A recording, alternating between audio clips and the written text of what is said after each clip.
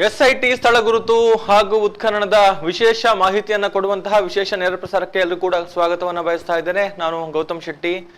SIT ತನಿಖೆಯ ಪ್ರತಿಯೊಂದು ಹಂತದಲ್ಲಿ ಆಗ್ತಾ ಇರುವಂತಹ ಕಾರ್ಯಾಚರಣೆಯ ಬಗ್ಗೆ ಇನ್ ಡೀಟೇಲ್ ಆಗಿ ಮಾಹಿತಿಯನ್ನ ಕೊಡುವಂತಹ ಕೆಲಸ ಸುದ್ದಿ ನ್ಯೂಸ್ ಬೆಳ್ತಂಗಡಿ ಮೂಲಕ ಆಗ್ತಾ ಇದೆ.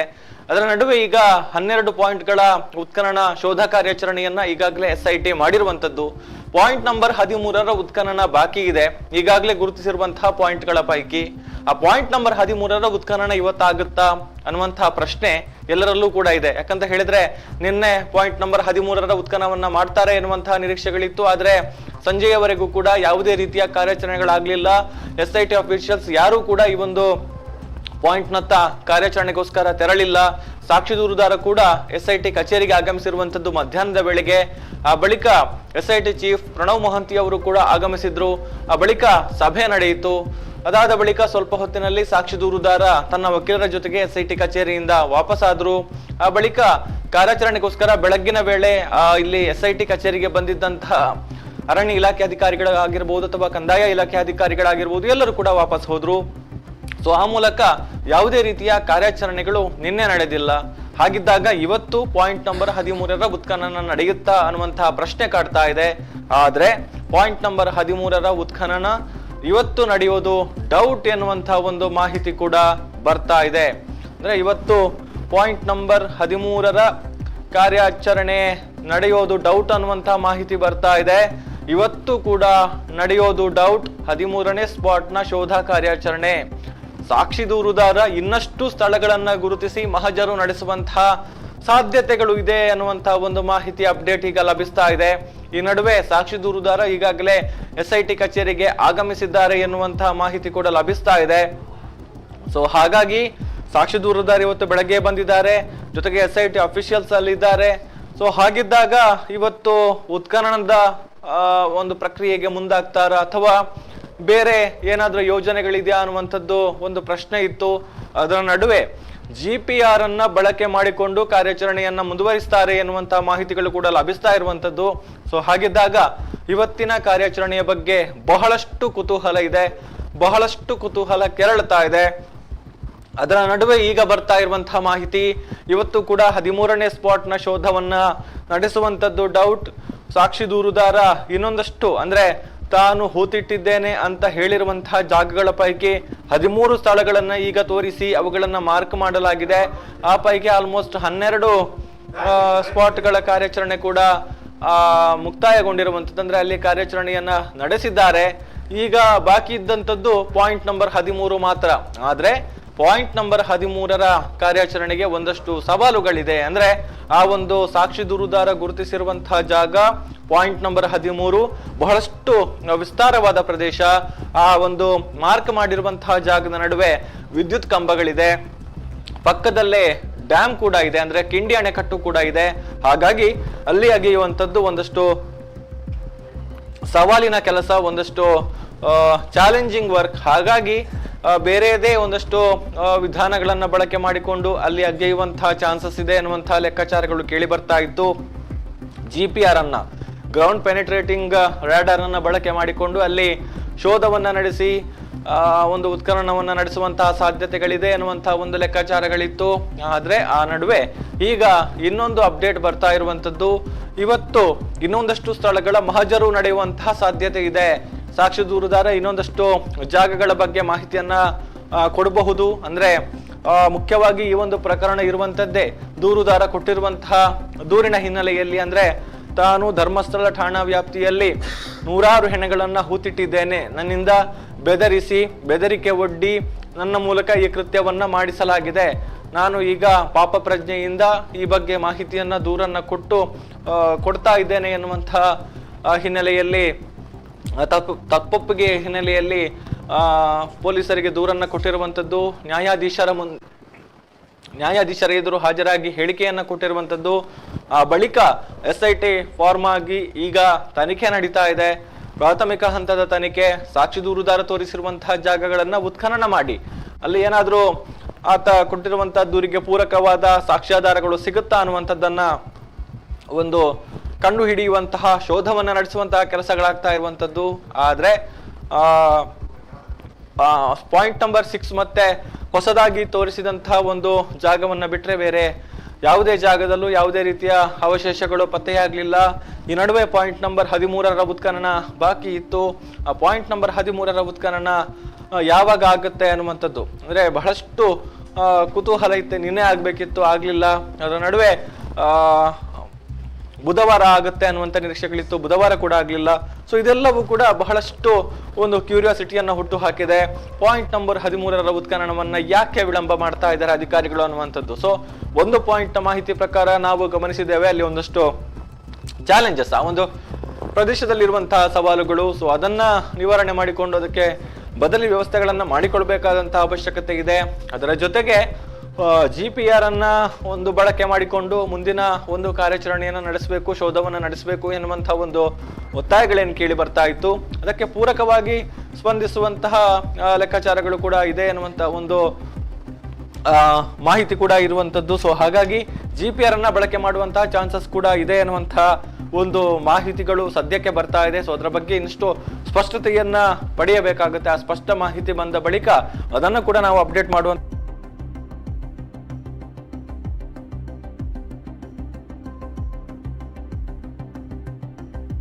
ಬಗ್ಗೆ. ಸೊ ಏನೇನಾಗ್ತಾ ಇದೆ ಅನ್ನುವಂಥದ್ದು ಅಂದ್ರೆ ನಿನ್ನೆ ಕೂಡ ಇಡೀ ದಿನ ಕಾಯ್ತಾ ಇದ್ರು ಪಾಯಿಂಟ್ ನಂಬರ್ 13ರ ಉತ್ಖನನ ಯಾವಾಗ ಆಗುತ್ತೆ ಅನ್ನುವಂಥದ್ದು. ಸೊ ಅದೇ ರೀತಿ ಇವತ್ತಿನ ಒಂದು ಒಟ್ಟು ಕಾರ್ಯಾಚರಣೆ ಯಾವ ರೀತಿ ಇರಬಹುದು, ಏನಾಗಬಹುದು ಎಲ್ಲರನ್ನು ಕೂಡ ಕಾಡ್ತಾ ಇದೆ. ಸೊ ಒಟ್ಟು ಇವತ್ತಿನ ಡೆವಲಪ್ಮೆಂಟ್ಸ್ ಏನು, ಜೊತೆಗೆ ಈಗ SIT ಕಚೇರಿಯ ಬಳಿ ಏನಾಗ್ತಾ ಇದೆ. ಆಲ್ಮೋಸ್ಟ್ 11 ಗಂಟೆ ಸುಮಾರಿಗೆ ಎಲ್ಲರೂ ಕೂಡ ಈ ಹಿಂದಿನ ದಿನಗಳನ್ನ ಗಮನಿಸಿದ್ರೆ ಎಲ್ಲರೂ ಕೂಡ ಹೊರಡ್ತಾ ಇದ್ರು ಕಾರ್ಯಾಚರಣೆಗೆ. ಸಾಕ್ಷಿ ದೂರುದಾರ ಕೂಡ 10:30ಯಿಂದ 11 ಗಂಟೆಯ ಒಳಗೆ ಬಂದು ಅಂದ್ರೆ SIT ಆಫೀಸ್ಗೆ ಬಂದು ಆ ಬಳಿಕ ಎಲ್ಲರೂ ಕೂಡ ಕಾರ್ಯಾಚರಣೆಗೆ ತೆರಳ್ತಾ ಇದ್ರು. ಸೊ ಇವತ್ತು ಏನಾಗ್ತಾ ಇದೆ ಅನ್ನುವಂಥದ್ದು ಇರುವಂತಹ ಕುತೂಹಲ. ಅದರ ಜೊತೆಗೆ ಒಂದಷ್ಟು ಬದಲಾವಣೆಗಳು ಕೂಡ ಇರಬಹುದು ಎನ್ನುವಂತಹ ಮಾತುಗಳು ಕೂಡ ಕೇಳಿ ಬರ್ತಾ ಇರುವಂತದ್ದು. ಸೊ ಹಾಗಿದ್ರೆ ಏನಾಗ್ತಾ ಇದೆ ಈ ಒಂದು ವಿಚಾರಕ್ಕೆ ಸಂಬಂಧಪಟ್ಟ ಹಾಗೆ ಅನ್ನುವಂತಹ ಬಗ್ಗೆ ನಮ್ಗೀಗ ನೇರವಾಗಿ ಮಾಹಿತಿಯನ್ನ ಕೊಡೋದಿಕ್ಕೆ SIT ಕಚೇರಿ ಬಳಿಯಿಂದ ಸುದ್ದಿ ಚಾನೆಲ್ ಮುಖ್ಯಸ್ಥ ದಾಮೋದರ್ ದೊಂಡೋಲೆ ಅವರು ಲೈವ್ ಅಲ್ಲಿ ಜಾಯ್ನ್ ಆಗ್ತಾ ಇದ್ದಾರೆ. ಅವರಿಂದ ಒಂದಷ್ಟು ಮಾಹಿತಿಗಳನ್ನ ಪಡೆದುಕೊಳ್ಳೋಣ. S Damodar, over to you. S Gautam, ಇವತ್ತು SIT ಕಚೇರಿಯಲ್ಲಿ ಏನಾಗ್ತದೆ ಅನ್ನುವಂಥದ್ದು ಒಂದು ಕಡೆ ಆದರೆ ಮತ್ತೊಂದು ಕಡೆ ನಾವೀಗ ಇರುವಂಥದ್ದು SIT ಕಚೇರಿಯಲ್ಲಿ ಸುಮಾರು 10:30ರಿಂದ 10:40 ಸುಮಾರಿಗೆ SIT ಕಚೇರಿಗೆ ಮುಸುಕುದಾರಿ ಆಗಮನ ಆಗಿದೆ. ಜೊತೆಗೆ ಸೋಕೋ ಅಧಿಕಾರಿಗಳು ಮತ್ತು FSL ನ ಅಧಿಕಾರಿಗಳು ಕೂಡ ಈಗಾಗಲೇ ಆಗಮಿಸಿರುವಂತಹದ್ದು. ಜೊತೆಗೆ ಇನ್ಸ್ಪೆಕ್ಟರ್ಸ್, SITಗೆ ಸಂಬಂಧಪಟ್ಟಂತ ಇನ್ಸ್ಪೆಕ್ಟರ್ಸ್ ಏನಿದ್ದಾರೆ ಅವರೆಲ್ಲರೂ ಕೂಡ ಈಗಾಗಲೇ ಆಗಮಿಸಿದ್ದಾರೆ.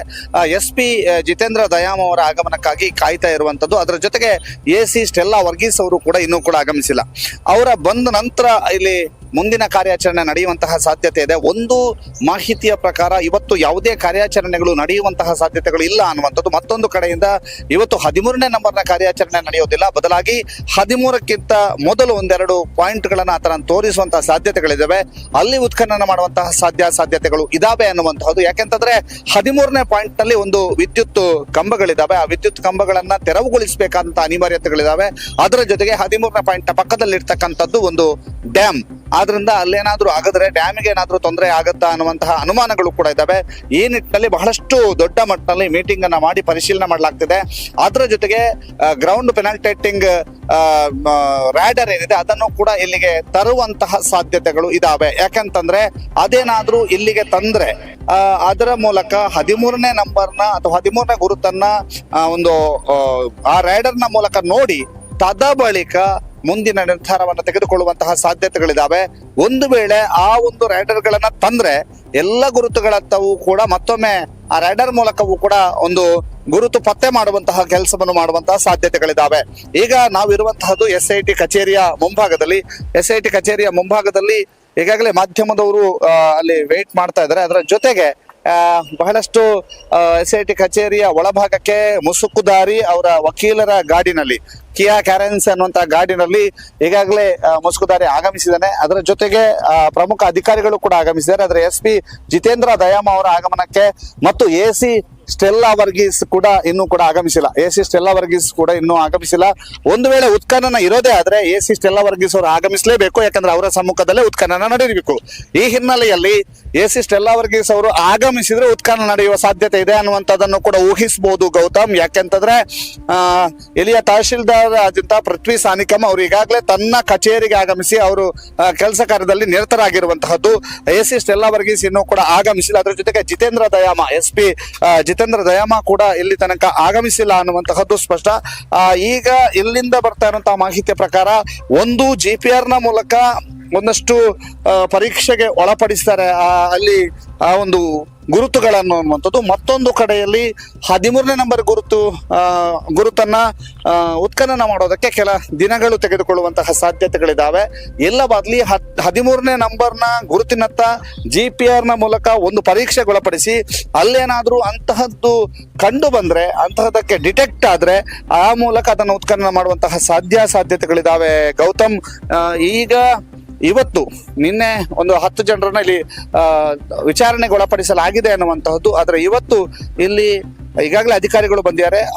ಕಂದಾಯ ಇಲಾಖೆ ಅಧಿಕಾರಿಗಳಿರ್ಬೋದು, ಅರಣ್ಯ ಇಲಾಖೆ ಅಧಿಕಾರಿಗಳಿರ್ಬೋದು, ಸೋಕೋ ಅಧಿಕಾರಿಗಳಿರ್ಬೋದು, FSL ನ ಅಧಿಕಾರಿಗಳು, ಜೊತೆಗೆ ಈ ಒಂದು ತನಿಖಾ ತಂಡದ ಇನ್ಸ್ಪೆಕ್ಟರ್ಸ್ ಎಲ್ಲರೂ ಕೂಡ ಒಳಭಾಗಕ್ಕೆ ಹೋಗಿರುವಂತದ್ದು. ಜಿತೇಂದ್ರ ದಯಾಮ್ ಅವರು ಇನ್ನ ಆಗಮಿಸಬೇಕು, AC ಸ್ಟೆಲ್ಲಾ ವರ್ಗೀಸ್ ಅವರು ಇನ್ನ ಆಗಮಿಸಬೇಕು. ಆದ್ರಿಂದ ಅವರ ಬಂದ ನಂತರವೇ ಇಲ್ಲಿಯ ಉತ್ಖನನ ಕಾರ್ಯ ಏನಾದ್ರೂ ಇದ್ರೆ ನೇತ್ರಾವತಿಯತ್ತ ಪಯಣ ಬೆಳೆಸುವಂತಹ ಸಾಧ್ಯತೆಗಳಿದಾವೆ. ಇಲ್ಲವಾದಲ್ಲಿ ಇಲ್ಲೇ ಒಂದಷ್ಟು ವಿಚಾರಣೆ ನಿನ್ನೆ ಬಂದಿರುವಂತಹ ಮಾಹಿತಿಯ ಪ್ರಕಾರ ಕೆಲವೊಂದು 8 ರಿಂದ 10 ಜನರನ್ನು ವಿಚಾರಣೆ ಮಾಡಲಾಗಿದೆ ಅನ್ನುವಂಥದ್ದು ಕೂಡ ನಿನ್ನೆ ಬಂದಿರುವಂತಹ ಮಾಹಿತಿ.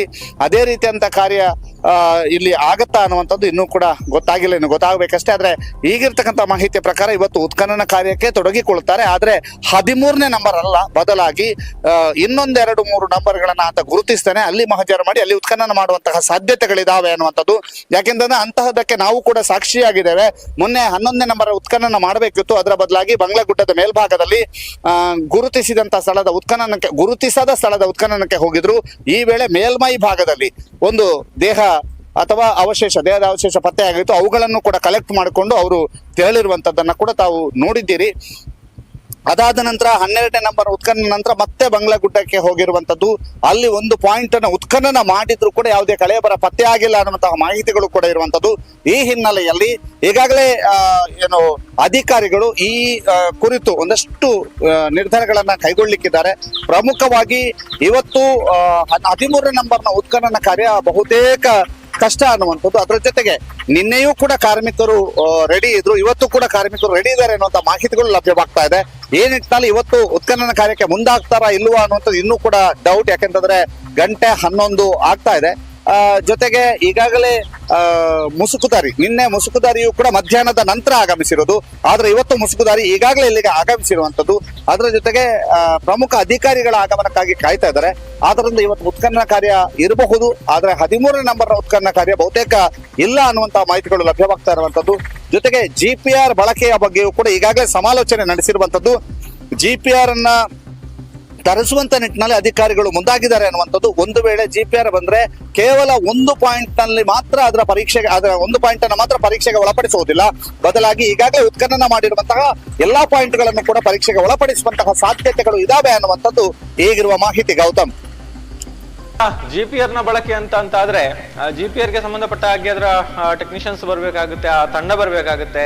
ಸೊ ಆ ಒಂದು ತಂಡ ಬಂದಿರುವಂತಹ ಲಕ್ಷಣಗಳೇನಾದ್ರೂ ಕಂಡು ಬರ್ತಾ ಇದೆ ಅನ್ನುವಂಥದ್ದು. ಅಂದ್ರೆ ಈಗ ಬಹುಶಃ ಆ ಒಂದು ಪ್ರಕ್ರಿಯೆ ಕೂಡ ಮೊದಲಿಂದಲೇ ಆರಂಭ ಆಗ್ಬೇಕಾಗುತ್ತೆ. ಈಗಾಗಲೇ ತಾವು ಎಕ್ಸ್ಪ್ಲೈನ್ ಮಾಡಿದ್ರಿ, ಈಗಾಗಲೇ 12 ಪಾಯಿಂಟ್ಗಳ ಉತ್ಖನನ ಆಗಿದೆ. ಅದರ ಜೊತೆಗೆ ಗುರುತಿಸದಂತಹ ಒಂದು ಪಾಯಿಂಟ್ ಅನ್ನ ಕೂಡ ಉತ್ಖನನ ಮಾಡಿದ್ದಾರೆ. ಅದರ ಜೊತೆಗೆ ಇವತ್ತು ಕೂಡ ಅಂತ ಒಂದು ಸಾಧ್ಯತೆಗಳಿದೆ, ಇನ್ನೊಂದಷ್ಟು ಪಾಯಿಂಟ್ ಗಳನ್ನ ಗುರುತಿಸ್ತಾರೆ ಅನ್ನುವಂಥದ್ದು. ಸೊ ಅಂದ್ರೆ ಈಗ GPR ಮೂಲಕ ಆಗೋದಿದ್ರೆ ಎಲ್ಲಾ ಪಾಯಿಂಟ್ ಗಳನ್ನು ಕೂಡ ಮತ್ತೆ ಆ ಪಾಯಿಂಟ್ ಗಳತ್ತ ಹೋಗಿ ಅಲ್ಲಿ ಶೋಧವನ್ನ ನಡೆಸಬೇಕಾಗುತ್ತ ಅಲ್ವಾ ಅನ್ನುವಂಥದ್ದು. ಸೊ ಈಗ ಬಹುಶಃ ಇದು ಇನ್ನೊಂದಷ್ಟು ದಿನಗಳನ್ನ ತೆಗೆದುಕೊಳ್ಳಬಹುದು ಅನ್ನುವಂತಹ ಲೆಕ್ಕಾಚಾರಗಳು ಕೂಡ. ಅಂದ್ರೆ GPR ಮೂಲಕ ಹೆಚ್ಚುವರಿ ತಂಡಗಳನ್ನ ನೇಮಕ ಮಾಡಿಕೊಂಡು ಈ ಒಂದು ಕಾರ್ಯಾಚರಣೆಯನ್ನು ಮುಂದುವರಿಸ್ತಾರಾ, ಹೇಗೆ, ಈ ಬಗ್ಗೆ ಏನಾದ್ರೂ ಡೀಟೇಲ್ಸ್ ಈಗ ಸದ್ಯಕ್ಕೆ ಸಿಗ್ತಾ ಇದೆಯಾ ಅನ್ನುವಂಥದ್ದು? GPR ಬಳಕೆ ಮಾಡುದಿದ್ರೆ ಅದಕ್ಕೆ ತಜ್ಞ ತಂಡರ ಅವಶ್ಯಕತೆ ಇದ್ದೇ ಇದೆ. ಯಾಕೆಂತಂದ್ರೆ ತಜ್ಞ ತಂಡರು GPR ನ ಜೊತೆಗೆ ಅದನ್ನ ಬಳಕೆ ಮಾಡುವವರು ಮತ್ತು ಅದರ ಡಿಟೆಕ್ಟರ್ ಗಳನ್ನ ಅಥವಾ ಅದನ್ನ ಡಿಟೆಕ್ಟ್ ಮಾಡಿದಾಗ ಏನು ಎತ್ತ ಅನ್ನುವಂತ ತಿಳಿಸುವವರು, ಅದಕ್ಕೆ ತಜ್ಞರ ತಂಡವನ್ನು ಬಳಕೆ ಮಾಡ್ಕೊಳ್ಬೇಕಾಗ್ತದೆ. ಈ ನಿಟ್ಟಿನಲ್ಲಿ ಈಗ ಇಲ್ಲಿಗೆ GPR ಮಿಷಿನ್ ಆಗಿಲ್ಲ ಅಥವಾ ಅಂತ ತಜ್ಞರ ತಂಡ ಬಂದಿರುವಂತಹ ಸಾಧ್ಯತೆಗಳಿಲ್ಲ, ಜೊತೆಗೆ ಅಂತ ಮಾಹಿತಿಗಳು ಕೂಡ ಇಲ್ಲ. ಆದ್ರೆ ಆ ಒಂದು GPR ಬಳಕೆ ಮಾಡುದಿದ್ರೆ ಅದಕ್ಕೆ ತಜ್ಞರ ತಂಡವನ್ನು ಉಪಯೋಗಿಸಲಾಗ್ತದೆ. ಅವರು ಬರುವಂತಹ ಸಾಧ್ಯತೆಗಳು ಕೂಡ ಇದಾವೆ. ಇವತ್ತು ಅಥವಾ ನಾಳೆ ಇಂತಹದೊಂದು ಸಾಧ್ಯತೆಗಳಿದಾವೆ. ಇಲ್ಲದಿದ್ದರೆ ಸೋಮವಾರ ಆದ್ರೂ GPR ಬಳಕೆ ಸಾಧ್ಯತೆ ಇದೆ ಅನ್ನುವಂಥದ್ದು ಈಗಿರುವಂತಹ ಮಾಹಿತಿ. ಗೌತಮ್, ಮೊಹಂತಿ ಅವರು ಕೂಡ ಆಗಮಿಸಿದ್ರು. ಅವರು ಕೂಡ ಒಂದಷ್ಟು ಸಭೆಗಳನ್ನು ಕೂಡ ನಡೆಸಿದ್ರು. ಜೊತೆಗೆ ಒಂದಷ್ಟು ಮಂದಿಯ ವಿಚಾರಣೆಗಳು ಕೂಡ ಆಗಿದೆ. ಅವರಿಂದ ಮಾಹಿತಿಯನ್ನು ಕೂಡ ಪಡೆಯುವಂತಹ ಕೆಲಸಗಳಾಗಿದೆ. ಬಹುಶಃ ಮೊಹಂತಿ ಅವರ ಸಭೆಯ ಬಳಿಕ ಈ ಒಂದು ನಿರ್ಧಾರಗಳು ಬಂದಿರುವಂತದ್ದ ಹೇಗೆ ಅನ್ನುವಂಥದ್ದು. ಈಗ ಮುಖ್ಯವಾಗಿ ಈಗ ಸಾಕ್ಷಿ ದೂರುದಾರ ಇನ್ನೊಂದಷ್ಟು ಜಾಗಗಳನ್ನ ತೋರಿಸ್ತಾರೆ ಅನ್ನುವಂತಹ ಒಂದು ವಿಚಾರ ಇರುವಂತದ್ದು. ಬಹುಶಃ ಇದೆಲ್ಲವೂ ಆ ಸಭೆಯ ಬಳಿಕ ಅಥವಾ ನಿನ್ನೆ ನಡೆದಂತಹ ಬೆಳವಣಿಗೆಗಳ ಬಳಿಕ ಆಗಿರುವಂತಹ ಡೆವಲಪ್ಮೆಂಟ್ಸ್ ಅನ್ನುವಂಥದ್ದು ಇಲ್ಲಿ. SIT ಮುಖ್ಯಸ್ಥ ಪ್ರಣವ್ ಮೊಹಂತಿ ಅವರು ನಿನ್ನೆ ಬೆಳ್ತಂಗಡಿ SIT ಕಚೇರಿಗೆ ಆಗಮಿಸಿದ್ರು. ಅವರು ಅಧಿಕಾರಿಗಳ ಜೊತೆಗೆ ಸಮಾಲೋಚನೆ ನಡೆಸಿದ್ದಾರೆ. ಅಧಿಕಾರಿಗಳ ಜೊತೆಗೆ ಸಮಾಲೋಚನೆ ನಡೆಸಿದ ನಂತರ ಬಹಳಷ್ಟು ವಿಚಾರಗಳ ಬಗ್ಗೆಯೂ ಕೂಡ ಮಾತನಾಡಿದ್ದಾರೆ. ಪ್ರಮುಖವಾಗಿ ಬಹಳಷ್ಟು ಒಂದು 8 ರಿಂದ 10 ಜನರನ್ನ ವಿಚಾರಣೆ ಮಾಡಿದ್ದಾರೆ ಅನ್ನುವಂಥದ್ದು. ಮತ್ತೊಂದು ಕಡೆ 13ನೇ ನಂಬರ್ನ ಉತ್ಖನನ ಕಾರ್ಯದ ಬಗ್ಗೆ, ಅದರಲ್ಲಿ ಇರುವಂತಹ ಸವಾಲುಗಳ ಬಗ್ಗೆ, ಜೊತೆಗೆ ಉತ್ಖನನ ಮಾಡಿದ್ರೆ ಯಾವ ರೀತಿ ಅಂತ ಸಮಸ್ಯೆಗಳನ್ನ ಫೇಸ್ ಮಾಡಬೇಕಾದೀತು.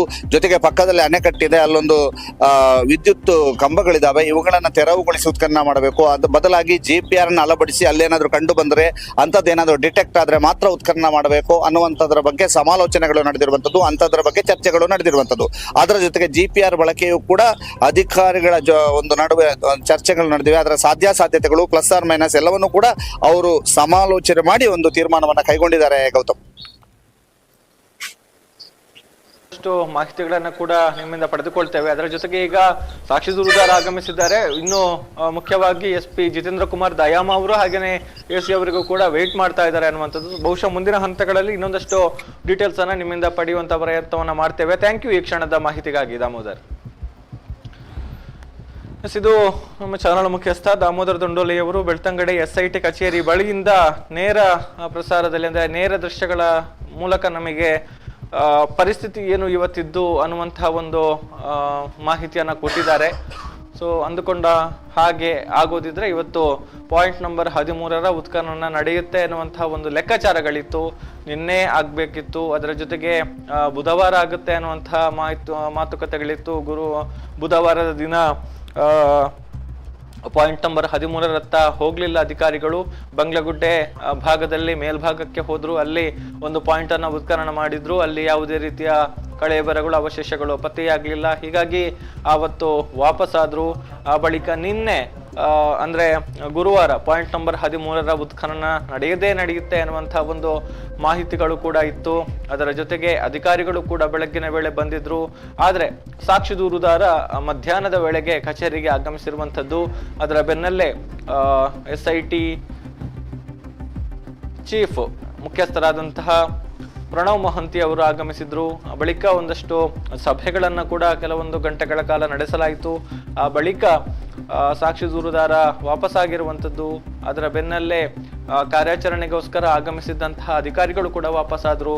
ಸೊ ಅದರ ಜೊತೆಗೆ ಅಲ್ಲಿನ ಒಂದು ಪರಿಸ್ಥಿತಿಯನ್ನು ಅವಲೋಕನ ಮಾಡಿದ್ರು ಕೂಡ ಅಲ್ಲೂ ಯಾವುದೇ ರೀತಿಯ ಒಂದು ಪೂರಕ ವ್ಯವಸ್ಥೆಗಳನ್ನ ಸಿದ್ಧತೆಗಳನ್ನ ಮಾಡಿಕೊಂಡಿರಲಿಲ್ಲ. ಯಾಕಂತ ಹೇಳಿದ್ರೆ ಆ ಮೊದಲು ಬುಧವಾರದ ದಿನ ಮೊಹಂತಿ ಅವರು ಆಗಮಿಸಿದಂತಹ ಸಂದರ್ಭದಲ್ಲಿ ನೀರಾವರಿ ಇಲಾಖೆ ಹಾಗೂ ಮೆಸ್ಕಾಂನ ಇಂಜಿನಿಯರ್ಗಳನ್ನ SIT ಕಚೇರಿಗೆ ಕರೆಸಿಕೊಂಡಿದ್ರು. ಅಲ್ಲಿ ಒಂದಷ್ಟು ಸಮಾಲೋಚನೆಯನ್ನು ಕೂಡ ಅವರ ಜೊತೆಗೆ ಮಾಡಿಕೊಂಡಿದ್ರು. ಮುಖ್ಯವಾಗಿ ಇಲ್ಲಿನ ಏನು ಡಬಲ್ ಎಲೆಕ್ಟ್ರಿಕ್ ಪೋಲ್ಗಳಿದೆ, ಆ ಒಂದು ಸಾಕ್ಷಿ ದೂರುದಾರ ತೋರಿಸಿರುವಂತಹ ಪಾಯಿಂಟ್ ನಂಬರ್ 13ರ ಉತ್ಖನನವನ್ನ ನಡೆಸಬೇಕಿದ್ರೆ ಇದನ್ನ ತೆರವು ಮಾಡಲೇಬೇಕು. ವಿದ್ಯುತ್ ತಂತಿಗಳಿದೆ, ವಿದ್ಯುತ್ ಲೈನ್ ಹಾದು ಹೋಗಿದೆ. ಆ ವಿದ್ಯುತ್ ಕಂಬಗಳನ್ನ ಅಲ್ಲಿಂದ ಸ್ಥಳಾಂತರ ಮಾಡಬೇಕಾದಂತಹ ಅವಶ್ಯಕತೆ ಕೂಡ ಇತ್ತು. ಸೊ ಆ ಹಿನ್ನೆಲೆಯಲ್ಲಿ ಸಮಾಲೋಚನೆಯನ್ನ ನಡೆಸಿದ್ರು. ಜೊತೆಗೆ ಅಣೆಕಟ್ಟಿನ ಪಕ್ಕದಲ್ಲೇ ಇರುವಂತಹ ಜಾಗ, ಸೊ ಅಲ್ಲಿ ಒಂದಷ್ಟು ಅಗೆಯುವಂತಹ ಸಂದರ್ಭದಲ್ಲಿ ಜಾಗರೂಕತೆಯನ್ನು ವಹಿಸಬೇಕು. ಸೊ ಆ ಬಗ್ಗೆ ಪರಾಮರ್ಶೆಯನ್ನ ನಡೆಸೋದಿಕ್ಕೆ ಅಧಿಕಾರಿಗಳನ್ನ ಕರೆಸಿಕೊಂಡಿದ್ರು. ಇಂಜಿನಿಯರ್ಗಳು ಬಂದು ಸಮಾಲೋಚನೆಯನ್ನ ನಡೆಸಿದ್ದಾರೆ ಎನ್ನುವಂತಹ ಮಾಹಿತಿ. ಅದಾದ ಬಳಿಕ ಅಲ್ಲಿ ಪೂರಕ ವ್ಯವಸ್ಥೆಗಳನ್ನು ಮಾಡಿಕೊಂಡು ನಿನ್ನೆ ಕಾರ್ಯಾಚರಣೆ ನಡೆಯಬಹುದು ಎನ್ನುವಂತಹ ಒಂದು ಮಾತುಗಳೇ ಕೇಳಿ ಬರ್ತಾ ಇತ್ತು. ಆದರೆ ಅಲ್ಲಿ ಆ ರೀತಿಯ ಪ್ರಕ್ರಿಯೆಗಳು ನಡೆಯುವಂತಹ ಸಾಧ್ಯತೆಗಳು ಇವತ್ತಿಗೂ ಕೂಡ ಇಲ್ಲ ಎನ್ನುವಂಥದ್ದು ಸದ್ಯಕ್ಕೆ ಇರುವಂತಹ ಅಪ್ಡೇಟ್ಸ್. ಈ ನಡುವೆ AC ಅವರು ಕೂಡ ಇನ್ನೂ ಕೂಡ ಆಗಮಿಸಿಲ್ಲ.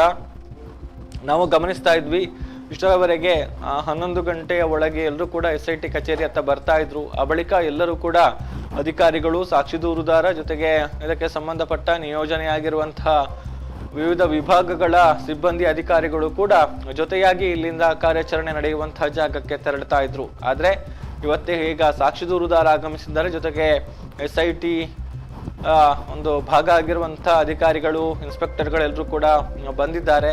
ಅದನ್ನು ಹೊರತುಪಡಿಸಿದ್ರೆ ಬೇರೆ ಯಾವುದೇ ರೀತಿಯ ಡೆವಲಪ್ಮೆಂಟ್ಸ್ ಇಲ್ಲಿ ಕಂಡು ಬರ್ತಾ ಇಲ್ಲ. AC ಅವರು ಆಗಮಿಸಿಲ್ಲ ಇನ್ನೂ ಕೂಡ.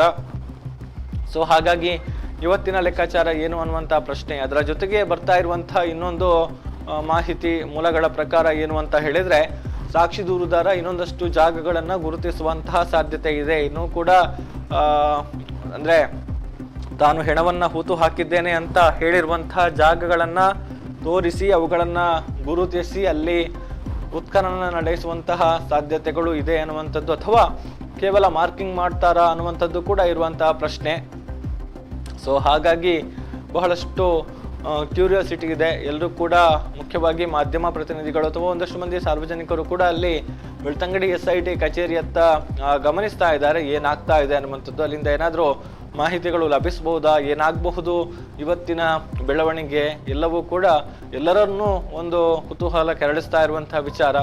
ಬಹುಶಃ SITಯ ಒಂದು ಕಾರ್ಯಾಚರಣೆ ಅಥವಾ ತನಿಖೆ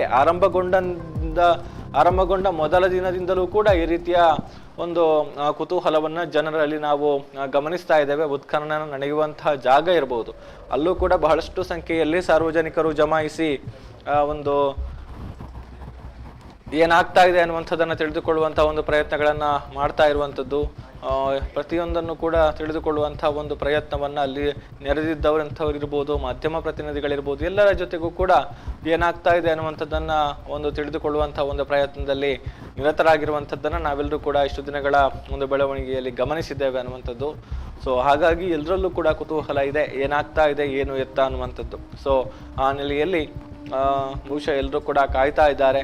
ಮಾಧ್ಯಮ ಪ್ರತಿನಿಧಿಗಳು ಕೂಡ ಇಲ್ಲಿನ ಒಂದಷ್ಟು ವಿಚಾರಗಳನ್ನ ತಿಳಿಸುವಂತಹ ನಿಟ್ಟಿನಲ್ಲಿ ಕಾರ್ಯೋನ್ಮುಖರಾಗಿರುವಂಥದ್ದು.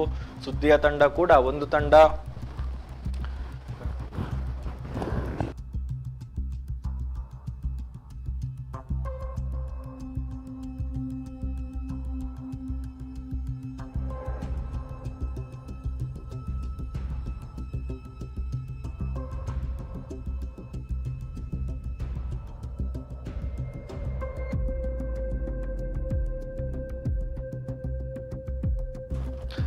ಸುದ್ದಿಯ ಒಂದು ತಂಡ ಬೆಳ್ತಂಗಡಿ SIT ಕಚೇರಿಯ ಬಳಿ ಒಂದಷ್ಟು ಮಾಹಿತಿಗಳನ್ನ ಪಡೆದುಕೊಳ್ಳುವಂತಹ ನಿಟ್ಟಿನಲ್ಲಿ ಇಲ್ಲೇ ಬೀಡು ಬಿಟ್ಟಿದ್ರೆ, ಇನ್ನೊಂದು ತಂಡ ಪಾಯಿಂಟ್ ನಂಬರ್ 13 ಬಳಿ ಇದೆ. ಅದೇ ರೀತಿ ಇನ್ನೊಂದಷ್ಟು ಸಿಬ್ಬಂದಿಗಳು, ಸುದ್ದಿಯ ಸಿಬ್ಬಂದಿಗಳು ಈ ಒಂದು ನೇತ್ರಾವತಿ ಸ್ನಾನಘಟ್ಟ ಮತ್ತು ನೇತ್ರಾವತಿ ಸೇತುವೆಯ ಬಳಿ ನಿಂತುಕೊಂಡು ಅಲ್ಲಿ ಏನಾದರೂ ಬೆಳವಣಿಗೆಗಳ ಸಂಭವಿಸಿದ್ರೆ ಅದನ್ನು ಕೂಡ ಮಾಹಿತಿ ಕೊಡುವಂತಹ ಪ್ರಕ್ರಿಯೆಯಲ್ಲಿ ನಿರತರಾಗಿದ್ದಾರೆ. ಸೊ ಈಗ ಬೆಳ್ತಂಗಡಿ SIT ಕಚೇರಿ ಬಳಿಯ ದೃಶ್ಯಗಳನ್ನು ನಾವು ನೇರ ಪ್ರಸಾರದಲ್ಲಿ ಗಮನಿಸ್ತಾ ಇದ್ದೇವೆ.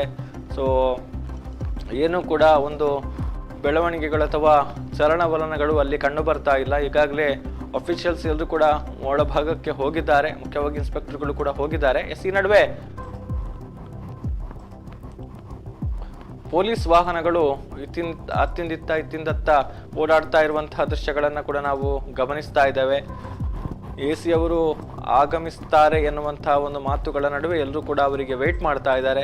ಬಹುಶಃ AC ಅವರು ಆಗಮಿಸಿದ್ರೆ ಉತ್ಖನನ ನಡೆಯಬಹುದು ಎನ್ನುವಂತಹ ಒಂದು ಲೆಕ್ಕಾಚಾರಗಳು ಕೂಡ ಇದೆ. ಆದರೆ ನಿನ್ನೆ AC ಅವರು ಕೂಡ ಬಂದಿದ್ರು.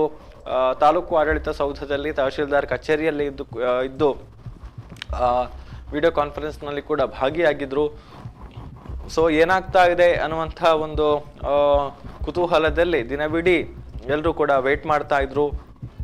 ಮಧ್ಯಾಹ್ನದ ವೇಳೆಗೆ ಇವತ್ತು ಕಾರ್ಯಾಚರಣೆ ನಡೆಯೋದು ಡೌಟ್ ಎನ್ನುವಂತಹ ಒಂದು ಮಾಹಿತಿ ಲಭಿಸಿತ್ತು. ಆ ಹಿನ್ನೆಲೆಯಲ್ಲಿ ಬಂದಿದ್ದಂತಹ ಅಂದ್ರೆ ಈ ಒಂದು ಕಾರ್ಯಾಚರಣೆಗೆ ಸಂಬಂಧಪಟ್ಟ ಹಾಗೆ ವಿವಿಧ ಇಲಾಖೆಗಳ ಅಧಿಕಾರಿಗಳ ಉಪಸ್ಥಿತಿಯನ್ನ ನಾವು ನೋಡ್ತಾ ಇದ್ದೇವೆ.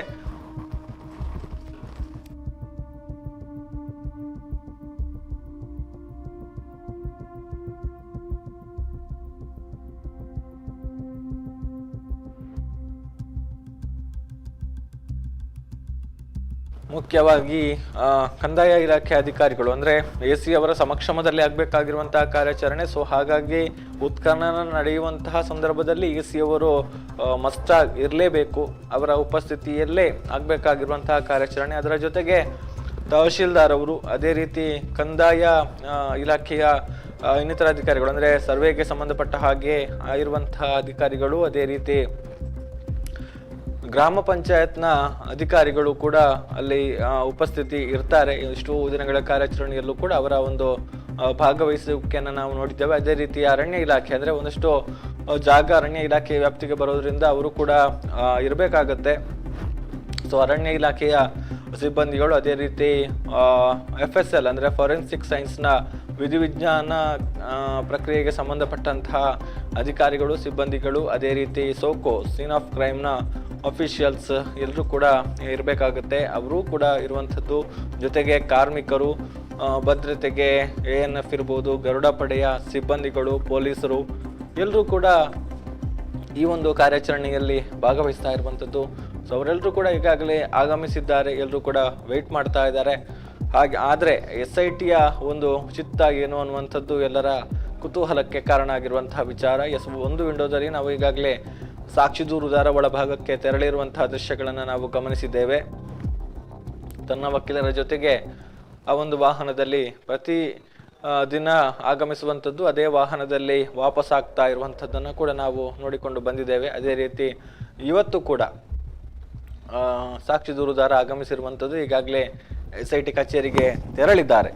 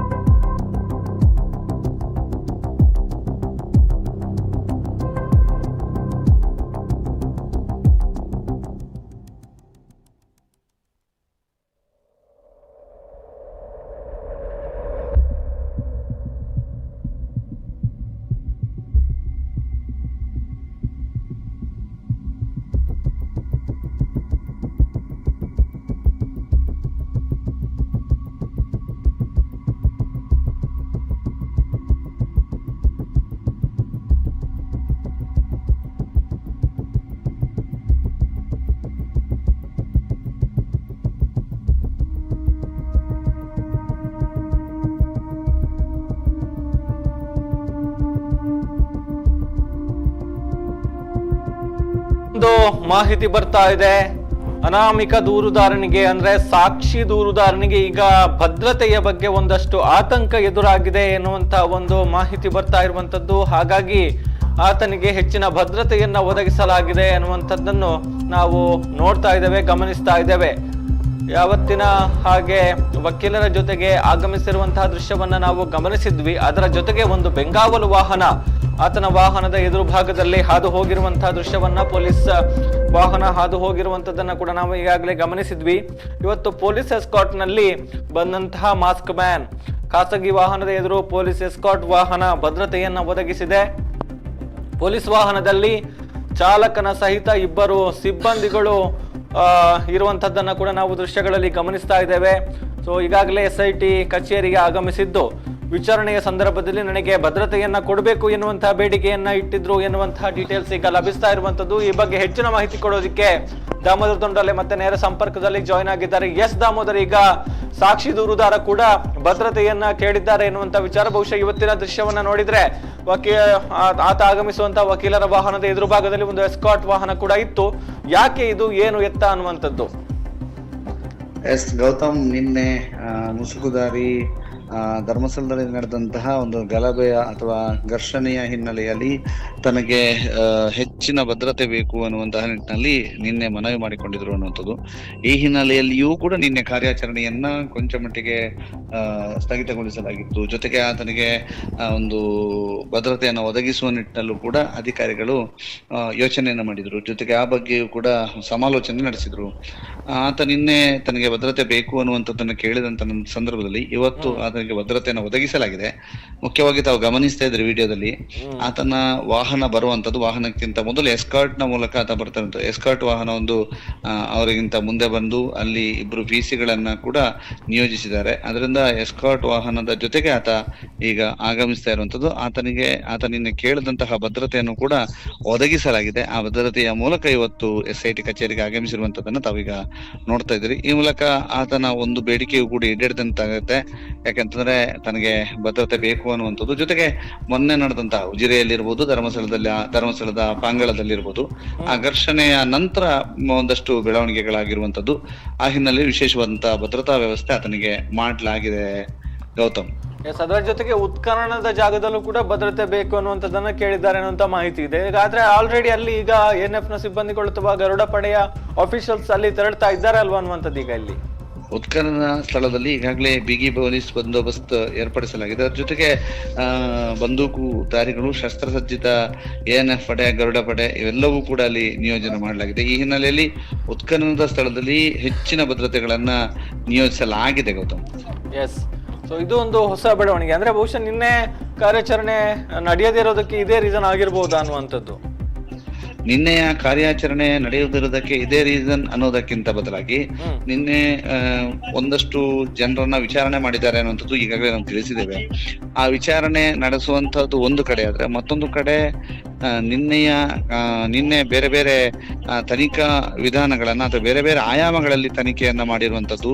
ಅದರ ಜೊತೆಗೆ 13ನೇ ನಂಬರ್ ಏನಿದೆ, 13ನೇ ಗುರುತು, ಅಲ್ಲಿರ್ತಕ್ಕಂಥ ಸವಾಲುಗಳ ಬಗ್ಗೆ ಕೂಡ ಸಮಾಲೋಚನೆ ನಡೆಸಿರುವಂತದ್ದು. ಯಾಕಂತಂದ್ರೆ ಅಲ್ಲಿ ಬಹಳಷ್ಟು ಸವಾಲುಗಳಿದಾವೆ. ಆ ಸವಾಲುಗಳನ್ನ ಮೆಟ್ಟಿ ನಿಂತು ಅಥವಾ ಸವಾಲುಗಳಿಗೆ ಪರಿಹಾರವನ್ನ ಕಂಡುಕೊಂಡು ಉತ್ಖನನ ಮಾಡ್ಬೇಕಾಗತ್ತೆ. ಈ ಹಿನ್ನೆಲೆಯಲ್ಲಿ ಇಂಥದ್ದೆಲ್ಲವೂ ಕೂಡ ನಿನ್ನೆ ಬ್ರೇಕ್ ಪಡೆದುಕೊಳ್ಳಲಿಕ್ಕೆ ಅಥವಾ ಉತ್ಖನನ ಕಾರ್ಯಕ್ಕೆ ಬ್ರೇಕ್ ಪಡೆದುಕೊಳ್ಳೋದಕ್ಕೆ ಕಾರಣ ಅಂತ ಹೇಳ್ಬೋದು.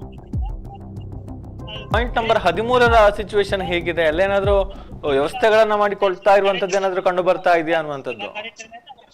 ಪಾಯಿಂಟ್ ನಂಬರ್ 13ರಲ್ಲಿ ಈಗ ನಿನ್ನೆಯ ಸ್ಥಿತಿ ಯಥಾಸ್ಥಿತಿಯನ್ನ ಕಾಯ್ದುಕೊಳ್ಳಲಾಗಿದೆ. ಅಂದ್ರೆ ಯಾವುದೇ ರೀತಿಯ ವ್ಯವಸ್ಥೆಗಳನ್ನ ಕಲ್ಪಿಸಿಲ್ಲ, ಅಲ್ಲಿ ಹೆಚ್ಚಿನ ವ್ಯವಸ್ಥೆಗಳನ್ನ ಮಾಡಲಾಗಿಲ್ಲ. ಅದರಿಂದ ಇವತ್ತು ಕೂಡ ಅಲ್ಲಿ ಉತ್ಖನನ ಮಾಡ್ತಾರೆ ಅನ್ನುವಂಥದ್ರ ಬಗ್ಗೆ ಬಹಳಷ್ಟು ಅನುಮಾನಕ್ಕೆ ಕಾರಣ ಆಗಿದೆ ಗೌತಮ್. ಓಕೆ, ಬಹುಶಃ ಏನಾಗುತ್ತೆ ಅನ್ನುವಂಥದ್ದು ಸ್ವಲ್ಪ ಹೊತ್ತಲ್ಲೇ ಗೊತ್ತಾಗ್ಬೋದು ಅಂತ ಈಗ ಗೊತ್ತಾಗ್ಬೋದು. ಇಲ್ಲಿ ಇಷ್ಟೆಲ್ಲ ವರ್ಗೀಸ್ ಅವರು ಆಗಮಿಸ್ಲಿಕ್ಕೆ ಅವರ ಆಗಮನಕ್ಕಾಗಿ ಕಾಯ್ತಾ ಇರುವಂತಿದೆ. ಅದರ ಜೊತೆಗೆ SP ಜಿತೇಂದ್ರ ದಯಾಮ ಅವರು ಕೂಡ ಆಗಮಿಸಬೇಕು. ಅವರ ಆಗಮನಕ್ಕಾಗಿ ಆಗಮನದ ನಿರೀಕ್ಷೆಯಲ್ಲಿದ್ದಾರೆ. ಓಕೆ, ಥ್ಯಾಂಕ್ ಯು ದಾಮೋದರ್, ಈ ಕ್ಷಣದ ಮಾಹಿತಿಗಾಗಿ.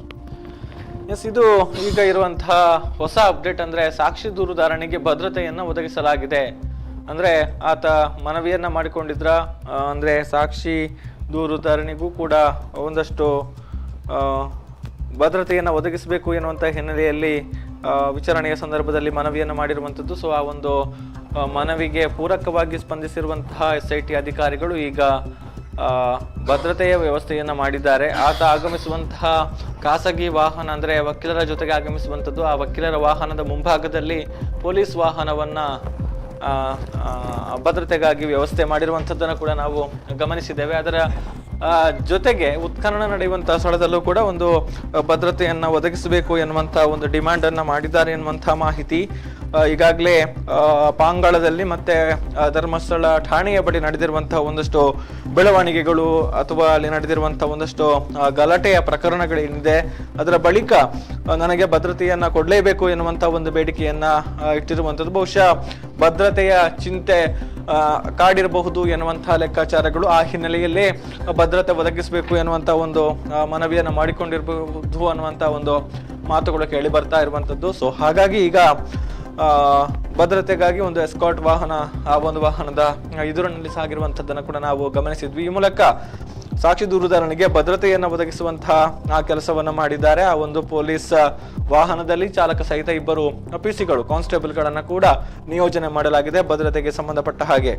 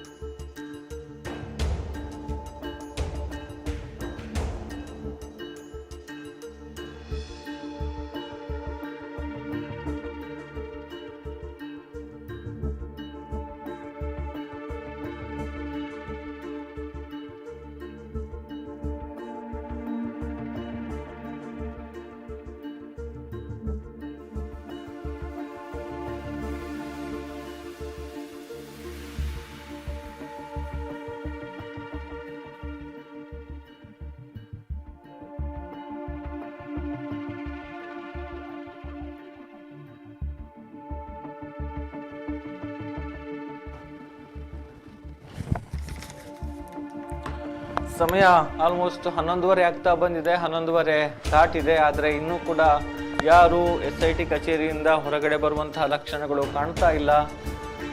ಸೊ ಎಲ್ಲರೂ ಕೂಡ ವೆಯ್ಟ್ ಮಾಡ್ತಾ ಇದ್ದಾರೆ. ಮಾಧ್ಯಮ ಪ್ರತಿನಿಧಿಗಳು ಕೂಡ ಹೊರಭಾಗದಲ್ಲಿ ನಿಂತು ಇವತ್ತಿನ ಕಾರ್ಯಾಚರಣೆ ಏನು ಎತ್ತ ಎನ್ನುವಂತಹ ಮಾಹಿತಿಗಳನ್ನು ತಿಳಿದುಕೊಳ್ಳುವಂತಹ ನೆಲೆಯಲ್ಲಿ ಅಲ್ಲೇ ಕಾಯ್ತಾ ಇದ್ದಾರೆ. ಆದರೆ SIT ಅಧಿಕಾರಿಗಳು ಇವತ್ತು ಏನು ಮಾಡ್ತಾರೆ, ಇವತ್ತಿನ ಕಾರ್ಯಾಚರಣೆ ಏನು ಎತ್ತ ಎನ್ನುವಂಥದ್ರ ಬಗ್ಗೆ ಯಾವುದೇ ರೀತಿಯ ಮಾಹಿತಿಗಳನ್ನು ಕೂಡ ಇವರಿಗೆ ಬಿಟ್ಟುಕೊಟ್ಟಿಲ್ಲ. ಈ ನಡುವೆ AC ಅವರ ಆಗಮನಕ್ಕಾಗಿ ನಿರೀಕ್ಷೆಗಳು, AC ಅವರು ಇನ್ನೇನು ಆಗಮಿಸ್ತಾರೆ ಎನ್ನುವಂಥ ನಿಟ್ಟಿನಲ್ಲಿ ಕಾಯ್ತಾ ಇದ್ರು ಕೂಡ AC ಅವರು ಬಂದಿಲ್ಲ. ಸೊ ಇದೆಲ್ಲವನ್ನು ಕೂಡ ಗಮನಿಸಿದ್ರೆ ಇವತ್ತಿನ ಕಾರ್ಯಾಚರಣೆ ಏನು ಎತ್ತ ಎನ್ನುವಂಥ ಬಗ್ಗೆ ಬಹಳಷ್ಟು ಸಂಶಯಗಳು ಮೂಡ್ತಾ ಇದೆ. ಇವತ್ತು ಉತ್ಖನನ ಮಾಡ್ತಾರಾ ಇಲ್ವಾ ಅನ್ನುವಂಥದ್ದು. ಈ ನಡುವೆ ಒಂದು ಮಾಹಿತಿ ಪ್ರಕಾರ ಸಾಕ್ಷಿ ದೂರುತ್ತಾರೆ, ಇನ್ನೊಂದಷ್ಟು ಜಾಗಗಳನ್ನು ತೋರಿಸ್ತಾರೆ ಎನ್ನುವಂತಹ ಮಾಹಿತಿ. ಆದರೆ ಸಾಕ್ಷಿ ದೂರುದಾರ ಈಗಾಗಲೇ ಆಗಮಿಸಿದ್ರು ಕೂಡ ಅಧಿಕಾರಿಗಳು ಇನ್ನೂ ಹೊರಟಿಲ್ಲ. ಅಂದರೆ ಈ ಒಂದು ವಿಚಾರದಲ್ಲಿ ನಾವು ಹೀಗೆ ಅಂತ ಹೇಳೋದಕ್ಕಾಗೋದಿಲ್ಲ. ಯಾಕಂತ ಹೇಳಿದರೆ ಬುಧವಾರದ ದಿನ ಅಧಿಕಾರಿಗಳು ಕಚೇರಿಯಿಂದ ಹೊರಡುವಾಗಲೇ 12:30 ಆಗಿತ್ತು ಅನ್ನುವಂಥದ್ದನ್ನು ನಾವಿಲ್ಲಿ ಉಲ್ಲೇಖ ಮಾಡಬಹುದು. 11 ಗಂಟೆ ಸುಮಾರಿಗೆ SIT ಮುಖ್ಯಸ್ಥರಾಗಿರುವಂತಹ ಪ್ರಣವ್ ಮೊಹಂತಿ ಅವರು ಆಗಮಿಸಿದ್ರು. ಸೊ ಅವರು ಆಗಮಿಸಿದಂಥ ಬಳಿಕ ಒಂದಷ್ಟು ಸಭೆಗಳನ್ನು ನಡೆಸಿ ಆ ಬಳಿಕ ಇಲ್ಲಿಂದ ಅಧಿಕಾರಿಗಳು ಹೊರಡುವಾಗಲೇ 12:30 ಆಗಿತ್ತು. ಸೊ ನಿನ್ನೆ ಇಡೀ ದಿನ ಅಧಿಕಾರಿಗಳು ಒಳಭಾಗದಲ್ಲೇ ಇದ್ರು, ಯಾರು ಕೂಡ ಬಂದಿರಲಿಲ್ಲ. ಅಂದರೆ ಕಾರ್ಯಾಚರಣೆಯ ಹಿನ್ನೆಲೆಯಲ್ಲಿ ಯಾರು ಕೂಡ ಹೊರಗಡೆ ಬಂದಿರಲಿಲ್ಲ. ಸೊ ಹಾಗಾಗಿ ಇಂಥದ್ದೇ ಹೀಗೆ ಅನ್ನುವಂಥದ್ದನ್ನು ಇತ್ತೀಚಿನ ದಿನಗಳಲ್ಲಿ ನಮಗೆ ಹೇಳೋಕೆ ಸಾಧ್ಯ ಆಗ್ತಾ ಇಲ್ಲ. ಮೊದಲನೆಯ ದಿನಗಳನ್ನು ಗಮನಿಸಿದರೆ ಆಲ್ಮೋಸ್ಟ್ 11:30 ಒಳಗೆ ಅಧಿಕಾರಿಗಳು ಕಚೇರಿಯಿಂದ ಹೊರಡ್ತಾ ಇದ್ರು, ಉತ್ಖನನ ನಡೆಯುವಂತಹ ಜಾಗಕ್ಕೆ ತೆರಳ್ತಾ ಇದ್ರು, ಇಮಿಡಿಯೇಟ್ ಆಗಿ ಅಲ್ಲಿ ಕಾರ್ಯಾಚರಣೆಯಲ್ಲಿ ತೊಡಗಿಸಿಕೊಳ್ತಾ ಇದ್ರು. ಆದರೆ ಕಳೆದ 2-3 ದಿನಗಳಿಂದ ಒಂದಷ್ಟು ಸಮಯದಲ್ಲಿ ವ್ಯತ್ಯಾಸ ಆಗ್ತಾ ಇದೆ. ಅದನ್ನು ವ್ಯತ್ಯಾಸ ಅಂತ ಹೇಳೋದಕ್ಕಾಗೋದಿಲ್ಲ. ಯಾಕಂತ ಹೇಳಿದರೆ ತನಿಖೆಯನ್ನು ಮಾಡ್ತಾ ಇರುವಂಥದ್ದು SIT ಅಧಿಕಾರಿಗಳು. ಅವರ ಕಾರ್ಯಯೋಜನೆಗಳು ಅಥವಾ ಪ್ಲಾನ್ ಆಫ್ ಆ್ಯಕ್ಷನ್ ಹೇಗಿರುತ್ತೋ ಅದಕ್ಕೆ ಪೂರಕವಾಗಿ ಅವರು ಕೆಲಸವನ್ನು ಮಾಡ್ತಾರೆ, ಕಾರ್ಯಯೋಜನೆಗಳನ್ನು ರೂಪಿಸಿಕೊಳ್ತಾರೆ ಅನ್ನುವಂಥದ್ದು ನಾವು ಹೇಳಬೇಕಾಗಿರುವಂಥ ವಿಚಾರ. ಆದರೆ SITಯಿಂದ ಯಾವುದೇ ರೀತಿಯ ಮಾಹಿತಿಗಳಂದರೆ ನಾಳೆ ಕಾರ್ಯಾಚರಣೆ ಇದೆಯಾ ಇಲ್ವಾ, ಯಾವ ಕಾರ್ಯಾಚರಣೆಯನ್ನು ಮಾಡ್ತಾರೆ ಇತ್ಯಾದಿ ಯಾವ ಮಾಹಿತಿಗಳನ್ನು ಕೂಡ ಅವರು ಹೊರಗಡೆ ಬಿಟ್ಟುಕೊಡೋದಿಲ್ಲ. ಅಂದರೆ ಎಲ್ಲವನ್ನು ಕೂಡ ಗೌಪ್ಯವಾಗಿ ನಿಯಮಬದ್ಧವಾಗಿ ಕ್ರಮಾನುಸಾರ ಯಾವ ರೀತಿ ಮಾಡಬೇಕು ಆ ರೀತಿ ಮಾಡ್ತಾ ಇದ್ದಾರೆ ಅನ್ನುವಂಥದ್ದು. ಸೊ ಹಾಗಾಗಿ ಈಗ ಆ ಒಂದು ಮಾಹಿತಿಗಳನ್ನು ಸಾಧ್ಯ ಆದಷ್ಟು ಮಟ್ಟಿಗೆ ಕಲೆ ಹಾಕಿ ಏನಾಗ್ತಾ ಇದೆ ಅನ್ನುವಂಥದ್ದನ್ನು ಕಲೆ ಹಾಕುವಂತಹ, ಅದನ್ನು ವೀಕ್ಷಕರಿಗೆ ಕೊಡುವಂತಹ ಕೆಲಸವನ್ನು ಮಾಧ್ಯಮಗಳು ಮಾಡ್ತಾ ಇದೆ ಅನ್ನುವಂಥದ್ದನ್ನು ಬಿಟ್ಟರೆ ಒಳಭಾಗದಿಂದ ಯಾವುದೇ ಅಧಿಕೃತವಾದ ಅಥವಾ ನಿಖರವಾದ ಸ್ಪಷ್ಟವಾದ ಮಾಹಿತಿ SIT ಮೂಲಗಳಿಂದ ಈ ಒಂದು ಕಾರ್ಯಾಚರಣೆಗೆ ಸಂಬಂಧಪಟ್ಟ ಹಾಗೆ ಲಭಿಸ್ತಾ ಇಲ್ಲ. ಇನ್ನು ಅಲ್ಲಿನ ಒಂದಷ್ಟು ಬೆಳವಣಿಗೆಗಳು ಏನು ಎತ್ತ ಅನ್ನುವಂಥದ್ದನ್ನು ಕೂಡ ನಾವು ಅಲ್ಲಿನ ಚಟುವಟಿಕೆಗಳನ್ನು ಗಮನಿಸಿಯೇ ಹೇಳ್ಬಹುದೇ ಹೊರತು ಅದು ಯಾವುದೇ ರೀತಿಯ ಅಧಿಕಾರಿಗಳು ನೇರವಾಗಿ ಮಾಹಿತಿ ಕೊಡುವಂಥ ವಿಚಾರಗಳಿರೋದಿಲ್ಲ. ಒಂದಷ್ಟು ಮೂಲಗಳ ಪ್ರಕಾರ ಅಥವಾ ಒಂದಷ್ಟು ಸೋರ್ಸ್ಗಳ ಪ್ರಕಾರ ಒಂದು ಮಾಹಿತಿಗಳು ಸತ್ಯಕ್ಕೆ ಹತ್ತಿರವಾದಂತಹ ಮಾಹಿತಿಗಳನ್ನೇ ಒದಗಿಸುವಂತಹ ಕೆಲಸವನ್ನು ಮಾಡ್ತಾರೆ ಅನ್ನುವಂಥದ್ದನ್ನು ಬಿಟ್ಟರೆ, ಆ ಕೆಲಸಗಳಾಗುತ್ತೆ ಅನ್ನುವಂಥದ್ದನ್ನು ಬಿಟ್ಟರೆ ಅಧಿಕಾರಿಗಳಿಂದ ಈಗ ಅಫಿಷಿಯಲ್ ಆಗಿ ಯಾವುದೇ ಸ್ಟೇಟ್ಮೆಂಟ್ಗಳಾಗಲಿ ಪ್ರೆಸ್ ನೋಟ್ಗಳಾಗಲಿ ಯಾವುದು ಕೂಡ ಬರ್ತಾ ಇಲ್ಲ. ಸೊ ಹಾಗಾಗಿ ಕಾರ್ಯಾಚರಣೆ ಇದೆಯೋ ಇಲ್ವೋ ಅನ್ನುವಂಥ ಬಗ್ಗೆ ಕೂಡ ನಿಖರವಾದ ಮಾಹಿತಿ ಅಥವಾ ಹೇಗೆ ಕಾರ್ಯಾಚರಣೆಗಳಾಗುತ್ತೆ ಅನ್ನುವಂಥದ್ದನ್ನು ಕೂಡ ಹೇಳೋದಕ್ಕೆ ಸಾಧ್ಯವಿಲ್ಲದಂತಹ ಪರಿಸ್ಥಿತಿ. ಸೊ ಈ ನಡುವೆ ಒಂದೊಂದೇ ವಾಹನಗಳು ಆಗಮಿಸ್ತಾ ಇದೆ. ನಾವು ಈಗಾಗಲೇ ಗಮನಿಸಿದ್ದೇವೆ, ಹಲವು ಆಯಾಮಗಳಲ್ಲಿ ಒಂದು SITಗೆ ಇನ್ವೆಸ್ಟಿಗೇಷನ್ಸ್ ಆಗ್ತಾ ಇರುವಂಥದ್ದು. ಎಲ್ಲಿ ಒಂದು ತಂಡ ಸಾಕ್ಷಿ ದೂರುದಾರ ತೋರಿಸಿರುವಂತಹ ಜಾಗಗಳಿಗೆ ಬಂದು ಅಲ್ಲಿ ಉತ್ಖನನವನ್ನು ಮಾಡುವಂತಹ ಕೆಲಸ, ಶೋಧ ಕಾರ್ಯಾಚರಣೆಯನ್ನು ಮಾಡುವಂತಹ ಕೆಲಸವನ್ನು ಮಾಡಿದರೆ, ಇನ್ನೊಂದಷ್ಟು ಅಧಿಕಾರಿಗಳ ತಂಡ ಏನಿದೆ ಅದು ಬೇರೆ ಬೇರೆ ಕೆಲಸಗಳಲ್ಲಿ ಈಗಾಗಲೇ ಕಾರ್ಯೋನ್ಮುಖ ಆಗಿದೆ. ಈಗಾಗಲೇ ಧರ್ಮಸ್ಥಳ ಗ್ರಾಮ ಪಂಚಾಯತ್ನಲ್ಲಿ ಆಗಿರುವಂತಹ ಈ ಒಂದು UDR ಪ್ರಕರಣಗಳೇನಿದೆ ಅಥವಾ ಈ ಒಂದು ಶವಗಳ ದಫನ ಏನು ನಡೆದಿದೆ 95ರಿಂದ 2014ರವರೆಗೆ, ಇದರ ಬಗ್ಗೆ ಮಾಹಿತಿಯನ್ನು ಕೇಳುವಂತಹ ಕೆಲಸವನ್ನು ಮಾಡಿದ್ದಾರೆ. ಆ ಒಂದು ಮಾಹಿತಿಯನ್ನು ಸಂಗ್ರಹಿಸುವ ಕೆಲಸ ಕೂಡ SITಯಿಂದ ಆಗಿದೆ.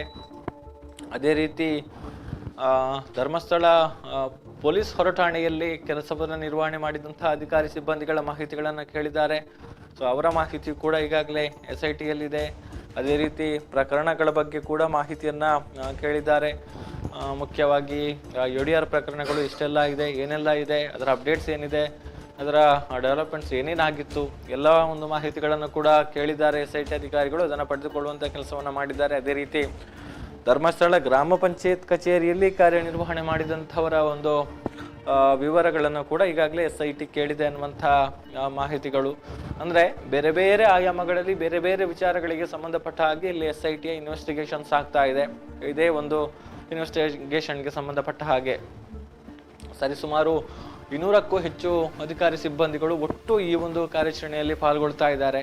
ಅಂದರೆ ನಾವು ಅಲ್ಲಿ ಉತ್ಖನನಕ್ಕೆ ತೆರಳುವಂಥವರಷ್ಟೇ SITಯ ಭಾಗ ಅಂತ ಹೇಳೋದಕ್ಕಾಗೋದಿಲ್ಲ. ಇಲ್ಲಿ ಒಂದಷ್ಟು ಮಂದಿ ಕಚೇರಿಯಲ್ಲಿ ಕೆಲಸವನ್ನು ನಿರ್ವಹಣೆ ಮಾಡ್ತಾ ಇರ್ತಾರೆ, ಅಥವಾ ಬೇರೆ ಬೇರೆ ರೀತಿಯಲ್ಲಿ ಮಾಹಿತಿಗಳನ್ನು ಕಲೆ ಹಾಕೋದಕ್ಕೆ ಉನ್ನತ ಅಧಿಕಾರಿಗಳು ಅಂದರೆ IPS ಅಧಿಕಾರಿಗಳಾಗಿರ್ಬೋದು, ಅದೇ ರೀತಿ ಇನ್ಸ್ಪೆಕ್ಟರ್ ರೇಂಜಿನ ಅಧಿಕಾರಿಗಳಿರ್ಬೋದು, ಅದೇ ರೀತಿ ಕಾನ್ಸ್ಟೇಬಲ್ ಹೆಡ್ ಕಾನ್ಸ್ಟೇಬಲ್ಗಳಾಗಲಿ ಕಾನ್ಸ್ಟೇಬಲ್ಗಳಾಗಲಿ ಈ ಹಂತದ ಅಧಿಕಾರಿಗಳು ಜೊತೆಗೆ ಅಫಿಷಿಯಲ್ ಸ್ಟಾಫ್ಗಳನ್ನು ಕೂಡ ಇಲ್ಲಿ ಬಹಳಷ್ಟು ಸಂಖ್ಯೆಯಲ್ಲಿ ಈ ಒಂದು ತನಿಖೆಯಲ್ಲಿ ಬಳಕೆ ಮಾಡಿಕೊಳ್ಳಲಾಗ್ತಾ ಇರುವಂಥದ್ದು.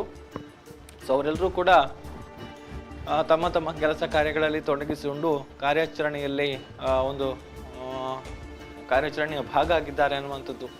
ಸೊ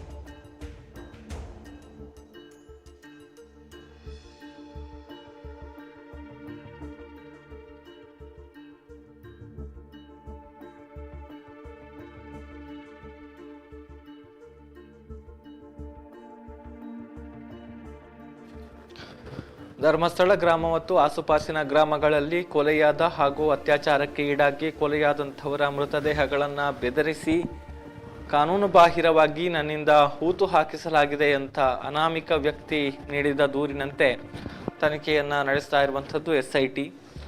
ಈಗಾಗಲೇ ಕಾರ್ಯಾಚರಣೆಯನ್ನು ಹಲವು ಆಯಾಮಗಳಲ್ಲಿ ನಡೆಸ್ತಾ ಇದ್ದಾರೆ. ಈ ಮಧ್ಯೆ ಪಾಯಿಂಟ್ ನಂಬರ್ 6ರಲ್ಲಿ ಮೃತದೇಹದ ಕಳೆಬರಗಳು ಸಿಕ್ಕಿರುವಂಥ ಹಿನ್ನೆಲೆಯಲ್ಲಿ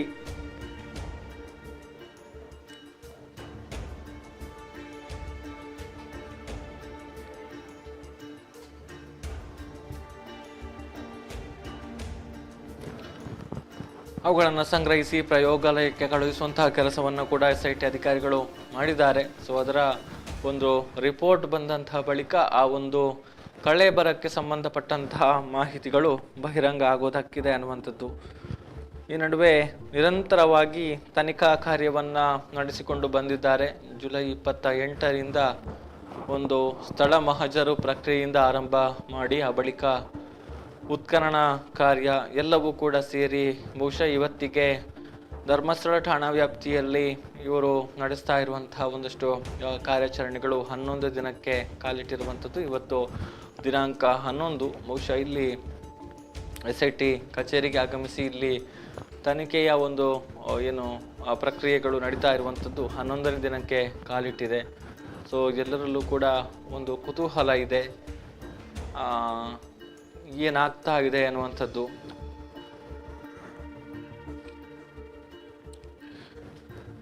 ಮೊದಲನೆಯದಾಗಿ ಅನಾಮಧೇಯ ವ್ಯಕ್ತಿ ಮಂಗಳೂರಿನಲ್ಲಿರುವಂತಹ SP ಕಚೇರಿಗೆ ಮತ್ತು ಧರ್ಮಸ್ಥಳ ಪೊಲೀಸ್ ಠಾಣೆಗೆ ತನ್ನ ವಕೀಲರ ಮೂಲಕ ದೂರು ನೀಡಿದ ನಂತರ ಬೆಳ್ತಂಗಡಿ ನ್ಯಾಯಾಧೀಶರ ಮುಂದೆಗೆ ಹಾಜರಾಗಿ ಒಂದು ಹೇಳಿಕೆಯನ್ನು ಕೊಟ್ಟಿದ್ರು.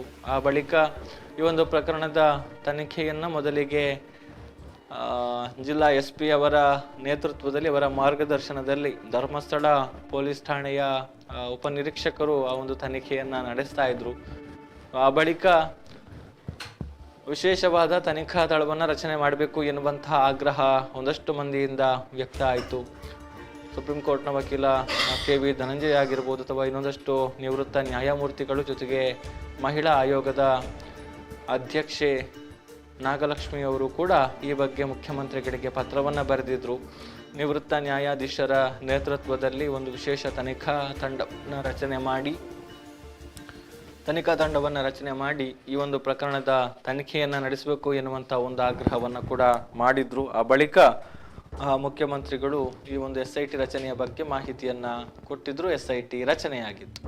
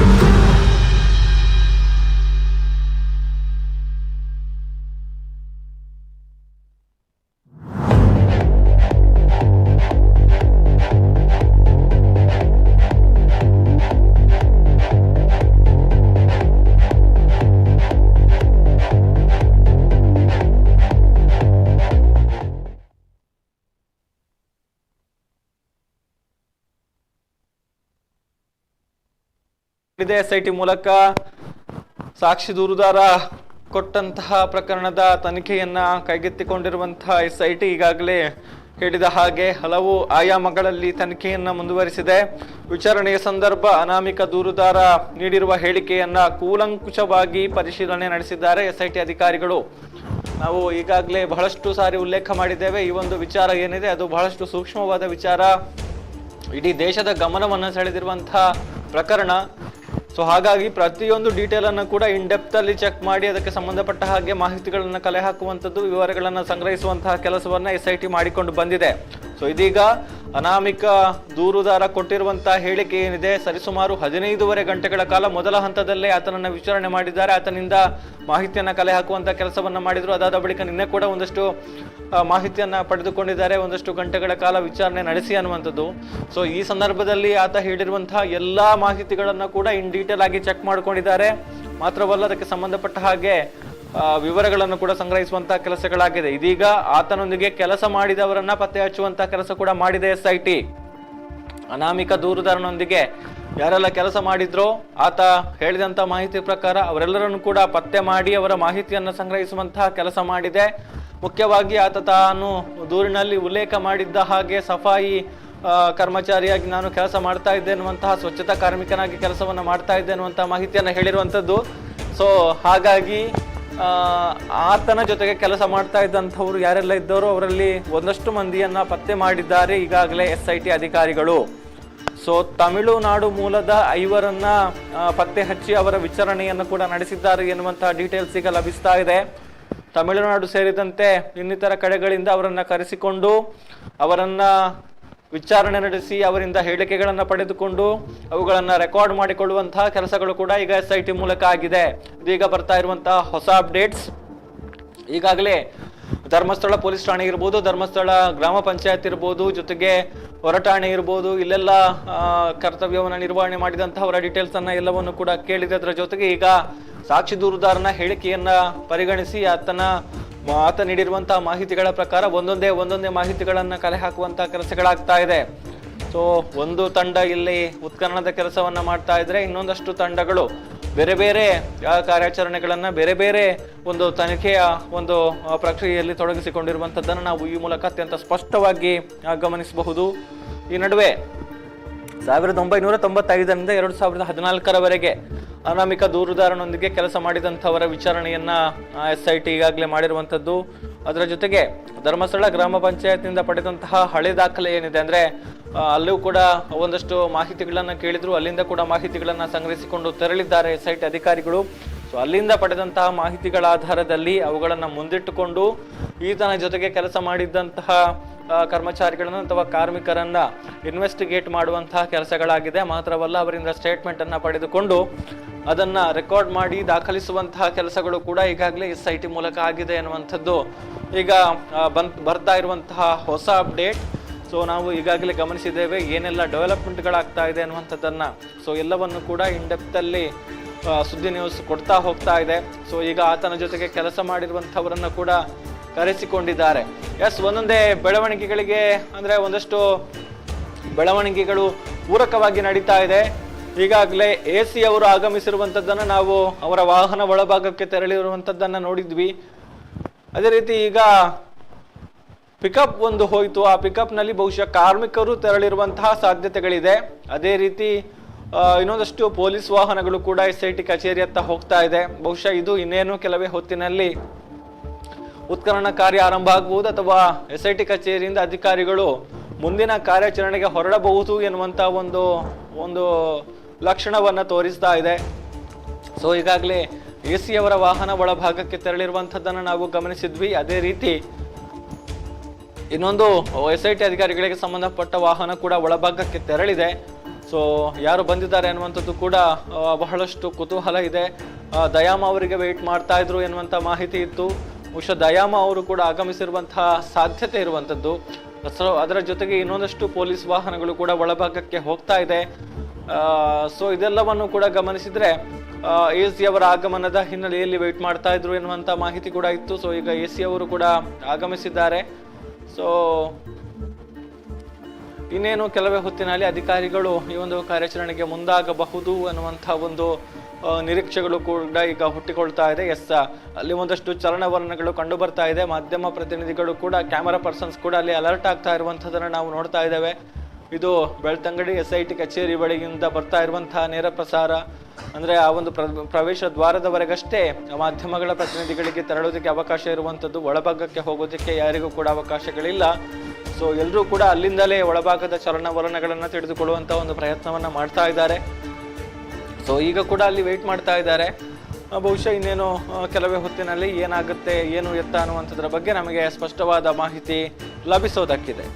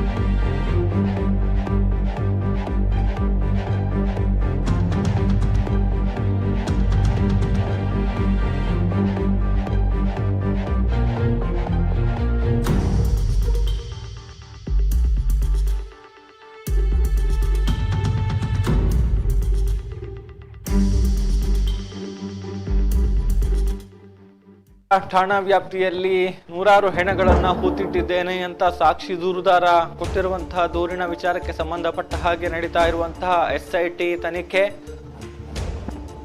ಸೊ ಇವತ್ತಿನ ಕಾರ್ಯಾಚರಣೆಯ ಬಗ್ಗೆ ಇದ್ದಂತಹ ಕುತೂಹಲಕ್ಕೆ ಇನ್ನೇನು ಕೆಲವೇ ಹೊತ್ತಿನಲ್ಲಿ ಬ್ರೇಕ್ ಬೀಳುವಂತಹ ಲಕ್ಷಣಗಳು ಕಂಡು ಬರ್ತಾ ಇದೆ. ಈಗಾಗಲೇ ಕಾರ್ಯಾಚರಣೆ ನಡೆಯುವಂತಹ ಹಿನ್ನೆಲೆಯಲ್ಲಿ ಬಹುಶಃ SIT ಅಂದ್ರೆ ಕಾರ್ಯಾಚರಣೆ ಆರಂಭ ಆಗಬಹುದು ಅನ್ನುವಂಥ ನಿರೀಕ್ಷೆಗೆ ಪೂರಕವಾಗಿ ಕಂಡು ಬರ್ತಾ ಇರುವಂತಹ ಬೆಳವಣಿಗೆ. ಈಗಾಗಲೇ SIT ಕಚೇರಿಗೆ ಪುತ್ತೂರು AC ಸ್ಟೆಲ್ಲಾ ವರ್ಗೀಸ್ ಅವರ ಆಗಮನ. ಸ್ಟೆಲ್ಲಾ ವರ್ಗೀಸ್ ಅವರು ಈಗಾಗಲೇ ಆಗಮಿಸಿ ಒಳಭಾಗಕ್ಕೆ ತೆರಳಿರುವಂಥದ್ದನ್ನು ನಾವು ಗಮನಿಸಿದ್ದೇವೆ. ಅದೇ ರೀತಿ SP ಜಿತೇಂದ್ರ ಕುಮಾರ್ ದಯಾಮ್ ಅವರ ಒಂದು ನಿರೀಕ್ಷೆಗೂ ಕೂಡ, ಅವರ ಆಗಮನಕ್ಕೂ ಕೂಡ ಬಹಳಷ್ಟು ನಿರೀಕ್ಷೆ ಮಾಡ್ತಾ ಇದ್ರು. ಸೊ ಈಗ ಅವರು ಕೂಡ ಆಗಮಿಸಿರುವಂಥದ್ದನ್ನು ನಾವು ಆ ದೃಶ್ಯಗಳಲ್ಲಿ ಗಮನಿಸಿದ್ದೇವೆ. ಅವರ ವಾಹನ ಕೂಡ ಒಳಭಾಗಕ್ಕೆ ತೆರಳಿದೆ. ಸೊ ಹಾಗಾಗಿ ಕೆಲವೇ ಹೊತ್ತಿನಲ್ಲಿ ಅವರು ಕಾರ್ಯಾಚರಣೆಗೋಸ್ಕರ ಹೊರಡಬಹುದು ಎನ್ನುವಂಥ ನಿರೀಕ್ಷೆಗಳು. ಆದರೆ ನಿನ್ನೆ AC ಅವರು ಬಂದಿದ್ರು ಕೂಡ ಯಾವುದೇ ರೀತಿ ಕಾರ್ಯಾಚರಣೆಗಳು ಇರಲಿಲ್ಲ. ಸೊ ಇವತ್ತು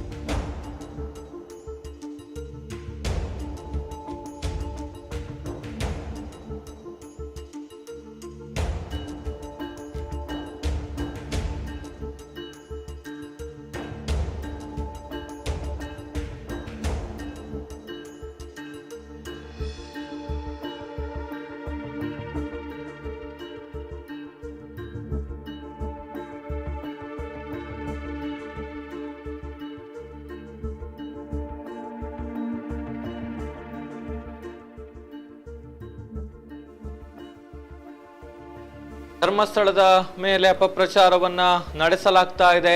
ಸೊ ಈ ಒಂದು ಪ್ರಕರಣದ ತನಿಖೆ ಏನಿದೆ ಇದನ್ನ NIAಗೆ ವಹಿಸಬೇಕು ಎನ್ನುವಂತಹ ಒಂದು ಆಗ್ರಹಗಳನ್ನ ಒಂದಷ್ಟು ಮಂದಿ ಮಾಡ್ತಾ ಇದ್ದಾರೆ. ಸೊ ನಿನ್ನೆ ಪತ್ರಕರ್ತ ಸಾಮಾಜಿಕ ಕಾರ್ಯಕರ್ತ ವಸಂತ ಗಳಿಯಾರ್ ಅವರು ಒಂದು ಪತ್ರಿಕಾಗೋಷ್ಠಿಯನ್ನು ನಡೆಸಿರುವಂತದ್ದನ್ನು ನಾವು ಗಮನಿಸಿದ್ವಿ. ಸೊ ಈಗ ಇವತ್ತು ಮಧುಗಿರಿ ಮೋದಿಯನ್ನಂಥವರು ಧರ್ಮಸ್ಥಳದಲ್ಲಿ ಕ್ಷೇತ್ರದಲ್ಲಿ ಭಕ್ತರ ಜೊತೆಗೆ ಒಂದಷ್ಟು ವಿನಂತಿಯನ್ನ ಮಾಡಿಕೊಂಡಿರುವಂತಹ ಒಂದು ವಿಚಾರ ಈಗ ವೈರಲ್ ಆಗ್ತಾ ಇದೆ. ಸೊ ಅವರು ಏನು ಹೇಳಿದ್ದಾರೆ ಅನ್ನುವಂಥದ್ದು ಈಗ ಗಮನಿಸಿಕೊಂಡು ಬರೋಣ. ಭಕ್ತರಲ್ಲಿ ಸವಿನಯ ಪ್ರಾರ್ಥನೆ. ಧರ್ಮಸ್ಥಳಕ್ಕೆ ತಲಾಂತರದಿಂದ ಕೋಟ್ಯಾಂತರ ಭಕ್ತರ ಗಣ ಇದೆ. ಇಡೀ ವಿಶ್ವದಲ್ಲಿ ಏಕೈಕ ಸಮುದಾಯ ಇವತ್ತಿಗೂ ಜೈನ ಸಮುದಾಯ ಅಹಿಂಸಾ ಪರಮೋ ಧರ್ಮ ಅಂತ ನಡ್ಕೊಳ್ತಾ ಇದೆ. ಒಂದು ಹಿರಿವೆಯನ್ನು ಸಾಯಿಸಲ್ಲ ಅದು ಅಂತ ನಡೆದಾಡುವ ದೇವರಾದಂತಹ ದೇವ ಮಾನವರನ್ನ ಕೆಲವೊಂದು ದುಷ್ಟ ಶಕ್ತಿಗಳು ಮತಾಂಧ ಶಕ್ತಿಗಳು ಕೊಡುವಂತ ಹಣಕ್ಕಾಗಿ ದೇವಮಾನವರನ್ನ ಅವಹೇಳನ ಮಾಡ್ತಾ ಇದ್ದಾರೆ, ಅಪಪ್ರಚಾರ ಮಾಡ್ತಾ ಇದ್ದಾರೆ ಕ್ಷೇತ್ರದಲ್ಲಿ. ಅವರ ಹತ್ರ ಯಾವುದೇ ಒಂದು ಸಾಕ್ಷಿ ಇಲ್ಲ. ಆದ್ರೆ ನಾವು ಸದ್ಭಕ್ತರು ಏನ್ ಮಾಡ್ತಾ ಇದ್ದೀವಿ, ಎಲ್ಲವನ್ನು ನೋಡ್ಕೊಂಡು ಸುಮ್ಮನೆ ಇದೀವಿ. ಯಾಕೆ ವಿರೋಧಿಗಳಿಗೆ ಮಾತಾಡ್ಲಿಕ್ಕೆ ಬಾಯಿ ಇದೆ, ನಮ್ಗೆ ಬಾಯಿ ಇಲ್ವಾ? SIT ತನಿಖೆ ಆಗ್ತಾ ಇದೆ, ನಾವು ತನಿಖೆಗೆ ಸಹಕಾರ ಕೊಡಬೇಕು ಅಂತ ಇದ್ದೇವೆ. ಆದ್ರೆ ಅವರು ತನಿಖೆಯನ್ನು ಒಂದು ಅಂದ್ರೆ ವಿರೋಧ ಪಡಿಸ್ಲಿಕ್ಕೋಸ್ಕರನ ದಾರಿ ತಪ್ಪಿಸ್ಲಿಕ್ಕೋಸ್ಕರ ಅವರು ಪ್ರತಿನಿತ್ಯ ಮಾತಾಡ್ತಾ ಇದ್ದಾರೆ. ಇಲ್ಲ ಸಲ್ಲದ ಸುಳ್ಳುಗಳನ್ನು ಹೇಳ್ತಾ ಇದ್ದಾರೆ. ಧರ್ಮಸ್ಥಳದ ಮೇಲೆ ಗಂಭೀರ ಆರೋಪವನ್ನು ಮಾಡ್ತಾ ಇದ್ದಾರೆ. ಯಾಕೆ ಸದ್ಭಕ್ತರೆಲ್ಲ ಸುಮ್ಮನಿರೋದು? ಇವತ್ತು ನಿಮ್ಗೆಲ್ಲರಿಗೂ ಗೊತ್ತಿದೆ, ವರಮಹಾಲಕ್ಷ್ಮಿ ಹಬ್ಬ, ಇಲ್ಲಿಗೆ ಲಕ್ಷಾಂತರ ಜನರು ಬರಬೇಕಾಗಿತ್ತು. ಆದ್ರೆ ನಮ್ಮ ಮೂರ್ಖ ಹಿಂದೂಗಳು ಅಂತ ಹೇಳ್ಬೇಕು, ಯಾರೋ ಒಬ್ಬ ಮತಾಂಧ ಶಕ್ತಿಗಳಿಂದ ಹಣ ಪಡೆದಂತ ಒಂದು ಅಪಪ್ರಚಾರ ಮಾಡ್ದ. ಆ ಅಪಪ್ರಚಾರಕ್ಕೆ ಕಿವಿಗೊಟ್ಟು ಇವತ್ತು ಕ್ಷೇತ್ರ ಬಿಗುವಂತಾ ಇದೆ. ನಾವು ದೇವರ ಮೇಲೆ ನಂಬಿಕೆ ಕಳ್ಕೊಳ್ತಾ ಇದ್ದೀವಿ. ಯಾರೋ ಒಬ್ಬ ಮಾತಿಗೆ, ಮತಾಂಧನ ಮಾತಿಗೆ ದೇವರ ಮೇಲೆ ನಂಬಿಕೆಯನ್ನು ನಾವು ಕಳ್ಕೊಳ್ತಾ ಇದ್ದೀವಿ. ಧರ್ಮದ ಮೇಲೆ ನಂಬಿಕೆ ಕಳ್ಕೊಳ್ತಾ ಇದ್ದೀವಿ. ನೆನಪಿಡಿ, ಓರ್ವ ಬಾಬರ್ ಅಂತೇಳಿ ಭಾರತದ ಮೇಲೆ ಬಂದು ಶ್ರೀರಾಮ ಜನ್ಮಭೂಮಿಯಲ್ಲಿದ್ದಂತಹ ಮಂದಿರವನ್ನು ಕೆಡುವುದ, ಅದನ್ನು ವಾಪಸ್ ಪಡೆಯಲಿಕ್ಕೆ 500 ವರ್ಷ ಸಂಘರ್ಷ ಪಡಿಬೇಕಾಯಿತು. 500 ವರ್ಷ ಸಂಘರ್ಷ ಮಾಡಿದ್ದೀವಿ. ತದನಂತರ ಈಗ ರಾಮ ಜನ್ಮಭೂಮಿಯಲ್ಲಿ ಮತ್ತೆ ಭವ್ಯ ಮಂದಿರ ಕಟ್ಟಿದ್ದೇವೆ. ಇದು ಈ ಒಂದು ಶ್ರೀ ಕ್ಷೇತ್ರ ನೇರವಾಗಿ, ಪ್ರತ್ಯಕ್ಷವಾಗಿ, ಪರೋಕ್ಷವಾಗಿ ಲಕ್ಷಾಂತರ ಜನರಿಗೆ ಉದ್ಯೋಗವನ್ನು ಕೊಟ್ಟಿದೆ. ವಿದ್ಯಾದಾನ ಮಾಡ್ತಾ ಇದೆ, ಅನ್ನದಾನ ಮಾಡ್ತಾ ಇದೆ. ಇಲ್ಲಿ ಯಾವುದೇ ಮತಾಂಧ ಶಕ್ತಿಗಳ ಆಕ್ರಮಣಕ್ಕೆ ಅವಕಾಶ ಕೊಡ್ತಾ ಇಲ್ಲ. ಈ ಒಂದು ಕಾರಣದಿಂದ ಮತಾಂಧ ಶಕ್ತಿಗಳು ಇಲ್ಲಿ ಶಾಲೆ ಮಾಡಬೇಕು ಅಥವಾ ಯಾವುದೋ ಅವರು ಪ್ರಾರ್ಥನಾ ಮಂದಿರ ಮಾಡಬೇಕು, ಏನೋ ಒಂದು ಯಾವುದಕ್ಕೂ ನಮ್ಗೆ ಅವಕಾಶ ಕೊಟ್ಟಿಲ್ಲ ಅನ್ನೋ ಕಾರಣಕ್ಕೆ ಯಾರೆಲ್ಲ ನಮ್ಮ ಒಂದು ಹಿಂದೂ ವೇಷಧಾರಿಯಾಗಿದ್ದಾರೋ ಅಂತವ್ರನ್ನ ಆಮಿಷ ಕೊಟ್ಟು, ಹಣ ಕೊಟ್ಟು ಕ್ಷೇತ್ರದ ವಿರುದ್ಧ ಎತ್ತಿ ಕಟ್ತಾ ಇದ್ದಾರೆ. ಬಹುತೇಕ ಮಂಗಳೂರು ಭಾಗದಲ್ಲಿ ಹಿಂದುತ್ವ ಅಂದ್ರೆ ಗಟ್ಟಿಯಾದ ಒಂದು ಭದ್ರಕೋಟೆ.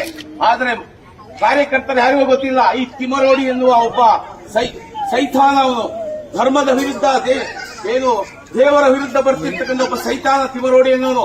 ಅವನಿಗೆ 100 ಕೋಟಿ ರೂಪಾಯಿ ದುಡ್ಡು ಕೊಟ್ಟಿದ್ದಾರೆ. ಭವ್ಯವಾದ ಬಂಗಲೆ ಕಟ್ತಾ ಇದ್ದಾನೆ. ಎಲ್ಲಿಂದ ಬಂತು ಚೇತಕ್ ಗಾಡಿಯಲ್ಲಿ ಓಡಾಡ್ತಿದ್ದ ಅವನು. ನಾನೊಬ್ಬ ಹಿಂದೂ ಹೋರಾಟಗಾರ, ಮಧುಗಿರಿ ಮೋದಿ ಅಂತ 15-20 ವರ್ಷದ ಕೆಳಗೆ ಅವನು ಬೈಕಲ್ಲಿ ಓಡಾಡ್ತಿದ್ದವನು ಇವತ್ತು ದೊಡ್ಡ ಮಟ್ಟದ ಒಂದು ಬಿಲ್ಡಿಂಗ್ ಕಟ್ತಾ ಇದೆ. ಐಷಾರಾಮಿ ಕಾರುಗಳು ಇಟ್ಕೊಂಡಿದ್ದಾರೆ. ಅವನಿಗೆ ಎಲ್ಲಿಂದ ಬರ್ತಾ ಇದೆ ದುಡ್ಡು? ಅದೇ ಏನು ವಿಧಾನಸೌಧದಲ್ಲಿ ಬಾಂಬ್ ಹಾಕಿ ಬೆದರಿಕೆ ಹಾಕಿದ್ದಲ್ಲ ಒಬ್ಬ SI ಆಗಿದ್ದಾಗ, ನಿಮ್ಗೆಲ್ಲರೂ ಗೊತ್ತಿದೆ, ಗಿರೀಶ್ ಮುಟ್ಟಣ್ಣ. ಅವನು ಮುಟ್ಟಣ್ಣದ ಮುಟ್ಟಾಳ. ಅವನು ಪ್ರತಿನಿತ್ಯ ನಾವು ಇಡೀ ಕೋಟ್ಯಾಂತರ ಭಕ್ತಾದಿಗಳು ನಂಬಿರ್ತಕ್ಕಂಥ ದೇವರನ್ನ, ದೇವ ಮಾನವರನ್ನ ಅವಹೇಳನ ಮಾಡ್ತಾ ಇದ್ದಾನೆ ಬಾಯಿಗೆ ಬಂದಂಗೆ. ಯಾವ ಸಾಕ್ಷಿ ಇದೆ? ನೀವು ಯಾರು ಕೇಳ್ತಾ ಇಲ್ಲ. ಸಾಕ್ಷಿಗಳಿದ್ರೆ ತಗೊಂಡು ಕೋರ್ಟ್ ಮುಂದೆ ಕೊಡ್ಲಿ. ವೈಯಕ್ತಿಕ ತೇಜೋವಧೆ ಕಾನೂನಿನಲ್ಲಿ ಅವಕಾಶ ಇಲ್ಲ. ಯಾವ ಕಾನೂನು ಹೇಳದ ವೈಯಕ್ತಿಕ ತೇಜೋವಧೆ ಮಾಡೋ ಅಂತೇಳಿ. ಸಿದ್ದರಾಮಯ್ಯನವ್ರನ್ನ ನಾವು ಯಾರಾದ್ರೂ ಒಂದೇ ಒಂದು ಮಾತು ಬೈದ್ರೆ ಮಾರನೇ ಬೆಳಿಗ್ಗೆ FIR ಆಗಿ ಅರೆಸ್ಟ್ ಮಾಡ್ತಾರೆ. ಅದೇ ಸಿದ್ದರಾಮಯ್ಯನ ಅವಧಿ ಎಷ್ಟು? 5 ವರ್ಷ CM. ನಡೆದಾಡುವ ದೇವರು ಧರ್ಮಸ್ಥಳ ಶ್ರೀ ಕ್ಷೇತ್ರ ಲಕ್ಷಾಂತರ ಜನಕ್ಕೆ ಅನ್ನದಾಸೋಹ, ವಿದ್ಯಾದಾಸೋಹ, ಉದ್ಯೋಗ ಎಲ್ಲವನ್ನೂ ಕೊಡ್ತಾ ಇದೆ. ಒಂದೊಂದು ಸಂಸ್ಥೆ, 100 ಸಂಸ್ಥೆಗಳಿದೆ ಧರ್ಮಸ್ಥಳದವು. ಒಂದೊಂದು ಸಂಸ್ಥೆಗೆ ಈಗ ಉದಾಹರಣೆ ಹೇಳಬೇಕು ಅಂದ್ರೆ ಗ್ರಾಮೀಣಾಭಿವೃದ್ಧಿ ಯೋಜನೆ ಇದೆ. 40,000 ಜನ ಉದ್ಯೋಗ ಸಿಕ್ಕಿದ್ದಾರೆ. ಈ ಕ್ಷೇತ್ರದಲ್ಲಿ ಸುಮಾರು ಒಂದು 8ರಿಂದ 10,000 ಜನ ಇದ್ದಾರೆ. ಉದ್ಯೋಗ ಕೊಟ್ಟಿದೆ. ನೋಡಿ, ಅವರ ಷಡ್ಯಂತ್ರ ಒಂದೇ. ಈ ಒಂದು ಕ್ಷೇತ್ರವನ್ನ ಏನಾದ್ರೂ ಮಾಡಿ ಒಂದು ಸಣ್ಣ ಆರೋಪವನ್ನು ಕ್ಷೇತ್ರದ ಮೇಲೆ ಹೊರಿಸಿ ಇದನ್ನ ಮುಜರಾಯಿ ಇಲಾಖೆಗೆ ತಗೋಬೇಕು. ಆ ನಂತರ ಇಲ್ಲಿ ಎಲ್ಲ ಹಿಂದೂ, ಮುಸ್ಲಿಂ, ಕ್ರೈಸ್ತ, ಇನ್ನೊಬ್ರು ಮತ್ತೊಬ್ರು ಎಲ್ಲರನ್ನೂ ಇಲ್ಲಿಗೆ ತುಂಬಿ ಈ ಪವಿತ್ರ ಕ್ಷೇತ್ರವನ್ನ ಅಪವಿತ್ರಗೊಳಿಸಬೇಕು, ಇದನ್ನ ಬಿಸಿನೆಸ್ ಕೇಂದ್ರವನ್ನಾಗಿ ಮಾಡ್ಕೋಬೇಕು ಅನ್ನೋದು ಅವರ ಷಡ್ಯಂತ್ರ. ಅವರ ಷಡ್ಯಂತ್ರಕ್ಕೆ ಅನುಗುಣವಾಗಿ ಕೆಲವೊಂದು ಮತಾಂಧ ಶಕ್ತಿಗಳ ಜೊತೆ ಕೈ ಜೋಡಿಸಿರ್ತಕ್ಕಂಥ ನಮ್ಮವರೇ ಅಪಪ್ರಚಾರ ಮಾಡ್ತಾ ಇದ್ದಾರೆ. ದಯವಿಟ್ಟು ಈ ವಿಚಾರವನ್ನ ದೊಡ್ಡ ಮಟ್ಟದಲ್ಲಿ ನೀವು ಹಂಚ್ಕೊಳ್ಳಿ. ನಿಮ್ ಕೈಯಲ್ಲಿ ಲೆಟರ್ ಬರೆಯಬೇಕಾದ್ರೆ ಲೆಟರ್ ಬರೆಯಿರಿ, ಟ್ವೀಟ್ ಮಾಡಿ, ಫೇಸ್ಬುಕ್, ವಾಟ್ಸ್ಆಪ್ ಅಲ್ಲಿ ಯಾರೆಲ್ಲ ಧರ್ಮಸ್ಥಳದ ವಿರುದ್ಧ ಸಾಕ್ಷ್ಯಾಧಾರ ರಹಿತವಾದಂತಹ ಆರೋಪವನ್ನ ಮಾಡ್ತಾ ಇದ್ದಾರೋ, ನಮ್ಮ ಶ್ರೀಗಳ ವಿರುದ್ಧ ಯಾರೆಲ್ಲ ಅವಹೇಳನ ಮಾಡ್ತಾ ಇದ್ದಾರೋ ಅವರಿಗೆ ಲಕ್ಷಾಂತರ ರೂಪಾಯಿ ಹಣ ಬಂದಿರತಕ್ಕಂಥ ಅನುಮಾನ ಇದೆ, ಕೋಟ್ಯಾಂತರ ನೂರಾರು ಕೋಟಿ ಹಣ ಬಂದಿರುವ ಅನುಮಾನ ಇದೆ. ಹಾಗಾಗಿ ಅವರನ್ನ ತನಿಖೆಗೆ ಒಳಪಡಿಸಬೇಕು ಅಂತೇಳಿ ದಯವಿಟ್ಟು ಎನ್ಐಎಗೆ ಬರೀತೀರೋ, ಮೋದಿಗೆ ಬರೀತೀರೋ, ರಾಜ್ಯ ಸರ್ಕಾರಕ್ಕೆ ಬರೀಲಿ. ಯಾರೋ ಒಬ್ಬ ಯೂಟ್ಯೂಬರ್ ಬಂದ ಒಂದು ವಿಡಿಯೋ ಹಾಕ್ಬಿಟ್ಟ ಅಂತ ಹೇಳ್ಬಿಟ್ಟು ಎಡಪಂಥೀಯರೆಲ್ಲ ಹೋಗ್ಬಿಟ್ಟು ಎಸ್ಐಟಿ ತನಿಖೆ ಆಗ್ಬೇಕು ಅಂತ ಎಸ್ಐಟಿ ರಚನೆ ಮಾಡಿರಲ್ವಾ. ಈಗ ನಾವು ಕೋಟ್ಯಾಂತರ ಸದ್ಭಕ್ತರು ಕೇಳೋಣ, ಈ ಒಂದು ಅಪಪ್ರಚಾರ ಮಾಡ್ತಿರ್ತಕ್ಕಂಥವರು ಆಮಿಷಕ್ಕೆ ಒಳಗಾಗಿ ಹಣ ಪಡೆದು ಅಪಪ್ರಚಾರ ಮಾಡ್ತಾವ್ರೆ, ಅವರ ವಿರುದ್ಧ ನೀವು ತನಿಖೆ ಮಾಡಿ ಅಂತ ನಾವೆಲ್ಲರೂ ಬರೆಯೋಣ. ದಯವಿಟ್ಟು ಸುಮ್ಮನೆ ಇದ್ರಾಗಲ್ಲ. ಧರ್ಮಸ್ಥಳಕ್ಕೆ ಇವತ್ತು ಬಂದಿದ್ದೀರಾ, ಇವತ್ತು ಪುಣ್ಯ ದಿನ. ಆ ಶ್ರೀ ಮಂಜುನಾಥನ ಕೃಪೆ ಆಶೀರ್ವಾದ ನಿಮ್ಮ ಮೇಲೆ ಇರಲಿ. ಆದರೆ ಇಲ್ಲಿಂದ ಹೋದ ನಂತರ ಒಂದು ಲೆಟರ್ ಅಥವಾ ಒಂದು ಮೇಯ್ಲು ಅಥವಾ ಒಂದು ಟ್ವೀಟ್ ಮೂಲಕ ಏನು ರಾಜ್ಯ ಸರ್ಕಾರಕ್ಕಾಗಿರ್ಬೋದು, ಕೇಂದ್ರ ಸರ್ಕಾರಕ್ಕಾಗಿರ್ಬೋದು, ಯಾರೆಲ್ಲ ಅಪಪ್ರಚಾರ ಮಾಡ್ತಾ ಇದ್ದಾರೆ, ಅಸಹ್ಯಕರವಾಗಿ ಏನು ನಿಂದನೆ ಮಾಡ್ತಾ ಇದ್ದಾರೆ ಸ್ವಾಮೀಜಿಯವರನ್ನ, ವೀರೇಂದ್ರ ಹೆಗಡೆ ಅವರನ್ನ, ಅವರ ವಿರುದ್ಧ ಕಾನೂನು ಕ್ರಮ ತಗೋಬೇಕು, ತನಿಖೆ ಆಗಬೇಕು, ಅವರ ಆರ್ಥಿಕ ಮೂಲ ಏನು ಅನ್ನೋದನ್ನ ತನಿಖೆ ಆಗಬೇಕು ಅಂತೇಳಿ ದಯವಿಟ್ಟು ಮನವಿ ಮಾಡಿ, ಲೆಟರ್ ಕಳಿಸಿ. ಎಲ್ಲರಿಂದ ಸಾಧ್ಯ ಆಗುತ್ತೆ. ಏನೇನೋ ಮಾಡ್ತೀವಿ, ನಮ್ಮ ಕ್ಷೇತ್ರ ಉಳಿಸ್ಕೊಳಕ್ಕೆ ಇಷ್ಟು ಮಾಡಕ್ಕಾಗಲ್ಲ ನಮ್ಮ ಕೈಲಿ. ಏನ್ರಪ್ಪ, ಯಾರ ಕೈಲಿ ಮಾಡಕ್ಕಾಗಲ್ವಾ? ಒಂದೇ ಒಂದು ಟ್ವೀಟ್ ಮಾಡಿದ್ರೆ ಸಾಕು. ತಿಮರೋಡಿ ಮತ್ತೆ ಕೆಲವೊಂದು ಯೂಟ್ಯೂಬರ್, ಅಲ್ಲಿಂದ ಗಿರೀಶ್ ಮುಟ್ಟಣ್ಣ, ಆಮೇಲೆ KV ಧನಂಜಯ್ ವಕೀಲರು, ಈ ತರ ತುಂಬಾ ಜನ ಇದ್ದಾರೆ. ಎಲ್ಲ ನಡಪಂಥೀಯರೇ. ಅವರಿಗೆ ಧರ್ಮದ ಮೇಲೆ ನಂಬಿಕೆ ಇಲ್ಲ, ಕ್ಷೇತ್ರದ ಮೇಲೆ ನಂಬಿಕೆ ಇಲ್ಲ. ಅವ್ರು ಏನು ಕ್ಷೇತ್ರ ಅಪವಿತ್ರವಾಗಿ ಹೇಳನ ಹಾಳಾಗೋಗ್ಲಿ, ಅವರಿಗೆ ಹಣ ಬೇಕಷ್ಟೇ. ದಯವಿಟ್ಟು ಕೈ ಮುಗಿದು ಶ್ರೀ ಮಂಜುನಾಥನಲ್ಲಿ ಪ್ರಾರ್ಥನೆ ಮಾಡಿ ಕೇಳ್ತೇನೆ, ನಮ್ಮ ಕ್ಷೇತ್ರವನ್ನ ನಾವಿವತ್ತು ರಕ್ಷಿಸಿಕೊಳ್ತಿದ್ರೆ ನಾಳೆ ಇದು ಮತಾಂಧ ಕ್ಷೇತ್ರವಾಗ್ಬಿಡುತ್ತೆ. ಇಲ್ಲಿರ್ತಕ್ಕಂಥ ಪವಿತ್ರತೆ ಹಾಳಾಗಿ ಕೇವಲ ಒಂದು ಪ್ರವಾಸಿ ತಾಣವಾಗುತ್ತೆ. ಇದಕ್ಕೆ ಅವಕಾಶ ಮಾಡಿಕೊಡ್ಬೇಡಿ. ನಾನು ನಿಮ್ಮ ಹತ್ರ ಇವತ್ತು ಸೋಷಿಯಲ್ ಮೀಡಿಯಾ ಎಲ್ಲರ ಕೈಯಲ್ಲೂ ಇದೆ. ಎಲ್ಲಾ ರೀತಿ ವಾಟ್ಸ್ಆಪ್ ಅಲ್ಲಿ, ಫೇಸ್ಬುಕ್ ಅಲ್ಲಿ ಎಲ್ಲ ಕಡೆ ಹಂಚಿಕೊಳ್ಳುವ ಮೂಲಕ ಮತ್ತೆ ನೀವು ಸಹ ಖುದ್ದಾಗಿ ಬರಿಬೇಕು, ಮಾತಾಡ್ರಿ. ಯೂಟ್ಯೂಬರ್ಸ್ ಇದ್ದಾರೆ, ಅನೇಕ ಜನ ಸೋಷಿಯಲ್ ಮೀಡಿಯಾ ಇನ್ಫ್ಲೂಯೆನ್ಸರ್ ಇದ್ದಾರೆ, ಯಾರ್ಯಾರೋ ಮಾತಾಡ್ತಾರೆ ದೇವಸ್ಥಾನದ ವಿರುದ್ಧ, ಕ್ಷೇತ್ರದ ವಿರುದ್ಧ. ಯಾಕೆ ನಮಗೆ ಮಾತಾಡಿದ ಭಗವಂತ ಬಾಯಿ ಕೊಟ್ಟಿಲ್ವಾ? ಕಾನೂನು ನಮಗಿಲ್ವಾ? ಫ್ರೀಡಮ್ ಆಫ್ ಸ್ಪೀಚ್ ಇರ್ತಕ್ಕಂಥ ಕೇವಲ ವಿರೋಧಿಗಳಿಗೆ ಮಾತ್ರನಾ? ನಮಗೆ ಫ್ರೀಡಮ್ ಆಫ್ ಸ್ಪೀಚ್ ಇಲ್ಲ. ನಮ್ಮ ಬಾಯಲ್ಲಿ ಅಶ್ಲೀಲ ಬರಲ್ಲ. ಕಾರಣ ಯಾಕೆಂದ್ರೆ ನಾವು ಸದ್ಭಕ್ತರು. ಇವತ್ತು ಯಾರು ಕ್ಷೇತ್ರದ ವಿರುದ್ಧ ಅಪಪ್ರಚಾರ ಮಾಡ್ತಾ ಇದ್ರೆ ಅವ್ರ ಬಾಯಲ್ಲಿ ಬರೋದು ಕೇವಲ ಅಶ್ಲೀಲವಾದ ಪದಗಳು. ಏನು ವೀರೇಂದ್ರ ಹೆಗಡೆ ಅವರನ್ನ ಕೆಟ್ಟ ಪದಗಳಲ್ಲಿ ನಿಂದಿಸ್ತಾರೆ, ಅವ್ರ ತಮ್ಮರವರನ್ನ ಕೆಟ್ಟ ಪದದಲ್ಲಿ ನಿಂದಿಸ್ತಾ ಇದ್ದಾರೆ. ಯಾರು ಅವ್ರಿಗೆ ಅಧಿಕಾರ ಕೊಟ್ಟಿದ್ದು? ಯಾವ ಸಂವಿಧಾನ ಕೊಟ್ಟಿದ್ದಾರೆ ಅವ್ರಿಗೆ ಆ ಅಧಿಕಾರವನ್ನ? ಸಂವಿಧಾನ ಹೇಳುತ್ತಾ ಸಾಕ್ಷ್ಯರಹಿತವಾಗಿ ಆರೋಪ ಮಾಡಬಹುದು, ನಿಂದಿಸಬಹುದು ಅಂತ ಯಾವ್ದಾದ್ರು ಸಂವಿಧಾನ ಹೇಳುತ್ತಾ? ರಾಜ್ಯ ಸರ್ಕಾರ ಬಾಯಿ ಮುಚ್ಚಿ ಕೂತಿದೆ ಈ ವಿಚಾರದಲ್ಲಿ. ನಾನು ಕಳೆದ ಬಾರಿ ನಿಮಗೆ ಗೊತ್ತಿರಬಹುದು, ನನ್ನ ಮೇಲೆ 100 ಕೇಸುಗಳಿದ್ವು. ಯಾಕೆ ಕೇಸ್ ಆಗ ಗೊತ್ತಾ? ಸಿದ್ದರಾಮಯ್ಯ ಟೀಕೆ ಮಾಡಿದ್ರೆ ಬೆಳಗ್ಗೆ ಕೇಸ್ ಬೀಳೋದು ನನ್ನ ಮೇಲೆ. ಸಿದ್ದರಾಮಯ್ಯ ಟೀಕೆ ಮಾಡಿದೆ. ಒಬ್ಬ ಪ್ರಜಾತಂತ್ರ ವ್ಯವಸ್ಥೆಯಲ್ಲಿ ಕೂತಿರ್ತಕ್ಕಂಥ ಸಿಎಂ ಅನ್ನ ನಾನೊಬ್ಬ ಸಾರ್ವಜನಿಕನಾಗಿ, ದೇಶದ ಪ್ರಜೆಯಾಗಿ ಪ್ರಶ್ನೆ ಮಾಡಬಹುದು. ಪ್ರಶ್ನೆ ಮಾಡಿದಕ್ಕೆ ನನ್ನ ಮೇಲೆ ಕೇಸ್ ಆಗೋದಾದ್ರೆ, ನನ್ನ ಕ್ಷೇತ್ರ, ನಾನು ತಲಾಂತರದಿಂದ ನನ್ನ ಕುಟುಂಬ ಎಲ್ಲವೂ ನಿಮ್ಮೆಲ್ಲರ ಕುಟುಂಬ ಇಲ್ಲಿ ಒಂದು ಭಕ್ತಿಯಿಂದ, ಭಾವದಿಂದ, ಧನ್ಯತಾ ಭಾವದಿಂದ ಬರ್ತೀವಿ. ಒಂದು ನಂಬಿಕೆ ಇದೆ. ಆ ನಂಬಿಕೆ, ಧಾರ್ಮಿಕ ನಂಬಿಕೆಗೆ ಪೆಟ್ಟು ಕೊಡ್ತಾ ಇದಾರಲ್ವಾ, ಇದರ ವಿರುದ್ಧ ನಾವು ಯಾಕೆ ಪ್ರಶ್ನೆ ಮಾಡಬಾರ್ದು? ಮತ್ತೆ ದಯವಿಟ್ಟು ಮತ್ತೊಮ್ಮೆ ಕಳಕಳಿಯ ಮನವಿ ಮಾಡ್ತಾ ಇದ್ದೀನಿ. ಧರ್ಮ ಉಳಿದ್ರೆ ದೇಶ ಉಳಿಯುತ್ತೆ, ದೇಶ ಉಳಿದ್ರೆ ನಮ್ಮ ಮನೆ ಉಳಿಯುತ್ತೆ. ಫಸ್ಟ್ ಧರ್ಮ ಉಳಿಬೇಕು. ಧರ್ಮದ ಹಿತಕ್ಕಾಗಿ ಕ್ಷೇತ್ರವನ್ನು ಉಳಿಸಬೇಕು. ಇಂತಹ ಕ್ಷೇತ್ರ ಇರೋದ್ರಿಂದಲೇ ಇವತ್ತು ಧರ್ಮ ಶಾಶ್ವತವಾಗಿ ನೆಲೆಸಿರ್ತಕ್ಕಂಥದ್ದು. ಇಂಥ ಕ್ಷೇತ್ರಗಳು ಏನು ಮತಾಂತರ ಶಕ್ತಿ ಕೈಗೆ ಸಿಕ್ಕಿಬಿಟ್ರೆ ಅಲ್ಲಿರ್ತಕ್ಕಂಥ ಪಾವಿತ್ರತೆ ಹಾಳಾಗಿ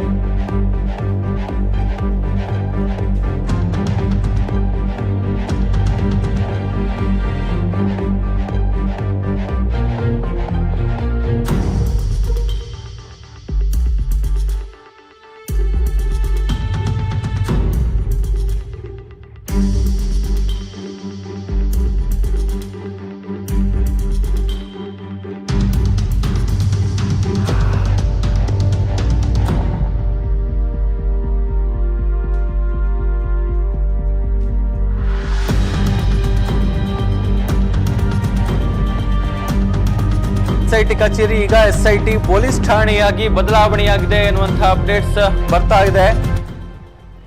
ಪೊಲೀಸ್ ಠಾಣೆಯಾಗಿ ಬದಲಾಯಿಸಿ DGIGP ಡಾಕ್ಟರ್ MA ಸಲೀಂ ಅವರು ಆದೇಶವನ್ನು ಹೊರಡಿಸಿದ್ದಾರೆ ಎನ್ನುವಂತಹ ಅಪ್ಡೇಟ್ಸ್ ಇದೀಗ ಲಭ್ಯ ಆಗ್ತಾ ಇರುವಂತದ್ದು.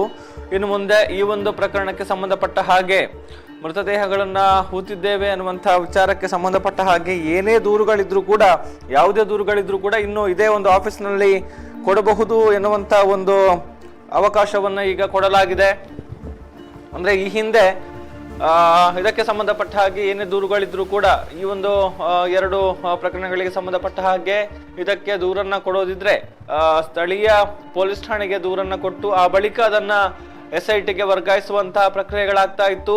ಈ ಹಿಂದಿನ 2 ಪ್ರಕರಣಗಳನ್ನು ಕೂಡ ಅದೇ ರೀತಿ ಧರ್ಮಸ್ಥಳ ಪೊಲೀಸ್ ಠಾಣೆಯಲ್ಲಿ ದಾಖಲು ಮಾಡಿ ಆ ಬಳಿಕ ಅದನ್ನ SITಗೆ ಹ್ಯಾಂಡ್ ಓವರ್ ಮಾಡಿ, ಅಂದ್ರೆ ಹಸ್ತಾಂತರ ಮಾಡಿ DGIGP ಆದೇಶವನ್ನು ಹೊರಡಿಸ್ತಾ ಇದ್ರು. ಆದ್ರೆ ಇನ್ನು ಮುಂದೆ ಇದೇ ಒಂದು ಕಚೇರಿಯಲ್ಲಿ ದೂರನ್ನು ಕೊಡಬಹುದು. ಯಾಕಂತ ಹೇಳಿದ್ರೆ ಬೆಳ್ತಂಗಡಿಯ SIT ಕಚೇರಿ ಇನ್ನು ಮುಂದೆ SIT ಠಾಣೆಯಾಗಿ ಕರ್ತವ್ಯ ನಿರ್ವಹಣೆಯನ್ನ ಮಾಡುತ್ತೆ ಅನ್ನುವಂಥದ್ದು. ಸೊ ಏನೇ ದೂರನ್ನಿದ್ರು ಇಲ್ಲಿ ಡೈರೆಕ್ಟ್ ಆಗಿ ಕೊಡಬಹುದು, ಅದನ್ನ ಡೈರೆಕ್ಟ್ ಆಗಿ SIT ರಿಜಿಸ್ಟರ್ ಮಾಡಿಕೊಳ್ಳುತ್ತೆ ಎನ್ನುವಂತಹ ಒಂದು ಮಾಹಿತಿಯನ್ನ ಇದೀಗ ಕೊಟ್ಟಿದ್ದಾರೆ.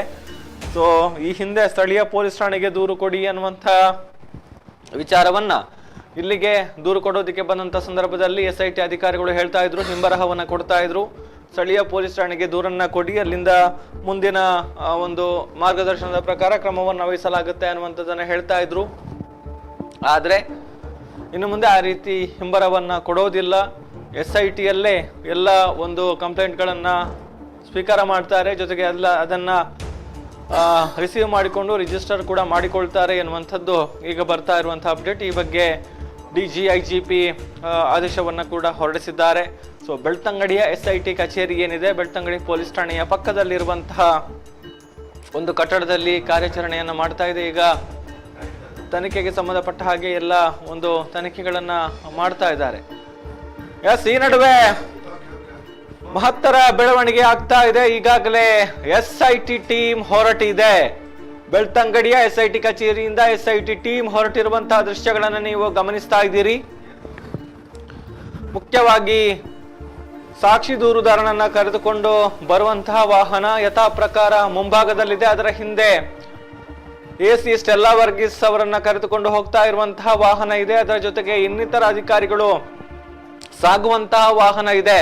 ಬೆಳ್ತಂಗಡಿಯಿಂದ ಅವರ ವಾಹನಗಳನ್ನ ಫಾಲೋ ಮಾಡಿಕೊಂಡು ಹೋಗ್ತಾ ಇದೆ ಸುದ್ದಿಯ ತಂಡ. ಸೊ ಈಗ ನೀವು ದೃಶ್ಯಗಳಲ್ಲಿ ಗಮನಿಸ್ತಾ ಇರುವಂತದ್ದು ಬೆಳ್ತಂಗಡಿಯಿಂದ ಹೊರಟಿರುವಂತಹ ದೃಶ್ಯಗಳು. ಬೆಳ್ತಂಗಡಿ SIT ಕಚೇರಿಯಿಂದ ಈಗಾಗಲೇ ಅಧಿಕಾರಿಗಳು ಹೊರಟಿದ್ದಾರೆ. ಸೊ ಎಲ್ಲಿಗೆ ಹೋಗ್ತಾರೆ ಅನ್ನುವಂತಹ ಒಂದು ಕುತೂಹಲ ಇದೆ. ಉತ್ಖನನ ಆಗುತ್ತಾ, ಬೇರೆ ಯಾವುದಾದ್ರೂ ಒಂದು ಜಾಗವನ್ನ ಗುರುತಿಸ್ತಾರಾ, ಪಾಯಿಂಟ್ ನಂಬರ್ 13ರ ಉತ್ಖನನ ಆಗುತ್ತಾ, ಎಲ್ಲವೂ ಕೂಡ ಪ್ರಶ್ನೆಗಳಿದೆ. ಸೊ ಎಲ್ಲ ಪ್ರಶ್ನೆಗಳಿಗೆ ಇನ್ನೇನು ಕೆಲವೇ ಹೊತ್ತಿನಲ್ಲಿ ಉತ್ತರ ದೊರಕೋದಕ್ಕಿದೆ. ಯಾಕಂತ ಹೇಳಿದ್ರೆ ಈಗಾಗಲೇ ಎಲ್ಲರೂ ಕೂಡ ಅತ್ತ ಕಡೆ ತೆರಳ್ತಾ ಇದ್ದಾರೆ. ಸೇತುವೆಯನ್ನ ದಾಟಿ ಹೋಗ್ತಾ ಇರುವಂತದನ್ನ ನಾವು ನೋಡ್ತಾ ಇದ್ದೇವೆ. ಲಾಯ್ಲಕ್ಕೆ ಸಮೀಪಿಸ್ತಾ ಇದ್ದಾರೆ ಇಲ್ಲಿಂದ ಹೊರಟಿರುವಂತಹ ಅಧಿಕಾರಿಗಳು. ನೋಡಬಹುದು ನಾವು ಒಂದು TT ಟೆಂಪೋ ಟ್ರಾವೆಲರ್ ವಾಹನದಲ್ಲಿ ಸಾಕ್ಷಿ ದೂರುದಾರನನ್ನ ಕರೆದುಕೊಂಡು ಬರುವಂತದ್ದು, ಜೊತೆಗೆ ತಂಡದ ಒಂದಷ್ಟು ಮಂದಿ ಅದೇ ವಾಹನದಲ್ಲಿ ತೆರಳುವಂಥದ್ದು. ಅದರ ಹಿಂದೆ ಇನ್ನೊಂದು ಇನೋವಾ ಇದೆ, ಅದರ ಹಿಂದೆ AC ಅವರ ವಾಹನ ಇದೆ. ಸೊ ಎಲ್ಲರೂ ಕೂಡ ಆಗಮಿಸ್ತಾ ಇದ್ದಾರೆ. ಸೊ ಸಾಕ್ಷಿ ದೂರುದಾರನನ್ನ ಕರೆದುಕೊಂಡು ಬರ್ತಾ ಇರುವಂತಹ ವಾಹನ ಓವರ್ಟೇಕ್ ಮಾಡಿಕೊಂಡು, ಇತರ ವಾಹನಗಳನ್ನ ಓವರ್ಟೇಕ್ ಮಾಡಿಕೊಂಡು ಮುನ್ನುಗ್ಗಿ ಬರ್ತಾ ಇರುವಂತದನ್ನ ನಾವು ನೋಡ್ತಾ ಇದ್ದೇವೆ. ಅದರ ಹಿಂದೆ ಇನ್ನೊಂದು ಅಧಿಕಾರಿಯ ವಾಹನ ಇದೆ, ಇನೋವಾ ಕ್ರಿಸ್ಟಾ. ಅದರ ಹಿಂಭಾಗದಲ್ಲಿ ಸ್ಕಾರ್ಪಿಯೋ ವಾಹನ ಇರುವಂತದ್ದು. AC ಸ್ಟೆಲ್ಲಾ ವರ್ಗೀಸ್ ಅವರನ್ನ ಕರೆದುಕೊಂಡು ಬರ್ತಾ ಇರುವಂತಹ ವಾಹನ. ನಾವು ದೃಶ್ಯಗಳಲ್ಲಿ ಗಮನಿಸ್ತಾ ಇದ್ದೇವೆ. ಲಾಯ್ಲವನ್ನ ಸಮೀಪಿಸ್ತಾ ಇದ್ದಾರೆ. ಸೊ ಈ ಒಂದು ವಾಹನವನ್ನ ಫಾಲೋ ಮಾಡಿಕೊಂಡು ಸುದ್ದಿಯ OB ವ್ಯಾನ್ ಹೋಗ್ತಾ ಇರುವಂತದ್ದು. ಸೊ ಎಲ್ಲಿಗೆ ಹೋಗ್ತಾ ಇದ್ದಾರೆ ಅನ್ನುವಂತಹ ಒಂದು ಕುತೂಹಲ ಇದೆ. ಸೊ ಬಹಳಷ್ಟು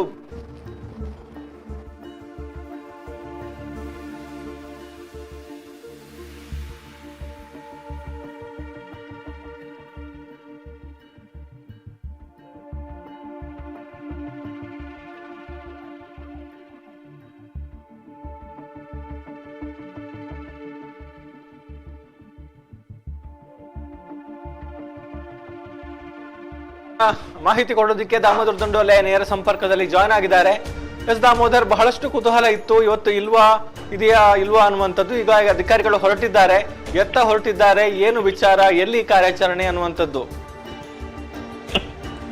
ಗೌತಮ್, ಬಹಳ ಮುಖ್ಯವಾಗಿ ಇವತ್ತು ಬೆಳಕಿನ ಕೂಡ ಕುತೂಹಲ ನಿನ್ನೆ ರೀತಿಯಲ್ಲಿ ಇತ್ತು. ಅಂದ್ರೆ ಮಧ್ಯಾಹ್ನ 12 ಗಂಟೆ 45 ಆಗ್ತಾ ಇದೆ.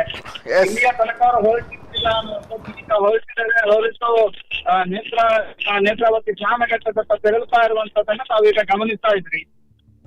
ಅದರ ಜೊತೆಗೆ ಈಗಾಗಲೇ ನೇತ್ರಾವತಿಯ ಸ್ನಾನಘಟ್ಟದಲ್ಲಿ ಗುರುತು ಮಾಡಿರೋ 13ನೇ ಗುರುತನ್ನ ಉತ್ಖನನ ಮಾಡ್ತಾರೋ ಅಥವಾ ಬೇರೆ ಗುರುತುಗಳತ್ತ ಹೋಗ್ತಾರೋ ಅನ್ನುವಂಥದ್ದು ಇನ್ನೂ ಕೂಡ ಸ್ಪಷ್ಟವಾಗಿ ಗೊತ್ತಾಗ್ಬೇಕಿದೆ ಗೌತಮ್. ಆದ್ರೆ ಒಂದಂತೂ ಸ್ಪಷ್ಟ, ಇದೀಗ ಬೆಳ್ತಂಗಡಿಯ ಲಾಯದವನ್ನ ದಾಟಿ ಮುಂದೆ ಹೋಗ್ತಾ ಇದ್ದಾರೆ. ಇನ್ನೇನು ಕೆಲವು ಕ್ಷಣಗಳಲ್ಲಿ ಕಾಶಿಬೆಟ್ಟು ಅಂದ್ರೆ ಕೊಯ್ಯೂರು ಕ್ರಾಸ್ ಅನ್ನ ದಾಟಿ ಸಾಗ್ಲಿಕ್ಕಿದ್ದಾರೆ. ಆನಂತರ ಕಾಶಿಬೆಟ್ಟುವನ್ನ ದಾಟಿ ಉಜಿರೆಯಿಂದ ನೇತ್ರಾವತಿಯ ಸ್ನಾನಘಟ್ಟದತ್ತ ಸಾಗುವಂತಹ ಸಾಧ್ಯತೆಗಳು, ಅದರ ಜೊತೆಗೆ ಸ್ನಾನಘಟ್ಟದ ಬಂಗ್ಲೆಗುಡ್ಡೆಯ ಸಮೀಪದಲ್ಲಿ ಉತ್ಖನನ ಮಾಡುವಂತಹ ಸಾಧ್ಯತೆಗಳಿದಾವೆ ಅಂತ ಹೇಳಲಾಗ್ತಿದೆ. ಪ್ರಮುಖವಾಗಿ ಇವತ್ತು 13ನೇ ನಂಬರ್ನ ಉತ್ಖನನ ಕಾರ್ಯ ಮಾಡೋದು ಡೌಟು. ಅದರ ಬದಲಾಗಿ ಉಳಿದಂತಹ ಕೆಲವೊಂದು ಸ್ಥಳಗಳನ್ನ ಮುಸುಕುದಾರಿ ಗುರುತಿಸುವಂತಹ ಸಾಧ್ಯತೆಗಳಿದ್ದಾವೆ. ಆ ಹಿನ್ನೆಲೆಯಲ್ಲಿ ಆ ಮುಸುಕುದಾರಿ ಹೇಳಿದಂತಹ ಸ್ಥಳವನ್ನ ಉತ್ಖನನ ಮಾಡುವಂತಹ ಸಾಧ್ಯತೆಗಳು ಇದಾವೆ ಗೌತಮ್. ಕೊಳ್ಳುವಂತ ಬಗ್ಗೆ ಕೂಡ ಮಾತನಾಡ್ತಾ ಇದ್ರು, ಅಂದ್ರೆ ಮಾತುಕತೆಗಳಾಗ್ತಾ ಇತ್ತು, ಚರ್ಚೆಗಳು ನಡೀತಾ ಇತ್ತು. ಸೊ GPR ಬಂದಿರುವಂತ ಬಗ್ಗೆ ಏನಾದ್ರು ಡೀಟೇಲ್ಸ್, ಅಪ್ಡೇಟ್ಸ್ ಏನಾದ್ರು ಇದೆಯಾ ಅನ್ನುವಂಥದ್ದು?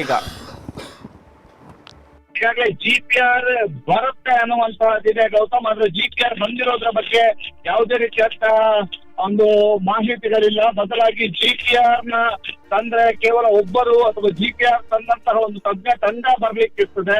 ಇವತ್ತು ಇಲ್ಲಿಂದ ತೆರಳಿದಂತಹ ತಂಡದಲ್ಲಿ ಅಂತಹ ತಜ್ಞರ ತಂಡಗಳನ್ನೇನು ನಾವು ಕಾಣಲಿಲ್ಲ. ಈ ಹಿನ್ನೆಲೆಯಲ್ಲಿ ಎಂದಿನಂತೆ ಅಂದ್ರೆ ಕಳೆದ ಬಾರಿ ಎಷ್ಟು ತಂಡಗಳಿತ್ತು ಅಷ್ಟೇ ತಂಡ ಹೋದಂತಹ ಸಾಧ್ಯತೆಗಳಿದಾವೆ. ಒಂದು ವೇಳೆ ಅಲ್ಲಿಗೆ ನೇರವಾಗಿ GPR ಹೊಂದಿರುವಂತಹ ತಂಡ ಏನಾದ್ರು ಬರುತ್ತೋ ಅನ್ನುವಂಥದ್ದು ಕುತೂಹಲ. ಈಗಾಗಲೇ GPR ಅನ್ನ ಬಳಕೆ ಮಾಡ್ಕೊಳ್ಬೇಕು ಅನ್ನುವಂತಹ ನಿರ್ಧಾರವನ್ನ ಮಾಡಿಕೊಂಡಿದ್ದಾರೆ ಅನ್ನುವಂಥದ್ದಿದೆ. ಒಂದು ವೇಳೆ GPR ಅನ್ನ ಬಳಕೆ ಮಾಡ್ಕೊಳ್ಳೋದಾದ್ರೆ ಮತ್ತಷ್ಟು ಒಂದು ಶೋಧ ಕಾರ್ಯ ನಡೀಲಿಕ್ಕಿದೆ. ಯಾಕಂತಂದ್ರೆ ಅವರು ಈಗಾಗ್ಲೇ ಅಂದ್ರೆ ಮೊದಲ ಪಾಯಿಂಟ್ ಇಂದಲೇ ಮತ್ತೆ GPR ನಲ್ಲಿ ಶೋಧ ಕಾರ್ಯ ನಡೆಸ್ತಾರೆ ಅನ್ನುವಂತಹ ಊಹಾಪೋಹಗಳಿದ್ದಾವೆ. ಅದು ಯಾವುದೇ ರೀತಿಯಲ್ಲೂ ಕೂಡ SIT ಸ್ಪಷ್ಟವಾಗಿಲ್ಲ. ಮತ್ತೊಂದು ಕಡೆ ಇವತ್ತು 13ನೇ ನಂಬರ್ ನಲ್ಲಿ ಉತ್ಖನನ ಮಾಡೋದ್ರ ಬಗ್ಗೆ ಬಹಳಷ್ಟು ರೀತಿಯಲ್ಲಿ ಒಂದು ಗೊಂದಲಗಳಿದ್ದಾವೆ. 13ನೇ ನಂಬರ್ ಉತ್ಖನನ ಮಾಡೋದಿಲ್ಲ ಅನ್ನುವಂಥದ್ದು ಇದೆ. ಯಾಕೆಂತಂದ್ರೆ 13ನೇ ನಂಬರ್ ಅಲ್ಲಿ ಬಹಳಷ್ಟು ಒಂದು ಸಮಾಲೋಚನೆ ನಡೆದಿದೆ. 13ನೇ ನಂಬರ್ನ ಗುರುತಿನ ಬಗ್ಗೆ ಬಹಳಷ್ಟು ಸಮಾಲೋಚನೆ ನಡೆದಿದೆ. ಆ ಗುರುತನ್ನ ಅಗೆದ್ರೆ ಅಲ್ಲಿ ಯಾವ ರೀತಿಯಾಗಿ ತೊಂದರೆಗಳಾಗಬಹುದು ಅಥವಾ ಅಲ್ಲಿ ವಿದ್ಯುತ್ ವ್ಯತ್ಯಯ ಆಗಬಹುದು ಮತ್ತು ವಿದ್ಯುತ್ ಕಂಬವನ್ನ ತೆಗಿಬೇಕು. ಅದರ ಜೊತೆಗೆ ಅಲ್ಲೇ ಪಕ್ಕದಲ್ಲಿರ್ತಕ್ಕಂಥ ಅಣೆಕಟ್ಟನ್ನ ಒಂದು ಅಣೆಕಟ್ಟಿಗೂ ಕೂಡ ಹೇಗಾಗುವಂತ ಸಾಧ್ಯತೆಗಳು ಎಲ್ಲ ಹಿನ್ನೆಲೆಯಲ್ಲಿ 13 ನಂಬರ್ಗೆ ಮುಖ್ಯವಾಗಿ GPR ಅನ್ನ ಬಳಕೆ ಮಾಡ್ಕೊಳ್ತಾರೆ. GPR ನಲ್ಲಿ ನೋಡ್ತಾರೆ. ತದ ಬಳಿಕವೇ 13ನೇ ನಂಬರ್ನ ಉತ್ಖನನ ಮಾಡೋದಕ್ಕೆ ಮುಂದಾಗ್ತಾರೆ ಅನ್ನುವಂತ ಮಾಹಿತಿಗಳು ಲಭ್ಯವಾಗಿದೆ. ಆದ್ರೆ ಇದೀಗ ಪ್ರಣವ್ ಮೊಹಾಂತಿ ಅವರ ಮಾರ್ಗದರ್ಶನದಂತೆ ನಡೆಯುತ್ತಿರುವಂತಹ ಈ ಒಂದು SIT ತನಿಖೆಯಲ್ಲಿ ಇವತ್ತಿನ ದಿನ ಈಗಾಗಲೇ ಮತ್ತೆ ನೇತ್ರಾವತಿಯತ್ತ ಹೋಗ್ತಾ ಇರುವಂತದನ್ನು ನಾವು ಗಮನಿಸ್ತಾ ಇದ್ದೀವಿ. ಯಾಕಂತಂದ್ರೆ ನೇತ್ರಾವತಿಯ ಸ್ನಾನಘಟ್ಟದ ಸಮೀಪವೇ ಮತ್ತೆ ಕೆಲವು ಗುರುತುಗಳನ್ನ ಅನ್ನುವಂಥದ್ದಿದೆ.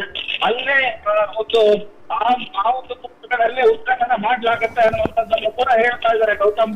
ಆದ್ರೆ ಒಂದೊಂದು ಸತ್ಯ ಏನಂತಂದ್ರೆ ಯಾವ ಗುರುತು ಅನ್ನುವಂಥದ್ದು ಸ್ಪಷ್ಟತೆ ಯಾವ ಮಾಧ್ಯಮಗಳಿಗೂ ಕೂಡ ಇನ್ನು ಸಿಕ್ಕಿಲ್ಲ.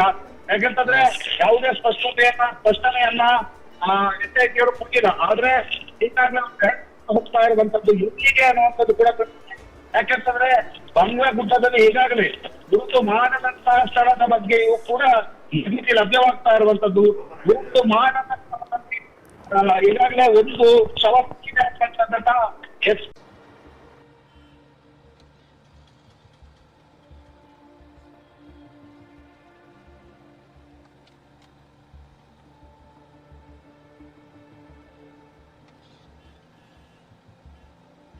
SIT ಟೀಮ್ ಉಜಿರೆಯನ್ನ ದಾಟಿ ಹೋಗ್ತಾ ಇರುವಂತದ್ದನ್ನ ನಾವು ಗಮನಿಸ್ತಾ ಇದ್ದೇವೆ.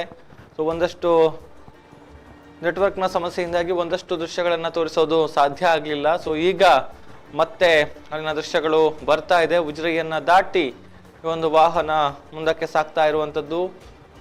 ಮೊದಲನೆಯದಾಗಿ ಸಾಕ್ಷಿ ದೂರುದಾರನನ್ನು ಕರೆದುಕೊಂಡು ಬರುವಂತಹ ವಾಹನ ಏನಿದೆ ಅದು ಟೆಂಪೋ ಟ್ರಾವೆಲರ್ ವಾಹನ ಇದೆ. ಅದರ ಹಿಂಭಾಗದಲ್ಲಿ ಒಂದು ಇನ್ನೋವಾ ಕ್ರಿಸ್ಟಾ ಅಧಿಕಾರಿಗಳ ವಾಹನ, ಅದರ ಹಿಂಭಾಗದಲ್ಲಿ AC ಅವರನ್ನು ಕರೆದುಕೊಂಡು AC ಸ್ಟೆಲ್ಲಾ ವರ್ಗೀಸ್ ಅವರನ್ನು ಕರೆದುಕೊಂಡು ಬರ್ತಾ ಇರುವಂತಹ ಮಹೀಂದ್ರ ಸ್ಕಾರ್ಪಿಯೋ, ಅದರ ಹಿಂದೆ ಪೊಲೀಸ್ ವಾಹನ ಇತ್ತ ಕಡೆಗೆ ಆಗಮಿಸ್ತಾ ಇರುವಂಥದ್ದು ನಾವು ದೃಶ್ಯಗಳಲ್ಲಿ ನೋಡ್ತಾ ಇದ್ದೇವೆ. ಉಜಿರೆಯನ್ನು ದಾಟಿ ಮುಂದಿನ ಚತುಷ್ಪಥ ರಸ್ತೆಯ ಮೂಲಕ ಸಾಗ್ತಾ ಇದೆ. ಇನ್ನೇನು ಕೆಲವೇ ಹೊತ್ತಿನಲ್ಲಿ ನೇತ್ರಾವತಿ ಸ್ನಾನಘಟ್ಟ ಪ್ರದೇಶವನ್ನು ತಲುಪೋದಕ್ಕಿದ್ದಾರೆ. ಬಹುಶಃ ಅಲ್ಲಿಂದ ಉತ್ತರ ಸಿಗುತ್ತೆ ಇವತ್ತಿನ ಕಾರ್ಯಾಚರಣೆ ಯಾವುದು, ಏನು, ಎಲ್ಲಿ ಅನ್ನುವಂಥದ್ದು. ಅಂದರೆ ಉತ್ಖನನವನ್ನು ಮಾಡ್ತಾರಾ ಅಥವಾ ಹೊಸ ಪಾಯಿಂಟನ್ನು ಏನಾದರೂ ಸಾಕ್ಷಿ ದೂರುದಾರ ತೋರಿಸ್ತಾನ ಅನ್ನುವಂಥ ಒಂದು ಕುತೂಹಲ ಇದೆ. ಆ ಕುತೂಹಲ ಎಲ್ಲರನ್ನೂ ಕೂಡ ಕಾಡ್ತಾ ಇದೆ. ಯಾರಿಗೂ ಕೂಡ ಈವರೆಗೆ ಸ್ಪಷ್ಟವಾದ ಮಾಹಿತಿ ಇಲ್ಲ. ಯಾಕಂತ ಹೇಳಿದರೆ ಪ್ರತಿಯೊಂದು ವಿಚಾರವನ್ನು ಕೂಡ ಪ್ರತಿಯೊಂದು ಮಾಹಿತಿಗಳನ್ನು ಕೂಡ ಅತ್ಯಂತ ಗೌಪ್ಯತೆಯಿಂದ ಕಾಯ್ದುಕೊಳ್ತಾ ಇದೆ SIT ಟೀಮ್. ಹಾಗಾಗಿ ಏನಾಗ್ತಾ ಇದೆ, ಏನು ಎತ್ತ ಎನ್ನುವಂಥದ್ರ ಬಗ್ಗೆ ಯಾವುದೇ ರೀತಿಯ ಒಂದು ಐಡಿಯಾಗಳಾಗಲಿ ಅಥವಾ ಮಾಹಿತಿಗಳಾಗಲಿ ಒಳಭಾಗದಿಂದ ಸಿಗ್ತಾ ಇಲ್ಲ. ಸೊ ಹಾಗಾಗಿ ಈಗ ಸದ್ಯದ ಮಟ್ಟಿಗೆ ಕಾರ್ಯಾಚರಣೆ ಏನು ಎತ್ತ ಅನ್ನುವಂಥದ್ದು ಯಾರಿಗೂ ಕೂಡ ಗೊತ್ತಿಲ್ಲ. ಸೊ ಆ ಒಂದು ಪ್ರದೇಶಕ್ಕೆ ತಲುಪಿ ಅವರು ವಾಹನವನ್ನು ನಿಲ್ಲಿಸಿದ ಬಳಿಕ ಅಷ್ಟೇ ಏನು ಎತ್ತ ಅನ್ನುವಂಥದ್ದು ಸ್ಪಷ್ಟವಾಗಿ ಗೊತ್ತಾಗೋದಕ್ಕಿದೆ. ಮತ್ತೆ ದಾಮೋದರ್ ದೊಂಡೋಲಿ ಅವರು ಜಾಯಿನ್ ಆಗಿದ್ದಾರೆ. ಎಸ್ ದಾಮೋದರ್, ನೀವು ಎಕ್ಸ್ಪ್ಲೇನ್ ಮಾಡ್ತಾ ಇದ್ರಿ ಇವತ್ತಿನ ಕಾರ್ಯಾಚರಣೆ ಏನು ಎತ್ತ ಎನ್ನುವಂಥದ್ರ ಬಗ್ಗೆ. ಸೊ ಏನಾದರೂ ಐಡಿಯಾ ಸಿಗ್ತಾ ಇದೆಯಾ ಅಥವಾ ಎಲ್ಲಾದರೂ ಸಿದ್ಧತೆಗಳಾಗಿರುವಂಥದ್ದು ಕಂಡು ಬರ್ತಾ ಇದೆಯಾ ಅಂತ? ಗೌತಮ್, ಈಗಾಗಲೇ ಬಂದಿರುವಂತಹ ಮಾಹಿತಿಯ ಪ್ರಕಾರ ಬಂಗಟ್ಟೆ ಅಥವಾ ಕಲ್ಲೇರಿಯ ಸಮೀಪಕ್ಕೆ ವಾಹನಗಳು ತೆರಳುವಂತಹ ಸಾಧ್ಯತೆಗಳು ಇದಾವೆ ಅನ್ನುವಂತಹ ಮಾಹಿತಿಗಳು ಲಭ್ಯವಾಗ್ತಾ ಇರುವಂತದ್ದು. ಆದ್ರೆ ಈಗಾಗಲೇ ಉಜಿರೆಯ ಸಿದ್ದವನವನ್ನ ದಾಟಿ ಹೋಗ್ತಾ ಇರುವಂತಹ ವೆಹಿಕಲ್ಸ್ ಯಾವ ಕಡೆಗೆ ಸಾಗ್ತದೆ ಅನ್ನುವಂಥದ್ದು ಬಹಳಷ್ಟು ದೊಡ್ಡ ಮಟ್ಟಿಗೆ ಪ್ರಶ್ನೆ. ಯಾಕಂತಂದ್ರೆ ಫಾಲೋ ಅಪ್ ನಲ್ಲಿ ಇದ್ದೇವೆ, ಫಾಲೋ ಮಾಡ್ತಾ ಇದ್ದೇವೆ. ಎಕ್ಸ್ಕ್ಲೂಸಿವ್ ದೃಶ್ಯಗಳನ್ನ ತಾವೀಗ ನೋಡ್ತಾ ಇದ್ದೀರಿ. ನೇರವಾಗಿ ಉಜಿರೆಯ ಸಿದ್ದವನವನ್ನ ದಾಟಿ ಇದೀಗ ಧರ್ಮಸ್ಥಳ ತೆರಳುತ್ತಾ ಇರುವಂತದನ್ನ ಕೂಡ ತಾವು ನೋಡ್ತಾ ಇದ್ದೀರಿ. ಸಂಪೂರ್ಣವಾದಂತಹ ದೃಶ್ಯಾವಳಿಗಳನ್ನ ತಾವೀಗ ನೋಡ್ತಾ ಇರುವಂತದ್ದು. ಪ್ರಮುಖವಾಗಿ ಸೋಕೋ ಅಧಿಕಾರಿಗಳು, FSL ಅಧಿಕಾರಿಗಳು, ತಹಶೀಲ್ದಾರ್, AC ಮತ್ತು SIT ಅಧಿಕಾರಿಗಳು ಸೇರಿದಂತೆ ಬಹಳಷ್ಟು ಅಧಿಕಾರಿ ವರ್ಗ ಈ ಒಂದು ತನಿಖೆಗೆ ಬೇಕಾದಂತದ್ದು ಮತ್ತು ಉತ್ಖನನ ಕಾರ್ಯಕ್ಕೆ ಬೇಕಾದಂತಹ ಅಧಿಕಾರಿ ವರ್ಗ ಎಲ್ಲರೂ ಕೂಡ ಜೊತೆಯಾಗಿ ಹೋಗ್ತಾ ಇರುವಂತದ್ದನ್ನ ತಾವು ಈಗ ಗಮನಿಸ್ತಾ ಇದ್ದೀರಿ. ಅದರ ಜೊತೆಗೆ ಇವತ್ತು ಎಲ್ಲಿ ಉತ್ಖನನ ನಡೆಯುತ್ತೆ, ಯಾವ ಸ್ಥಳವನ್ನ ಗುರುತು ಮಾಡ್ತಾರೆ ಅನ್ನುವಂಥದ್ದು ಈಗಿರುವ ಕುತೂಹಲ ಗೌತಮ್. ಯಾಕೆಂತಂದ್ರೆ ಮೊನ್ನೆಯಿಂದಲೂ ಕೂಡ ಈ ಎಲ್ಲ ಚಟುವಟಿಕೆಗಳು ಕೂಡ ಗೌಪ್ಯವಾಗಿ ನಡೆದಂತಹ ರೀತಿಯಲ್ಲಿ ನಡೀತಾ ಇದೆ. ಯಾಕೆಂತಂದ್ರೆ ಮೊದಲ ದಿನ ನಡೆದಂತಹ 1ನೇ ನಂಬರ್ನ ಉತ್ಖನನದ ನಂತರ 2, 3, 4, 5 ಈ ಉತ್ಖನನ ಸಂದರ್ಭದಲ್ಲಿ ಯಾವುದೇ ರೀತಿಯಲ್ಲೂ ಕೂಡ ನಮಗೆ ಮಾಹಿತಿಗಳು ಅಥವಾ ಅಲ್ಲಿಯ ದೃಶ್ಯಗಳು ಸಿಗ್ಲಿಲ್ಲ. 6 ನಂತರ 6, 7, 8ರ ನಂತರ ದೃಶ್ಯಗಳು ಸಿಗೋದಕ್ಕೆ ಕಾರಣ ಆಯ್ತು. ಯಾಕೆಂತಂದ್ರೆ ಅದೆಲ್ಲವೂ ಕೂಡ ರೋಡ್ ಸೈಡ್ ನಲ್ಲಿತ್ತು. ಅದಾದ ನಂತರ 6ರಿಂದ 12ರ ತನಕವೂ ಕೂಡ ಪ್ರತಿ ಒಂದು ಉತ್ಖನನದ ದೃಶ್ಯಗಳು ಕೂಡ ನಮಗೆ ಸಿಕ್ಕಿರುವಂತದ್ದು. ಅವುಗಳಲ್ಲಿ 6ರಲ್ಲಿ ಉತ್ಖನನದ ವೇಳೆ ಒಂದು ಅವಶೇಷ ಸಿಕ್ಕಿರುವಂತದ್ದನ್ನ ಕೂಡ ತಾವು ಗಮನಿಸಿದ್ದೀರಿ. ಅದನ್ನು ಕೂಡ ಈಗಾಗಲೇ FSL ನವರು ತನಿಖೆಗೆ ಒಳಪಡಿಸಿರುವಂತದ್ದನ್ನ ಕೂಡ ತಾವು ಗಮನಿಸ್ತಾ ಇದ್ದೀರಿ. ಮತ್ತೊಂದು ಕಡೆ ಭೂಮಿಯ ಮೇಲ್ಮೈಯಲ್ಲಿ ಸಿಕ್ಕಿರುವಂತಹ ಮೃತದೇಹದ ಕಳೇಬರವನ್ನು ಕೂಡ ಪರೀಕ್ಷೆಗೆ ಕಳಿಸಿಕೊಟ್ಟಿದ್ದಾರೆ. ಆದ್ರೆ UDR ಅನ್ನ ಧರ್ಮಸ್ಥಳ ಠಾಣೆಯಲ್ಲಿ ದಾಖಲಿಸಿ ಇದೀಗ ಮತ್ತೆ UDR ಅನ್ನ ಧರ್ಮಸ್ಥಳ ಠಾಣೆಯಲ್ಲಿ ದಾಖಲಿಸಿ ಅದನ್ನು ಮತ್ತೆ SITಗೆ ಆದೇಶಿಸಿದ್ದಾರೆ. SIT ಆ ತನಿಖೆಗೆ ಅದನ್ನು ಕೊಟ್ಟಿದ್ದಾರೆ. ಈ ಹಿನ್ನೆಲೆಯಲ್ಲಿ FSL ನವರು ಅದನ್ನ ಈಗಾಗಲೇ ತನಿಖೆಗೆ ಪರೀಕ್ಷೆಗೆ ಒಳಪಡಿಸುವುದಕ್ಕೆ ಕಳುಹಿಸಿಕೊಟ್ಟಿದ್ದಾರೆ. ಈಗಾಗಲೇ 6ನೇ ನಂಬರ್ನಲ್ಲಿ ಸಿಕ್ಕಂತಹ ಮೃತದೇಹದ ಅವಶೇಷಗಳ ಬಗ್ಗೆ ಬೇರೆ ಬೇರೆ ಊಹಾಪೋಹಗಳು ಹರಡ್ತಾ ಇರುವಂತದ್ದು. ಅದು ಗಂಡಸಿಗೆ ಸೇರಿರುವಂತದ್ದು, 40 ವರ್ಷ ಹಳೆಯದ್ದು ಅನ್ನುವಂಥದ್ದೆಲ್ಲ ಕೂಡ ಹರಿದಾಡ್ತಾ ಇದೆ. ಆದ್ರೆ ಎಷ್ಟು ನಿಜ ಅನ್ನುವಂಥದ್ದು ಯಾರಿಗೂ ಈಗಾಗಲೇ ಸ್ಪಷ್ಟ ಮಾಹಿತಿಗಳು ಬಂದಿಲ್ಲ. ಮತ್ತೊಂದು ಕಡೆ ಮೇಲ್ಭಾಗದಲ್ಲಿ ಸಿಕ್ಕಂತಹ ಮೃತದೇಹಕ್ಕೆ ಸಂಬಂಧಪಟ್ಟಂತೆ ಅಥವಾ ಮೃತದೇಹದ ಕಳೇಬರಕ್ಕೆ ಸಂಬಂಧಪಟ್ಟಂತೆ ಅದು ಇತ್ತೀಚಿನದ್ದು ಅನ್ನುವಂತಹ ಮಾಹಿತಿಗಳು ಲಭ್ಯವಾಗಿದೆಯೇ ಹೊರತು ಅದರ ಬಗ್ಗೆಯೂ ಕೂಡ ಸ್ಪಷ್ಟತೆ ಇಲ್ಲ.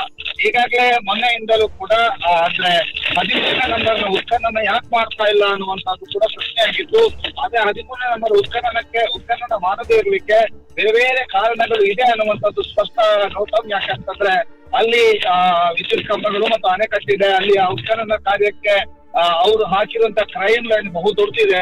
ಅಂದ್ರೆ 6 ಅಡಿ 3 ಅಡಿಗೆ ಉತ್ಖನನ ಕಾರ್ಯದ ಕ್ರೈಮ್ ಲೈನ್ ಅನ್ನ ಹಾಕಿದ ಬಹಳಷ್ಟು ದೊಡ್ಡ ಅಗಲ ಮತ್ತು ಆಳವನ್ನ ಅಲ್ಲಿ ತೆಗಿಬೇಕಾಗ್ತದೆ. ಈ ಹಿನ್ನೆಲೆಯಲ್ಲಿ ಆ ಅಣೆಕಟ್ಟಿಗೂ ಕೂಡ ಪೆಟ್ಟಾಗುವಂತ ಸಾಧ್ಯತೆ ಇದೆ. ಈ ಹಿನ್ನೆಲೆಯಲ್ಲಿ ಅಲ್ಲೊಂದು ಒಂದಷ್ಟು ತಯಾರಿಗಳ ನಂತರ ಉತ್ಖನನ ಮಾಡುವ ಅನ್ನುವಂಥದ್ದು ಅಧಿಕಾರಿಗಳ ತೀರ್ಮಾನ. ಅದರ ಜೊತೆಗೆ ಈಗಾಗಲೇ ಅಲ್ಲಿ ಹೋಗ್ತಾ ಇರುವಂತದ್ದು ಮತ್ತು ಅಧಿಕಾರಿಗಳನ್ನ ಫಾಲೋ ಅಪ್ ಮಾಡ್ತಿರುವಂತ ನಮ್ಮ ತಂಡ ಕೊಟ್ಟಂತ ಸೂಚನೆಯ ಮೇರೆಗೆ ಈಗಾಗಲೇ ಅದು ನೇತ್ರಾವತಿಯ ಸಮೀಪಕ್ಕೆ ಅಂದ್ರೆ ಕನ್ಯಾಡಿಯ ಸಮೀಪಕ್ಕೆ ಅದು ತಲುಪ್ತಾ ಇದೆ. ಕನ್ಯಾಡಿಯನ್ನ ದಾಟಿ ನೇತ್ರಾವತಿಗೆ ತಲುಪುವಂತಹ ಸಾಧ್ಯತೆಗಳಿದಾವೆ. ಆ ಕನ್ಯಾಡಿಯನ್ನ ದಾಟಿ ನೇತ್ರಾವತಿ ತಲುಪಿದ ನಂತರವಷ್ಟೇ ಈಗ ಸ್ಪಷ್ಟತೆ ಸಿಗುತ್ತೆ ಅಂದ್ರೆ ಎಲ್ಲಿ ಅನ್ನುವಂಥದ್ದು. ಕೆಲವೊಂದು ಮಾಧ್ಯಮಗಳಲ್ಲಿ ಅಥವಾ ಕೆಲವು ಮಾಧ್ಯಮಗಳ ಮಾಹಿತಿಯ ಪ್ರಕಾರ ಕಲ್ಲೇರಿಗೆ ಹೋಗ್ತವೆ ಅನ್ನುವಂಥದ್ದಿದೆ. ಮತ್ತೆ ಕೆಲವರು ಬಂಗ್ಲಾಗುಡ್ಡೆ ಅಂತಿದ್ದಾರೆ. ಅಂದ್ರೆ ಈ ಒಂದು ಗೌಪ್ಯತೆಯನ್ನ ಕಾಪಾಡಿಕೊಂಡೇ SIT ಮುಂದುವರಿತಾ ಇರುವಂತದ್ದನ್ನ ಕೂಡ ತಾವು ಗಮನಿಸಿದ್ದೀವಿ. ಈಗಾಗಲೇ SITಯ ಈ ಒಂದು ಗೌಪ್ಯತೆಯನ್ನ ಕಾಪಾಡಿಕೊಂಡೇ ಮುಂದುವರಿತಾ ಇರೋದ್ರಿಂದಲೂ ಕೂಡ ಇವತ್ತು ಯಾವ ಕಡೆಗೆ SIT ಸಾಗ್ತದೆ, SIT ಅಧಿಕಾರಿಗಳು ಎಲ್ಲಿ ಮಹಾಜನನ್ನ ಮಾಡ್ಕೋತಾರೆ, ಯಾವ ಗುರುತನ್ನ ಹಾಕಿಸಿಕೊಳ್ತಾರೆ ಅಥವಾ ಗುರುತು ಮಾತ್ರ ಗುರುತಿಸ್ತಾರೋ ಅಥವಾ ಉತ್ಖನನ ಕಾರ್ಯ ನಡೆಯುತ್ತೋ ಅನ್ನುವಂಥದ್ರ ಬಗ್ಗೆಯೂ ಕೂಡ ಬಹಳಷ್ಟು ಪ್ರಶ್ನೆಗಳಿದಾವೆ. ಎಲ್ಲ ಪ್ರಶ್ನೆಗಳಿಗೆ ಕೆಲವೇ ಕ್ಷಣಗಳಲ್ಲಿ ಉತ್ತರ ಸಿಗುವಂತ ಸಾಧ್ಯತೆ ಇದಾವೆ. ಅದರ ಜೊತೆಗೆ ಗ್ರಾಮ ಪಂಚಾಯತಿನ ಕಡೆಯಿಂದ ಕಾರ್ಮಿಕರ ನಿಯೋಜನೆ ಕೂಡ ಮಾಡಲಾಗಿದೆ ಗೌತಮ್. ಈಗಾಗಲೇ ನಿನ್ನೆಯೂ ಕೂಡ ಕಾರ್ಮಿಕರನ್ನ ನಿಯೋಜನೆಗೊಳಿಸಲಾಗಿತ್ತು. ಆದ್ರೆ ನಿನ್ನೆ ಅವರಿಗೆ ಯಾವುದೇ ಕೆಲಸಗಳಿರಲಿಲ್ಲ. ಯಾಕಂದ್ರೆ ನಿನ್ನೆ ಒಂದಷ್ಟು ವ್ಯಕ್ತಿಗಳ ವಿಚಾರಣೆಯನ್ನ ಕೈಗೊಳ್ಳುವಂತ ನಿಟ್ಟಿನಲ್ಲಿ SIT ಅಧಿಕಾರಿಗಳು ಕಚೇರಿಗೆ ಕರೆಸಿಕೊಂಡು ಆ ಮುಸುಕುದಾರಿಯ ಆಫೀಸರನ್ನ ಕೆಲವರನ್ನ ವಿಚಾರಣೆ ಮಾಡಿದ್ದಾರೆ ಅಂತ ಹೇಳಲಾಗ್ತಾ ಇದೆ. ಈ ಹಿನ್ನೆಲೆಯಲ್ಲಿ ತಮಿಳುನಾಡು ಮೂಲದವರನ್ನ ಕೆಲವರನ್ನ ವಿಚಾರಣೆ ಮಾಡಲಾಗಿದೆ ಅನ್ನುವಂಥದ್ದು ಕೂಡ ಹೇಳಲಾಗ್ತಾ ಇದೆ. ಆದ್ರೆ ಅದರ ಬಗ್ಗೆ ಸ್ಪಷ್ಟ ಮಾಹಿತಿಗಳು ಲಭ್ಯವಾಗಿಲ್ಲ. ಮತ್ತೊಂದು ಕಡೆ ಇಲ್ಲಿಯ ಉತ್ಖನನ ಕಾರ್ಯ ಇವತ್ತು ಉತ್ಖನನ ಕಾರ್ಯ ನಡೆಯುತ್ತೋ ಅಥವಾ ಕೇವಲ ಗುರುತು ಮಾಡುವಂತ ಕಾರ್ಯ ನಡೆಯುತ್ತೋ ಅನ್ನುವಂಥದ್ದಕ್ಕೂ ಕೂಡ ಉತ್ತರ ಸಿಕ್ಕಿಲ್ಲ. ಆದ್ರೆ 11ನೇ ಪಾಯಿಂಟ್ನಿಂದ ಮೇಲ್ಭಾಗಕ್ಕೆ ಹೋದಾಗ ಮೊನ್ನೆ ಬಾಂಗ್ಲಾಗುಡ್ಡೆಯಲ್ಲಿ ಒಂದು ಗುರುತು ಮಾಡಿ ಉತ್ಖನನ ಮಾಡಿದ್ರು. ಅದೇ ರೀತಿಯಾದಂತಹ ಕಾರ್ಯ ನಡೀಬಹುದು ಅನ್ನುವಂಥದ್ದು ಊಹೆ. ಯಾಕೆಂತಂದ್ರೆ ಈಗ ಗುರುತು ಮಾಡಿ ಉತ್ಖನನ ಮಾಡಿದ ನಂತರ ಆ ಗುರುತನ್ನ ಸೀಲ್ ಮಾಡಿ ಬರ್ಲಿಕ್ಕೆ ಒಂದು ರೀತಿಯಾದಂತಹ ನಿರ್ಧಾರವನ್ನ ಅಧಿಕಾರಿಗಳು ಮಾಡಿದ್ದಾರೆ. ಯಾಕಂತಂದ್ರೆ ಗುರುತು ಮಾಡೋದು ನಾಳೆ ಉತ್ಖನನ ಮಾಡೋದು ಅನ್ನೋದ್ರ ಬದಲು ಇವತ್ತು ಗುರುತು ಮಾಡಿ ಅಲ್ಲೇ ಉತ್ಖನನ ಮಾಡಿ ಕಾರ್ಮಿಕರನ್ನ ಉಪಯೋಗಿಸಿಕೊಂಡು ಉತ್ಖನನ ಮಾಡುವಂತಹ ನಿರ್ಧಾರವನ್ನ ಅಧಿಕಾರಿಗಳು ಕೈಗೊಂಡಿರುವಂತಿದೆ. ಅದರ ಜೊತೆಗೆ ಕೆಲವು ಅಧಿಕಾರಿಗಳು ಆಫ್ ದಿ ರೆಕಾರ್ಡ್ ಅಂತ ಹೇಳುವಂತ ರೀತಿಯಲ್ಲಿ ಬೇರೆ ಬೇರೆ ಆಯಾಮಗಳಲ್ಲಿ ತನಿಖೆಯನ್ನ ಮುಂದುವರಿಸಿದ್ದಾರೆ. SIT ಅಧಿಕಾರಿಗಳು ಈಗಾಗಲೇ ಗ್ರಾಮ ಪಂಚಾಯತ್ನಿಂದ 2014ರವರೆಗೆ ಅಂದ್ರೆ 1995ರಿಂದ 2014ರವರೆಗೆ ಕೆಲಸ ಮಾಡ್ತಾ ಇದ್ದಂತ ಕೆಲವರ ಕಾರ್ಮಿಕರದ್ದು ಅಧಿಕಾರಿಗಳದ್ದೆಲ್ಲ ಮಾಹಿತಿಯನ್ನ ಕಲೆ ಹಾಕಿದ್ದಾರೆ. ಈ ಹಿನ್ನೆಲೆಯಲ್ಲಿ ಅವರನ್ನು ಕೂಡ ವಿಚಾರಣೆಗೊಳಪಡಿಸುವಂಥದ್ದು ಅಥವಾ ಅವರಿಂದ ಹೇಳಿಕೆಗಳನ್ನ ದಾಖಲಿಸುವಂತಹ ಕೆಲಸವನ್ನ ಮಾಡುವಂತಹ ಇದೆಲ್ಲ ತನಿಖೆಯ ಭಾಗವಾಗಿರೋದ್ರಿಂದ ಅವುಗಳನ್ನ ಮತ್ತೊಂದು ತಂಡ ನಿರ್ವಹಿಸಬಹುದು ಅನ್ನುವಂಥದ್ದನ್ನ ಕೂಡ ಹೇಳಲಾಗ್ತದೆ. ಯಾಕೆಂತಂದ್ರೆ ಈಗಾಗಲೇ ಮೊನ್ನೆ SITಯ ಅಧಿಕಾರಿಯವರು ಗ್ರಾಮ ಪಂಚಾಯತ್ಗೆ ತೆರಳಿ ಅಲ್ಲಿಯ ಮಾಹಿತಿಗಳನ್ನ ಪಡ್ಕೊಂಡು ಬಂದಿದ್ರು. ಅದ ಬಳಿಕ ಇನ್ನೋರ್ವ ಅಧಿಕಾರಿಗಳು ಅಲ್ಲಿ ಯಾರ್ಯಾರು ಕೆಲಸ ಮಾಡ್ತಾ ಇದ್ರು ಅನ್ನುವಂತ ಮಾಹಿತಿಗಳನ್ನು ಕೂಡ ಪಡ್ಕೊಂಡು ಬಂದಿದ್ದಾರೆ. ಈ ಹಿನ್ನೆಲೆಯಲ್ಲಿ ಮೊದಲ ಒಬ್ಬ ಅಧಿಕಾರಿ ಹೋಗಿ UDR ದಾಖಲಾದಂತಹ ದಾಖಲೆ ಪತ್ರಗಳನ್ನ ತೆಗೆದುಕೊಂಡು ಬಂದಿದೆ. ಮತ್ತೊಬ್ಬ ಅಧಿಕಾರಿ ಈಗಾಗಲೇ ಅಲ್ಲಿ ಯಾರೆಲ್ಲ ಕೆಲಸ ಮಾಡ್ತಾ ಇದ್ರು ಅನ್ನುವಂತ ದಾಖಲೆ ಪತ್ರಗಳನ್ನು ಪಡ್ಕೊಂಡು ಬಂದಿದ್ದಾರೆ. ಈ ಸಂದರ್ಭದಲ್ಲಿ ಈಗಾಗಲೇ ಅಲ್ಲಿ ನಾವೆಲ್ಲ ನೋಡ್ತಾ ಇರುವಂತೆ SIT ಅಧಿಕಾರಿಗಳು ಆ ಸಮಯ ತೆಗೆದುಕೊಂಡು ಈಗ ಮುಂದೆ ಹೋಗ್ತಾ ಇರುವಂತದನ್ನ ಕೂಡ ನಾವು ಗಮನಿಸ್ತಾ ಇದ್ರಿ. ಪಾಯಿಂಟ್ ನಂಬರ್ 13 ಡೌಟ್ ಅನ್ನುವಂಥದ್ದು ಕಂಡು ಬರ್ತಾ ಇದೆ. ಯಾಕಂತ ಹೇಳಿದ್ರೆ ಪಾಯಿಂಟ್ ನಂಬರ್ 13ರ ಜಾಗವನ್ನ ದಾಟಿ ಈಗ ಅವರ ವಾಹನ ಮುಂದಕ್ಕೆ ಸಾಗ್ತಾ ಇರುವಂತದ್ದು ದಾಮೋದರ್. ಬಹಳಷ್ಟು ಕುತೂಹಲ ಇದೆ. ಮುಂದಿನ ಪಾಯಿಂಟ್ ಯಾವ್ದಾಗಿರ್ಬೋದು, ಎಲ್ಲಿಗೆ ಹೋಗ್ತಾರೆ ಅನ್ನುವಂಥದ್ದು ಈಗ.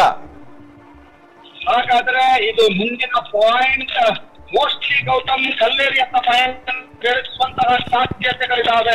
ಧರ್ಮಸ್ಥಳ ಸಮೀಪದ ಕಲ್ಲೇರಿಯತ್ತ ಪಯಣ ಬೆಳೆಸುವಂತಹ ಸಾಧ್ಯತೆಗಳಿದಾವೆ. ಆ ಸಾಧ್ಯತೆಗಳ ಬಗ್ಗೆ ನೀವು ಆಗಲೇ ನಿಮಗೆ ಮಾಹಿತಿಯನ್ನ ನಾವು ಕೊಟ್ಟಿದ್ವಿ. ಕಲ್ಲೇರಿಯತ್ತ ಹೋಗುವಂತಹ ಸಾಧ್ಯತೆಗಳಿದಾವೆ ಅನ್ನುವಂತಹ ಮಾಹಿತಿಗಳನ್ನ ಕೊಟ್ಟಿದ್ವಿ. ಈಗ ನಿಜ ಆಗುವಂತಹ ಸಾಧ್ಯತೆಗಳು ಇದಾವೆ ಗೌತಮ್. ಯಾಕಂತಂದ್ರೆ ನೇರವಾಗಿ ಕಲ್ಲೇರಿಯತ್ತ ಹೋಗುವಂತಹ ಸಾಧ್ಯತೆಗಳಿದಾವೆ. ಕಲ್ಲೇರಿಯಲ್ಲಿ ನಾನು ಹೋಗುತ್ತಿದ್ದೇನೆ ಅಂತ ಹೇಳುವಂತಹ ಸ್ಥಳಗಳನ್ನ ಆತ ತೋರಿಸುವಂತಹ ಸಾಧ್ಯತೆಗಳು ಇದಾವೆ ಗೌತಮ್. ತಾಲೂಕಿನ ಆಸುಪಾಸಿನಲ್ಲಿ ತಾನು ಹೂತಿಟ್ಟಿದ್ದೇನೆ ಅಂತ ಹೇಳುವಂತದನ್ನ ಆತದನ್ನ ಪತ್ರದಲ್ಲಿ ತಿಳಿಸಿದ್ದ. ಈ ಹಿನ್ನೆಲೆಯಲ್ಲಿ ಅಲ್ಲಿ ಕೆಲವು ಸ್ಥಳಗಳನ್ನ ತೋರಿಸುವಂತಹ ಸಾಧ್ಯತೆಗಳಿದಾವೆ. ಅದು ಎಷ್ಟರ ಮಟ್ಟಿಗೆ ನಿಜ ಅನ್ನುವಂಥದ್ದು ಕೆಲವೇ ಕ್ಷಣಗಳಲ್ಲಿ ಗೊತ್ತಾಗ್ತದೆ. ನೇರ ಪ್ರಸಾದ ನೋಡ್ತಾ ಇದ್ರೆ ಈಗಾಗಲೇ ನೇತ್ರಾವತಿಯನ್ನ ದಾಟಿದ್ದಾರೆ ಅನ್ನುವಂತ ಮಾಹಿತಿಗಳು ಲಭ್ಯವಾಗ್ತಾ ಇದೆ ಗೌತಮ್. ಎಸ್, ನೇತ್ರಾವತಿ ಸ್ನಾನಘಟ್ಟ ಎಲ್ಲವನ್ನು ಕೂಡ ದಾಟಿ ಮುಂದಕ್ಕೆ ಬರ್ತಾ ಇದ್ದಾರೆ. ಆಲ್ಮೋಸ್ಟ್ ಧರ್ಮಸ್ಥಳದ ಒಂದು ಪ್ರವೇಶ ದ್ವಾರದ ಬಳಿಗೆ ರೀಚ್ ಆಗ್ತಾ ಇದ್ದಾರೆ ಅನ್ನುವಂಥದ್ದನ್ನು ಕೂಡ ಹೇಳ್ಬೋದು. ಜೊತೆಗೆ ಅಲ್ಲಿ ದೃಶ್ಯಗಳನ್ನು ನಾವು ಗಮನಿಸಿದ್ರೆ ಠಾಣೆಯ ಸಮೀಪಕ್ಕೆ ಈಗಾಗಲೇ ಅವರ ವಾಹನ ಬಂದಿದೆ. ಅಲ್ಲಿ ಒಂದು KSRP ವಾಹನ ಮುಂಭಾಗದಲ್ಲಿ ಸಾಕ್ತಾ ಇದೆ. ಅದರ ಹಿಂಭಾಗದಲ್ಲಿ ಸಾಕ್ಷಿ ದೂರುದಾರನನ್ನ ಕರೆದುಕೊಂಡು ಬರ್ತಾ ಇರುವಂತಹ ವಾಹನ ಕೂಡ ಸಾಕ್ತಾ ಇರುವಂತದನ್ನ ನಾವು ನೇರ ದೃಶ್ಯಗಳಲ್ಲಿ ಗಮನಿಸ್ತಾ ಇದ್ದೇವೆ. ಸೊ ಬಹಳಷ್ಟು ಕುತೂಹಲಕ್ಕೆ ಕಾರಣ ಆಗ್ತಾ ಇದೆ ಎಲ್ಲಿಗೆ ಹೋಗ್ತಾ ಇದ್ದಾರೆ ಅನ್ನುವಂತಹ ಬಗ್ಗೆ. ಮುಂದಿನ ಹುಡುಕಾಟ ಎಲ್ಲಿ ಅನ್ನುವಂಥದ್ದು ಪ್ರಶ್ನೆ.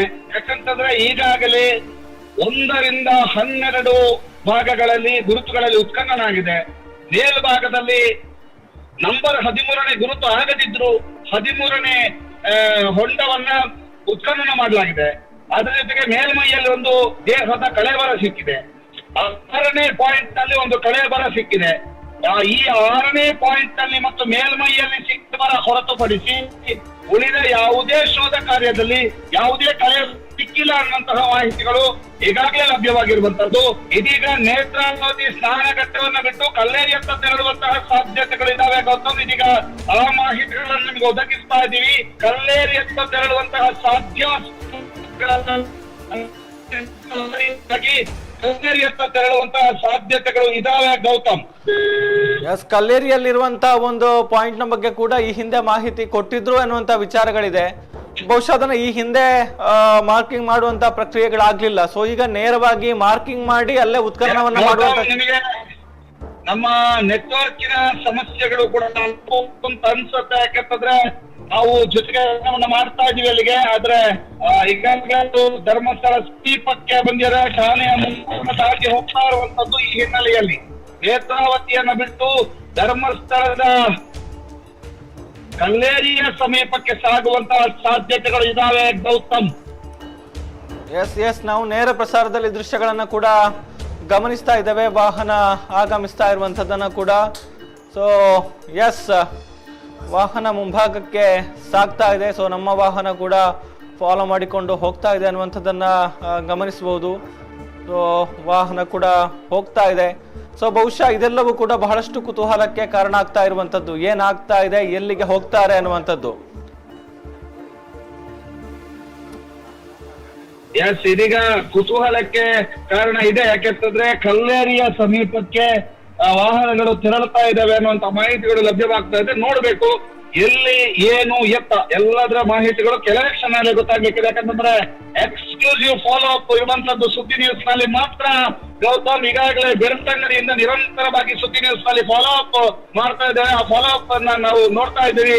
ನೇರವಾಗಿ ಈಗ ನೇತ್ರಾನಗರದಿಂದ ಅಥವಾ ನೇತ್ರಾನಗರ ದಾಟಿ ಸ್ನಾನಘಟ್ಟವನ್ನ ದಾಟಿ ಒಂದು ಪಾಂಗಾಳ ಕ್ರಾಸ್ ಏನಿದೆ, ಮಣ್ಣ ಸಂಖ್ಯೆ ಏನಿದೆ, ಅವುಗಳನ್ನ ದಾಟಿ ಧರ್ಮಸ್ಥಳ ಸ್ಟೇಷನ್ ಅನ್ನ ದಾಟಿ ಆ ಒಂದು ವೆಹಿಕಲ್ಸ್ ಮುಂದಡಿ ಇಡ್ತಾ ಇರುವಂತದ್ದು. ಇದೀಗ ಸಾಗೋದು ಎಲ್ಲಿಗೆ ಅನ್ನುವಂತ ನೋಡ್ಬೇಕು ಗೌತಮ್. ಎಸ್, ಖಂಡಿತವಾಗ್ಲೂ ಇನ್ನೇನು ಕೆಲವೇ ಹೊತ್ತಿನಲ್ಲಿ ಈ ಎಲ್ಲ ಪ್ರಶ್ನೆಗಳಿಗೆ ಕೂಡ ಉತ್ತರ ಸಿಗುತ್ತೆ ಅನ್ನುವಂಥದ್ದು. ಬಹುಶಃ ಮುಂದಿನ ಹಂತದಲ್ಲಿ ಮತ್ತಷ್ಟು ಮಾಹಿತಿಯನ್ನ ತಮ್ಮಿಂದ ಪಡೆದುಕೊಳ್ತೇವೆ ಅನ್ನುವಂಥದ್ದನ್ನು ಹೇಳ್ತಾ ಥ್ಯಾಂಕ್ ಯು ದಾಮೋದರ್ ಈ ಕ್ಷಣದ ಮಾಹಿತಿಗಾಗಿ.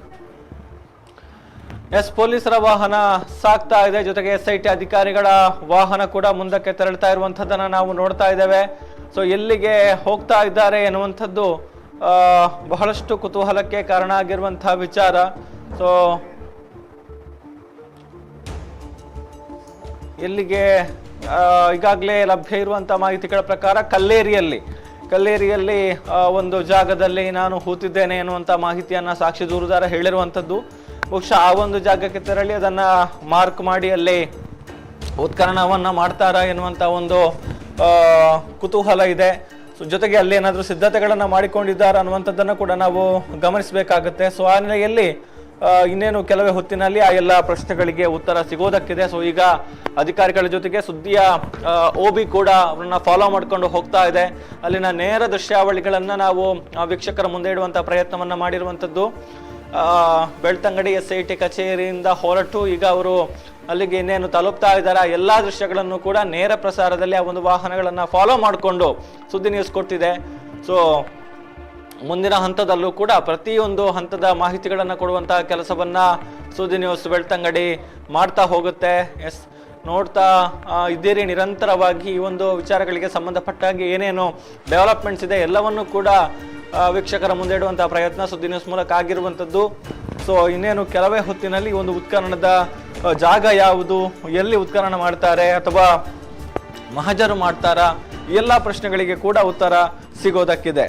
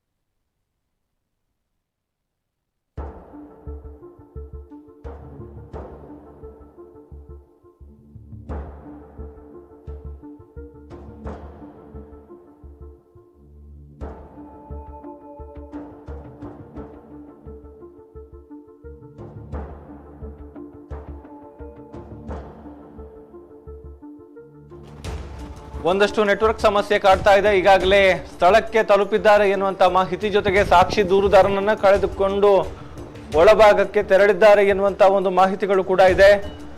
ಒಂದಷ್ಟು ನೆಟ್ವರ್ಕ್ನ ಸಮಸ್ಯೆಯಿಂದಾಗಿ ಅಲ್ಲಿನ ನೇರ ಪ್ರಸಾರದ ದೃಶ್ಯಗಳನ್ನ ತೋರಿಸೋದಕ್ಕೆ ಸದ್ಯಕ್ಕೆ ಸಾಧ್ಯ ಆಗ್ತಾ ಇಲ್ಲ. ಮ್ಯಾಕ್ಸಿಮಮ್ ಪ್ರಯತ್ನಗಳನ್ನ ಸುದ್ದಿಯ ತಂಡ ಮಾಡ್ತಾ ಇದೆ. ಅಲ್ಲಿ ನೆಟ್ವರ್ಕ್ ಇರುವಂತಹ ಕಡೆಗಳಿಂದ ಅಲ್ಲಿನ ದೃಶ್ಯಗಳನ್ನ ತೋರಿಸುವಂತ ಒಂದು ಪ್ರಯತ್ನವನ್ನ ಸುದ್ದಿ ನ್ಯೂಸ್ ಮಾಡ್ತಾ ಇದೆ. ಸೊ ಅಲ್ಲಿ ಈಗಾಗಲೇ ಸಾಕ್ಷಿ ದೂರುದಾರನನ್ನ ಕರೆದುಕೊಂಡು ಒಳಭಾಗಕ್ಕೆ ಹೋಗ್ತಾ ಇದ್ದಾರೆ ಎನ್ನುವಂತ ಒಂದು ಮಾಹಿತಿಗಳಿದೆ. ಈಗಾಗಲೇ ಆ ಒಂದು ದೃಶ್ಯಗಳು ಕೂಡ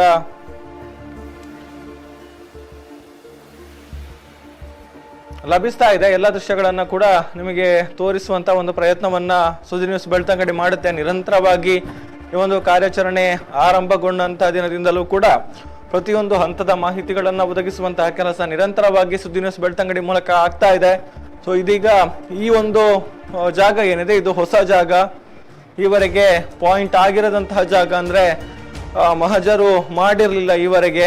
ಈ ಜಾಗದ ಬಗ್ಗೆ ಮಾಹಿತಿಯನ್ನ ತನ್ನ ದೂರಿನಲ್ಲಿ ಉಲ್ಲೇಖ ಮಾಡಿದ್ರು ಎನ್ನುವಂತಹ ಮಾಹಿತಿಗಳಿದೆ. ಸೊ ಅದಕ್ಕೆ ಸಂಬಂಧಪಟ್ಟ ಹಾಗೆ ಇವತ್ತು ಈಗ ಪಾಯಿಂಟ್ ನಂಬರ್ 13ರ ಉತ್ಖನನ ಬಾಕಿ ಇರುವ ಹಾಗೆಯೇ ಈಗ ಈ ಒಂದು ಪಾಯಿಂಟ್ ನಲ್ಲಿ ಕಾರ್ಯಾಚರಣೆಯನ್ನ ನಡೆಸೋದಕ್ಕೆ ಮುಂದಾಗಿದ್ದಾರೆ. ಇವತ್ತು ಕಾರ್ಯಾಚರಣೆ ನಡೆಯುತ್ತೆ ಅನ್ನುವಂಥದ್ದನ್ನ ಹೇಗೆ ಹೇಳ್ಬೋದು ಅಂತ ಹೇಳಿದ್ರೆ, ಎಸಿ ಅವರ ಸಮಕ್ಷಮದಲ್ಲೇ ನಡಿಬೇಕಾಗಿರುವಂತಹ ಒಂದು ಪ್ರಕ್ರಿಯೆ. ಹಾಗಾಗಿ ಎಸಿ ಅವರು ಆಗಮಿಸಿದ್ದಾರೆ. ಅದರ ಜೊತೆಗೆ ಈ ಹಿಂದೆ ಈ ಒಂದು ಕಾರ್ಯಾಚರಣೆ ನಡೆಯುವಾಗ ಯಾರೆಲ್ಲ ಅಧಿಕಾರಿಗಳ ಉಪಸ್ಥಿತಿ ಇತ್ತು ಅವರೆಲ್ಲ ಅಧಿಕಾರಿಗಳು ಆಗಮಿಸಿದ್ದಾರೆ ಅನ್ನುವಂಥದ್ದು ಕೂಡ. ಸೊ ಬಹುಶಃ ಇದೆಲ್ಲವೂ ಕೂಡ ಇವತ್ತು ಈ ಒಂದು ಪಾಯಿಂಟ್ ನಲ್ಲಿ ಕಾರ್ಯಾಚರಣೆ ನಡೆಯುತ್ತೆ ಅನ್ನುವಂಥದ್ದಕ್ಕೆ ಒಂದು ಪುಷ್ಟಿಯನ್ನ ಒದಗಿಸ್ತಾ ಇರುವಂತದ್ದು. ಸೊ ಈ ಒಂದು ಜಾಗ ಯಾವುದು ಅನ್ನುವಂಥದ್ರ ಬಗ್ಗೆ ಇನ್ನೇನು ಕೆಲವೇ ಹೊತ್ತಿನಲ್ಲಿ ಸ್ಪಷ್ಟವಾದ ಮಾಹಿತಿಯನ್ನ ಸುದ್ದಿ ನ್ಯೂಸ್ ಒದಗಿಸುತ್ತೆ. ಈಗ ಅಲ್ಲಿನ ದೃಶ್ಯಗಳನ್ನ ಕಟ್ಟಿಕೊಡುವಂತ ಒಂದು ಪ್ರಯತ್ನ ಸುದ್ದಿ ನ್ಯೂಸ್ ಮೂಲಕ ನಡೀತಾ ಇದೆ.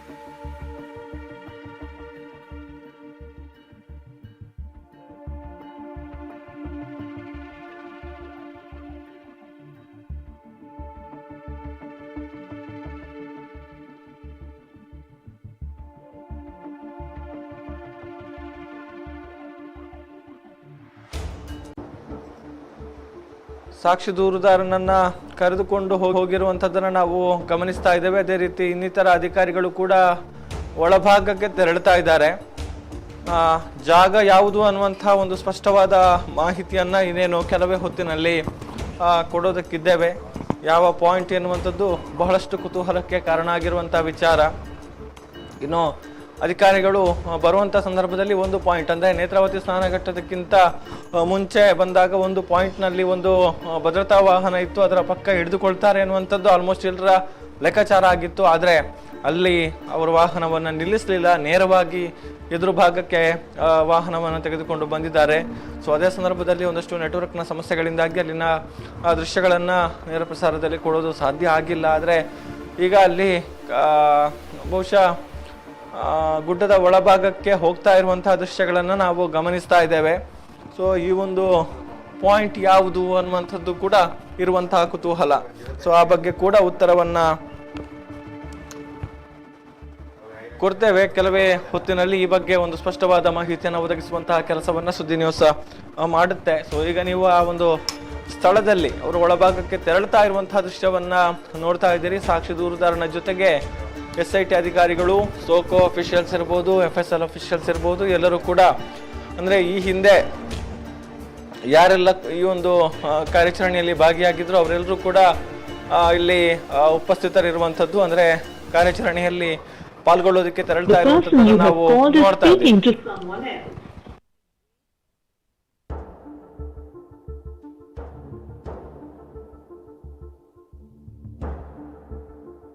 ಮಾಹಿತಿಯನ್ನು ಕೊಡೋದಕ್ಕೆ ದಾಮೋದರ್ ದಂಡೋಲೆ ಜಾಯ್ನ್ ಆಗಿದ್ದಾರೆ. ಎಸ್ ದಾಮೋದರ್, ಯಾವ ಪಾಯಿಂಟ್ ಇದು, ಎಲ್ಲಿ ನಡೀತಾ ಇದೆ ಇವತ್ತು ಕಾರ್ಯಾಚರಣೆ? ಬರೀ ಮಾರ್ಕಿಂಗ್ ಅಥವಾ ಎಕ್ಸಿಮೇಷನ್ ಆಗುತ್ತಾ ಇವತ್ತು ಅಂತ? ಮುಸುಕುದಾರಿ ವ್ಯಕ್ತಿ ತನ್ನ ಪತ್ರದಲ್ಲಿ ತಿಳಿಸಿರುವಂತೆ ಧರ್ಮಸ್ಥಳದ ಕಲ್ಲೇರಿಯ ಪೆಟ್ರೋಲ್ ಬಂಕಿನ ಸಮೀಪ ಆಸುಪಾಸು ಅನ್ನುವಂಥದ್ದನ್ನು ಏನ್ ತಿಳಿಸಿದ್ದ, ಇದೀಗ ನಾವು ಇರುವಂತಹದ್ದು ಧರ್ಮಸ್ಥಳ ಗ್ರಾಮ ಪಂಚಾಯತ್ ವ್ಯಾಪ್ತಿಯ ಬೊಳಿಯಾರ್ನ ಗೋಂಕ್ರತಾರು ಎಂಬಲ್ಲಿ. ಗೋಂಕ್ರತಾರು ಅಂತಂದ್ರೆ ಇಲ್ಲೊಂದು ಹಳ್ಳ ಹರಿದು ಹೋಗುತ್ತೆ, ಅದಕ್ಕೆ ಗೋಂಕ್ರತಾರು ಅಂತ ಕರೆಯಲ್ಪಡುತ್ತದೆ. ಅಲ್ಲಿರ್ತಕ್ಕಂತಹ ಒಂದು ರಸ್ತೆಯ ಮುಂಭಾಗದಲ್ಲಿ ಈಗಾಗಲೇ ಅವರು ತೆರಳಿರುವಂತದ್ದು. ಇಲ್ಲಿಗೆ 15ನೇ ನಂಬರಿನ ಗುರುತನ್ನ ಕೂಡ ಅವರು ತೆಗೆದುಕೊಂಡು ಹೋಗಿರುವಂತದ್ದು. ಈ ಹಿನ್ನೆಲೆಯಲ್ಲಿ ಗುರುತು ನಂಬರ್ 15 ಅಂತ ಹೇಳಲಾಗ್ತಾ ಇದೆ ಗೌತಮ್. ಅಂದ್ರೆ ಮೊನ್ನೆ ಬಂಗ್ಲೆಗುಡ್ಡೆಯ ಮೇಲ್ಭಾಗದಲ್ಲಿ ಮಾಡಿರುವಂತಹ ಉತ್ಖನನ ಕಾರ್ಯದ ಗುರುತು ಹಾಗಾದ್ರೆ 14, ಇವತ್ತು 15ನೇ ಗುರುತಿನ ಉತ್ಖನನ ಕಾರ್ಯ ಮಾಡುವಂತಹ ಸಾಧ್ಯತೆಗಳು ಇದಾವೆ ಗೌತಮ್. ಈಗಾಗಲೇ ಇಲ್ಲಿ ನೆಟ್ವರ್ಕಿನ ಸಮಸ್ಯೆ ಇದೆ, ಆದ್ರೂ ಕೂಡ ಇಲ್ಲಿಯ ದೃಶ್ಯಾವಳಿಗಳನ್ನ ಕಳಿಸಿಕೊಡುವಂತ ನಿಟ್ಟಿನಲ್ಲಿ ನಿರಂತರವಂತ ಪ್ರಯತ್ನಗಳನ್ನ ಮಾಡಲಾಗ್ತಾ ಇದೆ ಗೌತಮ್. ಇದೀಗ ಗುರುತು ನಂಬರ್ 15ರಲ್ಲಿ ಒಂದು ಕಾರ್ಯಾಚರಣೆಗೆ ಮುಂದಾಗಿರುವಂತದ್ದು. ಈಗಾಗಲೇ ಗುರುತು ನಂಬರ್ 15ರಲ್ಲಿ ಒಂದು ಕಾರ್ಯಾಚರಣೆಗೆ ಮುಂದಾಗಿರುವಂತದ್ದನ್ನ ತಾವು ಗಮನಿಸ್ತಾ ಇದ್ರಿ. ಗುರುತು ನಂಬರ್ 15ರ ಬಗ್ಗೆ ಈಗಾಗಲೇ ಮಾಹಿತಿಯನ್ನ ಕಲೆ ಹಾಕುವಂತದ್ದು ಅಧಿಕಾರಿಗಳು ಮಾಡಿದ್ದಾರೆ. ಆತ ಆ ಗುರುತನ್ನ ತಾನು ತೋರಿಸ್ತೀನಿ ಅಂತ ಹೇಳಿದ್ದಾರೆ. ಈ ಹಿನ್ನೆಲೆಯಲ್ಲಿ ಆ ಗುರುತಿನತ್ತ ಈಗಾಗಲೇ ತೆರಳಿರುವಂತದ್ದು ಸೋಕಾ ಅಧಿಕಾರಿಗಳು, ಅಧಿಕಾರಿಗಳು, FSL ಅಧಿಕಾರಿಗಳು, SIT ಅವರು ಮತ್ತು ವೈದ್ಯಾಧಿಕಾರಿಗಳು ಮತ್ತು AC ಸ್ಟೆಲ್ಲಾ ವರ್ಗೀಸ್ ನೇತೃತ್ವ ಎಲ್ಲರೂ ಕೂಡ ಅಲ್ಲಿಗೆ ಈಗ ನೋಡ್ತಾ ಇದ್ದೀರಿ ಗೌತಮ್. ಓಕೆ, ಅಂದ್ರೆ ಈಗ ಅಲ್ಲಿ ಮಹಜರು ಮಾತ್ರ ಆಗುವಂತದ್ದ ಅಥವಾ ಉತ್ಖನನ ಆಗುತ್ತಾ? ಅಂದ್ರೆ ಅಲ್ಲಿ ಬಹುಶಃ ಪಾಯಿಂಟ್ ಒಳಭಾಗದಲ್ಲಿ ಇದೆ ಅಂತ ಅನಿಸ್ತಾ ಇದೆ. ಇಲ್ಲಿನ ಒಂದಷ್ಟು ಬಂದಿರುವಂತಹ ದೃಶ್ಯಗಳನ್ನ ಗಮನಿಸಿದ್ರೆ ರಸ್ತೆ ಪಕ್ಕದಲ್ಲಿ ಇದೆಯಾ, ಒಳಭಾಗದಲ್ಲಿ ಇದೆಯಾ, ಹೇಗೆ ಅನ್ನುವಂಥದ್ದು ದಾಮೋದರ ಈ ಒಂದು ಪಾಯಿಂಟ್ ನಂಬರ್ 15? ಇಲ್ಲ, ಇಲ್ಲಿ ಮಹಜರು ಮಾತ್ರ ಅಲ್ಲ, ಉತ್ಖನನ ಕಾರ್ಯವೂ ಕೂಡ ನಡೆಯುತ್ತೆ. ಪಾಯಿಂಟ್ ನಂಬರ್ 14ರಲ್ಲಿ ಉತ್ಖನನ ಕಾರ್ಯವೂ ಕೂಡ 15ರಲ್ಲಿ ಉತ್ಖನನ ಕಾರ್ಯವೂ ಕೂಡ ನಡೀಲಿಕ್ಕಿದೆ. ಈಗಾಗಲೇ ಮೊನ್ನೆಯೂ ಕೂಡ ಅಷ್ಟೇ ಪಾಯಿಂಟ್ ನಂಬರ್ 14ರ ಮೇಲ್ಭಾಗಕ್ಕೆ ಕರೆದುಕೊಂಡು ಹೋದ ನಂತರ ಪಾಯಿಂಟ್ ನಂಬರ್ 14ನ್ನ ಗುರುತಿಸಿ ಅಲ್ಲಿ ಉತ್ಖನನ ಕಾರ್ಯವನ್ನ ಮಾಡಲಾಗಿತ್ತು. ಅದೇ ರೀತಿ ಈ 15ರಲ್ಲೂ ಕೂಡ ಉತ್ಖನನ ಕಾರ್ಯವನ್ನು ಇವತ್ತೇ ನಡೆಸುವಂತಹ ಸಾಧ್ಯತೆಗಳು ಕೂಡ ಇದಾವೆ ಗೌತಮ್. ಈಗಾಗಲೇ ಅವರು ಇಲ್ಲಿಯ ಒಂದು ಗುಡ್ಡದ ಪ್ರದೇಶಕ್ಕೆ ಹೋಗಿರುವಂತದ್ದು, ಅಲ್ಲಿ ಉತ್ಖನನ ಕಾರ್ಯವನ್ನ ಆರಂಭಿಸಿದ ನಂತರ ತದ ಬಳಿಕ ಅವರು ಕೆಳ ಬರುವಂತದ್ದು. ಈ ಹಿನ್ನೆಲೆಯಲ್ಲಿ ಮಧ್ಯಾಹ್ನದ ನಂತರವೇ ತೆರಳಿರುವಂತದ್ದು. ಇದೀಗ ಒಂದು ಉತ್ಖನನ ಕಾರ್ಯ ಇವತ್ತು ನಡೆಯುತ್ತೆ ಅನ್ನುವಂತಹ ಮಾಹಿತಿ ಗೌತಮ್. ಓಕೆ, ಅಂದ್ರೆ ಈಗ ಈ ಒಂದು ಪಾಯಿಂಟ್ ಕೂಡ ಗುಡ್ಡದ ಮೇಲ್ಭಾಗದಲ್ಲಿ ಇದೆ, ಹೊರಭಾಗಕ್ಕೆ ಯಾವುದೇ ಅಲ್ಲಿನ ಆಕ್ಟಿವಿಟೀಸ್ ಕಾಣೋದಿಲ್ಲ ಹಾಗಿದ್ರೆ? ಎಸ್, ಇವತ್ತು ಈಗಾಗಲೇ ಅಲ್ಲಿ ಒಳಭಾಗಕ್ಕೆ ತೆರಳಿ ಆಗಿದೆ. ಅಂದ್ರೆ ಉತ್ಖನನ ಕಾರ್ಯಕ್ಕೆ ಹೋಗುವಂತ ರೀತಿಯಲ್ಲಿ 15 ಅನ್ನುವಂತ ಬೋರ್ಡ್ ಅನ್ನು ಕೂಡ ತೆಗೆದುಕೊಂಡು ಹೋಗಿದ್ದಾರೆ. 13ನೇ ನಂಬರ್ನ ಗುರುತನ್ನ GPR ಬಳಸಿ ತದ ಬಳಿಕ ಅದನ್ನು ಉತ್ಖನನ ಮಾಡೋದೋ ಬೇಡೋ ಅನ್ನುವಂತ ನಿರ್ಧಾರವನ್ನು ತೆಗೆದುಕೊಳ್ಳುವಂತಹ ಸಾಧ್ಯತೆಗಳಿದ್ದಾವೆ. ಈಗ ನಂಬರ್ 15ರತ್ತ ಕರೆದುಕೊಂಡು ಹೋಗಿರುವಂತದ್ದು. ಅಲ್ಲಿ ಮೊದಲಿಗೆ ಗುರುತನ್ನ ಮಾಡಿ ತದ ಬಳಿಕ ಅಲ್ಲಿ ಉತ್ಖನನ ಕಾರ್ಯವನ್ನು ಕೂಡ ಇವತ್ತೇ ನೆರವೇರಿಸುವಂತಹ ಸಾಧ್ಯತೆಗಳಿದ್ದಾವೆ ಗೌತಮ್. ಓಕೆ, ಬಹುಶಃ ಈ ಎಲ್ಲ ಡೆವಲಪ್ಮೆಂಟ್ ಅನ್ನ ಗಮನಿಸಿದ್ರೆ ಪಾಯಿಂಟ್ ನಂಬರ್ 15 ಅನ್ನುವಂಥದ್ದು ಬಹಳಷ್ಟು ಕ್ಯೂರಿಯಾಸಿಟಿಯನ್ನ ಹುಟ್ಟು ಹಾಕ್ತಾ ಇದೆ. ಯಾಕಂತ ಹೇಳಿದ್ರೆ ಮೊನ್ನೆ ಕೂಡ 13 ಆಗ್ಬೇಕಿತ್ತು, ಮೇಲ್ಭಾಗಕ್ಕೆ ಹೋಗಿದ್ರು, ಅಲ್ಲಿ ಉತ್ಖನನ ಮಾಡಿದ್ರು. ಸೊ ಇವತ್ತು ಪಾಯಿಂಟ್ ನಂಬರ್ 13ರ ಉತ್ಖನನ ಆಗ್ಬೋದು ಅನ್ನುವಂಥ ನಿರೀಕ್ಷೆಗಳು ಅದು ಆಗ್ಲಿಲ್ಲ.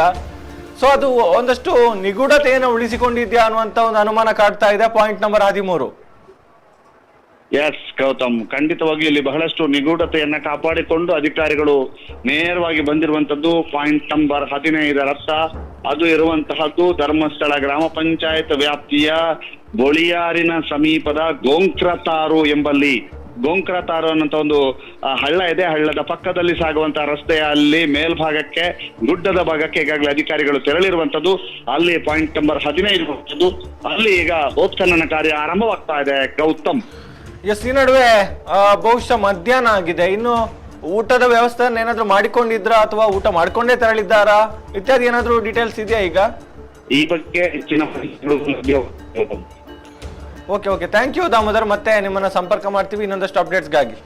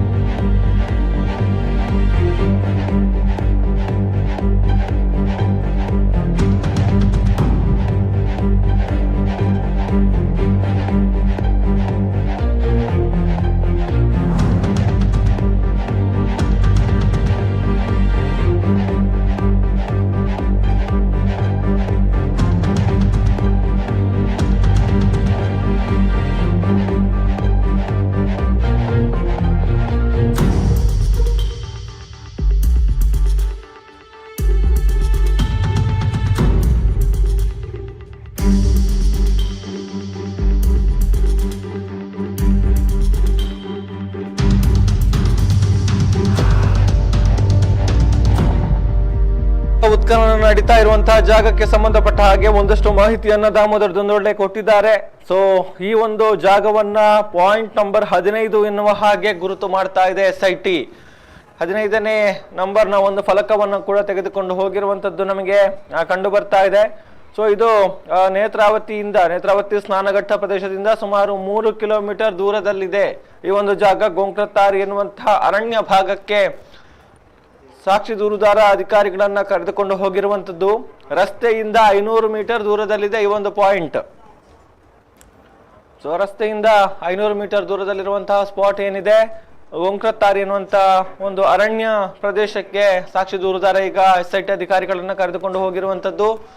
ಸೊ ಇವತ್ತೇ ಅಲ್ಲಿ ಸ್ಥಳ ಗುರುತನ್ನ ಮಾಡ್ತಾರೆ, ಅಲ್ಲೇ ಉತ್ಖನನ ಆಗುತ್ತೆ, ಇವತ್ತೇ ಉತ್ಖನನವನ್ನ ಮಾಡ್ತಾರೆ ಎನ್ನುವಂತಹ ಒಂದು ಮಾಹಿತಿ. ಅದೇ ರೀತಿ ಈಗಾಗಲೇ ಅದಕ್ಕೆ ಪೂರಕವಾಗಿ ಕಾರ್ಮಿಕರು ಹಾರೆ, ಪಿಕ್ಕಾಸು ಇತ್ಯಾದಿಗಳನ್ನ ತೆಗೆದುಕೊಂಡು ಹೋಗಿದ್ದಾರೆ. ಅಗೆಯೋದಿಕ್ಕೆ ಏನೆಲ್ಲ ಪರಿಕರಗಳು ಬೇಕೋ ಅದನ್ನ ತೆಗೆದುಕೊಂಡು ಹೋಗುವಂತ ಕೆಲಸಗಳಾಗಿದೆ. ಅದೇ ರೀತಿ ಉಪ್ಪಿನ ಮೂಟೆಯನ್ನು ಕೂಡ ರವಾನೆ ಮಾಡಲಾಗಿದೆ ಎನ್ನುವಂತ ಒಂದು ಡೀಟೇಲ್ಸ್ ಲಭಿಸ್ತಾ ಇರುವಂತದ್ದು.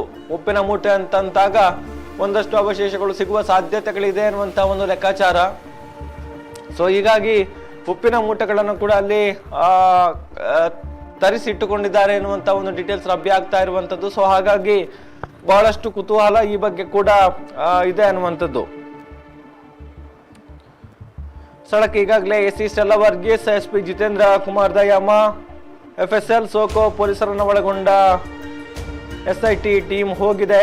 ಇನ್ನು ಸ್ಥಳಕ್ಕೆ ಯಾರು ಕೂಡ ಹೋಗದ ಹಾಗೆ, ಈ ಒಂದು ಉತ್ಖನನ ನಡೆಯುವಂತಹ ಜಾಗಕ್ಕೆ ಹೋಗದ ಹಾಗೆ ಪೊಲೀಸರಿಂದ ಭದ್ರತೆ ಏರ್ಪಾಡು ಮಾಡಲಾಗಿದೆ. ಸ್ಥಳದಲ್ಲಿ ಸುಮಾರು 100ಕ್ಕೂ ಹೆಚ್ಚು ಪೊಲೀಸರನ್ನ ಈಗಾಗಲೇ ಡಿಪ್ಲಾಯ್ ಮಾಡಲಾಗಿದೆ. ಸುಮಾರು 100ಕ್ಕೂ ಹೆಚ್ಚು ಪೊಲೀಸರು ಅಲ್ಲಿ ಬಂದೋಬಸ್ತನ್ನ ಏರ್ಪಡಿಸಿದ್ದಾರೆ ಎನ್ನುವಂತ ಒಂದು ಡೀಟೇಲ್ಸ್ ಈಗ ಬರ್ತಾ ಇದೆ.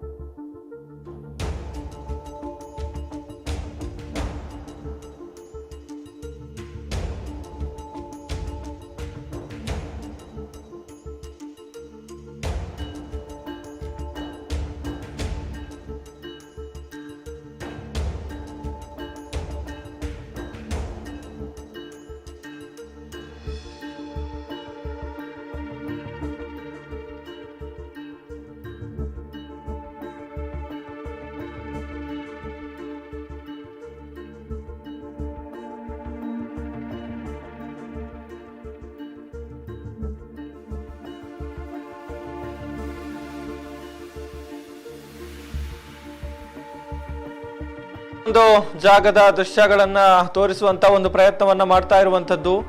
ಬಹಳಷ್ಟು ನೆಟ್ವರ್ಕ್ನ ಸಮಸ್ಯೆ ಇದೆ. ಒಂದಷ್ಟು ನೆಟ್ವರ್ಕ್ ಇರುವಂತಹ ಜಾಗಕ್ಕೆ ಬಂದು ಅಲ್ಲಿನ ದೃಶ್ಯಗಳನ್ನ ತೋರಿಸುವಂತಹ ಪ್ರಯತ್ನವನ್ನ ಸುದ್ದಿ ನ್ಯೂಸ್ ಬೆಳ್ತಂಗಡಿ ಮಾಡ್ತಾ ಇರುವಂತದ್ದು. ಕಾರ್ಮಿಕರು ಉಪ್ಪಿನ ಮೂಟೆಯನ್ನ ತೆಗೆದುಕೊಂಡು ಹೋಗ್ತಾ ಇರುವಂತಹ ದೃಶ್ಯಗಳನ್ನ ನೀವು ಗಮನಿಸ್ತಾ ಇದ್ದೀರಿ. ಪಾಯಿಂಟ್ ನಂಬರ್ 15 ಅನ್ನುವಂತಹ ಗುರುತನ್ನ ಈಗಾಗಲೇ SIT ಮಾಡಿದೆ ಅನ್ನುವಂತಹ ಅಪ್ಡೇಟ್ಸ್ ಇರುವಂತದ್ದು. ಸೊ ಅಲ್ಲಿಗೆ ಕಾರ್ಮಿಕರು ಆ ಮೂಟೆಯನ್ನ ಹೊತ್ತುಕೊಂಡು ಹೋಗಿರುವಂತಹ ದೃಶ್ಯಗಳನ್ನ ನೀವು ಗಮನಿಸ್ತಾ ಇದ್ದೀರಿ. ಗೋಂಕ್ರತಾರಿ ಎನ್ನುವಂತಹ ಒಂದು ಅರಣ್ಯ ಪ್ರದೇಶ, ಆ ಅರಣ್ಯ ಪ್ರದೇಶದತ್ತ ಅಧಿಕಾರಿಗಳನ್ನು ಕರೆದುಕೊಂಡು ಹೋಗಿರುವಂತದ್ದು. ಸಾಕ್ಷಿ ದೂರುದಾರ ರಸ್ತೆ ಏನಿದೆ, ರಸ್ತೆಯಿಂದ 500 ಮೀಟರ್ ದೂರದಲ್ಲಿರುವಂತಹ ಸ್ಪಾಟ್ ಇದು. ಸೊ ಅಲ್ಲಿಗೆ SIT ಅಧಿಕಾರಿಗಳು ಹೊರಟು ತೆರಳಿದ್ದಾರೆ. ಜೊತೆಗೆ ನೋಡಬಹುದು ಅಲ್ಲಿ ಬೇಕಾದಂತಹ ವಸ್ತುಗಳೆಲ್ಲವನ್ನು ಕೂಡ ಗ್ರಾಮ ಪಂಚಾಯತ್ನ ವಾಹನದಲ್ಲಿ ತೆಗೆದುಕೊಂಡು ಹೋಗಿದ್ದಾರೆ. ಚೇರ್ಸ್ ಇರಬಹುದು, ಅಧಿಕಾರಿಗಳು ಕುಳಿತುಕೊಳ್ಳೋದಿಕ್ಕೆ ಬೇಕಾದಂತಹ ಒಂದು ವಸ್ತುಗಳನ್ನ, ಪರಿಕರಗಳನ್ನ ತೆಗೆದುಕೊಂಡು ಹೋಗಿರುವಂತದ್ದು ಕೂಡ ನೀವು ನೇರ ದೃಶ್ಯಗಳಲ್ಲಿ ಗಮನಿಸ್ತಾ ಇದ್ದೀರಿ. ಒಂದಷ್ಟು ನೆಟ್ವರ್ಕ್ನ ಸಮಸ್ಯೆ ಇದೆ ಆ ಭಾಗದಲ್ಲಿ. ಒಂದೊಂದೇ ವಸ್ತುಗಳನ್ನ ಕಾರ್ಮಿಕರು ವಾಹನದಿಂದ ಇಳಿಸಿ ತೆಗೆದುಕೊಂಡು ಹೋಗ್ತಾ ಇರುವಂತಹ ದೃಶ್ಯಗಳು ಕೂಡ ನಾವು ನೋಡ್ತಾ ಇದ್ದೇವೆ. ಚೇರ್ಸ್ ಇರ್ಬೋದು, ಅಂದ್ರೆ ಇದೆಲ್ಲವೂ ಕೂಡ ಈ ಹಿಂದೆಯೂ ಕೂಡ ಕಂಡು ಬಂದಂತಹ ದೃಶ್ಯಗಳು. ಈ ಹಿಂದಿನ ಕಾರ್ಯಾಚರಣೆ ನಡೆಸಿದಂತ ಸಂದರ್ಭದಲ್ಲಿ ಕೂಡ ಈ ಎಲ್ಲ ವಸ್ತುಗಳನ್ನ ತೆಗೆದುಕೊಂಡು ಹೋಗುವಂತ ಕೆಲಸವನ್ನ ಮಾಡಿದ್ರು ಅಧಿಕಾರಿಗಳು. ಕುಳಿತುಕೊಳ್ಳೋದಕ್ಕೆ ಚೇರ್ಸ್ ಇರ್ಬೋದು, ಕುಡಿಯುವ ನೀರಿನ ಕ್ಯಾನ್ಗಳಿರ್ಬೋದು, ಇತ್ಯಾದಿಗಳೆಲ್ಲವನ್ನು ಕೂಡ ತೆಗೆದುಕೊಂಡು ಹೋಗಿದ್ರು. ಜೊತೆಗೆ ಕಾರ್ಮಿಕರು ಕೆಲಸ ಮಾಡೋದಕ್ಕೆ ಬೇಕಾದಂತಹ ಹಾರೆ, ಪಿಕ್ಕಾಸು ಇತ್ಯಾದಿಗಳನ್ನು ಕೂಡ ತೆಗೆದುಕೊಂಡು ಹೋಗುವಂಥದ್ದು. ಅದೇ ರೀತಿ ಅವಶೇಷಗಳು ಸಿಗುವಂತಹ ಸಾಧ್ಯತೆಗಳಿರುವಂತಹ ಕಡೆಗಳಿಗೆ ಅಂದ್ರೆ ಸಿಕ್ಕಂತ ಸಂದರ್ಭದಲ್ಲಿ ಉಪ್ಪಿನ ಮೂಟೆಗಳನ್ನ ತೆಗೆದುಕೊಂಡು ಹೋಗಿರುವಂತದ್ದನ್ನು ಕೂಡ ನಾವು ಗಮನಿಸಿದ್ದೇವೆ.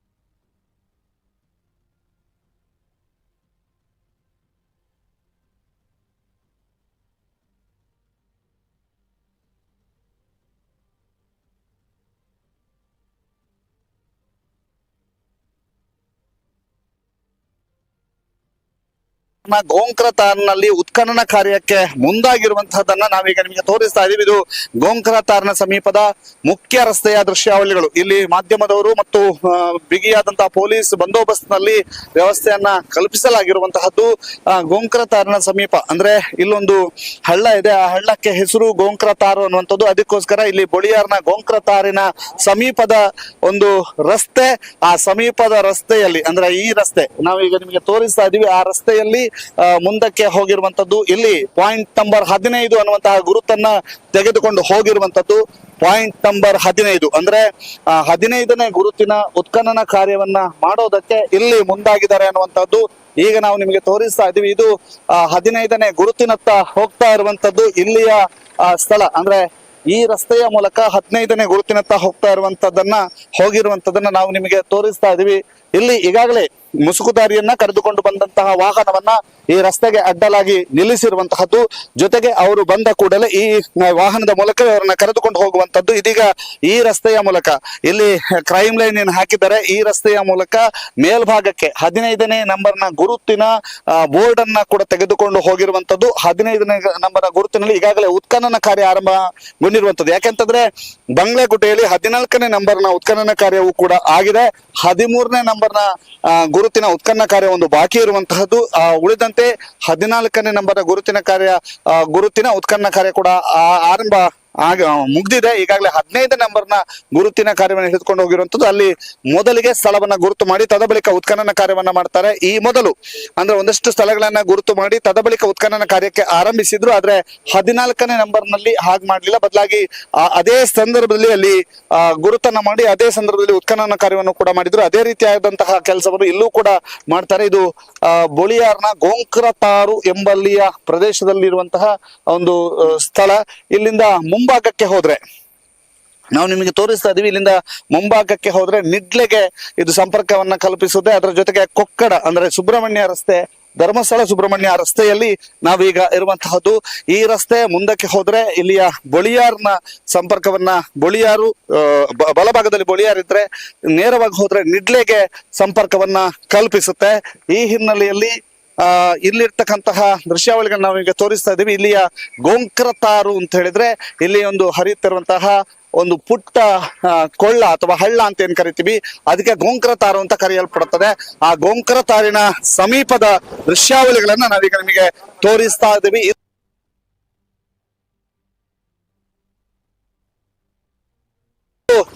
ಇದು ಕೂಡ ಮತ್ತೊಂದು ಕೌತುಕದ ಕಾಡು ಆಗುವಂತಹ ಲಕ್ಷಣಗಳು ಕಾಣಿಸ್ತಾ ಇದ್ದಾವೆ.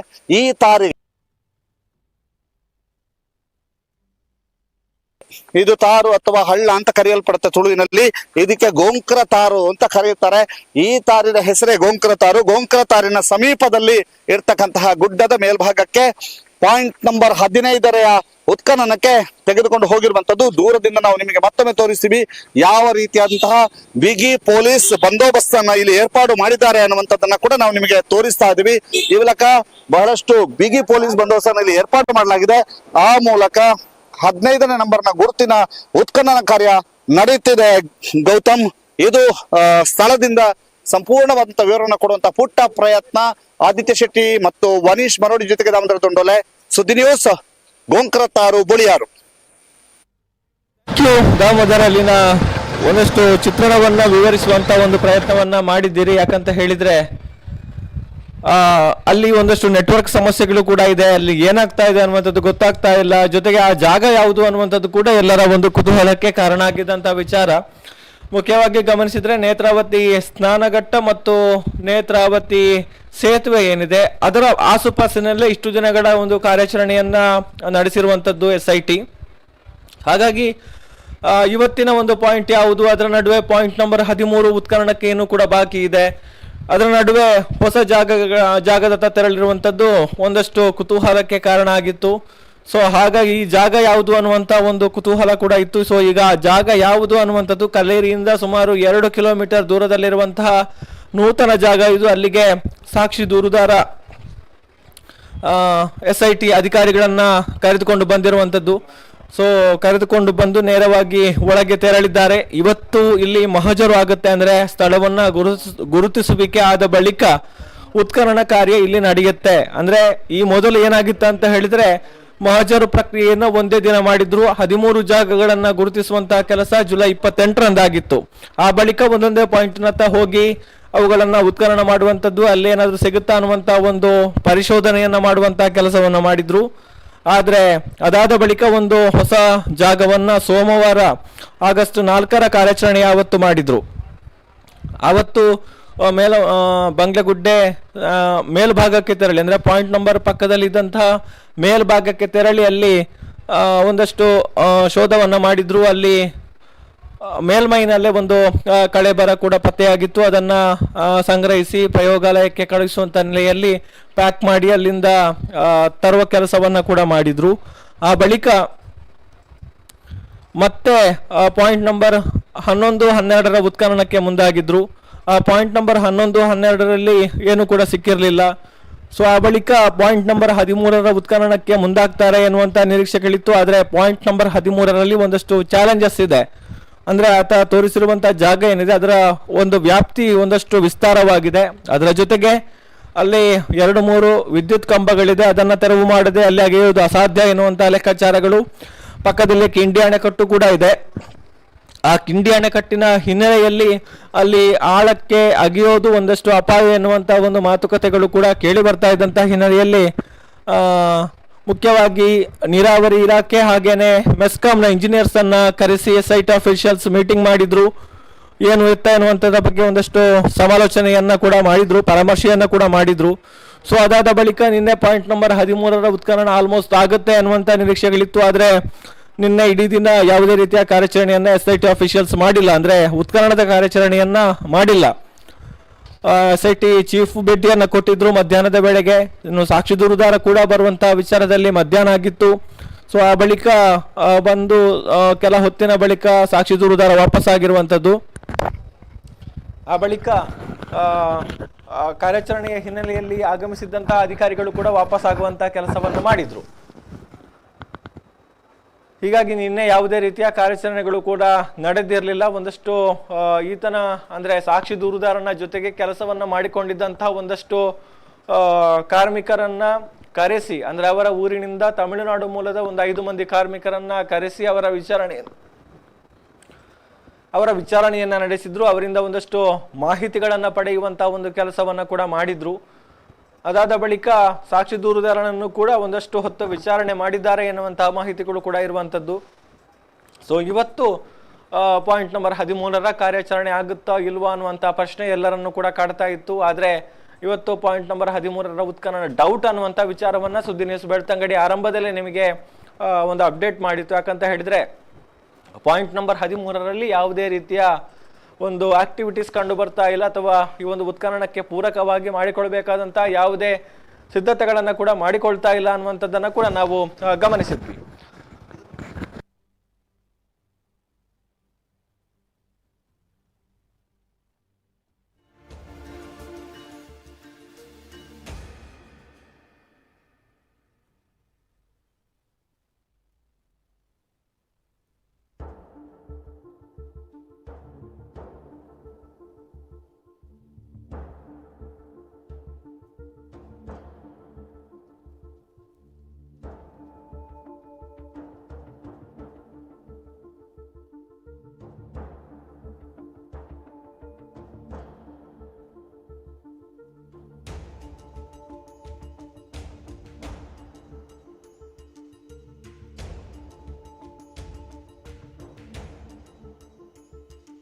ಸಾಕ್ಷಿ ದೂರುದಾರ ಈ ಒಂದು ಜಾಗದಲ್ಲಿ ಇಳಿದಂತ ಸಂದರ್ಭದಲ್ಲಿ ಒಳಭಾಗಕ್ಕೆ ತೆರಳೋದಕ್ಕೆ ಸಜ್ಜಾಗಿ ನಿಂತಿರುವಂತಹ ಟೀಮ್ ಅಲ್ಲಿ ಪ್ರತಿಯೊಂದು ಪ್ರಕ್ರಿಯೆಗಳನ್ನು ಕೂಡ ಚಿತ್ರೀಕರಣ ಮಾಡ್ತಾ ಇರುವಂತದನ್ನ ಎಲ್ಲವನ್ನು ಕೂಡ ನಾವು ಗಮನಿಸ್ತಾ ಇದ್ದೇವೆ.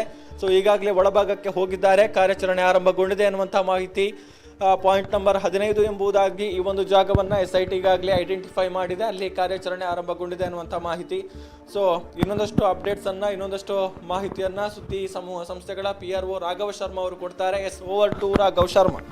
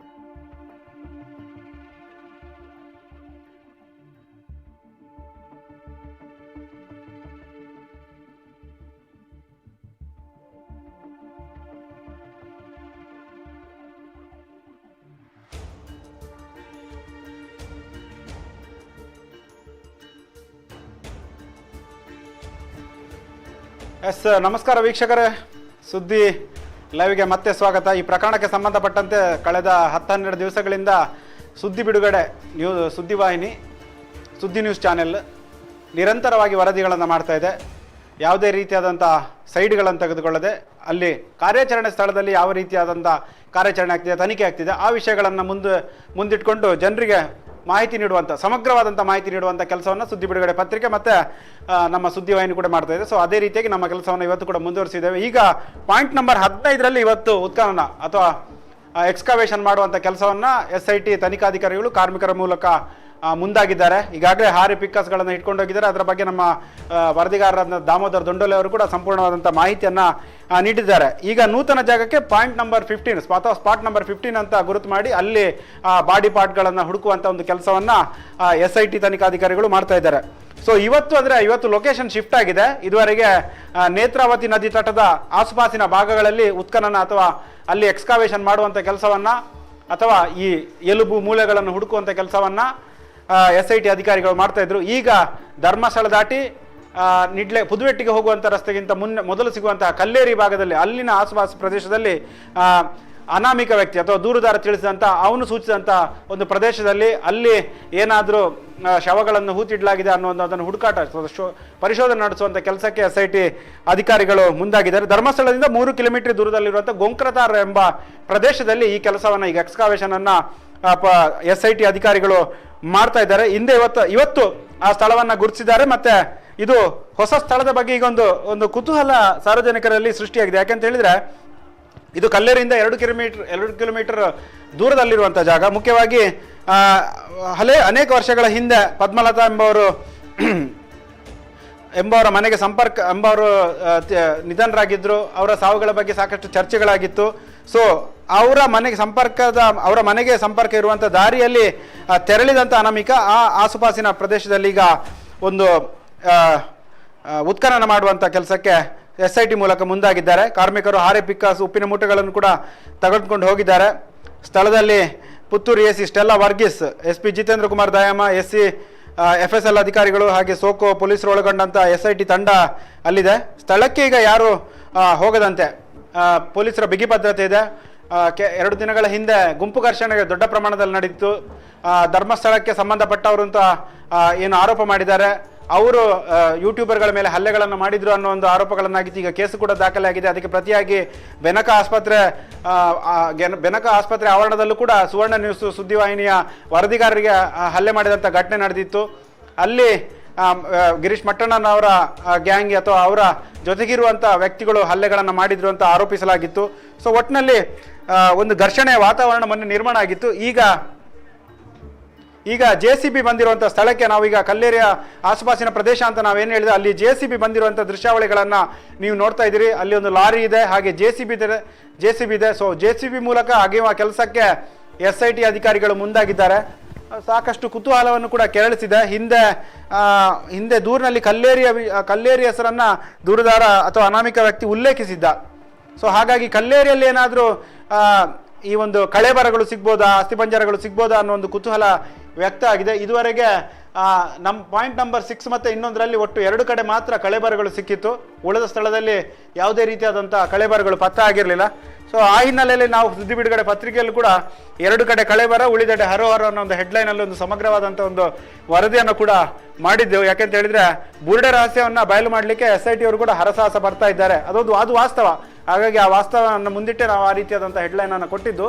ಸೊ ಒಟ್ಟಿನಲ್ಲಿ ಇವತ್ತಿನ ಬೆಳವಣಿಗೆಗಳು ಸಾಕಷ್ಟು ಕುತೂಹಲ ಕೆರಳಿಸಿದೆ. ಅದರ ಮಧ್ಯೆ ಈಗೊಂದು ವಿಶೇಷವಾದಂಥ ಬೆಳವಣಿಗೆ ನಡೆದಿದೆ ಅಂತ ಹೇಳಿದರೆ, 1-2 ದಿನಗಳಿಂದ ಈಗ BJP ಅವರು ಕೂಡ ಈ ಪ್ರಕರಣಕ್ಕೆ ಸಂಬಂಧಪಟ್ಟಂತೆ ಅಖಾಡಕ್ಕೆ ಇಳಿದಿದ್ದಾರೆ.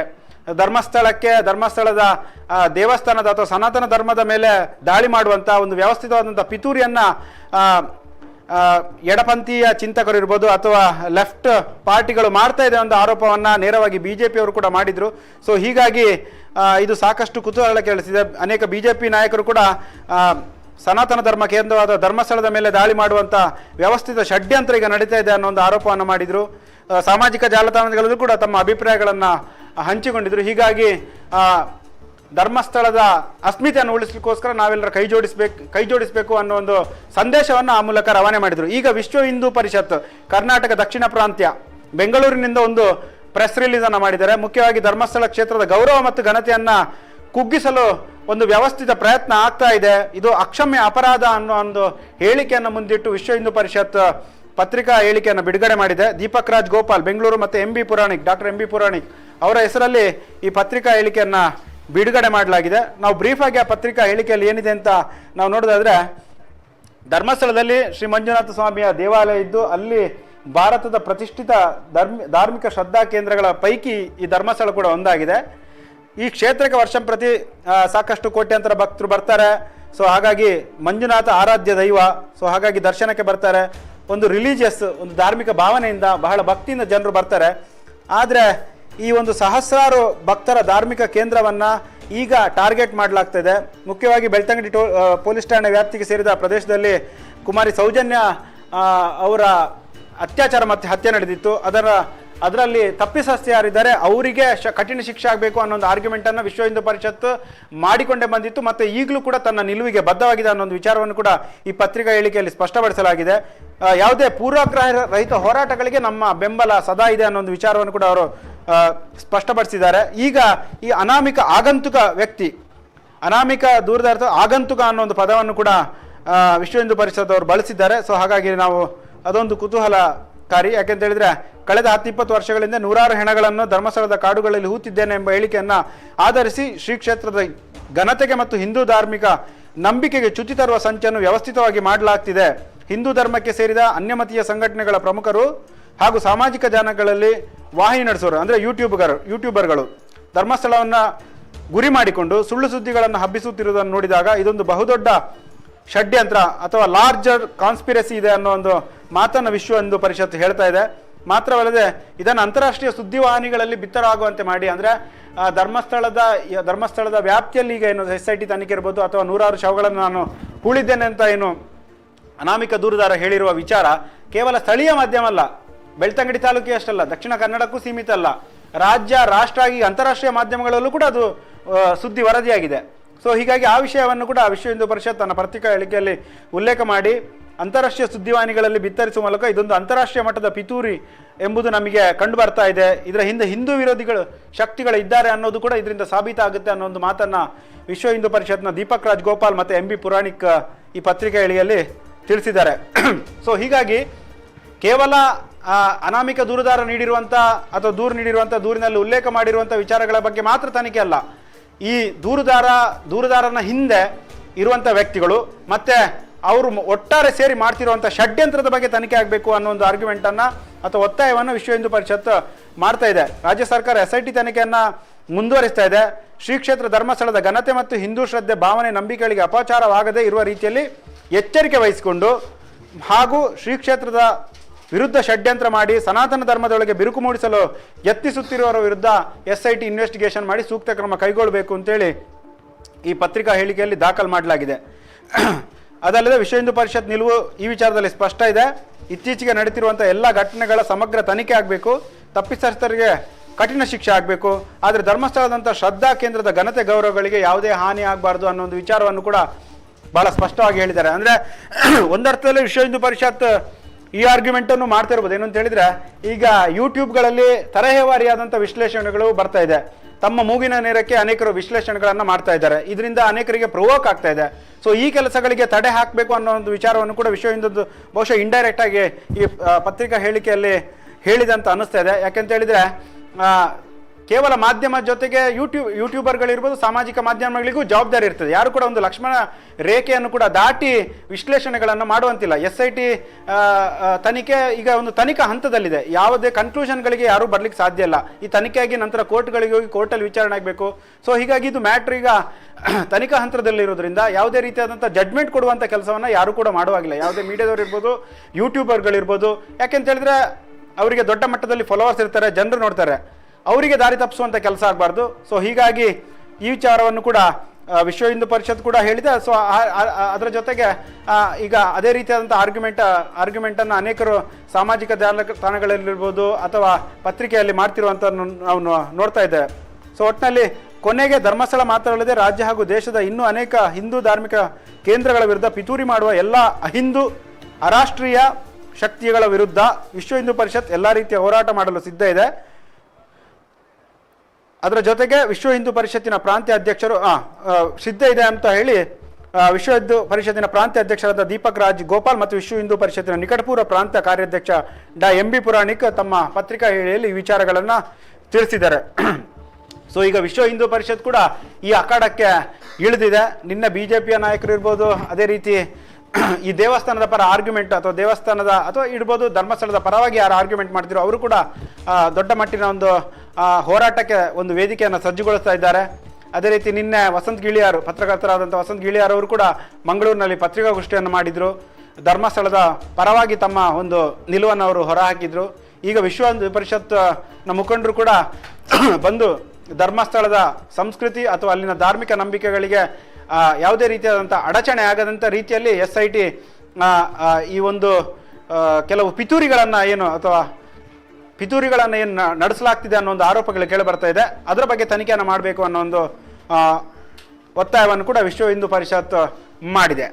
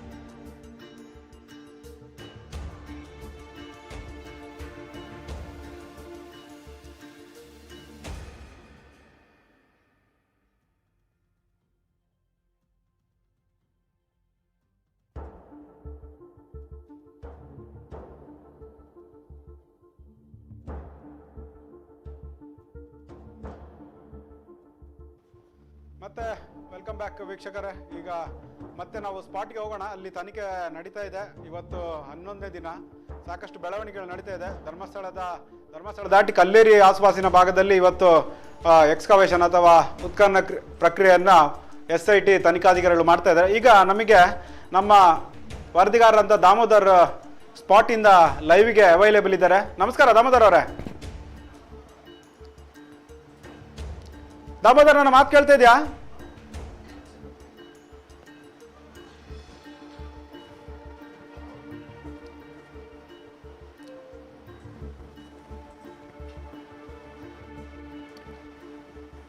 ದಾಮೋದರ್ ನಮಸ್ತೆ. ದಾಮೋದರ್, ಇವತ್ತು 11ನೇ ದಿನ ನಿರಂತರವಾಗಿ ಅಲ್ಲಿ ಧರ್ಮಸ್ಥಳದ ಆಸುಪಾಸು ಭಾಗದಲ್ಲಿ ಎಕ್ಸ್ಕಾವೇಷನ್ ಅಥವಾ ಉತ್ಖನನ ಮಾಡುವಂಥ ಕೆಲಸವನ್ನ SIT ಅವ್ರು ಮಾಡ್ತಾ ಇದ್ದಾರೆ. ಸಾಕಷ್ಟು ಕುತೂಹಲಗಳಂತೂ ಇದ್ದೇ ಇದೆ. ಇವತ್ತು 11ನೇ ದಿನ. ಒಟ್ಟು ಏನೇನಾಯ್ತು ಅಂತ ನೀವು ಬ್ರೀಫ್ ಮಾಡೋದಾದ್ರೆ. ಕೇಳ್ತಾ ಇದೆ, ಹೇಳಿ. ದಾಮೋದರ್, ನನ್ನ ಮಾತು ಕೇಳ್ತಾ ಇದೆಯಾ?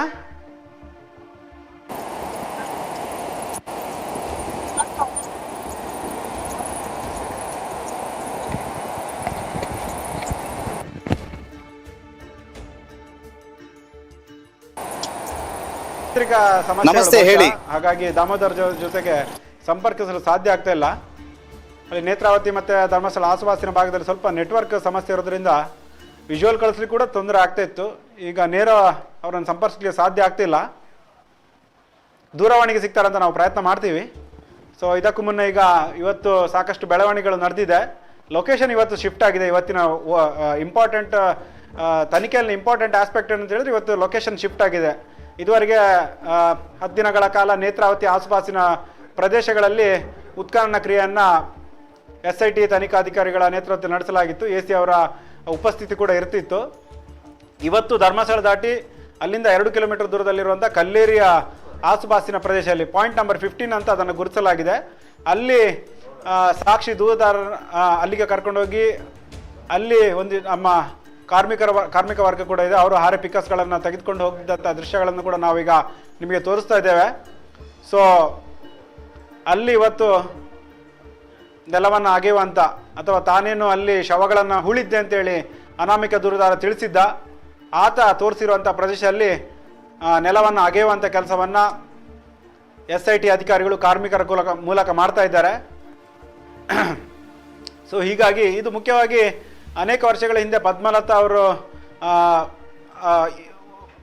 ಅವರ ನಿಧನರಾಗಿದ್ದು ಅವರ ಮನೆ ಆಸುಪಾಸಿನ ಜಾಗದಲ್ಲಿ ಅವರ ಮನೆಗೆ ಸಂಪರ್ಕ ಇರುವಂಥ ರಸ್ತೆಯಲ್ಲೇ ಕೂಡ ಆ ಸಾಕ್ಷಿ ದೂರದಾರ ಕರ್ಕೊಂಡು ಹೋಗಿರೋದು. ಸೊ ಹಾಗಾಗಿ ಸಾಕಷ್ಟು ಕುತೂಹಲ ಕೂಡ ಇದೆ. ಇಲ್ಲೇನಾದರೂ ಕಳೆಬರಗಳು ಸಿಗ್ಬೋದಾ ಅಥವಾ ಇಲ್ವಾ, ಅಥವಾ ಸಾಕ್ಷಿ ದೂರದಾರ ಹೇಳಿರುವಂಥ ಸ್ಪಾಟ್ನಲ್ಲಿ ನಿಜವಾಗಿಯೂ ಶವಗಳನ್ನು ಹೂಳಲಾಗಿತ್ತಾ ಇಲ್ವಾ ಅನ್ನೋದೆಲ್ಲ ಬಹುಶಃ ಸಂಜೆ ವೇಳೆ ಗೊತ್ತಾಗುತ್ತೆ. ಯಾವುದಾದ್ರೂ ಮೂಳೆಗಳು ಅಥವಾ ಎಲುಬು ಸಿಕ್ಕಿದ್ರೆ ಆವಾಗ ಆತ ಹೇಳಿದ್ದು ಬಹುಶಃ ನಿಜ ಅಂತ ಅನಿಸ್ಬೋದು. ಇಲ್ಲ ಅಂತ ಹೇಳಿದರೆ ಈ ಹಿಂದೆ ಬೇರೆ ಸ್ಥಳಗಳಲ್ಲಿ ಯಾವುದೇ ರೀತಿಯಾದಂಥ ಎಲುಬುಗಳೆಲ್ಲ ಪತ್ತೆ ಆಗಿಲ್ಲ. 1, 2 ಇರ್ಬೋದು, 3, 4, 5, ಅದಾದ ನಂತರ 6ರಲ್ಲಿ ಪತ್ತೆ ಆಗಿತ್ತು. ನಂತರ ಮತ್ತೊಂದು ಸ್ಪಾಟಲ್ಲಿ ಅಷ್ಟೇ ಪತ್ತೆ ಆಗಿದ್ದು. ಸೊ ಹಾಗಾಗಿ ಇದುವರೆಗೆ ಏನು ಉತ್ಖನನ ಮಾಡಿದ್ದಾರೆ ಅವುಗಳಲ್ಲಿ 2 ಕಡೆ ಮಾತ್ರ ಕಳೆಬರಗಳು ಪತ್ತೆ ಆಗಿದ್ದು. ಉಳಿದ ಯಾವ ಸ್ಪಾಟ್ನಲ್ಲಿ ಏನು ಕೂಡ ಪತ್ತೆ ಆಗಿಲ್ಲ. ಹೀಗಾಗಿ ಅನೇಕ ಜನರು ಧರ್ಮಸ್ಥಳದ ಭಕ್ತಾದಿಗಳು ಅಂತ ಇರ್ಬೋದು ಅಥವಾ ತಟಸ್ಥ ಧೋರಣೆ ಅನುಸರಿಸೋರು ಕೂಡ ಸಾಕ್ಷಿ ದೂರದಾರನ ಸಣ್ಣ ಮಟ್ಟಿಗೆ ಒಂದು ಅನುಮಾನದಿಂದ ನೋಡ್ತಾ ಇದ್ದಾರೆ. ಆತ ಗುರುತಿಸಿದ ಸ್ಥಳದಲ್ಲಿ ಯಾಕೆ ಅಸ್ಥಿಪಂಜರಗಳು ಅಥವಾ ಎಲುಬುಗಳು ಸಿಕ್ಕಿಲ್ಲ, ಹಾಗಾದ್ರೆ ಆತ ಏನಾದರೂ ಸುಳ್ಳು ಹೇಳ್ತಾ ಇದ್ದಾನಾ ಅಥವಾ ಎಂತಾದರೂ ಷಡ್ಯಂತ್ರಗಳು ನಡೀತಾ ಇದೆ ಅನ್ನೋ ಒಂದು ಪರಸ್ಪರ ಚರ್ಚೆಗಳು ಕೂಡ ಸಾಕಷ್ಟು ಸಾಮಾಜಿಕ ಜಾಲತಾಣಗಳಲ್ಲಿರ್ಬೋದು ಜನರ ಮಧ್ಯೆ ಪರಸ್ಪರ ಚರ್ಚೆಗಳು ನಡೀತಾ ಇದೆ. ಅಲ್ಟಿಮೇಟ್ ಆಗಿ ಸತ್ಯ ಏನು ಅಂತ ಹೇಳೋದನ್ನ SIT ಅಷ್ಟೇ ಹೇಳಬೇಕಷ್ಟೇ. SIT ಈ ತನಿಖೆಯನ್ನು ಪೂರ್ಣಗೊಳಿಸಿ ಈ ತನಿಖೆಯ ಒಂದು ತನಿಖಾ ವರದಿಯನ್ನು ಸಲ್ಲಿಸಿದ ನಂತರಷ್ಟೇ ಒಟ್ಟಾರೆ ಈ ತನಿಖೆಯಲ್ಲಿ ಏನು ಕಂಡುಕೊಂಡಿದ್ದಾರೆ SIT ಅವರು ಅನ್ನೋದು ಆಮೇಲೆ ಗೊತ್ತಾಗುತ್ತೆ. ಸೊ ಹೀಗಾಗಿ ನಾವು ಯಾವುದೇ ರೀತಿಯಾದಂಥ ಕನ್ಕ್ಲೂಷನ್ಗೆ ಈ ಸಂದರ್ಭದಲ್ಲಿ ಬರಲಿಕ್ಕೆ ಸಾಧ್ಯ ಇಲ್ಲ. ಆದರೆ ಸಾಕ್ಷಿ ದೂರದಾರ ತೋರಿಸುವಂಥ ಎಲ್ಲ ಸ್ಥಳಗಳಲ್ಲಿ SIT ಅಧಿಕಾರಿಗಳು ತೆರಳಿ ಅಲ್ಲಿ ನೆಲವನ್ನು ಅಗೆಯುವಂಥ ಕೆಲಸವನ್ನು ಮಾಡ್ತಾ ಇದ್ದಾರೆ. ಸೊ ಆತ ಏನೇನು ಹೇಳಿದ್ದಾನೆ, ಆತನ ಅಭಿಪ್ರಾಯಗಳನ್ನು ಅವೆಲ್ಲದಕ್ಕೂ ಕೂಡ ಗೌರವ ಕೊಟ್ಟು ಅದಕ್ಕೆ ಆದ್ಯತೆ ಕೊಟ್ಟು SIT ಅಧಿಕಾರಿಗಳು ತನಿಖೆಯನ್ನು ಮಾಡ್ತಾ ಇದ್ದಾರೆ. ಮತ್ತು ಪಾರದರ್ಶಕವಾಗಿರಬೇಕು, ಯಾವುದೇ ರೀತಿಯಾದಂಥ ಅನುಮಾನಗಳು ಮೂಡಬಾರ್ದು ಅನ್ನೋ ದೃಷ್ಟಿಯಿಂದ ಕೂಡ ತನಿಖೆ ನಡೀತಾ ಇದೆ. ಈ ಮಧ್ಯೆ ಒಂದೆರಡು ದಿನಗಳ ಹಿಂದೆ ಬೆಳ್ತಂಗಡಿ ಹಿತರಕ್ಷಣಾ ಸಮಿತಿಯ ಹೆಸರಲ್ಲೂ ಕೂಡ ಒಂದು ಪತ್ರಿಕಾಗೋಷ್ಠಿಯನ್ನು ಪತ್ರಿಕಾ ಹೇಳಿಕೆಯನ್ನು ವಕೀಲರಾದಂಥ ಕೇಶವ ಬೆಳಲು, ನವೀನ್ BK ಹಾಗೆ ಚಿದಾನಂದ ಎಂಬವರು ಮಾಡಿದರು. ಅವರು AC ಮತ್ತು SIT ತಂಡದ ಮಧ್ಯೆ ಒಂದು ಭಿನ್ನಾಭಿಪ್ರಾಯ ಇದೆ, ಬೇರೆ ಡಿಫರೆನ್ಸಸ್ ಆಫ್ ಒಪಿನಿಯನ್ ಇದೆ ಅನ್ನೋ ಒಂದು ಅಲಿಗೇಷನ್ ಅನ್ನು ಕೂಡ ಮಾಡಿದರು. ಯಾಕೆಂತ ಹೇಳಿದರೆ ನೇರವಾಗಿ 13ನೇ ಪಾಯಿಂಟ್ಗೆ ಹೋಗಿ ಅಲ್ಲಿ ಯಾಕೆ ಎಸ್ಕಾವೇಷನ್ ಮಾಡುವಂಥ ನಿರ್ಧಾರವನ್ನು 10 ಆದ ನಂತರ 13ಕ್ಕೆ ಯಾಕೆ ಹೋಗಿದ್ರು ಅನ್ನೊಂದು ಪ್ರಶ್ನೆಗಳನ್ನು ಮಾಡಿದರು. ಅದರ ಜೊತೆಗೆ ಇಲ್ಲಿ ದೊಡ್ಡ ಪಿತೂರಿ ಇರೋ ಬಗ್ಗೆ ಕೇರಳದ ಕಮ್ಯುನಿಸ್ಟ್ ಪಕ್ಷಗಳಿರ್ಬೋದು, ಕಮ್ಯುನಿಸ್ಟ್ ಪಕ್ಷ ಹಾಗೆ SDPI ಸೇರಿದಂತೆ PFI ಇರ್ಬೋದು, ಎಲ್ಲರೂ ಕೂಡ ಸೇರಿ ಇದೊಂದು ವ್ಯವಸ್ಥಿತವಾದಂಥ ಷಡ್ಯಂತ್ರ ಧರ್ಮಸ್ಥಳದ ವಿರುದ್ಧ ನಡೀತಾ ಇದೆ, ಧರ್ಮಸ್ಥಳದ ಹೆಸರನ್ನು ಹಾಳು ಮಾಡುವಂಥ ಉದ್ದೇಶ ಇದರ ಹಿಂದೆ ಅಡಗಿದೆ ಅನ್ನೋ ಒಂದು ಎಲಿಗೇಷನ್ ಅನ್ನು ಮಾಡಿದರು. ಪ್ರಮುಖವಾಗಿ AC ಮತ್ತು SIT ಮಧ್ಯೆ ಒಂದು ಡಿಫರೆನ್ಸಸ್ ಆಫ್ ಒಪಿನಿಯನ್ ಇದೆ ಅನ್ನೋ ಒಂದು ಅಭಿಪ್ರಾಯವನ್ನು ಈ ಒಂದು ಹಿತರಕ್ಷಣಾ ವೇದಿಕೆಯ ಸದಸ್ಯರು ಮಾಡಿದರು. ಸೊ ಹಾಗಾಗಿ ತನಿಖೆಯ ಮಧ್ಯೆ ಕೂಡ ಪರಸ್ಪರ ಭಿನ್ನ ಹೇಳಿಕೆಗಳು ಕೂಡ ಬರ್ತಾ ಇದೆ. ಸೊ ಒಟ್ಟಿನಲ್ಲಿ ಸಾಕಷ್ಟು ಬೆಳವಣಿಗೆಗಳು ಕೂಡ ಆಗ್ತಾ ಇದೆ. ಇವತ್ತು ದಿನ 11ನೇ ದಿನ ಕೂಡ ಉತ್ಖನನ ನಡೀತಾ ಇದೆ. ಮುಂದೆ ಎಷ್ಟು ದಿನಗಳ ಕಾಲ ನಡೆಯುತ್ತೆ ಗೊತ್ತಿಲ್ಲ. ಇನ್ನೂ ಮತ್ತೊಂದಷ್ಟು ಪ್ಲೇಸ್ಗಳನ್ನು ಅಥವಾ ಸ್ಥಳಗಳನ್ನು ಅನಾಮಿಕ ದೂರುದಾರ ತೋರಿಸ್ತಾರ ಅನ್ನೋದನ್ನು ಕೂಡ ನಾವು ಕಾದು ನೋಡಬೇಕಾಗತ್ತೆ. ಮತ್ತು ನಿನ್ನೆ ಕೆಲವೊಂದಿಷ್ಟು ಸಾಕ್ಷ್ಯಗಳನ್ನು ಬೆಳ್ತಂಗಡಿ SIT ಕಚೇರಿಯಲ್ಲಿ SIT ಅಧಿಕಾರಿಗಳು ಅವರನ್ನು ವಿಚಾರಣೆ ಮಾಡಿದರು, ಅವರಿಂದ ಮಾಹಿತಿಗಳನ್ನು ಕಲೆ ಹಾಕಿದರು. ಸಾಕಷ್ಟು ಬೇರೆ ವಿಟ್ನೆಸ್ಗಳು ಈ ಪ್ರಕರಣದಲ್ಲಿದ್ದಾರೆ. ಹಾಗಾಗಿ ನಾವು ನಮ್ಮ ಸಾಕ್ಷ್ಯವನ್ನು ತಿಳಿಸ್ತೇವೆ ಅಂತೇಳಿ SITಗೆ ತಿಳಿಸಿದ ಕಾರಣದಿಂದಾಗಿ ಅವರು ಬೆಳ್ತಂಗಡಿ SIT ಕಚೇರಿಗೆ ಅವರನ್ನು ಕರೆಸ್ಕೊಳ್ಳಲಾಗಿತ್ತು. ಅವರು ತಮ್ಮ ಅಭಿಪ್ರಾಯಗಳನ್ನು, ಸ್ಟೇಟ್ಮೆಂಟ್ಗಳನ್ನು SITಗೆ ನೀಡಿದ್ದಾರೆ. ಎಲ್ಲ ಹಿನ್ನೆಲೆಯಲ್ಲಿ ಈ ಪ್ರಕರಣ ಈಗ ಸಾಕಷ್ಟು ಕುತೂಹಲ ಕೆರಳಿಸಿದೆ.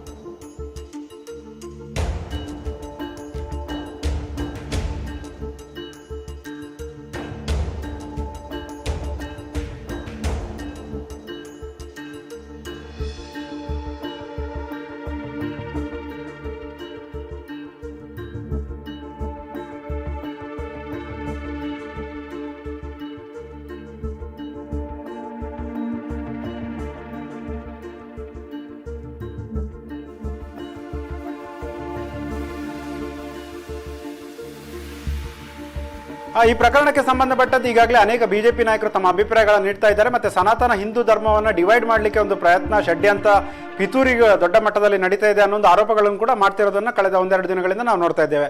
ಈಗ ಪ್ರಮುಖವಾಗಿ ಮೈಸೂರಿನ ಮಾಜಿ ಸಂಸದ ಮತ್ತೆ ಬಿಜೆಪಿ ನಾಯಕ ಆಗಿರುವಂತಹ ಪ್ರತಾಪ್ ಸಿಂಹ ಅವರು ಕೂಡ ಮೈಸೂರಿನಲ್ಲಿ ಪತ್ರಕರ್ತರ ಜೊತೆ ಮಾತನಾಡಿದ್ದಾರೆ. ಮತ್ತೆ ಧರ್ಮಸ್ಥಳವನ್ನ ಮತ್ತೆ ಧರ್ಮಾಧಿಕಾರಿ ವೀರೇಂದ್ರ ಹೆಗ್ಗಡೆ ಅವ್ರನ್ನ ಇರ್ಬೋದು ಎಲ್ಲರನ್ನು ಕೂಡ ಡಿಫೆಂಡ್ ಮಾಡುವಂತ ಮತ್ತೆ ಇದೊಂದು ವ್ಯವಸ್ಥಿತವಾದಂಥ ಷಡ್ಯಂತ್ರ ಹೇಗೆ ನಡೀತಾ ಇದೆ, SIT ತನಿಖೆ ಹೆಸರಲ್ಲಿ ಧರ್ಮಸ್ಥಳವನ್ನ ಡಿಮೀನ್ ಮಾಡುವಂತಹ ಅಥವಾ ಧರ್ಮಸ್ಥಳಕ್ಕೆ ಕೆಟ್ಟ ಹೆಸರು ತರುವಂತ ಪ್ರಯತ್ನಗಳು ನಡೀತಾ ಇದೆ ಅನ್ನೋ ಒಂದು ಆರೋಪವನ್ನು ಕೂಡ ಪ್ರತಾಪ್ ಸಿಂಹ ಮಾಡಿದ್ದಾರೆ. ಹಾಗಾದ್ರೆ ಪ್ರತಾಪ್ ಸಿಂಹ ತಮ್ಮ ಪತ್ರಿಕಾಗೋಷ್ಠಿಯಲ್ಲಿ ಏನ್ ತಿಳಿಸಿದ್ದಾರೆ ಬನ್ನಿ ನೋಡೋಣ.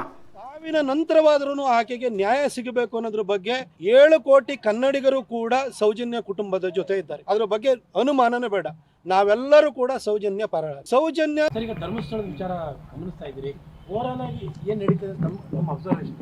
ಧರ್ಮಸ್ಥಳ ಪ್ರಕರಣವನ್ನ ನಾವು 2 ವಿಭಾಗವಾಗಿ ನೋಡ್ಬೇಕು. ಒಂದು ಈಗ ಬುರುಡೆ ಹುಡ್ಕೊಂಡು ಹೊರಟಿರುವಂತಹ ಸಂಗತಿ, ಇನ್ನೊಂದು ಸೌಜನ್ಯ ಪ್ರಕರಣ. 2012ರಲ್ಲಿ 17 ವರ್ಷದ ಹೆಣ್ಣು ಮಗಳು ಸೌಜನ್ಯ ಬರ್ಬರವಾಗಿ ಹತ್ಯೆ ಆಗಿದ್ರ ಬಗ್ಗೆ ಇಡೀ ರಾಜ್ಯದಲ್ಲೇ ಇವತ್ತೂ ಕೂಡ ನಮ್ಮೆಲ್ಲರ ಮನಸ್ಸಲ್ಲೂ ಕೂಡ ಅದ್ರ ಬಗ್ಗೆ ನೋವಿದೆ. ಸಾವಿನ ನಂತರವಾದ್ರೂ ಆಕೆಗೆ ನ್ಯಾಯ ಸಿಗಬೇಕು ಅನ್ನೋದ್ರ ಬಗ್ಗೆ 7 ಕೋಟಿ ಕನ್ನಡಿಗರು ಕೂಡ ಸೌಜನ್ಯ ಕುಟುಂಬದ ಜೊತೆ ಇದ್ದಾರೆ. ಅದ್ರ ಬಗ್ಗೆ ಅನುಮಾನನೇ ಬೇಡ, ನಾವೆಲ್ಲರೂ ಕೂಡ ಸೌಜನ್ಯ ಪರ. ಸೌಜನ್ಯ ವಿಚಾರದಲ್ಲಿ ಪೊಲೀಸ್ ಎನ್ಕ್ವೈರಿ ಆಗಿದೆ, ಆನಂತರ CID ಎನ್ಕ್ವೈರಿ ಆಗಿದೆ, ತದನಂತರ CBI ಎನ್ಕ್ವೈರಿ ಆಗಿ ಕ್ಲೋಜರ್ ರಿಪೋರ್ಟ್ ಬಂದಿದೆ. ಈ 3 ಏಜೆನ್ಸಿ ಅಲ್ದಲೆ ಇನ್ಯಾವುದಾರು ಏಜೆನ್ಸಿಯಿಂದ ತನಿಖೆ ಆಗಬೇಕು ಅಂತಂದ್ರೆ ಸೌಜನ್ಯ ತಾಯಿಯವರಲ್ಲಿ ನಾ ಕೇಳ್ತೀನಿ, ಅಮ್ಮ ದಯವಿಟ್ಟು ಹೇಳಿ, ನಾವೇ ಸ್ವತಃ ಆಗಿ ಹೈಕೋರ್ಟ್ಗೆ ಹೋಗಿ ರಿಟ್ ಹಾಕಿ ಕೇಸನ್ನ ಇನ್ನೊಂದು ಏಜೆನ್ಸಿಗೆ, ನೀವು ಹೇಳಿದಂತ ಏಜೆನ್ಸಿಗೆ ಕೊಡಬೇಕು ಅಂತ ಹೇಳಿ ಕೋರ್ಟ್ ಮುಂದೆ ಪ್ರಾರ್ಥನೆಯನ್ನು ಮಾಡೋಣ. ಅದನ್ನು ವೈಯಕ್ತಿಕವಾಗಿ ನಾನೇ ನಿಮ್ಮ ಕುಟುಂಬದ ಜೊತೆ ನಿಂತ್ಕೊಂಡು ಆ ಕೆಲಸವನ್ನ ನಾ ಮಾಡಿಕೊಡ್ತೀನಿ.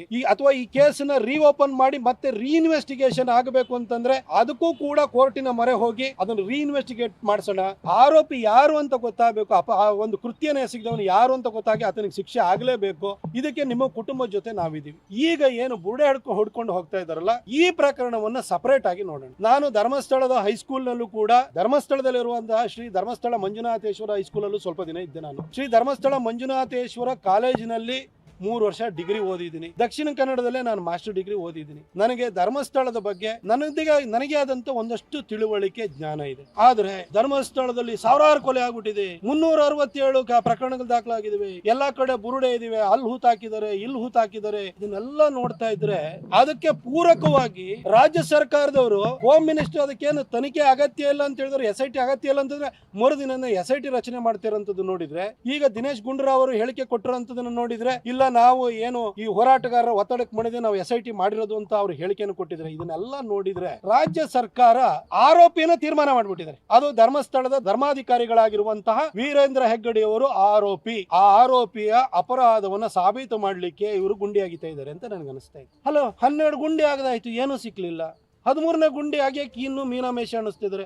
ಈ ಮಧ್ಯದಲ್ಲಿ ಇನ್ನೊಬ್ಬ ಬಂದಿದ್ದಾನೆ, ಇನ್ಯಾವುದನ್ನ ತೋರಿಸ್ತೀನಿ, ರಸ್ತೆ ಪಕ್ಕದಲ್ಲಿ ಇನ್ನೊಂದು ಹೂತಾಕಿದ್ದಾರೆ ಅಂತ ಹೇಳ್ತಿದ್ದಾರೆ. ಅಂದ್ರೆ ವೀರೇಂದ್ರ ಹೆಗ್ಗಡೆ ಅವರು ಆರೋಪಿ ಅಂತ ತೀರ್ಮಾನ ಮಾಡಿ ಅವರನ್ನ, ನೀವು ಮಾಡಿರುವಂತಹ ಆರೋಪವನ್ನ ಸಾಬೀತು ಮಾಡೋದಕ್ಕೋಸ್ಕರ ಸಾಕ್ಷ್ಯ ಹುಡುಕೋದಕ್ಕೆ ಈ ಒಂದು SIT ಮಾಡ್ಕೊಂಡು ಈ ಎಲ್ಲ ಸರ್ಕಸ್ ಮಾಡ್ತಾ ಇದ್ದಾರೆ ಅಂತ ನನಗೆ ಬಹಳ ಸ್ಪಷ್ಟವಾಗಿ ಅನ್ಸುತ್ತೆ. ಆ ಚೆನ್ನಯ್ಯ, ಆ ಅನಾಮಿಕ ಇದನ್ನೆಲ್ಲ ಚೆನ್ನಯ್ಯನ ನೀವು ಆತನ ಪೂರ್ವಾಪರಗಳ ಬಗ್ಗೆನೂ ಕೂಡ ನೀವು SIT ಅವರು ಇನ್ವೆಸ್ಟಿಗೇಷನ್ ಮಾಡಿದ್ರಲ್ಲ ಸರ್. ಮೊಹಂತಿ ಅವರೇ, ನೀವೊಬ್ರು ಸೀನಿಯರ್ IPS ಆಫೀಸರ್ ಇದ್ದೀರಿ, ದಯವಿಟ್ಟು ಆ ಚೆನ್ನಯ್ಯನ ಪೂರ್ವಾಪರ ಏನು, ಅವನು ಇದ್ದಕ್ಕಿದ್ದಂಗೆ ಹೆಂಗ್ ಬಂದ, ಇದ್ರ ಬಗ್ಗೆನೂ ಕೂಡ ದಯವಿಟ್ಟು ಮಾಧ್ಯಮಗಳ ಮುಖಾಂತರವಾಗಿ ನೀವು ವರದಿನ ಕೊಡಿ. ನಾನು ಮಾಧ್ಯಮಗಳಲ್ಲಿ ಲೈವ್ ಕವರೇಜ್ ನೋಡ್ತಾ ಇದ್ದೀನಿ, ಯೂಟ್ಯೂಬರ್ಸ್ ಹೇಳ್ತಾ ಇದ್ದಾರೆ, ಸೋಷಿಯಲ್ ಮೀಡಿಯಾದಲ್ಲಿ ಇದ್ರ ಬಗ್ಗೆ ನೀನ್ ಯಾಕೆ ಮಾತಾಡಿಲ್ಲ ಅಂತ ನನ್ನ ಕೇಳ್ತಾ ಇದ್ದಾರೆ. ನಾನು ಧರ್ಮಸ್ಥಳದಲ್ಲೇ ಓದಿದವನಾಗಿ ಅದ್ರ ಬಗ್ಗೆ ಒಂದಷ್ಟು ಜ್ಞಾನವನ್ನು ಇಟ್ಕೊಂಡು ನನಗೆ ಆಶ್ಚರ್ಯ ಆಗ್ತಿದೆ. ಏನು ಅಂತಂದ್ರೆ 350 ಕೊಲೆ ಆಗಿದೆ, 1000 ಕೊಲೆ ಆಗಿದೆ ಅಂತ ಹೇಳಿದ್ರೆ, ಏನು ಧರ್ಮಸ್ಥಳದ ಧರ್ಮಾಧಿಕಾರಿ ಆಗಿರುವಂತ ವೀರೇಂದ್ರ ಹೆಗ್ಗಡೆ ಅವರು ಏನು ದಾವೂದ್ ಇಬ್ರಾಹಿಮು, ಹಾಜಿ ಮಸ್ತಾನು, ಕರೀಂ ಲಾಲಾಗಿಂತ ದೊಡ್ಡ ಡಾನ್ ಅಂತ ನನಗೆ ಆಶ್ಚರ್ಯ ಆಯ್ತು. ಇರ್ಬೋದೇನಪ್ಪ, ನಮಗೊಂಥರ ಅನುಮಾನ ಆಗ್ಬಿಟ್ಟು ಈ ಎಲ್ಲ ಆಗಿಲಿ ಅಂತ ನಾನು ಸುಮ್ಮನೆ ಇದ್ದೆ, ಅದಕ್ಕೋಸ್ಕರ ಹೇಳಿಕೆ ಕೊಟ್ಟಿರಲಿಲ್ಲ. ಆದ್ರೆ ಆಗದಾಗ ಏನು ಸಿಗ್ತಾ ಇಲ್ಲ, ಬರೀ ಕಲ್ಲು ಮಣ್ಣು ಸಿಗ್ತಾ ಇದೆ. ಯಾವ್ದೋ ಒಂದು ಸಣ್ಣ ಮೂಳೆ ತುಂಡು ಸಿಕ್ಕಿದೆ, ಅಲ್ಲಿ ಯಾವ್ದೋ ಹೆಣ್ಮಕ್ಳನ್ನ ಹೂತಾಕಿರೋಂಥದ್ದು ಇಲ್ವೇ ಇಲ್ಲ. ಇದಂದ್ರೆ ವ್ಯವಸ್ಥಿತವಾದಂತ ಪ್ರಯತ್ನ ನಡೀತಾ ಇದೆ. ಆಯ್ತು, ನೀವು ಧರ್ಮಸ್ಥಳ ಧರ್ಮಾಧಿಕಾರಿ ಅಂತ ವೀರೇಂದ್ರ ಹೆಗ್ಗಡೆ ಅವರನ್ನ ನೀವು ಆರೋಪಿ ಸ್ಥಾನಕ್ಕೆ ಯಾಕೆ ತಂದಿದ್ದೀರಿ? ಯಾಕಾಗಿ SIT ಅವರು ಪ್ರತಿನಿತ್ಯನೂ ಕೂಡ ಅವ್ನು ತೋರಿಸಿದ ಗುಂಡಿನೆಲ್ಲ ಆಗಿತಾ ಇದ್ದೀರಿ? ಆಯ್ತು, ಇಲ್ಲಿವರೆಗೆ ಏನಾದ್ರು ಸಿಕ್ಕಿದೆಯಾ? ಅವನು ಫಸ್ಟ್ ಎನ್ಕ್ವೈರಿ ಮಾಡಿ. ಅದು ಯಾವುದು ಮಾಡ್ತಾ ಇಲ್ಲ. ಆದ್ರೆ ಧರ್ಮಸ್ಥಳದಲ್ಲಿ ಈ ಥರದ್ದು 367 ಪ್ರಕರಣಗಳಿದಾವೆ. ಈ ತರದ್ದು ಕೊಲೆ ನಡೆದಿದ್ದೇವೆ ಅಂತ ಹೇಳಿಬಿಟ್ಟು ಒಬ್ಬ ಅಡ್ವೊಕೇಟ್ ಮುಂದೆ ಬಂದಿದ್ದಾನೆ, ಆತನ ಹೆಸರು ಬಾಲನ್ ಅಂತ ಹೇಳಿ. ಆ ಬಾಲನ್ನು ಇನ್ನೊಬ್ರು ಮೊಬೈಲ್ ತೋರಿಸ್ತಾರೆ, ಅದ್ರೊಳಗಡೆ ದಾಖಲೆ ಇದೆ ಅಂತ. ದಯವಿಟ್ಟು ಬನ್ನಿ ಸರ್, ದಾಖಲೆ ಕೊಡಿ. ನಾನು ಈ ಅಡ್ವೊಕೇಟ್ ಇದಾರಲ್ಲ, ನಾನು ಈ ಹಿಂದೂ ಸಮಾಜಕ್ಕೆ ಈ ಒಂಥರ ಪ್ರಜ್ಞಾವಂತಿಕೆನ ಕಳ್ಕೊಂಡಿರುವಂತಹ ಹಿಂದೂ ಸಮಾಜ, ಇದಕ್ಕೆ ನಾನು ಕೇಳಲಿಕ್ಕೆ ಬಯಸ್ತೀನಿ, ಈ ಆರೋಪ ಮಾಡ್ತಿದಾರಲ್ಲ ಅವರ ಪೂರ್ವಾಪರಗಳನ್ನು ಒಂದ್ಸರಿ ನೋಡಿ. ಸೌಜನ್ಯ ಪ್ರಕರಣಕ್ಕೆ ನ್ಯಾಯ ಕೊಡಿಸೋದು ಒಂದು ಸೈಡು, ಈಗ ಧರ್ಮಸ್ಥಳವನ್ನು ಟಾರ್ಗೆಟ್ ಮಾಡಿಕೊಂಡು ನಡೀತಾ ಇರುವಂತಹ ಪ್ರಚಾರಾಂದೋಲನವನ್ನು ಪ್ರತ್ಯೇಕವಾಗಿ ನೋಡಿ. ಅಲ್ಲಿ ನಮ್ಮ ನಂಬಿಕೆಗೆ ಹೊಡೆಯುವಂತಹ ಧರ್ಮಸ್ಥಳ ಶ್ರೀ ಕ್ಷೇತ್ರದ ಬಗ್ಗೆ ಅಪನಂಬಿಕೆ ಬರೆಸುವಂತಹ, ಅಲ್ಲೋಗಿ ಗುದ್ಲಿ ಹಾಕ್ತಿವಿ, ಹಾರೆ ಹಾಕ್ತಿವಿ, ಒಡೆದು ಹಾಕ್ತಿವಿ ಅಂತ ಹೇಳ್ತಿದಾರಲ್ಲ, ಇವರು ಮಾಡ್ತಾ ಇರೋರು? ಈ ಅಡ್ವೊಕೇಟ್ ಯಾರು? 2008ರಲ್ಲಿ ಬೆಂಗಳೂರಿನಲ್ಲಿ ಸರಣಿ ಬಾಂಬ್ ಬ್ಲಾಸ್ಟ್ ಆಯ್ತು. ಆರೋಪಿಗಳ ಪರವಾಗಿ, ಆ ಪುಂಡ ಮುಸಲ್ಮಾನರ ಪರವಾಗಿ ವಕಾಲತ್ತು ವಹಿಸಿದವನು ಯಾರು? ಇದೇ ಅಡ್ವೊಕೇಟ್. ಮಲ್ಲೇಶ್ವರಂ ಬಿಜೆಪಿ ಆಫೀಸ್ ಮೇಲೆ ದಾಳಿ ಆಯ್ತು, ಅದರ ಆರೋಪಿಗಳ ಪರವಾಗಿ ವಕಾಲತ್ತು ವಹಿಸಿದವರು ಯಾರು? ಇದೇ ವ್ಯಕ್ತಿ. ರುದ್ರೇಶ್ ಮರ್ಡರ್ ಕೇಸ್ ಆಯ್ತು, ಆ ಮರ್ಡರ್ ಮಾಡಿದಂತವ್ರ ಪರವಾಗಿ ವಕಾಲತ್ತು ವಹಿಸಿರೋ ವ್ಯಕ್ತಿ ಯಾರು? ಇದೇ ಅಡ್ವೊಕೇಟ್. ಹಾಗೆ ಡಿಜೆಹಳ್ಳಿ ಕೆಜೆಹಳ್ಳಿ ಪ್ರಕರಣದಲ್ಲಿ ಅಖಂಡ ಶ್ರೀನಿವಾಸ ಮೂರ್ತಿ ಅವರ ಮನೆ ಮೇಲೆ ದಾಳಿ ಆಯ್ತು, ದೊಂಬಿ ಆಯ್ತು, ಪೊಲೀಸರ ಮೇಲೆ ದಾಳಿ ಆಯ್ತು. ಆ ದಾಳಿ ಮಾಡಿದಂತವ್ರು ಅವ್ರ ಪರವಾಗಿ ವಕಾಲತ್ತು ವಹಿಸ್ತಾರ ಯಾರು? ಇದೇ ಅಡ್ವೊಕೇಟ್. ಈ ವ್ಯಕ್ತಿಯ ಇವು ಯಾರ್ಯಾರು ಧರ್ಮಸ್ಥಳದ ವಿರುದ್ಧ ಧ್ವನಿ ಎತ್ತುತ್ತಾ ಇದಾರಲ್ಲ, ಅವರ ಪೂರ್ವಾಪರವನ್ನು ನೋಡಿ ಸರ್. ನೀವೇನಾದ್ರೂ ಕೂಡ ಇಸ್ಲಾಂ ಧರ್ಮದ ಬಗ್ಗೆ, ಅಲ್ಲಿರುವಂತ ಅನಾಚಾರಗಳ ಬಗ್ಗೆ, ಅಲ್ಲಿ ಏನು ಮುಲ್ಲಾಗಳು ಮೌಲ್ಯಗಳು ಮಾಡೋದ್ರ ಬಗ್ಗೆ ಏನಾದ್ರೂ ಪ್ರಶ್ನೆ ಮಾಡ್ಬಿಟ್ರೆ ಸರ್ ತನ್ಸೆ ಜುದಾ, ರುಂಡವನ್ನು ಮುಂಡವನ್ನು ಕಡೆ ಮಾಡ್ತೀವಿ ಅಂತ ಹೇಳ್ತಾರೆ. ಅಂತವನು ಬಂದು ನಮ್ಮ ಧರ್ಮಾಧಿಕಾರಿ ಬಗ್ಗೆ ಈ ರೀತಿ ತುಚ್ಛವಾಗಿ ಮಾತಾಡ್ತಾನೆ, ಅವನನ್ನೇ ನೀವು ನಂಬ್ತೀರಿ. ಸೌಜನ್ಯ ಪ್ರಕರಣವನ್ನ ಈ ಪ್ರಕರಣವನ್ನ ಮಿಕ್ಸ್ ಮಾಡಕ್ ಹೋಗ್ಬೇಡಿ. ಹಿಂದೂ ಸಮಾಜಕ್ಕೆ ಏನಾಗಿದೆ ನಿಮಗೆ? ಇಷ್ಟೊಂದು ನೀವು ಯಾರೋ ಹೇಳಿದ್ದನ್ನ ನಂಬಿಕೊಂಡು ಈ ರೀತಿ ಕ್ಷೇತ್ರದ ಬಗ್ಗೆ ಅಪನಂಬಿಕೆಯನ್ನ ನಮ್ಮವರನ್ನೇ ಒಂದು ರೀತಿ ಕಟಕಟೆಗೆ ತಂದು ನಿಲ್ಲಿಸುವಂತದನ್ನ ಯಾಕೆ ಮಾಡ್ತಾ ಇದ್ದೀರಿ? 100% ಆರೋಪಿ ಫಿಕ್ಸ್ ವೀರೇಂದ್ರ ಹೆಗ್ಡೆ ಅವರು. ಅದನ್ನು ಸಾಬೀತ್ ಮಾಡೋಕೆ ಸಾಕ್ಷ್ಯ ಹುಡುಕ್ತಾ ಇದ್ದಾರೆ ಈ ಸರ್ಕಾರ. ಅಲ್ಲಿ ಕೋಳಿ ತಿನ್ಕೊಂಡು ಮೀನ್ ತಿನ್ಕೊಂಡು ಧರ್ಮಸ್ಥಳಕ್ಕೆ ಹೋದಂತವ್ರದ್ದು ಉದ್ದೇಶ ಶುದ್ಧಿ ಇರಕ್ ಸಾಧ್ಯನಾ? ಇವ್ರು ಮಾಡ್ತಾ ಇರುವಂತದ್ದು ಇದು. ಯಾವ ಉದ್ದೇಶಕ್ಕೆ ಇದನ್ನ ಮಾಡ್ತಾ ಇದ್ದಾರೆ? ಈಗ ಇತ್ತೀಚೆಗೆ ಬೆಂಗಳೂರಿನಲ್ಲಿ ಗಾಳಂಜನೇಯ ಸ್ವಾಮಿ ದೇವಸ್ಥಾನವನ್ನ ಕಬಳಿಸ್ತಾ ಇದ್ರು, ಅದನ್ನ ಮುಜರಾಯಿ ಇಲಾಖೆಗೆ ತಗೊಂಡ್ರು. ಅದೇ ರೀತಿ ಧರ್ಮಸ್ಥಳವನ್ನ ಕಬಳಿಸಬೇಕು, ಅದಕ್ಕೋಸ್ಕರ ಹೊರಟಿದ್ದಾರೆ. ಹಿಂದೂಗಳ ನಂಬಿಕೆ ಹೊಡೆಯುವಂತ ಒಂದು ವ್ಯವಸ್ಥಿತ ಪ್ರಯತ್ನ ಆಗ್ತಿದೆ. ಅಷ್ಟೊಂದು ಕೊಲೆಗಳು ನಡೆದಿದ್ದಾವೆ ಅಂತಂದ್ರೆ ಇಷ್ಟು ಗುಂಡಿ ತೆಗೆದ್ರಲ್ಲ, ಎಲ್ಲಿ ಸಿಗ್ತಾನೆ ಇಲ್ವಲ್ಲ. ಹೂತ್ ಹಾಕಿದವನು ಚೆನ್ನಯ್ಯ, ಇಲ್ಲಿ ಹೂತ್ ಹಾಕಿದೀನಿ, ಅಲ್ಲಿ ಹೂತ್ ಹಾಕಿದೀನಿ, ಎಲ್ಲಿ ಹೂತ್ ಹಾಕಿದೀನಿ, ಎಲ್ಲಿದೆ? ಇಷ್ಟಾಗಿಯೂ ಕೂಡ ನೀವು ಪ್ರತಿನಿತ್ಯನೂ ಕೂಡ ಕ್ಷೇತ್ರದ ಬಗ್ಗೆ ಅಪನಂಬಿಕೆ ಬರುವಂತಹ ಎಲ್ಲಾ ಕೆಲಸವನ್ನ ಕಸರತ್ತನ್ನು ನೀವು ಮಾಡ್ತಿದ್ದೀರಿ. ಮೋಹಂತಿ ಅವರೇ, ಬೇಗ 13ನೇ ಗುಂಡಿನ ತೆಗೆದು ಬಿಡಿ ಸರ್. 13ನೇ ಗುಂಡಿ ತೆಗೆದು ಕೂಡಲೇ ನಿಮ್ದೆಲ್ಲ ಬಂಡವಾಳ ಬಯಲಾಗೋಗ್ಬಿಡುತ್ತೆ. ಈ ಆರೋಪ ಮಾಡಿದವರು ಅಂತ ನೀವು ಸುಮ್ಮನೆ ಆಗಿದ್ದೀರಾ. ಆಯ್ತು, ಒಂದ್ ವೇಳೆ ತಪ್ಪೇ ಆಗಿದೆ ಅಂತ ತಿಳ್ಕೊಳ್ಳೋಣ, ನಾವೇನು ಆರೋಪಿಗಳನ್ನ ಅಥವಾ ಅಪರಾಧಿಗಳನ್ನ ಆ ಥರ ಕೆಲಸವನ್ನ ಮಾಡಿದವ್ರನ್ನ ನೀವು ಪ್ರೊಟೆಕ್ಟ್ ಮಾಡಿ ಅಂತ ಹೇಳಲ್ಲ. ಬೇಗ ಮುಗಿಸಿ ಸರ್. ಪ್ರತಿನಿತ್ಯ ಮೀಡಿಯಾ ಟ್ರಯಲ್ ಮಾಡಿ ಆಯ್ತು, ಅಲ್ಲಿವರೆಗೂ ಕೂಡ ಇದ್ರ ಬಗ್ಗೆ ಯಾರು ಮಾತಾಡಬಾರ್ದು, ಹೇಳಿಕೆಯನ್ನು ಕೊಡಬಾರ್ದು, ಅಪಪ್ರಚಾರ ಮಾಡಬಾರ್ದು ಅಂತ ಒಂದು ಸಣ್ಣ ಡೈರೆಕ್ಷನ್ ಆದ್ರೂ ಕೊಡಿ ಸರ್. ಯಾವ್ದು ಮಾಡ್ತಿಲ್ಲ ನೀವು. ಪ್ರತಿನಿತ್ಯ ಅಲ್ಲಿ ಹೋಗೋದು, ಯೂಟ್ಯೂಬರ್ಸ್ ಹೋಗೋದು, ಪ್ರತಿಯೊಬ್ರು ಅಲ್ಲೇ ಶೂಟ್ ಮಾಡೋದು, ಮನ್ಸಿಗೆ ಬಂದಂಗೆ ಹೇಳ್ತಾ ಇದ್ದಾರೆ. ಅವ್ರ ಮೇಲಿನ ಒಂದು ಆರೋಪನೂ ಕೂಡ ಇಲ್ಲಿವರೆಗೂ ಸಾಬೀತಾಗಿಲ್ಲ. ಆದ್ರೂ ಕೂಡ ಅವ್ರನ್ನ ಅಪರಾಧಿ ಮಾಡಿ ಹಾಕೋಗ್ಬಿಟ್ಟಿದ್ದೀರಿ. ಬೇಗ ಆದಷ್ಟು ಬೇಗ ಈ ಎನ್ಕ್ವೈರಿನ ಕಂಪ್ಲೀಟ್ ಮಾಡಿ, ಅವನು ಆರೋಪ ಮಾಡಿರುವಂಥ ಅನಾಮಿಕ ಅಂತ ಹೇಳ್ತಾ ಇರುವಂಥ ಚೆನ್ನಯ್ಯ ಏನಿದ್ದಾನೆ, ಚೆನ್ನಯ್ಯ ಯಾರು, ಅವನ ಹಿನ್ನೆಲೆ ಏನು, ಈ ಆರೋಪ ಮಾಡ್ತಾ ಇದ್ದಾರಲ್ಲ ಅವರಲ್ಲಿ ನಮ್ಮ ಹತ್ರ ಸಾಕ್ಷ್ಯ ಇದೆ, 367 ಪ್ರಕರಣಗಳ ಬಗ್ಗೆ ದಾಖಲೆ ಇದೆ ಅಂತ ತಿಳಿದಿರಲ್ಲ ಸರ್. ಅವ್ರ ಹತ್ರ ದಾಖಲೆ ಕೂಡ ಕೇಳಿ ಸರ್, ಅವ್ರನ್ನೂ ಒಂದು ಎನ್ಕ್ವೈರಿ ಮಾಡಿ ಸರ್. ಇದೊಂದ್ಸರಿ ಬೇಗ ನಿಲ್ಲಿ. ಪ್ರತಿನಿತ್ಯನೂ ಏನೋ ಟೆಸ್ಟ್ ಮ್ಯಾಚು 5 ದಿನಕ್ಕೆ ಮುಗಿದೋಗುತ್ತಾರೆ. ಇದು ನೋಡ್ರೆ ಇನ್ನೇನು ನಿಮಗೆ ಸರಣಿ ಇಂಗ್ಲೆಂಡ್ ಮತ್ತೆ ಇಂಡಿಯಾದ್ದು ಟೆಸ್ಟ್ ಸೀರೀಸು 5 ಟೆಸ್ಟ್ದು 25 ದಿನ ಮುಗಿದೋಯ್ತಾರ. ಧರ್ಮಸ್ಥಳದ ಮಾತ್ರ ಮುಗಿತಾ ಇಲ್ಲ. ಯಾಕಂದ್ರೆ ಮುಗ್ಸಕ್ಕೆ ರಾಜ್ಯ ಸರ್ಕಾರಕ್ಕೆ ಇಷ್ಟ ಇಲ್ಲ. ಒಟ್ಟಿಗೆ ಅಲ್ಲಿ ಧರ್ಮಸ್ಥಳದ ಬಗ್ಗೆ ಜನ ನಂಬಿಕೆ ಇಟ್ಕೋಬಾರ್ದು, ನಂಬಿಕೆ ಮುಗಿದೋಗ್ಬಿಡ್ಬೇಕು. ಅಲ್ಲಿಗೆ ಶ್ರೀ ಕ್ಷೇತ್ರ ಧರ್ಮಸ್ಥಳ ಏನಿದೆಯಲ್ಲ ಅದರ ಇಮೇಜ್ ಅನ್ನೋದು ನೆಲ ಕಚ್ಚಬೇಕು. ಆ ಉದ್ದೇಶವನ್ನು ಇಟ್ಕೊಂಡು ಈ ರಾಜ್ಯ ಸರ್ಕಾರ ಪ್ರಯತ್ನವನ್ನು ಮಾಡ್ತಾ ಇದೆ ಅಂತ ನನಗೆ ಸ್ಪಷ್ಟವಾಗ್ತದೆ. ಸಾಕ್ಷಿ ಅಂತ ಹೇಳ್ತಾರೆ, ಯಾವ್ದು ಕೂಡ ಪ್ರೊಡ್ಯೂಸ್ ಮಾಡ್ತಾರೆ, ಕೇವಲ ಮಾತಾಡ್ತಾ ಇದ್ದಾರೆ. ನಾನು ಅದನ್ನೇ ಹೇಳ್ತಾ ಇರೋದು. SIT ರಚನೆ ಮಾಡಿದಿರಲ್ಲ, ಸೀನಿಯರ್ ಮೋಸ್ಟ್ ಪೊಲೀಸ್ ಆಫೀಸರ್ಸ್ ಇದ್ರು, 3 ಜನ IPS ಆಫೀಸರ್ಸ್ ಇದ್ರಿ. ನಿಮಗೆಲ್ಲರಿಗೂ ಕೂಡ ಬಹಳ ನಿಮಗೆ ಅನುಭವ ಇದೆ. ಪೊಲೀಸ್ ಡಿಪಾರ್ಟ್ಮೆಂಟ್ ಅಲ್ಲಿ ಇಂಥ 16 ಕೇಸ್ಗಳನ್ನ ನೋಡಿದಿರಿ. ಬೇಗ ಮುಗಿಸಿ ಸರ್. ಈಗ ಅವ್ನು ಯಾರೋ ಒಬ್ಬ ಸಮೀರ ಅನ್ನೋನು, ಅವನ ಧರ್ಮದ ಬಗ್ಗೆ ಮಾತಾಡಿದ್ರೆ ಬಿಡ್ತಿದ್ರ? ಕುದಿಯ ಕಡಿತೀವಿ ಅಂತ ಬರ್ತಾರೆ. ನಮ್ಮ ಧರ್ಮಾಧಿಕಾರಿ ಬಗ್ಗೆ, ನಮ್ಮ ಧರ್ಮಕ್ಷೇತ್ರದ ಬಗ್ಗೆ ಏನ್ ಬೇಕಾದ್ರೂ ಮಾತಾಡಬಹುದು. ಹಾಗಾದ್ರೆ ಸರ್, ಈಗ ಧರ್ಮಸ್ಥಳದ ವಿಚಾರ ಗಮನಿಸ್ತಾ ಇದ್ದೀರಿ, ಓವರಾಲ್ ಆಗಿ ಏನ್ ನಡೀತದೆ ನಮ್ಮ ಅಬ್ಸರ್ವೇಷನ್? ಧರ್ಮಸ್ಥಳ ಪ್ರಕರಣವನ್ನ ನಾವು 2 ವಿಭಾಗವಾಗಿ ನೋಡ್ಬೇಕು. ಒಂದು ಈಗ ಬುರುಡೆ ಹುಡ್ಕೊಂಡು ಹೊರಟಿರುವಂತಹ ಸಂಗತಿ, ಇನ್ನೊಂದು ಸೌಜನ್ಯ ಪ್ರಕರಣ. 2012ರಲ್ಲಿ 17 ವರ್ಷದ ಹೆಣ್ಣು ಮಗಳು ಸೌಜನ್ಯ ಬರ್ಬರವಾಗಿ ಹತ್ಯೆ ಆಗಿದ್ರ ಬಗ್ಗೆ ಇಡೀ ರಾಜ್ಯದಲ್ಲೇ ಇವತ್ತೂ ಕೂಡ ನಮ್ಮೆಲ್ಲರ ಮನಸ್ಸಲ್ಲೂ ಕೂಡ ಅದ್ರ ಬಗ್ಗೆ ನೋವಿದೆ. ಸಾವಿನ ನಂತರವಾದ್ರೂ ಆಕೆಗೆ ನ್ಯಾಯ ಸಿಗಬೇಕು ಅನ್ನೋದ್ರ ಬಗ್ಗೆ 7 ಕೋಟಿ ಕನ್ನಡಿಗರು ಕೂಡ ಸೌಜನ್ಯ ಕುಟುಂಬದ ಜೊತೆ ಇದ್ದಾರೆ. ಅದ್ರ ಬಗ್ಗೆ ಅನುಮಾನನೇ ಬೇಡ. ನಾವೆಲ್ಲರೂ ಕೂಡ ಸೌಜನ್ಯ ಪರ. ಸೌಜನ್ಯ ವಿಚಾರದಲ್ಲಿ ಪೊಲೀಸ್ ಎನ್ಕ್ವೈರಿ ಆಗಿದೆ, ಆನಂತರ CID ಎನ್ಕ್ವೈರಿ ಆಗಿದೆ, ತದನಂತರ CBI ಎನ್ಕ್ವೈರಿ ಆಗಿ ಕ್ಲೋಜರ್ ರಿಪೋರ್ಟ್ ಬಂದಿದೆ. ಈ ಮೂರು ಏಜೆನ್ಸಿ ಅಲ್ದಲೆ ಇನ್ಯಾವುದಾದ್ರು ಏಜೆನ್ಸಿಯಿಂದ ತನಿಖೆ ಆಗಬೇಕು ಅಂತಂದ್ರೆ ಸೌಜನ್ಯ ತಾಯಿಯವರಲ್ಲಿ ನಾ ಕೇಳ್ತೀನಿ, ಅಮ್ಮ ದಯವಿಟ್ಟು ಹೇಳಿ, ನಾವೇ ಸ್ವತಃ ಆಗಿ ಹೈಕೋರ್ಟಿಗೆ ಹೋಗಿ ರಿಟ್ ಹಾಕಿ ಕೇಸನ್ನ ಇನ್ನೊಂದು ಏಜೆನ್ಸಿಗೆ, ನೀವು ಹೇಳಿದಂತ ಏಜೆನ್ಸಿಗೆ ಕೊಡಬೇಕು ಅಂತ ಹೇಳಿ ಕೋರ್ಟ್ ಮುಂದೆ ಪ್ರಾರ್ಥನೆಯನ್ನು ಮಾಡೋಣ. ಅದನ್ನು ವೈಯಕ್ತಿಕವಾಗಿ ನಾನೇ ನಿಮ್ಮ ಕುಟುಂಬದ ಜೊತೆ ನಿಂತ್ಕೊಂಡು ಆ ಕೆಲಸವನ್ನ ನಾ ಮಾಡಿಕೊಡ್ತೀನಿ. ಅಥವಾ ಈ ಕೇಸನ್ನ ರೀಓಪನ್ ಮಾಡಿ ಮತ್ತೆ ರೀಇನ್ವೆಸ್ಟಿಗೇಷನ್ ಆಗಬೇಕು ಅಂತಂದ್ರೆ ಅದಕ್ಕೂ ಕೂಡ ಕೋರ್ಟಿನ ಮೊರೆ ಹೋಗಿ ಅದನ್ನು ರೀಇನ್ವೆಸ್ಟಿಗೇಟ್ ಮಾಡಿಸೋಣ. ಆರೋಪಿ ಯಾರು ಅಂತ ಗೊತ್ತಾಗಬೇಕು, ಆ ಒಂದು ಕೃತ್ಯನೇ ಸಿಗದವನು ಯಾರು ಅಂತ ಗೊತ್ತಾಗಿ ಆತನಿಗೆ ಶಿಕ್ಷೆ ಆಗಲೇಬೇಕು. ಇದಕ್ಕೆ ನಿಮ್ಮ ಕುಟುಂಬದ ಜೊತೆ ನಾವಿದ್ದೀವಿ. ಈಗ ಏನು ಬುರುಡೆ ಹೊಡ್ಕೊಂಡು ಹೋಗ್ತಾ ಇದಾರಲ್ಲ, ಈ ಪ್ರಕರಣವನ್ನ ಸಪರೇಟ್ ಆಗಿ ನೋಡೋಣ. ನಾನು ಧರ್ಮಸ್ಥಳದ ಹೈಸ್ಕೂಲ್ ನಲ್ಲೂ ಕೂಡ, ಧರ್ಮಸ್ಥಳದಲ್ಲಿರುವಂತಹ ಶ್ರೀ ಧರ್ಮಸ್ಥಳ ಮಂಜುನಾಥೇಶ್ವರ ಹೈಸ್ಕೂಲ್ ಅಲ್ಲೂ ಸ್ವಲ್ಪ ದಿನ ಇದ್ದೆ. ನಾನು ಶ್ರೀ ಧರ್ಮಸ್ಥಳ ಮಂಜುನಾಥೇಶ್ವರ ಕಾಲೇಜಿನಲ್ಲಿ 3 ವರ್ಷ ಡಿಗ್ರಿ ಓದಿದ್ದೀನಿ. ದಕ್ಷಿಣ ಕನ್ನಡದಲ್ಲೇ ನಾನು ಮಾಸ್ಟರ್ ಡಿಗ್ರಿ ಓದಿದ್ದೀನಿ. ನನಗೆ ಧರ್ಮಸ್ಥಳದ ಬಗ್ಗೆ ನನಗೆ ಆದಂತ ಒಂದಷ್ಟು ತಿಳುವಳಿಕೆ ಜ್ಞಾನ ಇದೆ. ಆದ್ರೆ ಧರ್ಮಸ್ಥಳದಲ್ಲಿ ಸಾವಿರಾರು ಕೊಲೆ ಆಗ್ಬಿಟ್ಟಿದೆ, 367 ಪ್ರಕರಣಗಳು ದಾಖಲಾಗಿವೆ, ಎಲ್ಲಾ ಕಡೆ ಬುರುಡೆ ಇದಿವೆ, ಅಲ್ಲಿ ಹೂತಾಕಿದ್ದಾರೆ, ಇಲ್ಲಿ ಹೂತಾಕಿದ್ದಾರೆ. ಇದನ್ನೆಲ್ಲ ನೋಡ್ತಾ ಇದ್ರೆ ಅದಕ್ಕೆ ಪೂರಕವಾಗಿ ರಾಜ್ಯ ಸರ್ಕಾರದವರು, ಹೋಮ್ ಮಿನಿಸ್ಟರ್ ಅದಕ್ಕೇನು ತನಿಖೆ ಅಗತ್ಯ ಇಲ್ಲ ಅಂತ ಹೇಳಿದ್ರೆ, SIT ಅಗತ್ಯ ಇಲ್ಲ ಅಂತಂದ್ರೆ ಮರುದಿನ SIT ರಚನೆ ಮಾಡ್ತಿರೋಂಥದ್ದು ನೋಡಿದ್ರೆ, ಈಗ ದಿನೇಶ್ ಗುಂಡೂರಾವ್ ಅವರು ಹೇಳಿಕೆ ಕೊಟ್ಟಿರೋಂಥದ್ದನ್ನು ನೋಡಿದ್ರೆ, ಇಲ್ಲ ನಾವು ಏನು ಈ ಹೋರಾಟಗಾರರ ಒತ್ತಡಕ್ಕೆ ಮಾಡಿದ್ರೆ ನಾವು SIT ಮಾಡಿರೋದು ಅಂತ ಅವರು ಹೇಳಿಕೆಯನ್ನು ಕೊಟ್ಟಿದ್ದಾರೆ. ಇದನ್ನೆಲ್ಲ ನೋಡಿದ್ರೆ ರಾಜ್ಯ ಸರ್ಕಾರ ಆರೋಪಿಯನ್ನು ತೀರ್ಮಾನ ಮಾಡಿಬಿಟ್ಟಿದ್ದಾರೆ. ಅದು ಧರ್ಮಸ್ಥಳದ ಧರ್ಮಾಧಿಕಾರಿಗಳಾಗಿರುವಂತಹ ವೀರೇಂದ್ರ ಹೆಗ್ಗಡೆ ಅವರು ಆರೋಪಿ. ಆ ಆರೋಪಿಯ ಅಪರಾಧವನ್ನ ಸಾಬೀತು ಮಾಡ್ಲಿಕ್ಕೆ ಇವರು ಗುಂಡಿ ಆಗಿತಾ ಇದ್ದಾರೆ ಅಂತ ನನಗೆ ಅನಿಸ್ತಾ ಇದೆ. ಹಲೋ, 12 ಗುಂಡಿ ಆಗದಾಯ್ತು, ಏನೂ ಸಿಕ್ಲಿಲ್ಲ. 13ನೇ ಗುಂಡಿ ಆಗ್ಯಾಕೆ ಇನ್ನು ಮೀನಾಮೇಷ ಅನ್ನಿಸ್ತಿದ್ದಾರೆ.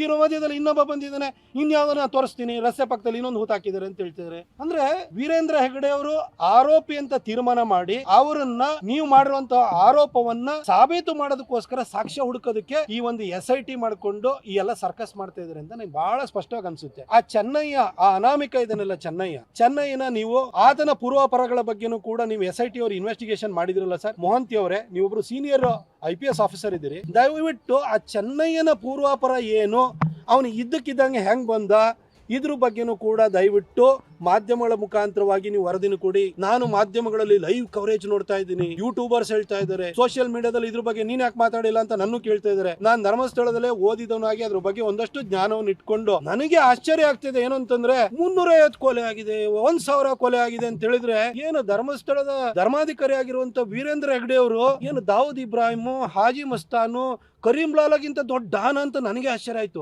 ಇರ್ಬೋದೇನಪ್ಪ, ನಮಗೊಂಥರ ಅನುಮಾನ ಆಗ್ಬಿಟ್ಟು ಈ ಎಲ್ಲ ಆಗಿಲಿ ಅಂತ ನಾನು ಸುಮ್ಮನೆ ಇದ್ದೆ, ಅದಕ್ಕೋಸ್ಕರ ಹೇಳಿಕೆ ಕೊಟ್ಟಿರಲಿಲ್ಲ. ಆದ್ರೆ ಆಗದಾಗ ಏನು ಸಿಗ್ತಾ ಇಲ್ಲ, ಬರೀ ಕಲ್ಲು ಮಣ್ಣು ಸಿಗ್ತಾ ಇದೆ. ಯಾವ್ದೋ ಒಂದು ಸಣ್ಣ ಮೂಳೆ ತುಂಡು ಸಿಕ್ಕಿದೆ, ಅಲ್ಲಿ ಯಾವ್ದೋ ಹೆಣ್ಮಕ್ಳನ್ನ ಹೂತಾಕಿರೋಂಥದ್ದು ಇಲ್ವೇ ಇಲ್ಲ. ಇದಂದ್ರೆ ವ್ಯವಸ್ಥಿತವಾದಂತ ಪ್ರಯತ್ನ ನಡೀತಾ ಇದೆ. ಆಯ್ತು, ನೀವು ಧರ್ಮಸ್ಥಳ ಧರ್ಮಾಧಿಕಾರಿ ಆದಂತ ವೀರೇಂದ್ರ ಹೆಗ್ಗಡೆ ಅವರನ್ನ ನೀವು ಆರೋಪಿ ಸ್ಥಾನಕ್ಕೆ ಯಾಕೆ ತಂದಿದ್ದೀರಿ? ಯಾಕಾಗಿ SIT ಅವರು ಪ್ರತಿನಿತ್ಯನೂ ಕೂಡ ಅವ್ನು ತೋರಿಸಿದ ಗುಂಡಿನೆಲ್ಲ ಆಗಿತಾ ಇದ್ದೀರಿ? ಆಯ್ತು, ಇಲ್ಲಿವರೆಗೆ ಏನಾದ್ರು ಸಿಕ್ಕಿದೆಯಾ? ಅವನು ಫಸ್ಟ್ ಎನ್ಕ್ವೈರಿ ಮಾಡಿ. ಅದು ಯಾವುದು ಮಾಡ್ತಾ ಇಲ್ಲ. ಆದ್ರೆ ಧರ್ಮಸ್ಥಳದಲ್ಲಿ ಈ ಥರದ್ದು 367 ಪ್ರಕರಣಗಳಿದಾವೆ, ಈ ಥರದ್ದು ಕೊಲೆ ನಡೆದಿದ್ದಾವೆ ಅಂತೇಳಿ ಹೇಳಿಬಿಟ್ಟು ಒಬ್ಬ ಅಡ್ವೊಕೇಟ್ ಮುಂದೆ ಬಂದಿದ್ದಾನೆ. ಆತನ ಹೆಸರು ಬಾಲನ್ ಅಂತೇಳಿ ಹೇಳಿ. ಆ ಬಾಲನ್ನು ಇನ್ನೊಬ್ರು ಮೊಬೈಲ್ ತೋರಿಸ್ತಾರೆ, ಅದ್ರೊಳಗಡೆ ದಾಖಲೆ ಇದೆ ಅಂತ. ದಯವಿಟ್ಟು ಬನ್ನಿ ಸರ್, ದಾಖಲೆ ಕೊಡಿ. ನಾನು ಈ ಅಡ್ವೊಕೇಟ್ ಇದಾರಲ್ಲ, ನಾನು ಈ ಹಿಂದೂ ಸಮಾಜಕ್ಕೆ, ಈ ಒಂಥರ ಪ್ರಜ್ಞಾವಂತಿಕೆನ ಕಳ್ಕೊಂಡಿರುವಂತಹ ಹಿಂದೂ ಸಮಾಜ, ಇದಕ್ಕೆ ನಾನು ಕೇಳಲಿಕ್ಕೆ ಬಯಸ್ತೀನಿ, ಈ ಆರೋಪ ಮಾಡ್ತಿದಾರಲ್ಲ ಅವರ ಪೂರ್ವಾಪರಗಳನ್ನು ಒಂದ್ಸರಿ ನೋಡಿ. ಸೌಜನ್ಯ ಪ್ರಕರಣಕ್ಕೆ ನ್ಯಾಯ ಕೊಡಿಸೋದು ಒಂದು ಸೈಡು, ಈಗ ಧರ್ಮಸ್ಥಳವನ್ನು ಟಾರ್ಗೆಟ್ ಮಾಡಿಕೊಂಡು ನಡೀತಾ ಇರುವಂತಹ ಪ್ರಚಾರಾಂದೋಲನವನ್ನು ಪ್ರತ್ಯೇಕವಾಗಿ ನೋಡಿ. ಅಲ್ಲಿ ನಮ್ಮ ನಂಬಿಕೆಗೆ ಹೊಡೆಯುವಂತಹ ಧರ್ಮಸ್ಥಳ ಶ್ರೀ ಕ್ಷೇತ್ರದ ಬಗ್ಗೆ ಅಪನಂಬಿಕೆ ಬರೆಸುವಂತಹ, ಅಲ್ಲಿ ಹೋಗಿ ಗುದ್ಲಿ ಹಾಕ್ತಿವಿ, ಹಾರೆ ಹಾಕ್ತಿವಿ, ಒಡೆದ ಹಾಕ್ತಿವಿ ಅಂತ ಹೇಳ್ತಿದಾರಲ್ಲ, ಇವರು ಯಾರು ಮಾಡ್ತಾ ಇರೋರು? ಈ ಅಡ್ವೊಕೇಟ್ ಯಾರು? 2008ರಲ್ಲಿ ಬೆಂಗಳೂರಿನಲ್ಲಿ ಸರಣಿ ಬಾಂಬ್ ಬ್ಲಾಸ್ಟ್ ಆಯ್ತು. ಆರೋಪಿಗಳ ಪರವಾಗಿ, ಆ ಪುಂಡ ಮುಸಲ್ಮಾನರ ಪರವಾಗಿ ವಕಾಲತ್ತು ವಹಿಸಿದವನು ಯಾರು? ಇದೇ ಅಡ್ವೊಕೇಟ್. ಮಲ್ಲೇಶ್ವರಂ ಬಿಜೆಪಿ ಆಫೀಸ್ ಮೇಲೆ ದಾಳಿ ಆಯ್ತು, ಅದರ ಆರೋಪಿಗಳ ಪರವಾಗಿ ವಕಾಲತ್ತು ವಹಿಸಿದವರು ಯಾರು? ಇದೇ ವ್ಯಕ್ತಿ. ರುದ್ರೇಶ್ ಮರ್ಡರ್ ಕೇಸ್ ಆಯ್ತು, ಆ ಮರ್ಡರ್ ಮಾಡಿದಂತವ್ರ ಪರವಾಗಿ ವಕಾಲತ್ತು ವಹಿಸಿರೋ ವ್ಯಕ್ತಿ ಯಾರು? ಇದೇ ಅಡ್ವೊಕೇಟ್. ಹಾಗೆ ಡಿಜೆಹಳ್ಳಿ ಕೆಜೆಹಳ್ಳಿ ಪ್ರಕರಣದಲ್ಲಿ ಅಖಂಡ ಶ್ರೀನಿವಾಸ ಮೂರ್ತಿ ಅವರ ಮನೆ ಮೇಲೆ ದಾಳಿ ಆಯ್ತು, ದೊಂಬಿ ಆಯ್ತು, ಪೊಲೀಸರ ಮೇಲೆ ದಾಳಿ ಆಯ್ತು. ಆ ದಾಳಿ ಮಾಡಿದಂತವ್ರು ಅವ್ರ ಪರವಾಗಿ ವಕಾಲತ್ತು ವಹಿಸ್ತಾರ ಯಾರು? ಇದೇ ಅಡ್ವೊಕೇಟ್. ಈ ವ್ಯಕ್ತಿಯ ಇವು ಯಾರ್ಯಾರು ಧರ್ಮಸ್ಥಳದ ವಿರುದ್ಧ ಧ್ವನಿ ಎತ್ತುತ್ತಾ ಇದಾರಲ್ಲ, ಅವರ ಪೂರ್ವಾಪರವನ್ನು ನೋಡಿ ಸರ್. ನೀವೇನಾದ್ರೂ ಕೂಡ ಇಸ್ಲಾಂ ಧರ್ಮದ ಬಗ್ಗೆ, ಅಲ್ಲಿರುವಂತ ಅನಾಚಾರಗಳ ಬಗ್ಗೆ, ಅಲ್ಲಿ ಏನು ಮುಲ್ಲಾಗಳು ಮೌಲ್ಯಗಳು ಮಾಡೋದ್ರ ಬಗ್ಗೆ ಏನಾದ್ರೂ ಪ್ರಶ್ನೆ ಮಾಡ್ಬಿಟ್ರೆ ಸರ್ತನ್ಸೆ ಜುದಾ, ರುಂಡವನ್ನು ಮುಂಡವನ್ನು ಕಡೆ ಮಾಡ್ತೀವಿ ಅಂತ ಹೇಳ್ತಾರೆ. ಅಂತವನು ಬಂದು ನಮ್ಮ ಧರ್ಮಾಧಿಕಾರಿ ಬಗ್ಗೆ ಈ ರೀತಿ ತುಚ್ಛವಾಗಿ ಮಾತಾಡ್ತಾನೆ, ಅವನನ್ನೇ ನೀವು ನಂಬ್ತೀರಿ. ಸೌಜನ್ಯ ಪ್ರಕರಣವನ್ನ ಈ ಪ್ರಕರಣವನ್ನ ಮಿಕ್ಸ್ ಮಾಡಕ್ ಹೋಗ್ಬೇಡಿ. ಹಿಂದೂ ಸಮಾಜಕ್ಕೆ ಏನಾಗಿದೆ ನಿಮಗೆ? ಇಷ್ಟೊಂದು ನೀವು ಯಾರೋ ಹೇಳಿದ್ದನ್ನ ನಂಬಿಕೊಂಡು ಈ ರೀತಿ ಕ್ಷೇತ್ರದ ಬಗ್ಗೆ ಅಪನಂಬಿಕೆಯನ್ನ ನಮ್ಮವರನ್ನೇ ಒಂದು ರೀತಿ ಕಟಕಟೆಗೆ ತಂದು ನಿಲ್ಲಿಸುವಂತದನ್ನ ಯಾಕೆ ಮಾಡ್ತಾ ಇದ್ದೀರಿ? ಅಲ್ಲಿಗೆ ಇದು ಟಾರ್ಗೆಟ್ ಧರ್ಮಸ್ಥಳ ಅನ್ನೋದು 100% ಆರೋಪಿ ಫಿಕ್ಸ್ ವೀರೇಂದ್ರ ಹೆಗ್ಡೆ ಅವರು. ಅದನ್ನು ಸಾಬೀತ್ ಮಾಡೋಕೆ ಸಾಕ್ಷ್ಯ ಹುಡುಕ್ತಾ ಇದ್ದಾರೆ ಈ ಸರ್ಕಾರ. ಅಲ್ಲಿ ಕೋಳಿ ತಿನ್ಕೊಂಡು ಮೀನ್ ತಿನ್ಕೊಂಡು ಧರ್ಮಸ್ಥಳಕ್ಕೆ ಹೋದಂತವ್ರದ್ದು ಉದ್ದೇಶ ಶುದ್ಧಿ ಇರಕ್ ಸಾಧ್ಯನಾ? ಇವ್ರು ಮಾಡ್ತಾ ಇರುವಂತದ್ದು ಇದು. ಯಾವ ಉದ್ದೇಶಕ್ಕೆ ಇದನ್ನ ಮಾಡ್ತಾ ಇದೆ ಅಂತ ಅನ್ಸುತ್ತೆ? ಈಗ ಇತ್ತೀಚೆಗೆ ಬೆಂಗಳೂರಿನಲ್ಲಿ ಗಾಳಂಜನೇಯ ಸ್ವಾಮಿ ದೇವಸ್ಥಾನವನ್ನ ಕಬಳಿಸ್ತಾ ಇದ್ರು, ಅದನ್ನ ಮುಜರಾಯಿ ಇಲಾಖೆಗೆ ತಗೊಂಡ್ರು. ಅದೇ ರೀತಿ ಧರ್ಮಸ್ಥಳವನ್ನ ಕಬಳಿಸಬೇಕು, ಅದಕ್ಕೋಸ್ಕರ ಹೊರಟಿದ್ದಾರೆ. ಹಿಂದೂಗಳ ನಂಬಿಕೆ ಹೊಡೆಯುವಂತ ಒಂದು ವ್ಯವಸ್ಥಿತ ಪ್ರಯತ್ನ ಆಗ್ತಿದೆ. ಅಷ್ಟೊಂದು ಕೊಲೆಗಳು ನಡೆದಿವೆ ಅಂತಂದ್ರೆ ಇಷ್ಟು ಗುಂಡಿ ತೆಗೆದ್ರಲ್ಲ, ಎಲ್ಲಿ ಸಿಗ್ತಾನೆ ಇಲ್ವಲ್ಲ. ಹೂತ್ ಹಾಕಿದವನು ಚೆನ್ನಯ್ಯ ಇಲ್ಲಿ ಹೂತ್ ಹಾಕಿದೀನಿ, ಅಲ್ಲಿ ಹೂತ್ ಹಾಕಿದೀನಿ, ಎಲ್ಲಿ ಹೂತ್ ಹಾಕಿದೀನಿ, ಎಲ್ಲಿದೆ? ಇಷ್ಟಾಗಿಯೂ ಕೂಡ ನೀವು ಪ್ರತಿನಿತ್ಯನೂ ಕೂಡ ಕ್ಷೇತ್ರದ ಬಗ್ಗೆ ಅಪನಂಬಿಕೆ ಬರುವಂತಹ ಎಲ್ಲಾ ಕೆಲಸವನ್ನ ಕಸರತ್ತನ್ನು ನೀವು ಮಾಡ್ತಿದ್ದೀರಿ. ಮೋಹಂತಿ ಅವರೇ, ಬೇಗ 13ನೇ ಗುಂಡಿನ ತೆಗೆದು ಬಿಡಿ ಸರ್. 13ನೇ ಗುಂಡಿ ತೆಗೆದು ಕೂಡಲೇ ನಿಮ್ದೆಲ್ಲ ಬಂಡವಾಳ ಬಯಲಾಗೋಗ್ಬಿಡುತ್ತೆ. ಈ ಆರೋಪ ಮಾಡಿದವರು ಅಂತ ನೀವು ಸುಮ್ಮನೆ ಆಗಿದ್ದೀರಾ. ಆಯ್ತು, ಒಂದ್ ವೇಳೆ ತಪ್ಪೇ ಆಗಿದೆ ಅಂತ ತಿಳ್ಕೊಳ್ಳೋಣ. ನಾವೇನು ಆರೋಪಿಗಳನ್ನ ಅಥವಾ ಅಪರಾಧಿಗಳನ್ನ ಆ ಥರ ಕೆಲಸವನ್ನ ಮಾಡಿದವ್ರನ್ನ ನೀವು ಪ್ರೊಟೆಕ್ಟ್ ಮಾಡಿ ಅಂತ ಹೇಳಲ್ಲ. ಬೇಗ ಮುಗಿಸಿ ಸರ್. ಪ್ರತಿನಿತ್ಯ ಮೀಡಿಯಾ ಟ್ರಯಲ್ ಮಾಡಿ ಆಯ್ತು, ಅಲ್ಲಿವರೆಗೂ ಕೂಡ ಇದ್ರ ಬಗ್ಗೆ ಯಾರು ಮಾತಾಡಬಾರ್ದು, ಹೇಳಿಕೆನ ಕೊಡಬಾರ್ದು, ಅಪಪ್ರಚಾರ ಮಾಡಬಾರ್ದು ಅಂತ ಒಂದು ಸಣ್ಣ ಡೈರೆಕ್ಷನ್ ಆದ್ರೂ ಕೊಡಿ ಸರ್. ಯಾವುದು ಮಾಡ್ತಾ ಇಲ್ಲ ನೀವು. ಪ್ರತಿನಿತ್ಯ ಅಲ್ಲಿ ಹೋಗೋದು, ಯೂಟ್ಯೂಬರ್ಸ್ ಹೋಗೋದು, ಪ್ರತಿಯೊಬ್ರು ಅಲ್ಲೇ ಶೂಟ್ ಮಾಡೋದು, ಮನ್ಸಿಗೆ ಬಂದಂಗೆ ಹೇಳ್ತಾ ಇದ್ದಾರೆ. ಅವ್ರ ಮೇಲಿನ ಒಂದು ಆರೋಪನೂ ಕೂಡ ಇಲ್ಲಿವರೆಗೂ ಸಾಬೀತಾಗಿಲ್ಲ.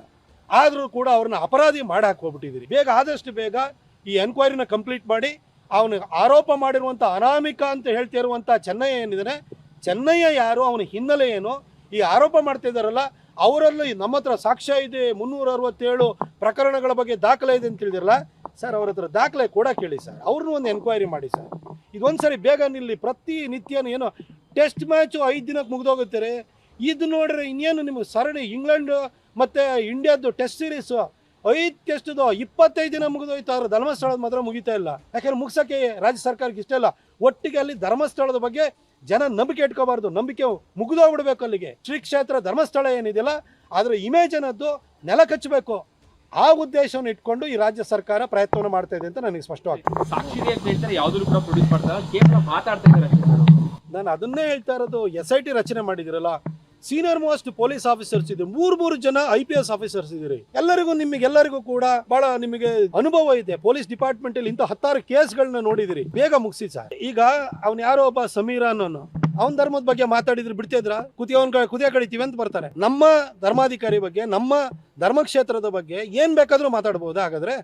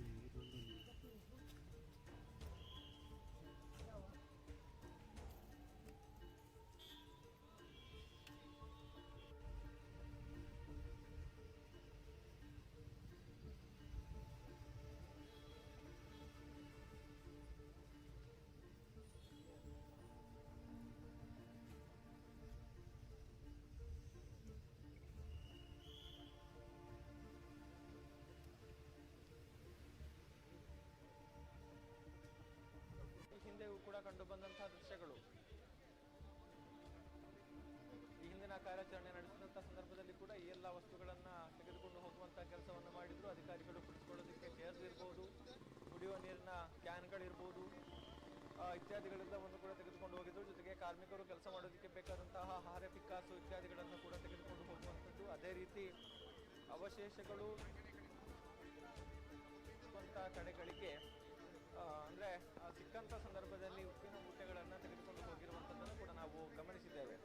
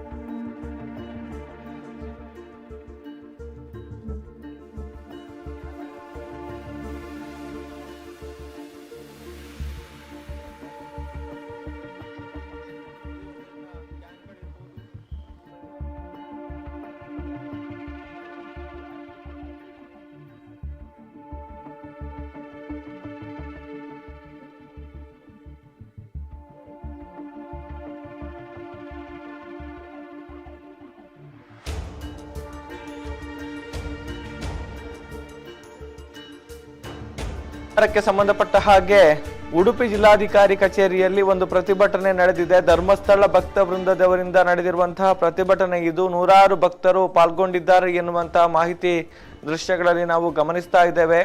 ಆ ಬಳಿಕ ಜಿಲ್ಲಾಧಿಕಾರಿ ಸ್ವರೂಪ ಅವರಿಗೆ ಮನವಿಯನ್ನ ಕೂಡ ಸಲ್ಲಿಕೆ ಮಾಡಿದ್ದಾರೆ. ಅಪಪ್ರಚಾರ ಮಾಡ್ತಾ ಇರುವಂತಹವರ ವಿರುದ್ಧ ಸರ್ಕಾರ ಸೂಕ್ತ ಕ್ರಮವನ್ನ ಕೈಗೊಳ್ಳಬೇಕು. ಸರ್ಕಾರ ಈ ಒಂದು ಪ್ರಕರಣಕ್ಕೆ ಆದಷ್ಟು ಬೇಗ ತಾರ್ಕಿಕ ಅಂತ್ಯವನ್ನ ಕೊಡಬೇಕು. ಅಪಪ್ರಚಾರ ಮಾಡುವವರ ಬಗ್ಗೆ ಕ್ರಮ ಕೈಗೊಳ್ಳದೇ ಇದ್ರೆ ರಾಜ್ಯದಾದ್ಯಂತ ಹೋರಾಟವನ್ನ ಮಾಡುವಂತ ಒಂದು ಎಚ್ಚರಿಕೆಯನ್ನ ಈ ಸಂದರ್ಭದಲ್ಲಿ ಕೊಟ್ಟಿದ್ದಾರೆ ಎನ್ನುವಂತ ಡೀಟೇಲ್ಸ್ ಲಭಿಸ್ತಾ ಇದೆ. ಅದರ ಜೊತೆಗೆ ಆ ಪ್ರಕರಣದ ತನಿಖೆಯ ಬಗ್ಗೆ ಮಧ್ಯಂತರ ವರದಿಯನ್ನ ಕೂಡ ಕೊಡಬೇಕು ಎನ್ನುವಂತ ಆಗ್ರಹ, ಜೊತೆಗೆ ತನಿಖೆಯ ಅಂಶ ಸೋಷಿಯಲ್ ಮೀಡಿಯಾದಲ್ಲಿ ಪ್ರಸಾರವಾಗ್ತಾ ಇರುವ ಬಗ್ಗೆ ಆಕ್ರೋಶ ಕೂಡ ವ್ಯಕ್ತಪಡಿಸಿದ್ದಾರೆ. ತನಿಖೆಯ ಮಾಹಿತಿ ಸೋರಿಕೆಯಾಗಿದೆ ಎನ್ನುವಂತ ಒಂದು ಅನುಮಾನ ಕಾಡ್ತಾ ಇದೆ ಅಥವಾ ಸುಳ್ಳು ಸುದ್ದಿಗಳನ್ನ ಬಿತ್ತರಿಸ್ತಾ ಇದ್ದಾರೆ ಎನ್ನುವಂತಹ ಅನುಮಾನಗಳಿದೆ. ಈ ಬಗ್ಗೆ ಸ್ವತಃ SIT ಮಾಹಿತಿ ಕೊಡಬೇಕು ಎನ್ನುವಂತಹ ಒಂದು ಆಗ್ರಹವನ್ನ ಕೂಡ ಇದೇ ಸಂದರ್ಭದಲ್ಲಿ ಮಾಡಿದ್ದಾರೆ. ನಾವು ಗೌರ್ಮೆಂಟ್ಗೆ ಒಪ್ಪಿಗೆ ಕೊಡಬೇಕು ರಾಜ್ಯಪಾಲರ ಮುಖಾಂತರ ಎಲ್ಲ ಪುನಃ ಇದರ ಸತ್ಯಾಂಶ ಏನಿದೆ ಇದುವರೆಗೆ ಇಲ್ಲದಿದ್ದದ್ದು. ಹೊಯ್ಸಳರ ಕಾಲದಲ್ಲಿ ಇಲ್ಲ, ವಿಜಯನಗರ ಕಾಲದಲ್ಲಿ ಇಲ್ಲ, ಮೈಸೂರು ಸಂಸ್ಥಾನ ಇಲ್ಲ, ಗಲಜಿ ಸಂಸ್ಥಾನದಿಂದ ಇಲ್ಲ, ಬ್ರಿಟಿಷರಿಂದ ಮೊಘಲರಿಂದ ಅಥವಾ ನಮ್ಮ 75 ವರ್ಷ ಆಡಳಿತದಲ್ಲಿಂದ ಕಲಂಕ ಬರಲಿಲ್ಲ. ಈಗ ಯಾಕೆ ಬರ್ತಾ ಇದೆ ಅಂತ ಹೇಳಿ ನ್ಯಾಯ ಕೊಡೋದು. ಮೇಡಮ್, ಈಗ ನಮಗೆ ವ್ಯಕ್ತಿ ಬಗ್ಗೆ ಅಪಪ್ರಚಾರ ಮಾಡ್ತಾ ಇದ್ದಾರೆ. ಸೋಷಿಯಲ್ ಮೀಡಿಯಾ ಟ್ರಯಲಿಂಗ್ ಅನ್ನ ನಿಲ್ಲಿಸಬೇಕು. ಒಂದು ಒಮ್ಮೆ ಏನ್ ಬೇಕಾದ್ರೂ ಜನರಲ್ಲಿ ಗೊಂದಲಗಳು ಮುಂದೆ ಇದೆ. ಇನ್ನು ನಿಮ್ಮ SIT ಯಾರಿಗೂ ಅಧಿಕೃತವಾಗಿ ಮಾಹಿತಿಯನ್ನು ಕೊಟ್ಟಿಲ್ಲ. ಹಾಗಾಗಿ ಕೂಡ ಕೆಲವು ಮೀಡಿಯಾದಲ್ಲಿ 12 ಶವ ಅಸ್ಥಿಪಂಜರಗಳು ಸಿಕ್ಕಿವೆ ಅಂತ ಹೇಳಿ ಅಪಪ್ರಚಾರ ಆಗ್ತಾ ಇದೆ. ಮತ್ತೆ ದೇಶದಲ್ಲಿ ಮೊದಲ ಬಾರಿಗೆ ಒಬ್ಬ ಆರೋಪಿಯನ್ನ ಅವನ ವಕೀಲರಿಗೆ ಹೋಗ್ಲಿಕ್ಕೆ ಒಂದು ತಲೆಬುರುಡೆ ತಂದ ಜಾಗದಲ್ಲಿ ಏನು ಅದನ್ನು ಹಾಜರು ಮಾಡಲಿಲ್ಲ, ಅದನ್ನು ಅಗಲಿಲ್ಲ, ಎಲ್ಲಿಂದ ತಲೆಬುರುಡೆ ಅನ್ನುವುದನ್ನು ಇನ್ನೂ ಜನರಿಗೆ ಯಾರಿಗೂ ಗೊತ್ತಿಲ್ಲ. ಇದನ್ನು ಯಾಕೆ ಹೀಗಾಗ್ತದೆ ನಮಗೆ SIT ಬಗ್ಗೆ ಗೌರವಿದೆ. ಆದರೆ ಈ ತನಿಖೆ ಇನ್ನಷ್ಟು ಪಾರದರ್ಶಕವಾಗಿ ಆಗಬೇಕು. ಈ ಸೋಷಿಯಲ್ ಮೀಡಿಯಾ 10 ದಿವಸದಲ್ಲಿ 15 ಲಕ್ಷ ಮೇಲೆ ಹೋಗ್ತದೆ. ಇದಕ್ಕೆ ಯಾರು ಹೊಣೆ? ಈ ಖರ್ಚಿಗೆ ಇದು ಸರ್ಕಾರದ ನಮ್ಮ ಜನರ ತೆರಿಗೆಯ ಹಣವೇ ಖರ್ಚಾಗುವುದಲ್ಲದೆ ಇದನ್ನು ನಾವು ಉಳಿಸಿಕೊಳ್ಬೇಕು ಅಂತ ಹೇಳಿ ನಾವು ಎಲ್ಲರ ಪರವಾಗಿ ಎಲ್ಲ ಹಿಡಿಯಿರಿ ಶಾಸಕರು ಎಲ್ಲರೂ ನಾವು ಗೌರ್ಮೆಂಟ್ಗೆ ಒಪ್ಪಿಗೆ ಕೊಡಬೇಕು ರಾಜ್ಯಪಾಲರ ಮುಖಾಂತರ ಎಲ್ಲ ಪುನಃ ಇದರ ಸತ್ಯಾಂಶ ಏನಿದೆ ಇದುವರೆಗೆ ಇಲ್ಲದಿದ್ದದ್ದು. ಹೊಯ್ಸಳರ ಕಾಲದಲ್ಲಿ ಇಲ್ಲ, ವಿಜಯನಗರ ಕಾಲದಲ್ಲಿ ಇಲ್ಲ, ಮೈಸೂರು ಸಂಸ್ಥಾನ ಇಲ್ಲ, ಗಲಜಿ ಸಂಸ್ಥಾನದಿಂದ ಇಲ್ಲ, ಬ್ರಿಟಿಷರಿಂದ ಮೊಘಲರಿಂದ ಅಥವಾ ನಮ್ಮ 75 ವರ್ಷ ಆಡಳಿತದಲ್ಲಿಂದ ಕಲಂಕ ಬರಲಿಲ್ಲ. ಈಗ ಯಾಕೆ ಬರ್ತಾ ಇದೆ ಅಂತ ಹೇಳಿ ನ್ಯಾಯ ಕೊಡೋದು. ಮೇಡಮ್, ಈಗ ನಮಗೆ ವ್ಯಕ್ತಿ ಬಗ್ಗೆ ಅಪಪ್ರಚಾರ ಮಾಡ್ತಾ ಇದ್ದಾರೆ. ಸೋಷಿಯಲ್ ಮೀಡಿಯಾ ಟ್ರಯಲಿಂಗ್ ಅನ್ನ ನಿಲ್ಲಿಸಬೇಕು. ಒಂದು ಒಮ್ಮೆ ಏನ್ ಬೇಕಾದ್ರೂ ಜನರಲ್ಲಿ ಗೊಂದಲಗಳು ಮುಂದೆ ಇದೆ. ಇನ್ನು ನಿಮ್ಮ SIT ಯಾರಿಗೂ ಅಧಿಕೃತವಾಗಿ ಮಾಹಿತಿಯನ್ನು ಕೊಟ್ಟಿಲ್ಲ. ಹಾಗಾಗಿ ಕೂಡ ಕೆಲವು ಮೀಡಿಯಾದಲ್ಲಿ 12 ಶವ ಅಸ್ಥಿಪಂಜರಗಳು ಸಿಕ್ಕಿವೆ ಅಂತ ಹೇಳಿ ಅಪಪ್ರಚಾರ ಆಗ್ತಾ ಇದೆ. ಮತ್ತೆ ದೇಶದಲ್ಲಿ ಮೊದಲ ಬಾರಿಗೆ ಒಬ್ಬ ಆರೋಪಿಯನ್ನ ಅವನ ವಕೀಲರಿಗೆ ಹೋಗ್ಲಿಕ್ಕೆ ಒಂದು ತಲೆಬುರುಡೆ ತಂದ ಜಾಗದಲ್ಲಿ ಏನು ಅದನ್ನು ಹಾಜರು ಮಾಡಲಿಲ್ಲ, ಅದನ್ನು ಅಗಲಿಲ್ಲ, ಎಲ್ಲಿಂದ ತಲೆಬುರುಡೆ ಅನ್ನುವುದನ್ನು ಇನ್ನೂ ಜನರಿಗೆ ಯಾರಿಗೂ ಗೊತ್ತಿಲ್ಲ. ಇದನ್ನು ಯಾಕೆ ಹೀಗಾಗ್ತದೆ ನಮಗೆ SIT ಬಗ್ಗೆ ಗೌರವಿದೆ. ಆದರೆ ಈ ತನಿಖೆ ಇನ್ನಷ್ಟು ಪಾರದರ್ಶಕವಾಗಿ ಆಗಬೇಕು. ಈ ಸೋಷಿಯಲ್ ಮೀಡಿಯಾ 10 ದಿವಸದಲ್ಲಿ 15 ಲಕ್ಷ ಮೇಲೆ ಹೋಗ್ತದೆ. ಇದಕ್ಕೆ ಯಾರು ಹೊಣೆ? ಈ ಖರ್ಚಿಗೆ ಇದು ಸರ್ಕಾರದ ನಮ್ಮ ಜನರ ತೆರಿಗೆಯ ಹಣವೇ ಖರ್ಚಾಗುವುದಲ್ಲದೆ ಇದನ್ನು ನಾವು ಉಳಿಸಿಕೊಳ್ಬೇಕು ಅಂತ ಹೇಳಿ ನಾವು ಎಲ್ಲರ ಪರವಾಗಿ ಎಲ್ಲ ಹಿಡಿಯಿರಿ ಶಾಸಕರು ಎಲ್ಲರೂ ನಾವು ಗೌರ್ಮೆಂಟ್ಗೆ ಒಪ್ಪಿಗೆ ಕೊಡಬೇಕು ರಾಜ್ಯಪಾಲರ ಮುಖಾಂತರ ಎಲ್ಲ ಪುನಃ ಇದರ ಸತ್ಯಾಂಶ ಏನಿದೆ ಇದುವರೆಗೆ ಇಲ್ಲದಿದ್ದದ್ದು. ಹೊಯ್ಸಳರ ಕಾಲದಲ್ಲಿ ಇಲ್ಲ, ವಿಜಯನಗರ ಕಾಲದಲ್ಲಿ ಇಲ್ಲ, ಮೈಸೂರು ಸಂಸ್ಥಾನ ಇಲ್ಲ, ಗಲಜಿ ಸಂಸ್ಥಾನದಿಂದ ಇಲ್ಲ, ಬ್ರಿಟಿಷರಿಂದ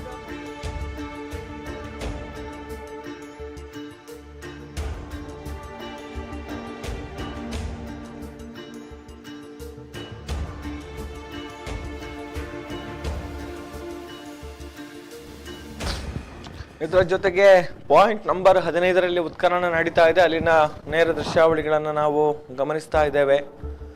ಎಲ್ಲರೂ ಕೂಡ ಕಾಯ್ತಾ ಇದ್ದಾರೆ. ರಸ್ತೆ ಬದಿಯಿಂದ ಸುಮಾರು 500 ಮೀಟರ್ ಮೇಲ್ಭಾಗದಲ್ಲಿರುವಂತಹ ಒಳಭಾಗದಲ್ಲಿರುವಂತಹ ಜಾಗದಲ್ಲಿ ಉತ್ಖನನ ನಡೀತಾ ಇದೆ ಎನ್ನುವಂತಹ ಮಾಹಿತಿ. ಈಗಾಗಲೇ ಅಲ್ಲಿಗೆ ಊಟವನ್ನ ಕೂಡ ಕಳುಹಿಸಿಕೊಡುವಂತಹ ಕೆಲಸಗಳಾಗಿದೆ.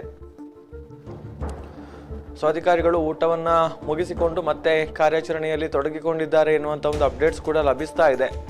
ಅದರ ಜೊತೆಗೆ ಅಲ್ಲಿ ಬಹಳಷ್ಟು ಸಂಖ್ಯೆಯಲ್ಲಿ ಪೊಲೀಸರನ್ನ ಭದ್ರತೆಗಾಗಿ ನಿಯೋಜನೆ ಮಾಡಲಾಗಿದೆ. ಪೊಲೀಸರ ತುಕಡಿಯ ಬಸ್ಸನ್ನು ಕೂಡ ಅಲ್ಲಿ ನಾವು ಗಮನಿಸಬಹುದು. KSRP ತುಕಡಿಯ ಬಸ್ ಇದೆ. ಜೊತೆಗೆ ಪೊಲೀಸರು ಕೂಡ ಅಲ್ಲಿ ಭದ್ರತೆಯನ್ನು ಏರ್ಪಡಿಸಿರುವಂಥದ್ದನ್ನು ನಾವು ನೋಡ್ತಾ ಇದ್ದೇವೆ.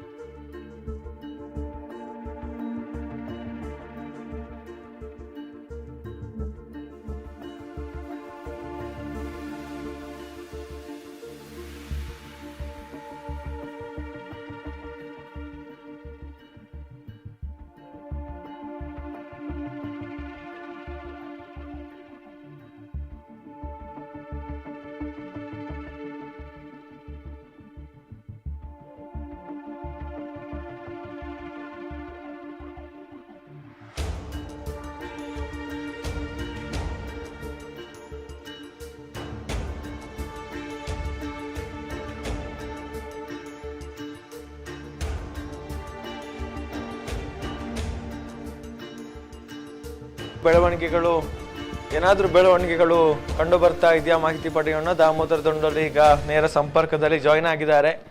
ದಾಮೋದರ್, ಏನಾದರೂ ಡೆವಲಪ್ಮೆಂಟ್ಸ್ ಕಂಡು ಬರ್ತಾ ಇದೆಯಾ? ಉಪ್ಪಿನ ಮೂಟೆಯನ್ನ ಮೇಲೆ ತೆಗೆದುಕೊಂಡು ಹೋಗಿದ್ದಾರೆ, ಏನಾದರೂ ಕಳೆಬರಗಳು ಸಿಕ್ಕಿದ್ಯಾ ಅಥವಾ ಏನು ಡೆವಲಪ್ಮೆಂಟ್ಸ್ ಅಲ್ಲಿ ಕಂಡು ಬರ್ತಾ ಇದೆ ಅಂತ? ಗೌತಮ್, ಬಹಳ ಮುಖ್ಯವಾಗಿ ಈ ಒಂದು ಹೊಸ ಜಾಗದಲ್ಲಿ ಉತ್ಖನನ ಕಾರ್ಯ ಆರಂಭಗೊಂಡಿದೆ ಅನ್ನುವಂತ ಮಾಹಿತಿ ಹೊರಬಿದ್ದಿರುವಂತದ್ದು. ಮತ್ತೊಂದು ಕಡೆಯಿಂದ ಮೇಲ್ಭಾಗಕ್ಕೆ ಹೋದಂತ ಯಾರೂ ಕೂಡ ಕೆಳಭಾಗಕ್ಕೆ ಬರ್ಲಿಲ್ಲ. ಜೊತೆಗೆ ಇಲ್ಲಿ ಯಾವುದೇ ನೆಟ್ವರ್ಕ್ ಇಲ್ಲ, ಬಹಳ ದೊಡ್ಡ ಸಮಸ್ಯೆ. ಇಲ್ಲಿ ಮೊಬೈಲ್ ನೆಟ್ವರ್ಕ್ ಇಲ್ಲ ಗೌತಮ್, ಈ ಗೋಂಕ್ರ ತಾರಿನ ಸಮೀಪದಲ್ಲಿ.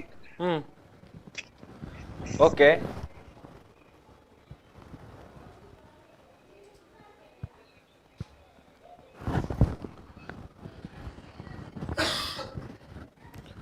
ಬಹುಶಃ ಸಂಪರ್ಕ ಕಡಿತಗೊಂಡಿದೆ, ನೆಟ್ವರ್ಕ್ ಇಲ್ಲ ಎನ್ನುವಂತ ಒಂದು ಮಾಹಿತಿಯನ್ನು ನಾವು ಕೂಡ ಈಗಾಗಲೇ ಕೊಟ್ಟಿದ್ದೇವೆ. ಯಾಕಂತ ಹೇಳಿದ್ರೆ ಅಲ್ಲಿನ ನೇರ ದೃಶ್ಯಗಳನ್ನ ತೋರಿಸುವಂತ ಸಂದರ್ಭದಲ್ಲಿ ಬಹಳಷ್ಟು ಬಫರಿಂಗ್ ಅನ್ನು ನಾವು ಎದುರಿಸ್ತಾ ಇದ್ದೇವೆ. ಯಾವುದೇ ರೀತಿಯಲ್ಲೂ ಕರೆಗೂ ಕೂಡ ಸಂಪರ್ಕ ಸಿಗದಂತ ಹಿನ್ನೆಲೆಯಲ್ಲಿ ಒಂದಷ್ಟು ನೆಟ್ವರ್ಕ್ ಸಿಗುವಂತಹ ಪ್ರದೇಶಕ್ಕೆ ಬಂದು ಅಲ್ಲಿನ ಬೆಳವಣಿಗೆಗಳನ್ನ ವೀಕ್ಷಕರಿಗೆ ತೋರಿಸುವಂತಹ ಪ್ರಯತ್ನ ಸುದ್ದಿ ನ್ಯೂಸ್ ಮೂಲಕ ನಡೀತಾ ಇದೆ.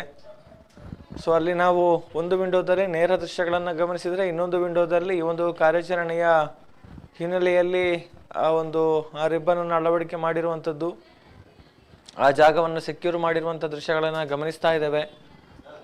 ಅದರ ಒಳಭಾಗಕ್ಕೆ ಯಾರಿಗೂ ಕೂಡ ಪ್ರವೇಶವಿಲ್ಲ, ಮಾಧ್ಯಮ ಪ್ರತಿನಿಧಿಗಳಾಗಲಿ ಯಾರಿಗೂ ಕೂಡ. ಕಾರ್ಯಾಚರಣೆಯಲ್ಲಿ ಇರುವಂಥವರನ್ನು ಹೊರತುಪಡಿಸಿದರೆ ಬೇರೆ ಯಾರಿಗೂ ಕೂಡ ಒಳಗಡೆ ತೆರಳೋದಕ್ಕೆ ಅವಕಾಶಗಳಿಲ್ಲ ಅನ್ನುವಂಥದ್ದು. ಈಗ ಮತ್ತೆ ದಾಮೋದರ್ ನೇರ ಸಂಪರ್ಕಕ್ಕೆ ಬಂದಿದ್ದಾರೆ. ಎಸ್ ದಾಮೋದರ್, ಮುಂದುವರಿಸಿ.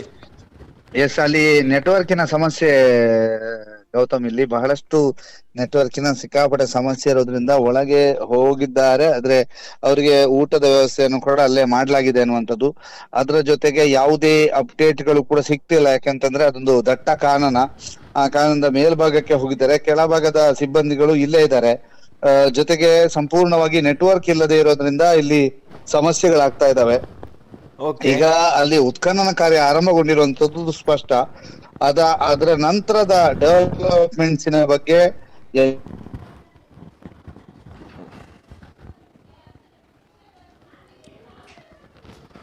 ಇದ್ದಾರೆ, ಏನಾದ್ರೂ ಮಾಹಿತಿಗಳು ಲಭ್ಯವಾಗ್ತದ ಅನ್ನುವಂತ ಕಾರಣಕ್ಕೆ. ಅದರ ಯಾವುದೇ ಮಾಹಿತಿಗಳು ಇಲ್ಲಿ ತನಕ ಲಭ್ಯವಾಗಿಲ್ಲ. ಯಾವುದೇ ರೀತಿಯಲ್ಲೂ ಕೂಡ ಈಗ ಅಂದ್ರೆ ಮಾಹಿತಿಗಳಾಗ್ಲಿ, ಇಲ್ಲಿಗೆ ಅವರು ಬರುವುದಾಗ್ಲಿ ಏನು ಕೂಡ ಇನ್ನೂ ಕೂಡ ಗೊತ್ತಾಗಿಲ್ಲ. ಈಗಾಗಲೇ ನಾವು ಕೂಡ ಇಲ್ಲಿನ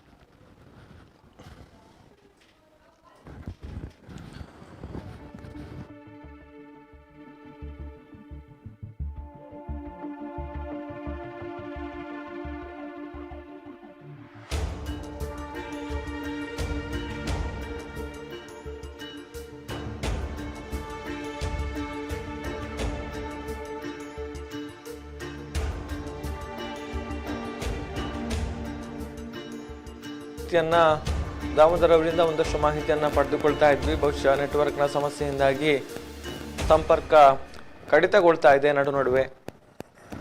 ಸೊ ಈಗಾಗಲೇ ಉತ್ಖನನ ಆರಂಭವಾಗಿದೆ ಅನ್ನುವಂಥ ಮಾಹಿತಿಯನ್ನು ಕೊಟ್ಟಿದ್ದಾರೆ.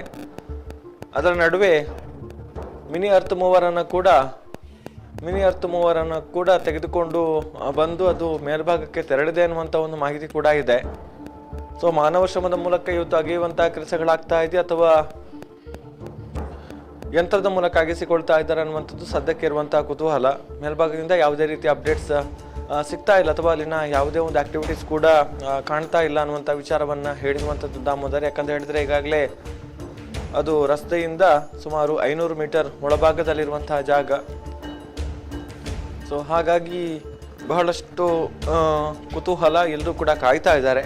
ಸ್ಪಾಟ್ ನಂಬರ್ 15ರತ್ತ ತೆರಳಿರುವಂಥದ್ದೇ ಒಂದು ಬಹಳ ಕುತೂಹಲಕ್ಕೆ ಕಾರಣ ಆಗಿರುವಂತಹ ವಿಚಾರ. ಸೊ ಹಾಗಾಗಿ ಅಲ್ಲಿನ ಅಪ್ಡೇಟ್ಸನ್ನು ವೆಯ್ಟ್ ಮಾಡ್ತಾ ಇದ್ದಾರೆ. ಜೊತೆಗೆ ಅಲ್ಲಿಗೆ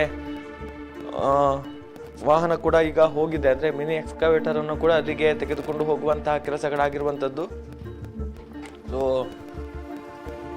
ಒಂದಷ್ಟು ಅಪ್ಡೇಟ್ಸ್ಗಳು ಸಿಕ್ಕಂಥ ಸಂದರ್ಭದಲ್ಲಿ ಅದನ್ನು ಮತ್ತೆ ಅಪ್ಡೇಟ್ ಮಾಡುವಂತಹ ಒಂದು ಕೆಲಸವನ್ನು ಮಾಡ್ತೇವೆ. ಕಲ್ಲೇರಿಯಿಂದ ಸುಮಾರು 2 ಕಿಲೋಮೀಟರ್ ದೂರದಲ್ಲಿರುವಂತಹ ಗೋಂಕ್ರತ್ತಾರ ಅರಣ್ಯ ಭಾಗಕ್ಕೆ ಸಾಕ್ಷಿ ದೂರುದಾರ ಬಂದು ನಿಂತಿರುವಂಥದ್ದು. ಅಲ್ಲಿ SIT ಅಧಿಕಾರಿಗಳನ್ನು ಈ ಒಂದು ಜಾಗವನ್ನು ತೋರಿಸುವಂತಹ ನೆಲೆಯಲ್ಲಿ ಕರೆದುಕೊಂಡು ಹೋಗಿರುವಂಥದ್ದು.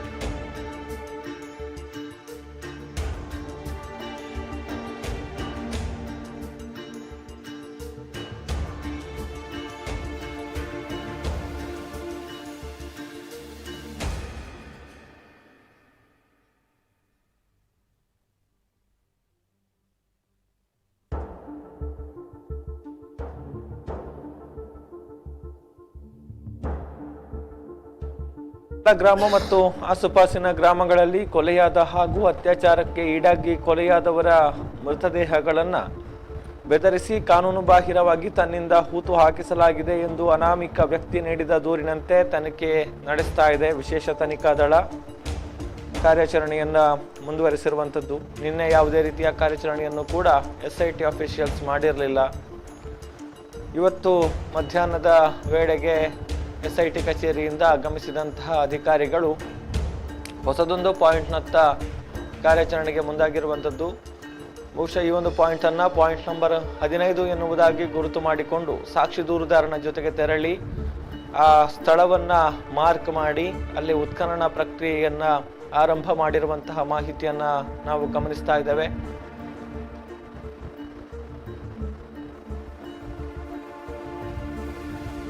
ಮಾಹಿತಿಗಾಗಿ ಕಾಯ್ತಾ ಇದ್ದಾರೆ. ಆದಿತ್ಯ ಶೆಟ್ಟಿ ಬಳಂಜ ಜೊತೆಗೆ ದಾಮೋದರ ದೊಂಡೋಲೆ, ಸುದ್ದಿ ನ್ಯೂಸ್, ತೋಂಟ್ರತಾರು, ಬಳಿಯಾರು, ಧರ್ಮಸ್ಥಳ.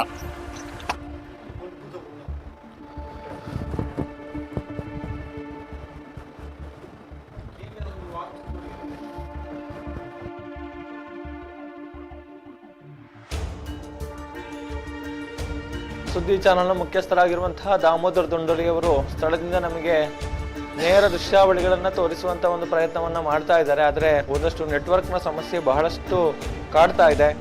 ಸೊ ಹಾಗಾಗಿ ಅವರನ್ನ ನೇರ ಪ್ರತ್ಯಕ್ಷ ವರದಿಗಾಗಿ ಅವರನ್ನ ಸಂಪರ್ಕ ಮಾಡೋದು ಈಗ ಸಾಧ್ಯ ಆಗ್ತಾ ಇಲ್ಲ. ಮತ್ತೊಮ್ಮೆ ಅವರನ್ನ ಸಂಪರ್ಕಿಸುವಂತಹ ಪ್ರಯತ್ನವನ್ನ ಮಾಡ್ತೇವೆ. ಬಹುಶಃ ಎಲ್ಲರೂ ಕೂಡ ಅನುಭವಿಸ್ತಾ ಇರುವಂತಹ ಸಮಸ್ಯೆ, ನೆಟ್ವರ್ಕ್ ಯಾರಿಗೂ ಕೂಡ ಸಿಗ್ತಾ ಇಲ್ಲ. ಬಹುಶಃ ಅವರನ್ನ ಆನ್ ಕಾಲ್ ಸಂಪರ್ಕ ಮಾಡೋದಕ್ಕೆ ಪ್ರಯತ್ನವನ್ನ ಮಾಡಿದಂಥ ಸಂದರ್ಭದಲ್ಲೂ ಕೂಡ ಮಾತು ಸ್ಪಷ್ಟವಾಗಿ ಕೇಳಿಸ್ತಾ ಇಲ್ಲ. ಸಂಪರ್ಕ ಕಡಿತಗೊಂಡಿರುವಂಥದ್ದನ್ನು ನಾವು ಗಮನಿಸಿದ್ವಿ. ಕಾರ್ಯಾಚರಣೆ ಆರಂಭಗೊಂಡಂಥ ಸಂದರ್ಭದಲ್ಲಿ ಅಲ್ಲಿಗೆ ಕಾರ್ಮಿಕರು ತೆರಳ್ತಾ ಇರುವಂಥದ್ದು, ಜೊತೆಗೆ ಉಪ್ಪಿನ ಮೂಟೆಯನ್ನು ಹೊತ್ತುಕೊಂಡು ಹೋಗ್ತಾ ಇರುವಂಥದ್ದನ್ನು ಕೂಡ ನಾವು ಗಮನಿಸ್ತಾ ಇರುವಂಥದ್ದು ಈಗ ದೃಶ್ಯಗಳಲ್ಲಿ. ಸೊ ಇದು ಒಂದಷ್ಟು ಕುತೂಹಲಕ್ಕೆ ಕಾರಣ ಆಗ್ತಾ ಇದೆ. ಯಾಕಾಗಿ ಉಪ್ಪಿನ ಮೂಟೆಯನ್ನು ತೆಗೆದುಕೊಂಡು ಹೋಗಲಾಗ್ತಾ ಇದೆ, ಏನಾದರೂ ಕಳೆಬರಗಳು ಸಿಕ್ಕಿದ್ಯಾ ಅಥವಾ ಸಿಗುವಂತಹ ಚಾನ್ಸಸ್ ಇದೆಯಾ ಅನ್ನುವಂಥದ್ದು. ಯಾಕಂತ ಹೇಳಿದ್ರೆ ರಸ್ತೆಯಿಂದ ಸುಮಾರು 500 ಮೀಟರ್ ದೂರದಲ್ಲಿರುವಂತಹ ಜಾಗ. ಬಹುಶಃ ಇದಕ್ಕೋಸ್ಕರ ಪೂರ್ವ ಸಿದ್ಧತೆಯಾಗಿಯೇ ತೆಗೆದುಕೊಂಡು ಹೋಗಿದ್ದಾರೆ ಎನ್ನುವಂಥ ಒಂದು ಲೆಕ್ಕಾಚಾರ ಕೂಡ ಇದೆ. ಸ್ಪಷ್ಟವಾದ ಮಾಹಿತಿ ಇನ್ನೇನು ಕೆಲವೇ ಹೊತ್ತಿನಲ್ಲಿ ನಮಗೆ ಸಿಗಬೇಕಿದೆ. ಅದರ ಜೊತೆಗೆ ಅಲ್ಲಿ ಯಾವುದೇ ರೀತಿಯ ಆಕ್ಟಿವಿಟೀಸ್ ಕೂಡ ಕಂಡು ಬರ್ತಾ ಇಲ್ಲ ಅನ್ನುವಂಥದ್ದನ್ನು ಕೂಡ ದಾಮೋದರ ದೊಂಡೋಲಿ ಅವರು ನಮಗೆ ಎಕ್ಸ್ಪ್ಲೇನ್ ಮಾಡಿದ್ರು. ಸೊ ಎಲ್ಲರೂ ಕೂಡ ಅಲ್ಲಿ ಕುತೂಹಲದಿಂದ ನೆರೆದಿದ್ದಾರೆ. ಜೊತೆಗೆ ಭಾರಿ ಸಂಖ್ಯೆಯಲ್ಲಿ ಭದ್ರತಾ ಪೊಲೀಸರನ್ನು ಕೂಡ ಅಲ್ಲಿ ನಿಯೋಜನೆ ಮಾಡಲಾಗಿದೆ. ಬುಧವಾರ ರಾತ್ರಿ ವೇಳೆಗೆ ನಡೆದಿರುವಂತಹ, ಸಂಜೆ ವೇಳೆಗೆ ನಡೆದಿರುವಂತಹ ಒಂದಷ್ಟು ಅಹಿತಕರ ಘಟನೆಗಳ ಹಿನ್ನೆಲೆಯಲ್ಲಿ ಈಗ ಕೆಲವೊಂದು ಸೂಕ್ಷ್ಮ ಪರಿಸರಗಳು, ಅಂದರೆ ಈ ಒಂದು ಗಲಾಟೆಗೆ ಸಾಕ್ಷಿಯಾದಂತಹ ಜಾಗಗಳಲ್ಲಿ ಭದ್ರತೆಯನ್ನು ಮುಂದುವರಿಸಿರುವಂಥದ್ದು. ಸೊ ಈಗ ಎಲ್ಲೂ ಕೂಡ ಅಂದರೆ ಈ ಒಂದು ಉತ್ಖನನ ನಡೆಯುವಂತಹ ಜಾಗದಲ್ಲಿ ಏನು ಎಂಟ್ರಿ ಪಾಯಿಂಟ್ ಇದೆ, ಆ ಎಂಟ್ರಿ ಪಾಯಿಂಟ್ನಲ್ಲೂ ಕೂಡ ಬಹಳಷ್ಟು ಸಂಖ್ಯೆಯಲ್ಲಿ ಪೊಲೀಸರನ್ನು ನಿಯೋಜನೆ ಮಾಡಿರುವಂಥದ್ದನ್ನು ನಾವು ನೋಡ್ತಾ ಇದ್ದೇವೆ. ಪೊಲೀಸರು ಭದ್ರತೆಯನ್ನು ಒದಗಿಸಿದ್ದಾರೆ. ಅಲ್ಲಿ ಒಳಭಾಗಕ್ಕೆ ತೆರಳೋದಕ್ಕೆ ಯಾರಿಗೂ ಕೂಡ ಅವಕಾಶಗಳಿಲ್ಲ. ಈ ಹಿಂದಿನ ಕಾರ್ಯಾಚರಣೆಯ ಸಂದರ್ಭದಲ್ಲಿ ಯಾವ ರೀತಿಯ ದೃಶ್ಯಗಳಿತ್ತೋ ಅದೇ ರೀತಿಯ ದೃಶ್ಯಗಳು ಈಗ ಕೂಡ ಕಂಡು ಬರ್ತಾ ಇದೆ ಅನ್ನುವಂಥದ್ದನ್ನು ನಾವು ಹೇಳ್ಬೋದು. ಸೊ ಅಲ್ಲಿನ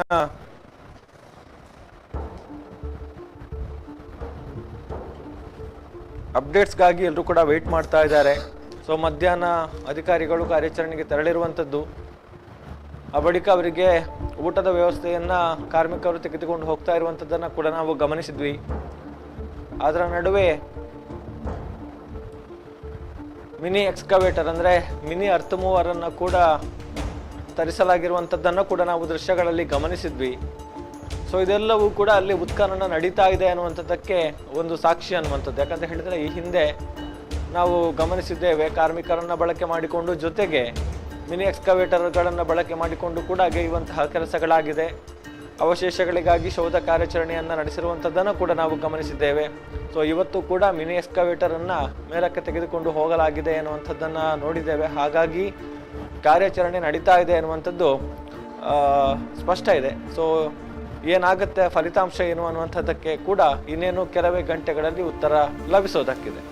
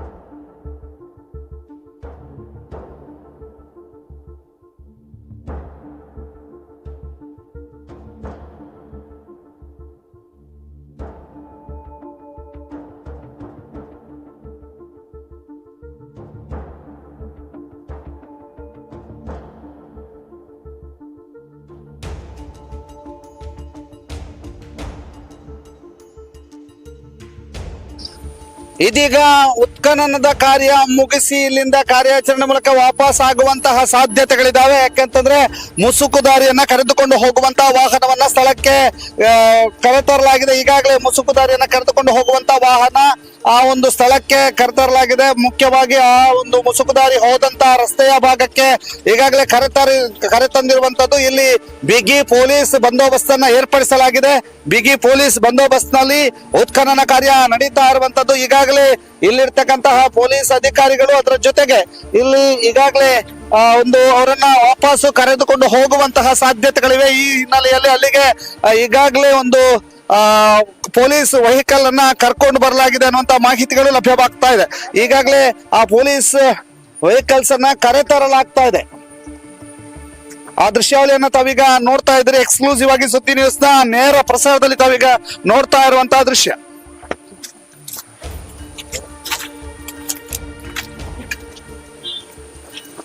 ಇವತ್ತಿನ ಉತ್ಖನನ ಕಾರ್ಯ ಅಂತ್ಯ ಆಗಿದೆ ಅನ್ನುವಂತಹ ಮಾಹಿತಿಗಳು ಹೊರಬೀಳ್ತಾ ಇದೆ. ಇದೀಗ ಮುಸುಕುದಾರಿ ಸಹಿತ SIT ಅಧಿಕಾರಿಗಳು ವಾಪಸ್ ಆಗುವಂತಹ ಸೂಚನೆಗಳು ಸಿಗ್ತಾ ಇರುವಂತದ್ದು.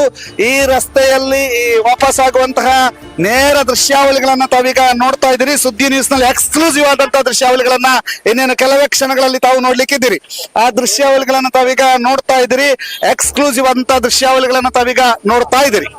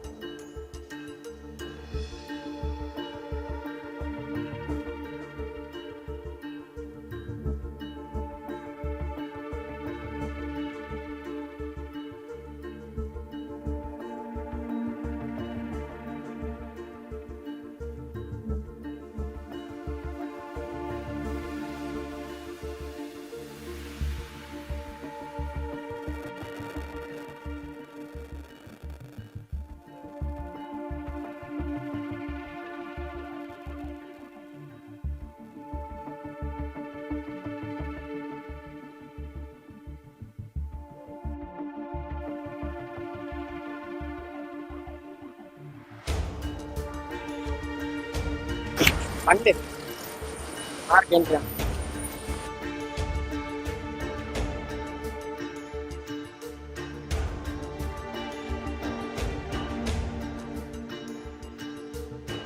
ಕರೆದುಕೊಂಡು ಬರುವಂತಹ ಸಾಧ್ಯತೆಗಳಿದಾವೆ. ಆ ಸಾಧ್ಯತೆಗಳ ಬಗ್ಗೆ ತಾವೀಗ ನೇರ ಪ್ರಸಾರದಲ್ಲಿ ನೋಡ್ತಾ ಇದ್ದೀರಿ.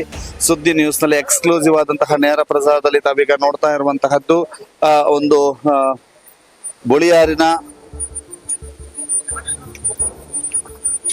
ಬುಳಿಯಾರ್ನ ಪ್ರದೇಶದಲ್ಲಿರ್ತಕ್ಕಂತಹ 15ನೇ ನಂಬರ್ ಗುರುತಿನ ಸಮೀಪದಲ್ಲಿ 15ನೇ ನಂಬರ್ ಗುರುತಿನ ಉತ್ಖನನ ನಂತರ ಈಗ ಅಧಿಕಾರಿಗಳು ವಾಪಸ್ ಆಗುವಂತಹ ಲಕ್ಷಣಗಳು ಇದಾವೆ. ಅವರು ವಾಪಸ್ ಆಗುವಂತಹ ಹಿನ್ನೆಲೆಯಲ್ಲಿ ಈಗಾಗಲೇ ವೆಹಿಕಲ್ ಬಂದು ನಿಂತಿರುವಂತಹದ್ದು. ಆ ಒಂದು 15ನೇ ಗುರುತಿನತ್ತ ಹೋಗುವಂತಹ ರಸ್ತೆಯಲ್ಲಿ ವೆಹಿಕಲ್ ಬಂದು ನಿಂತಿರುವಂತದನ್ನ ತಾವೀಗ ನೋಡ್ತಾ ಇದ್ದೀರಿ. ಆ ಒಂದು ದೃಶ್ಯಾವಳಿಗಳನ್ನು ಕೂಡ ತಾವೀಗ ಗಮನಿಸ್ತಾ ಇದ್ದೀರಿ. ನೇರ ಪ್ರಸಾರದ ಮೂಲಕ ಎಕ್ಸ್ಕ್ಲೂಸಿವ್ ಆದಂತಹ ದೃಶ್ಯಾವಳಿಗಳನ್ನ ಸುದ್ದಿ ನ್ಯೂಸ್ ನಲ್ಲಿ ಮಾತ್ರ ತಾವೀಗ ನೋಡ್ತಾ ಇರುವಂತದ್ದು. ಸುದ್ದಿ ನ್ಯೂಸ್ ಬೆಳ್ತಂಗಡಿಯಲ್ಲಿ ಈ ದೃಶ್ಯಾವಳಿಗಳನ್ನ ತಾವೀಗ ನೋಡ್ತಾ ಇರುವಂತಹದ್ದು. ಸುದ್ದಿ ನ್ಯೂಸ್ ಬೆಳ್ತಂಗಡಿಯಲ್ಲಿ ಇಂಥ ಎಕ್ಸ್ಕ್ಲೂಸಿವ್ ದೃಶ್ಯಾವಳಿಗಳನ್ನ ತಾವೀಗ ನೋಡ್ತಾ ಇದ್ದೀರಿ. ಆ ಒಂದು 15ನೇ ಗುರುತಿನ ಉತ್ಖನನ ನಂತರ ನೇರವಾಗಿ ಇಲ್ಲಿ ಬಂದು ಆ ಒಂದು ಮುಸುಕುದಾರಿಯನ್ನು ಕರೆದುಕೊಂಡು ಬರ್ತಾ ಇರುವಂತದ್ದು. ಜೊತೆಗೆ SIT ಅಧಿಕಾರಿಗಳು, ಸೋಕೋ ಇಲಾಖೆ ಅಧಿಕಾರಿಗಳು, FSL ನ ಅಧಿಕಾರಿಗಳು ಸೇರಿದಂತೆ ಹಲವರು ಈಗಾಗಲೇ ಅಲ್ಲಿಯ ಉತ್ಖನನ ಕಾರ್ಯವನ್ನು ಮುಗಿಸಿಕೊಂಡು ವಾಪಸ್ ಆಗ್ತಾ ಇರುವಂತಹ ದೃಶ್ಯಾವಳಿ ಇನ್ನೇನು ಕೆಲವು ಕ್ಷಣಗಳಲ್ಲಿ ನಿಮ್ಮ ಮುಂದೆ ಬರ್ಲಿಕ್ಕಿದೆ. ಯಾಕೆಂತಂದ್ರೆ ಈಗಾಗಲೇ ಇವತ್ತು ಮಧ್ಯಾಹ್ನ 1 ಗಂಟೆಯ ಸುಮಾರಿಗೆ ಮೇಲ್ಭಾಗಕ್ಕೆ ಹೋಗಿರುವಂತಹ ಅಧಿಕಾರಿಗಳು ಇಲ್ಲಿಯ ತನಕ ವಾಪಸ್ ಆಗಿರ್ಲಿಲ್ಲ. ಈಗ ಉತ್ಖನನ ಮುಗಿಸಿ ವಾಪಸ್ ಆಗ್ತಾ ಇರುವಂತಹ ದೃಶ್ಯಾವಳಿ ಇನ್ನೇನು ಕೆಲವೇ ಕ್ಷಣಗಳಲ್ಲಿ ಬರ್ತದೆ. ಉತ್ಖನನ ಮುಗಿಸಿ ವಾಪಸ್ ಆಗ್ಲಿಕ್ಕಿದ್ದಾರೆ. ಆ ಒಂದು ದೃಶ್ಯಾವಳಿಯನ್ನು ತಾವೀಗ ಗಮನಿಸ್ತಾ ಇದ್ರಿ. ಇಲ್ಲಿ ರಸ್ತೆ ಇದೆ, ಆದ್ರೆ ಬಹಳ ಒಂದು ದುರಸ್ತಿ ಆಗದ ರಸ್ತೆ ಆಗಿರೋದ್ರಿಂದ ಇಲ್ಲಿ ಮೇಲ್ಭಾಗಕ್ಕೆ ವಾಹನಗಳು ಹೋಗೋದಿಲ್ಲ. ಅದರ ಜೊತೆಗೆ ಈ ರಸ್ತೆಯಲ್ಲಿ ಸಾಗಿದ್ರು ಕೂಡ ಸುಮಾರು 15ರಿಂದ 20 ಕುಟುಂಬಗಳು ಈ ಒಂದು ರಸ್ತೆಯ ಮೂಲಕ ಸಾಗಿ ತಮ್ಮ ಮನೆಗಳನ್ನ ಕಟ್ಟಿಕೊಂಡಿದ್ದಾರೆ. ಅಲ್ಲಿ 20ರಿಂದ 30, 15ರಿಂದ 20ರಷ್ಟು ಮನೆಗಳಿದಾವೆ ಅನ್ನುವಂತಹ ಮಾಹಿತಿಗಳು ಕೂಡ ಲಭ್ಯವಾಗಿದೆ. ಈ ಒಂದು ಬೊಳಿಯಾರು ಸಮೀಪದ 15ನೇ ಗುರುತಿನ ಉತ್ಖನನ ಕಾರ್ಯವನ್ನ ಮುಗಿಸಿ ಇಲ್ಲಿಗೆ ವಾಪಸ್ ಆಗ್ತಾ ಇರುವಂತದ್ದನ್ನ ತಾವೀಗ ನೋಡ್ತಾ ಇದ್ದೀರಿ.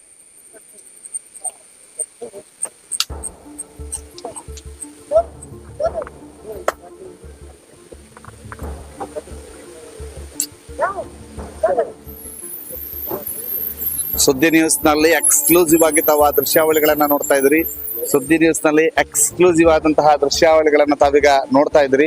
15ನೇ ಗುರುತಿನ ಉತ್ಖನನವನ್ನ ಮುಗಿಸಿ ವಾಪಸ್ ಆಗುವಂತಹ ದೃಶ್ಯಾವಳಿಗಳನ್ನ ತಾವೀಗ ನೋಡ್ತಾ ಇದ್ರಿ.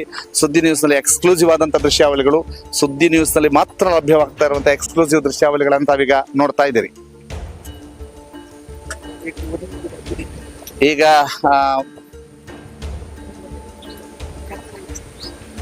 ಬೋಂಟ್ರತಾರ್ ಸಮೀಪ ಗೋಂಕರತಾರು ಸಮೀಪ ಬೊಳಿಯಾರ್ನ ಗೋಂಕರತಾರು ಸಮೀಪ 15ನೇ ಗುರುತಿನ ಒಂದು ಉತ್ಖನನ ಕಾರ್ಯ ಮುಗಿಸಿ ವಾಪಸ್ ಆಗ್ತಿರುವಂತದನ್ನ ತಾವೀಗ ನೋಡ್ತಾ ಇದ್ದೀರಿ. ಆ 15ನೇ ಗುರುತನ್ನ ಉತ್ಖನನ ಮಾಡಿ ಎಲ್ಲರೂ ಕೂಡ ವಾಪಸ್ ಆಗ್ತಿರುವಂತದನ್ನ ತಾವೀಗ ನೋಡ್ತಾ ಇದ್ದೀರಿ. ಅದರ ಜೊತೆಗೆ 15ನೇ ಗುರುತಿನಲ್ಲಿ ಯಾವ ರೀತಿಯಾಗಿ ಉತ್ಖನನ ಮಾಡಿದ್ದಾರೆ, 15ನೇ ಗುರುತಿನಲ್ಲಿ ಯಾವ್ದಾದ್ರು ಕಳೆಬರಗಳು ಲಭ್ಯವಾಗಿದೆಯೋ ಅಥವಾ 15ನೇ ಗುರುತು ಏನಾದ್ರೂ ಲಭ್ಯವಾಗಿಯೋ ಅನ್ನುವಂಥದ್ದು ನೇರವಾಗಿ ತಿಳ್ಕೊಳ್ಬಹುದು. ಈಗ ಇನ್ನೇನು ಕೆಲವೇ ಕ್ಷಣಗಳಲ್ಲಿ ಅಧಿಕಾರಿಗಳು ವಾಪಸ್ ಆಗುವಂತ ದೃಶ್ಯಾವಳಿಗಳು ನಿಮಗೆ ಕಟ್ಟಿ ಕೊಡ್ತಾ ಇದ್ದೇವೆ.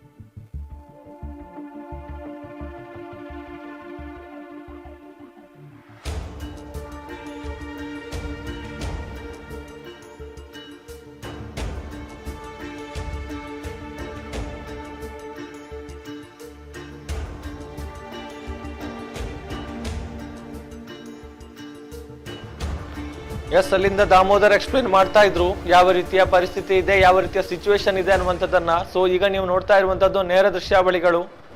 ಅಲ್ಲಿ ಕಾರ್ಯಾಚರಣೆಗೆ ತೆರಳಿದಂತವರು ವಾಪಸ್ ಆಗ್ತಾ ಇರುವಂತಹ ದೃಶ್ಯಗಳು ಅಥವಾ ಆ ಒಂದು ಲಕ್ಷಣಗಳು ಕಾಣ್ತಾ ಇದೆ. ಈಗಾಗಲೇ ಸಾಕ್ಷಿ ದೂರುದಾರ ಜೊತೆಗೆ SIT ಅಫಿಷಿಯಲ್ಸ್ ಬಂದಿರುವಂತಹ ವಾಹನ ಅವರನ್ನ ಕರೆದುಕೊಂಡು ಹೋಗೋದಿಕ್ಕೆ ಮತ್ತೆ ಅಲ್ಲಿ ನಿಂತಿರುವಂತದ್ದನ್ನು ಕೂಡ ನಾವು ನೋಡ್ತಾ ಇದ್ದೇವೆ. ಸೊ ಇದೆಲ್ಲವನ್ನು ಕೂಡ ಗಮನಿಸುವಾಗ ಬಹುಶಃ ಕಾರ್ಯಾಚರಣೆ ಪಾಯಿಂಟ್ ನಂಬರ್ 15ರಲ್ಲಿ ಮುಕ್ತಾಯಗೊಂಡಿದೆ ಅನ್ನುವಂಥದ್ದನ್ನ ಗಮನಿಸಬಹುದು, ಊಹಿಸಬಹುದು. ಆದರೆ ಸ್ಪಷ್ಟವಾಗಿ ಹೇಳೋದಿಕ್ಕಾಗೋದಿಲ್ಲ. ಅಲ್ಲಿ ಉತ್ಖನನವನ್ನ ಮಾಡಿದ್ರ ಅಥವಾ ಕೇವಲ ಮಹಜರು ಕಾರ್ಯಕ್ಕೆ ಮಾತ್ರ ತೆರಳಿದ್ರ ಅನ್ನುವಂಥದ್ದು ಕೂಡ ಒಂದು ಪ್ರಶ್ನೆ ಇದೆ. ಯಾಕೆ ಅಂತ ಹೇಳಿದ್ರೆ ಮೇಲ್ಭಾಗದಲ್ಲಿ ಯಾವುದೇ ರೀತಿಯ ಆಕ್ಟಿವಿಟೀಸ್ ಅಲ್ಲಿ ಕಂಡು ಬಂದಿಲ್ಲ, ಯಾವುದೇ ರೀತಿಯ ಚಲನವಲನಗಳನ್ನ ಕೆಳಭಾಗದಿಂದ ನೋಡೋದಕ್ಕೆ ಸಾಧ್ಯ ಆಗಿಲ್ಲ. ರಸ್ತೆಯಿಂದ ಸುಮಾರು 500 ಮೀಟರ್ ಒಳಭಾಗದಲ್ಲಿರುವಂತಹ ಒಂದು ಪ್ರದೇಶ. ಸೊ ಹಾಗಾಗಿ ಎಲ್ಲರೂ ಕೂಡ ಕೆಳಭಾಗದಲ್ಲೇ ಕಾಯ್ತಾ ಇದ್ರು, ಏನಾಗುತ್ತೆ, ಕೆಳಗಡೆಯಿಂದ ಏನಾದ್ರೂ ವಿಶೇಷವಾಗಿ ಮೇಲಕ್ಕೆ ಏನನ್ನಾದ್ರೂ ತೆಗೆದುಕೊಂಡು ಬರೋದಕ್ಕೆ ಹೇಳ್ತಾರ ಅನ್ನುವಂಥದ್ದು. ಸೊ ಅಂತ ಯಾವುದೇ ಒಂದು ಲಕ್ಷಣಗಳು ಕೂಡ ಕಂಡು ಬಂದಿರಲಿಲ್ಲ.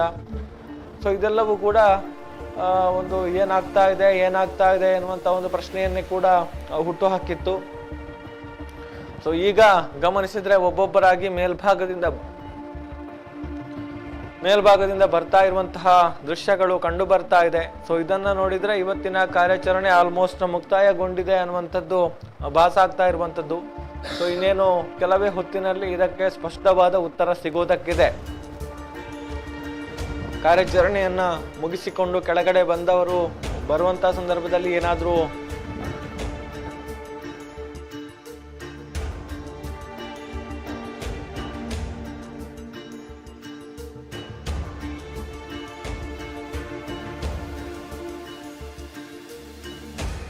ಕಾರ್ಯಾಚರಣೆಯನ್ನ ಮುಗಿಸಿಕೊಂಡು ಬರುವಾಗ ಅವರ ಕೈಯಲ್ಲಿ ಏನಾದರೂ ವಸ್ತುಗಳಿರುತ್ತಾ, ಏನಾದರೂ ಸೀಲ್ ಮಾಡಿದಂತಹ ಕಂಟೈನರ್ಗಳಿರುತ್ತಾ, ಬಕೆಟ್ಗಳಿರುತ್ತಾ, ಪೈಪ್ಗಳಿರುತ್ತಾ ಇತ್ಯಾದಿ ಎಲ್ಲವನ್ನು ಕೂಡ ಗಮನಿಸಿಕೊಂಡು ಅಲ್ಲಿ ಏನಾದರೂ ಸಿಕ್ಕಿದ್ಯಾ ಸಿಗ್ಲಿಲ್ವಾ ಅನ್ನುವಂಥದ್ದನ್ನ ಲೆಕ್ಕಾಚಾರ ಹಾಕುವಂತ ಒಂದು ಕೆಲಸವನ್ನ ಮಾಡುವಂಥದ್ದು ಎಲ್ಲರೂ ಕೂಡ.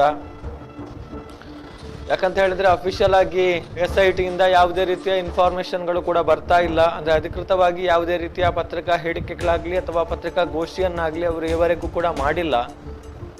ಸೊ ಈ ಎಲ್ಲ ಕಾರಣಗಳಿಂದಾಗಿ ಅಲ್ಲಿನ ಚಲನವಲನಗಳು ಅಥವಾ ಅಲ್ಲಿ ಕಂಡು ಬರುವಂತಹ ದೃಶ್ಯಗಳಿಂದಲೇ ಎಲ್ಲವನ್ನು ಕೂಡ ಅರ್ಥ ಮಾಡಿಕೊಳ್ಳುವಂತಹ ಒಂದು ಕೆಲಸವನ್ನ ಎಲ್ಲರೂ ಕೂಡ ಮಾಡ್ತಾ ಇರುವಂತದ್ದು. ಬಹುಶಃ ಅದೇ ಆಧಾರದಲ್ಲಿ ಕೂಡ ಎಲ್ಲರೂ ಏನಾಗ್ತಾ ಇದೆ ಅನ್ನುವಂಥದ್ದನ್ನ ತಿಳಿದುಕೊಳ್ಳುವಂತಹ ಕೆಲಸವನ್ನ ಮಾಡ್ತಾ ಇದ್ದಾರೆ. ಸೊ ಈಗ ಗಮನಿಸಿದ್ರೆ ಕೆಳಭಾಗದಲ್ಲಿ ನಾವು ನೋಡಬಹುದು, ಭದ್ರತೆಗಾಗಿ ನಿಯೋಜನೆಗೊಂಡಿರುವಂತಹ ಪೊಲೀಸ್ ಸಿಬ್ಬಂದಿಗಳು, ಅಧಿಕಾರಿಗಳು ಕೆಳಭಾಗದಲ್ಲಿ ಭದ್ರತೆಯನ್ನು ಒದಗಿಸುವಂತಹ, ಬಂದೋಬಸ್ತನ್ನು ಒದಗಿಸುವಂತಹ ಕೆಲಸವನ್ನ ಮಾಡ್ತಾ ಇದ್ದಾರೆ. ಅವರನ್ನ ಕರೆದುಕೊಂಡು ಹೋಗೋದಿಕ್ಕೆ ಅಥವಾ ಅವರನ್ನ ಕರೆದುಕೊಂಡು ಬಂದಿರುವಂತಹ ವಾಹನ ಕೂಡ ಈಗ ಅವರನ್ನ ಕರೆದುಕೊಂಡು ಹೋಗೋದಿಕ್ಕೆ ಅಲ್ಲಿ ಬಂದು ನಿಂತಿರುವಂಥದ್ದು. ಸೊ ಅಂದ್ರೆ ಅವರು ಬರುವ ದಾರಿಯಲ್ಲೇ ನಿಂತಿದೆ. ಸೊ ನೇರವಾಗಿ ಅಲ್ಲಿಂದ ಬರುವಂತವರು ವಾಹನಕ್ಕೆ ಹತ್ತುವಂತಹ ರೀತಿಯಲ್ಲಿ ಅನುಕೂಲ ಆಗುವ ಹಾಗೆ ಅಲ್ಲಿ ವ್ಯವಸ್ಥೆಗಳನ್ನು ಮಾಡಿಕೊಂಡಿದ್ದಾರೆ. ಈ ಮೂಲಕ ಇವತ್ತಿನ ಕಾರ್ಯಾಚರಣೆಯನ್ನ ಮುಗಿಸ್ತಾರ ಅಥವಾ ಬೇರೆ ಏನಾದ್ರೂ ಪಾಯಿಂಟ್ಗೆ ಹೋಗಿ ಮಹಜರ್ ಏನಾದ್ರೂ ಮಾಡ್ತಾರ ಅನ್ನುವಂಥದ್ದು ಕೂಡ ಒಂದು ಪ್ರಶ್ನೆ ಇದೆ. ಆದ್ರೆ ಸಂಜೆಯ ಬಳಿಕ ಈಗ 5 ಗಂಟೆ ಆಗಿರೋದ್ರಿಂದ ಇನ್ನು ಬೇರೆ ಜಾಗಕ್ಕೆ ಹೋಗೋದು ಡೌಟ್ ಅನ್ನುವಂಥದ್ದನ್ನ ನಾವು ಈ ಹಿಂದಿನ ಕಾರ್ಯಾಚರಣೆಗಳ ಸಂದರ್ಭದಲ್ಲಿ ಗಮನಿಸಿದ್ದೇವೆ. ಸಂಜೆ ಆಗ್ತಾ ಇದ್ದ ಹಾಗೆ ಇನ್ನೇನು ಸ್ವಲ್ಪ ಹೊತ್ತಿನಲ್ಲಿ ಕತ್ತಲಾಗುವ ಮುಂಚೆ ಇವರು ಕಾರ್ಯಾಚರಣೆಯನ್ನ ನಡೆಸಬೇಕಾಗುತ್ತೆ. ಸೊ ಅಂದ್ರೆ ಮತ್ತೆ ಬೆಳಕು ಇರೋದಿಲ್ಲ. ಸೊ ಹಾಗಾಗಿ ಇವತ್ತು ಈಗ ಆಲ್ಮೋಸ್ಟ್ 5 ಗಂಟೆ ಆಗಿದೆ, 5 ಗಂಟೆ ದಾಟಿದೆ. ಹಾಗಾಗಿ ಇವತ್ತಿನ ಒಂದು ಆ ಕಾರ್ಯಾಚರಣೆಯನ್ನ ಮುಗಿಸಿಯೇ ಅವರು ಮೇಲ್ಭಾಗದಿಂದ ಕೆಳಗಡೆ ಇಳಿತಾ ಇದ್ದಾರೆ ಎನ್ನುವಂತ ಲೆಕ್ಕಾಚಾರವನ್ನೇ ಎಲ್ಲರೂ ಕೂಡ ಹಾಕಿಕೊಂಡಿರುವಂಥದ್ದು. ಸೊ ಇಲ್ಲಿ TT ವಾಹನ ಏನಿದೆ, ಪೊಲೀಸರ ಟೆಂಪೋ ಟ್ರಾವೆಲರ್ ವಾಹನ, ಅದರ ಡೋರನ್ನು ಓಪನ್ ಮಾಡಿ ಇಟ್ಕೊಂಡು, ಯಾಕಂತ ಹೇಳಿದ್ರೆ ಎಲ್ಲರೂ ಕೂಡ ಮುಖ್ಯವಾಗಿ ಮಾಧ್ಯಮದ ಪ್ರತಿನಿಧಿಗಳು, ಕ್ಯಾಮರಾ ಪರ್ಸನ್ಸ್ ಯಾರಿದ್ದಾರೆ ಅವರು ಸೆರೆ ಹಿಡಿಯೋದಕ್ಕೆ ಕಾಯುವಂಥದ್ದು. ಅಧಿಕಾರಿಗಳ ಕೈಯಲ್ಲಿ ಏನಾದರೂ ಅಂದ್ರೆ ಈ ಒಂದು ಅವಶೇಷಗಳು ಸಿಕ್ಕಂತಕ್ಕೆ ಪುರಾವೆಯಾಗಿ ಏನಾದರೂ ವಸ್ತುಗಳಿರುತ್ತಾ ಅನ್ನುವಂಥದ್ದು. ಮುಖ್ಯವಾಗಿ ಬಕೆಟ್ ಇರ್ಬೋದು, ಕಂಟೈನರ್ಗಳಿರ್ಬೋದು, ಅಥವಾ ಮೊನ್ನೆ ಒಂದು ಹೊಸ ಜಾಗದಲ್ಲಿ ಸಿಕ್ಕಂತಹ ಕಳೇಬರವನ್ನ PVC ಪೈಪ್ನಲ್ಲಿ ಕೂಡ ಸಂಗ್ರಹ ಮಾಡಿಕೊಂಡು ಬಂದಿದ್ರು, ದೊಡ್ಡ ಗಾತ್ರದ ಪೈಪ್ನಲ್ಲಿ. ಸೊ ಹಾಗಾಗಿ ಅಂತಹ ಏನಾದರೂ ಒಂದು ಬೆಳವಣಿಗೆಗಳು ಕಂಡು ಬರುತ್ತಾ ಅಂಥದ್ದೇನಾದರೂ ಇರುತ್ತಾ ಅನ್ನುವಂಥದ್ದನ್ನು ಕ್ಯಾಪ್ಚರ್ ಮಾಡೋದಕ್ಕೆ ಎಲ್ಲರೂ ಕೂಡ ಬಹಳಷ್ಟು ಕುತೂಹಲದಿಂದ ಅಲ್ಲಿ ನೆರೆದಿರ್ತಾರೆ. ಅದರ ಜೊತೆಗೆ ಸಾಕ್ಷಿ ದೂರುದಾರ, ಮುಸುಕುದಾರಿಯಾಗಿ ಇರುವಂತಹ ಅನಾಮಿಕ ವ್ಯಕ್ತಿ ಸಾಕ್ಷಿ ದೂರುದಾರನ ಒಂದು ಆ ಚಿತ್ರಣವನ್ನು ಸೆರೆ ಹಿಡಿಯೋದಕ್ಕೂ ಕೂಡ ಬಹಳಷ್ಟು ಸಂಖ್ಯೆಯಲ್ಲಿ ಅಲ್ಲಿ ಕ್ಯಾಮರಾ ಪರ್ಸನ್ಸ್, ಛಾಯಾಗ್ರಾಹಕರೆಲ್ಲರೂ ಕೂಡ ಇರುವಂಥದ್ದನ್ನು ಕಾಯ್ತಾ ಇರುವಂಥದ್ದು ಇಷ್ಟು ದಿನಗಳಲ್ಲಿ ನಾವು ಗಮನಿಸಿದ್ದೇವೆ. ಸೊ ಈಗಲೂ ಕೂಡ ಅಂದರೆ ಅಲ್ಲೊಂದೇನು ರಿಬ್ಬನ್ ಕಟ್ಟಿದ್ದಾರೆ, ಅದರ ಆ ಭಾಗಕ್ಕೆ ಮಾಧ್ಯಮ ಪ್ರತಿನಿಧಿಗಳಿಗಾಗಲಿ ಯಾರಿಗೂ ಕೂಡ ತೆರಳೋದಕ್ಕೆ ಅವಕಾಶಗಳಿಲ್ಲ. ಪೊಲೀಸರು ಅಲ್ಲಿ ಭದ್ರತೆಯನ್ನು ಒದಗಿಸಿದ್ದಾರೆ. ಒಂದಷ್ಟು ಅಹಿತಕರ ಘಟನೆಗಳು ನಡೆದಂತಹ ಹಿನ್ನೆಲೆಯಲ್ಲಿ ಈ ಒಂದು ಸೂಕ್ಷ್ಮ ಜಾಗಗಳಲ್ಲಿ ಬಂದೋಬಸ್ತ್ ಮುಂದುವರೆದಿದೆ. ಹೆಚ್ಚುವರಿ ಪೊಲೀಸರ ಒಂದು ಪಡೆಗಳನ್ನು ಕೂಡ ನಿಯೋಜನೆ ಮಾಡಲಾಗಿದೆ. ಮೊನ್ನೆ ರಾತ್ರಿ, ಬುಧವಾರ ರಾತ್ರಿ ಏನು ಅಹಿತಕರ ಘಟನೆಗಳು ನಡೆಯಿತೋ ಅಲ್ಲಿಂದಲೇ ಆ ಒಂದು ಹೆಚ್ಚುವರಿ ಪೊಲೀಸರನ್ನು ನಿಯೋಜನೆ ಮಾಡಲಾಗಿರುವಂಥದ್ದು ಭದ್ರತೆಗಾಗಿ. ಅದರ ಜೊತೆಗೆ ಸಾಕ್ಷಿ ದೂರುದಾರ ಕೂಡ ತನಗೆ ಭದ್ರತೆ ಬೇಕು ಎನ್ನುವಂಥ ಒಂದು ಮನವಿಯನ್ನು SIT ಅಫಿಷಿಯಲ್ಸ್ ಮುಂದಿಟ್ಟಿರುವಂಥದ್ದು. ವಿಚಾರಣೆಗೆ ಹಾಜರಾದಂತಹ ಸಂದರ್ಭದಲ್ಲಿ ನನಗೆ ಹೆಚ್ಚುವರಿ ಭದ್ರತೆ ಬೇಕು ಅನ್ನುವಂಥ ವಿಚಾರವನ್ನು ಪ್ರಸ್ತಾಪ ಮಾಡಿರುವಂಥ ಹಿನ್ನೆಲೆಯಲ್ಲಿ ಆತನಿಗೆ ಹೆಚ್ಚುವರಿ ಭದ್ರತೆಯನ್ನು ಕೂಡ ಒದಗಿಸಲಾಗಿದೆ ಎನ್ನುವಂತಹ ಮಾಹಿತಿಯನ್ನು ನಾವು ಗಮನಿಸಿದ್ವಿ. ಅದೇ ರೀತಿ ಅಲ್ಲಿ ಬೆಳಗ್ಗೆ ಸಾಕ್ಷಿ ದೂರುದಾರನನ್ನು ಕರೆದುಕೊಂಡು ಬಂದಂತಹ ವಾಹನದ ಮುಂಭಾಗದಲ್ಲಿ ಒಂದು ಎಸ್ಕಾರ್ಟ್ ವಾಹನ, ಅಂದರೆ ಬೆಂಗಾವಲು ವಾಹನವನ್ನು ಕೂಡ ನಾವು ಗಮನಿಸಿದ್ವಿ. ಅದರಲ್ಲಿ ಇಬ್ಬರು ಕಾನ್ಸ್ಟೇಬಲ್ಗಳು ಕೂಡ ಇದ್ರು ಅನ್ನುವಂಥದ್ದನ್ನು ಕೂಡ ನಾವು ಗಮನಿಸಿದ್ವಿ. ಸೊ ಈ ಮೂಲಕ ಸಾಕ್ಷಿದಾರನಿಗೆ ಈಗ SIT ಭದ್ರತೆಯನ್ನು ಕೂಡ ಒದಗಿಸಿದೆ. ಆ ಮೂಲಕ ಆತನ ಒಂದು ಭದ್ರತೆಗೆ ಸಂಬಂಧಪಟ್ಟ ಹಾಗೆ ಪೂರಕ ವ್ಯವಸ್ಥೆಗಳನ್ನು ಕೂಡ ಮಾಡಿದೆ ಆತನ ಮನವಿಯ ಹಿನ್ನೆಲೆಯಲ್ಲಿ. ಅದರ ಜೊತೆಗೆ ಆತನನ್ನು ಕರೆದೊಯ್ಯುವ ವೇಳೆಯೂ ಕೂಡ ಭದ್ರತಾ ಸಿಬ್ಬಂದಿಗಳಿರ್ತಾರೆ ಅನ್ನುವಂಥದ್ದು ನಾವು ಗಮನಿಸಿರುವಂಥ ವಿಚಾರ. ಶಸ್ತ್ರಸಹಿತವಾದ ANF ಅಥವಾ ಗರುಡ ಪಡೆಯ ಅಫಿಷಿಯಲ್ಸ್ ಅಲ್ಲಿ ಕಾರ್ಯಾಚರಣೆಯ ಸಂದರ್ಭದಲ್ಲಿ ಅಲ್ಲಿಗೆ ತೆರಳುವಂಥದ್ದು, ಅಂದರೆ ಆರ್ಮ್ಡ್ ಸ್ಟಾಫ್ ಅವರು ಶಸ್ತ್ರಸಹಿತವಾದ ಭದ್ರತೆಯನ್ನು ಉತ್ಖನನ ನಡೆಯುವಂಥ ಸ್ಥಳದಲ್ಲಿ ಒದಗಿಸಿರುವಂಥದ್ದನ್ನು ನಾವು ಗಮನಿಸಿದ್ವಿ. ಸೊ ಆ ಒಂದು ವಿಚಾರದಲ್ಲೂ ಕೂಡ ಮನವಿಯನ್ನು ಮಾಡಿಕೊಂಡಿದ್ದಾರೆ ಅನ್ನುವಂತಹ ಮಾಹಿತಿ.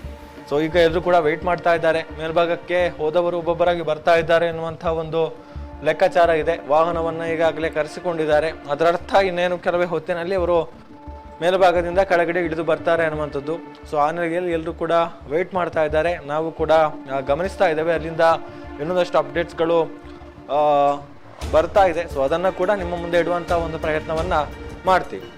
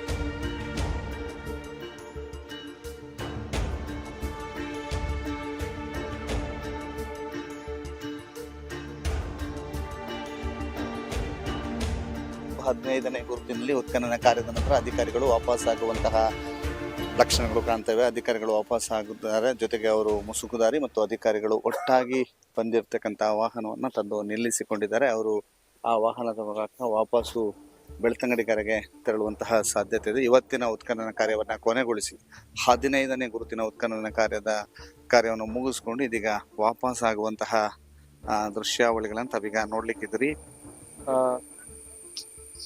ಬೋಳಿಯಾರಿನ ಸಮೀಪದ 15ನೇ ಗುರುತಿನ ಉತ್ಖನನ ಕಾರ್ಯಕ್ಕೆ ಇವತ್ತು ಮಧ್ಯಾಹ್ನ 1 ಗಂಟೆಯ ಸುಮಾರಿಗೆ ಮೇಲ್ಭಾಗಕ್ಕೆ ತೆರಳಿದ್ರು.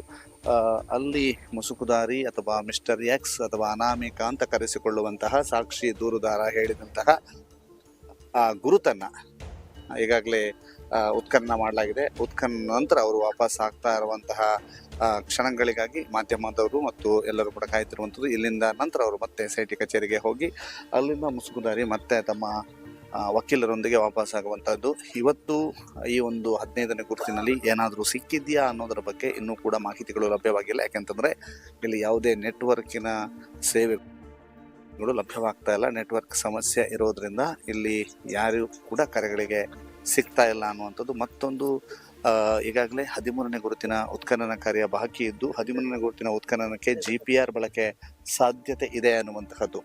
ಯಾಕೆಂತಂದ್ರೆ GPR ಬಳಕೆ ಮಾಡಿಕೊಂಡು 13ನೇ ಗುರುತನ್ನ ಉತ್ಖನನ ಮಾಡುವಂತಹ ಸಾಧ್ಯತೆಗಳಿವೆ. 13ನೇ ಗುರುತನ್ನ GPR ಬಳಕೆ ಮಾಡಿಕೊಂಡೇ ಉತ್ಖನನ ಮಾಡುವಂತಹ ಸಾಧ್ಯತೆ ಇದೆ. ಯಾಕೆಂತಂದ್ರೆ 13ನೇ ಗುರುತಿನ ಪಕ್ಕದಲ್ಲಿ ಒಂದು ಅಣೆಕಟ್ಟಿರೋದ್ರಿಂದ ಮತ್ತು 13ನೇ ಗುರುತಿನ ಮಧ್ಯಭಾಗದಲ್ಲಿ ಡ್ಯುಯಲ್ ವಿದ್ಯುತ್ ಪೋಲ್ಗಳಿರೋದ್ರಿಂದ ಅವುಗಳನ್ನು ತೆಗಿಬೇಕಂತ ಅನಿವಾರ್ಯತೆ ಇದೆ. ಈ ಹಿನ್ನೆಲೆಯಲ್ಲಿ GPR ಬಳಸಿಕೊಂಡು ಏನಾದರೂ ದೇಹದ ಅಸ್ಥಿಪಂಜರದ ಕುರುಹುಗಳು ಕಂಡು ಬಂದರೆ ಮಾತ್ರ ಅದನ್ನು ಉತ್ಖನನ ಮಾಡುವಂತಹ ಸಾಧ್ಯತೆಗಳು ಇದಾವೆ ಅನ್ನುವುದು.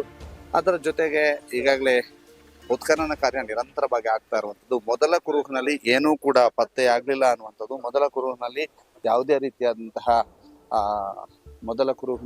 ರೀತಿಯಾದಂತಹ ಅಸ್ಥಿಪಂಜರಗಳು ಪತ್ತೆ ಆಗಲಿಲ್ಲ. ಅದರ ಜೊತೆಗೆ 2, 3, 4, 5ನೇ ಕುರುಹುಗಳಲ್ಲಿ ಅಥವಾ ಗುರುತುಗಳಲ್ಲಿಯೂ ಕೂಡ ಯಾವುದೇ ರೀತಿಯಾದಂತಹ ಕಳೆಬರಗಳು ಪತ್ತೆಯಾಗಲಿಲ್ಲ. 6ನೇ ಗುರುತಿನಲ್ಲಿ ಒಂದು ಕಳೆಬರ ಪತ್ತೆಯಾಗಿದ್ದು ಅದನ್ನು FSLನವರು ಈಗಾಗಲೇ ಪರೀಕ್ಷೆಗೆ ಒಳಪಡಿಸಿದ್ದಾರೆ. ಅದರ ಬಗ್ಗೆ ಪರೀಕ್ಷೆ ನಡೆದ ನಂತರ ಮತ್ತಷ್ಟು ತನಿಖೆ ಮುಂದುವರಿಯುತ್ತದೆ. ಈಗಾಗಲೇ ಅದನ್ನ ಗಂಡಸಿನ ಮೃತದೇಹ ಅನ್ನುವಂತಹ ರೀತಿಯಲ್ಲಿ ಊಹೆ ಮಾಡಲಾಗಿದೆ, ಜೊತೆಗೆ ಅಂದಾಜಿಸಲಾಗಿದೆ. ಪರೀಕ್ಷೆಯ ವರದಿ ಬಂದ ನಂತರವಷ್ಟೇ ಸಂಪೂರ್ಣ ವಿವರ ಸಿಗ್ಲಿಕ್ಕಿದೆ. 6ನೇ ಗುರುತಿನ ನಂತರ 7 ಮತ್ತು 8ನೇ ಗುರುತಿನಲ್ಲೂ ಕೂಡ ಯಾವುದೇ ಕಳೆಬರ ಪತ್ತೆಯಾಗಿರಲಿಲ್ಲ.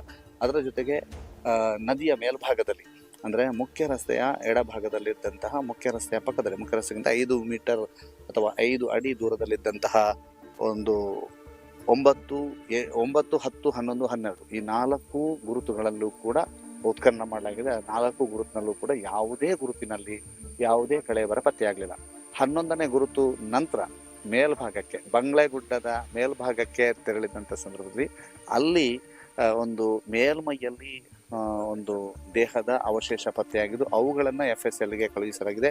ಅಲ್ಲಿ ಈಗಾಗಲೇ FSLನ ಪರೀಕ್ಷೆಗೆ ಒಳಪಡಿಸಲಾಗಿದೆ. ಈ ಬಗ್ಗೆ UDR ಧರ್ಮಸ್ಥಳ ಠಾಣೆಯಲ್ಲಿ ದಾಖಲಾಗಿದ್ದು ಆ UDR ಅನ್ನು ಈಗಾಗಲೇ SITಗೆ ಹಸ್ತಾಂತರಿಸಲಾಗಿದೆ. ಅದರ ತನಿಖೆಯನ್ನು ಕೂಡ SIT ಮುಂದುವರಿಸಲಿಕ್ಕಿದೆ. ಅದಾದ ನಂತರ 14ನೇ ಗುರುತಾಗಿ ಬಂಗ್ಲೆಗುಡ್ಡೆಯ ಮೇಲ್ಭಾಗದಲ್ಲಿ ಉತ್ಖನನ ಮಾಡಲಾಗಿತ್ತು. ಆದರೆ ಅಲ್ಲಿಯೂ ಕೂಡ ಯಾವುದೇ ರೀತಿಯಂಥ ಕಳೆಬರಗಳು ಪತ್ತೆಯಾಗಿಲ್ಲ. ಅದಾದ ನಂತರ ಇವತ್ತು ಧರ್ಮಸ್ಥಳದ ಕಲ್ಲೇರಿಗಿಂತ ಸುಮಾರು 1 ಕಿಲೋಮೀಟರ್ ದೂರದಲ್ಲಿರ್ತಕ್ಕಂತಹ ಬೋಳಿಯಾರ್ನ ಸಮೀಪದ ಪ್ರದೇಶದಲ್ಲಿ ಬೋಳಿಯಾರ್ನ ಸಮೀಪ ಇರುವಂತಹ ಒಂದು ಕಾಡಿನಲ್ಲಿ ಉತ್ಖನನ ಮಾಡಲಾಗಿದೆ. ಉತ್ಖನನದ ರಿಸಲ್ಟ್ ಇನ್ನೂ ಕೂಡ ಬರಬೇಕಷ್ಟೇ. ಉತ್ಖನನ ರಿಸಲ್ಟಿಗಾಗಿ ಎಲ್ಲರೂ ಕೂಡ ಕಾಯ್ತಾ ಇರುವಂಥದ್ದು. ಉತ್ಖನನದ ರಿಸಲ್ಟ್ನ ಬಗ್ಗೆ ಕುತೂಹಲ ಇದೆ. ಯಾಕೆಂತಂದ್ರೆ ಆತ ಹಲವಾರು ರೀತಿಯಲ್ಲಿ ತನ್ನ ಹೇಳಿಕೆಗಳಲ್ಲಿ ಆಗಲಿ ತನ್ನ ಪತ್ರದಲ್ಲಾಗಲಿ ಬಹಳ ವಿಚಾರಗಳನ್ನು ಉಲ್ಲೇಖಿಸಿರೋದ್ರಿಂದ ಈಗಾಗಲೇ ಆತ ಹೇಳಿರೋದ್ರಲ್ಲಿ ಬಹುತೇಕ ಉತ್ಖನನದ ವೇಳೆ ಸುಳ್ಳಾಗಿರುವಂಥದ್ದು.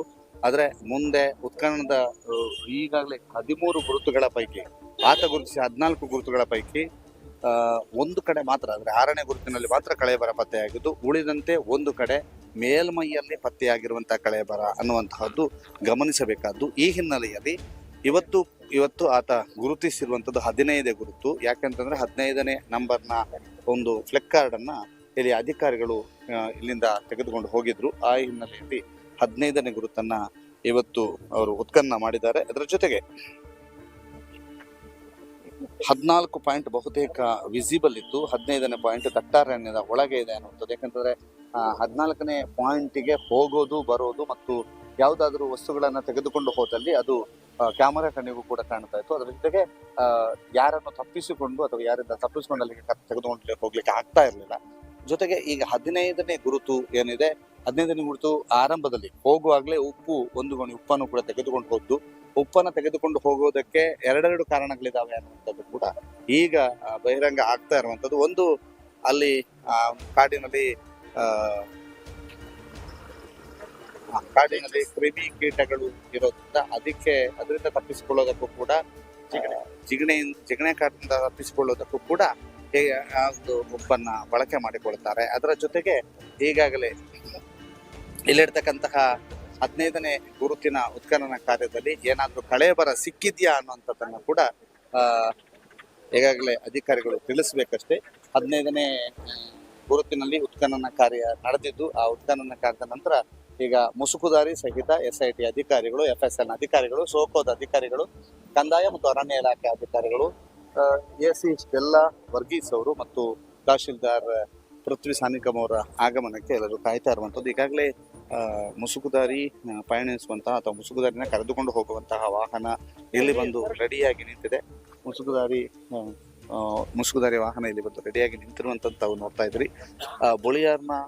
ಬೊಳಿಯಾರ್ನಿಂದ ನೇರ ಪ್ರಸಾದ ದೃಶ್ಯಾವಳಿ, ಎಕ್ಸ್ಕ್ಲೂಸಿವ್ ಆದಂತಹ ದೃಶ್ಯಾವಳಿಗಳಲ್ಲಿ ತಾವೀಗ ನೋಡ್ತಾ ಇದ್ರಿ. ಯಾಕಂತಂದ್ರೆ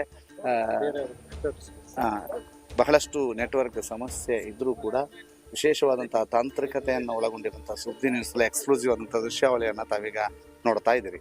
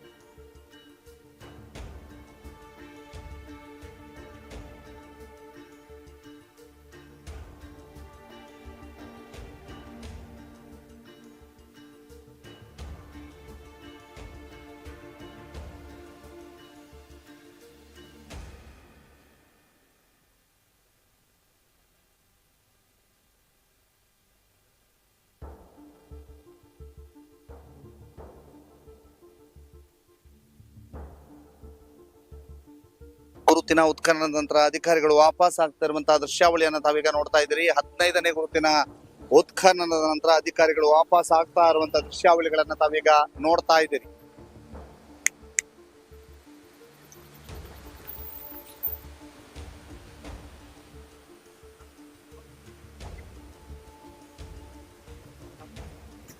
ಹದಿನೈದನೇ ಗುರುತಿನ ಉತ್ಖನನ ನಂತರ ಅಧಿಕಾರಿಗಳು ವಾಪಸ್ ಆಗ್ತಾ ಇರುವಂತದನ್ನ ಕೂಡ ತಾವು ನೋಡ್ತಾ ಇದ್ದೀರಿ. ಅಧಿಕಾರಿಗಳು ಈಗಾಗಲೇ 15ನೇ ಗುರುತಿನ ಉತ್ಖನನ ನಂತರ ವಾಪಸ್ ಆಗ್ತಾ ಇರುವಂತಹ ದೃಶ್ಯಾವಳಿಯನ್ನ ತಾವೀಗ ನೋಡ್ತಾ ಇರುವಂತದ್ದು.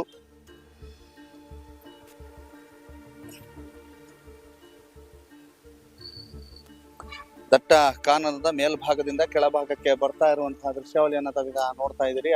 ಅಧಿಕಾರಿಗಳು ಮುಸುಕು ದಾರಿಯನ್ನ ಕರೆದುಕೊಂಡು ಬರ್ತಾ ಇರುವಂತಹ ದೃಶ್ಯಾವಳಿ. ಅಧಿಕಾರಿಗಳು ಈಗಾಗಲೇ ಮುಸುಕುದಾರಿಯನ್ನ ದಟ್ಟ ಕಾನನದ ಮೇಲ್ಭಾಗದಿಂದ ಕೆಳಭಾಗಕ್ಕೆ ಕರೆದುಕೊಂಡು ಬರ್ತಾ ಇರುವಂತಹ ದೃಶ್ಯಾವಳಿಯನ್ನ ತಾವೀಗ ನೋಡ್ತಾ ಇದ್ರೆ ಎಕ್ಸ್ಕ್ಲೂಸಿವ್ ದೃಶ್ಯಾವಳಿಗಳನ್ನ ತಾವೀಗ ನೋಡ್ತಾ ಇರುವಂತದ್ದು. 15ನೇ ಗುರುತಿನ ಉತ್ಖನನ ಕಾರ್ಯ ಮುಗಿದಿದೆ. ಉತ್ಖನನ ಕಾರ್ಯದ ನಂತರ ಈಗಾಗಲೇ ವಾಪಸ್ ಆಗ್ತಿರುವಂತದನ್ನ ತಾವೀಗ ನೋಡ್ತಾ ಇದ್ದೀರಿ. 15ನೇ ಗುರುತಿನ ಉತ್ಖನನ ಕಾರ್ಯದ ನಂತರ ವಾಪಸ್ ಆಗ್ತಿರುವಂತಹ ದೃಶ್ಯಾವಳಿಗಳನ್ನ ತಾವೀಗ ನೋಡ್ತಾ ಇರುವಂತದ್ದು. ಈ ಉತ್ಖನನ ಕಾರ್ಯ ಈಗಾಗಲೇ ಮುಗಿದಿದೆ. ಎಸಿ ಸ್ಟೆಲ್ಲಾ ವರ್ಗೀಸ್ ಅವರು, ತಹಶೀಲ್ದಾರ್ ಪೃಥ್ವಿ ಸಾನಿಕಮ್ ಅವರು ಈಗಾಗಲೇ ಇಲ್ಲಿಂದ ವಾಪಸ್ ಆಗಿರುವಂತದ್ದು. ಅವರು ತಮ್ಮ ವೆಹಿಕಲ್ ನಲ್ಲಿ ವಾಪಸ್ ತೆರಳುತ್ತಾ ಇರುವಂತದ್ದನ್ನ ಕೂಡ ತಾವು ಗಮನಿಸ್ತಾ ಇದ್ದೀರಿ.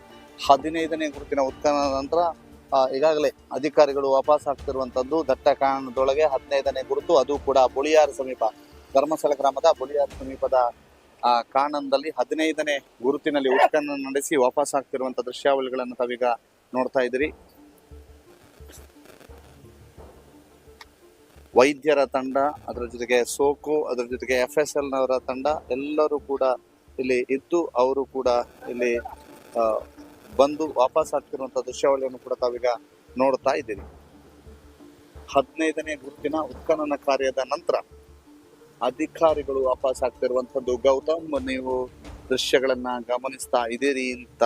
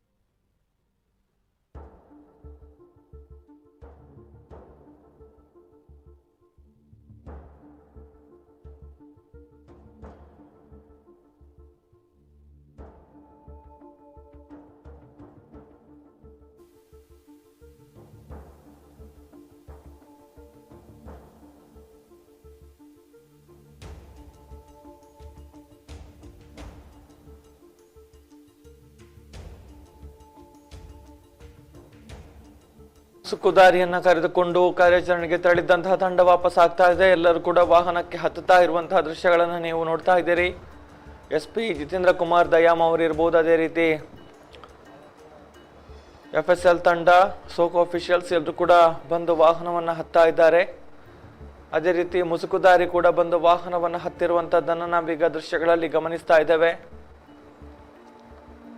ಪಾಯಿಂಟ್ ನಂಬರ್ 15ರ ಉತ್ಖನನವನ್ನು ನಡೆಸಿಕೊಂಡು ಬಂದಿರುವಂತಹ ತಂಡ ತೆರಳುವಾಗಲೇ ಮಧ್ಯಾಹ್ನ ಆಗಿತ್ತು. ಈ ನಡುವೆ ಕಾರ್ಯಾಚರಣೆಯನ್ನ ಮುಗಿಸಿ ವಾಪಸ್ ಆಗ್ತಾ ಇದ್ದಾರೆ. ಈ ನಡುವೆ ಏನಾದರೂ ಸಿಗ್ತಾ ಇಲ್ವಾ ಅನ್ನುವಂಥದ್ದು ಕೂಡ ಪ್ರಶ್ನೆ. ಆದರೆ ಯಾವುದೇ ಕಳೆಬರಗಳು ಸಿಕ್ಕಂತಹ ಲಕ್ಷಣಗಳು ಗೋಚರ ಆಗ್ತಾ ಇಲ್ಲ.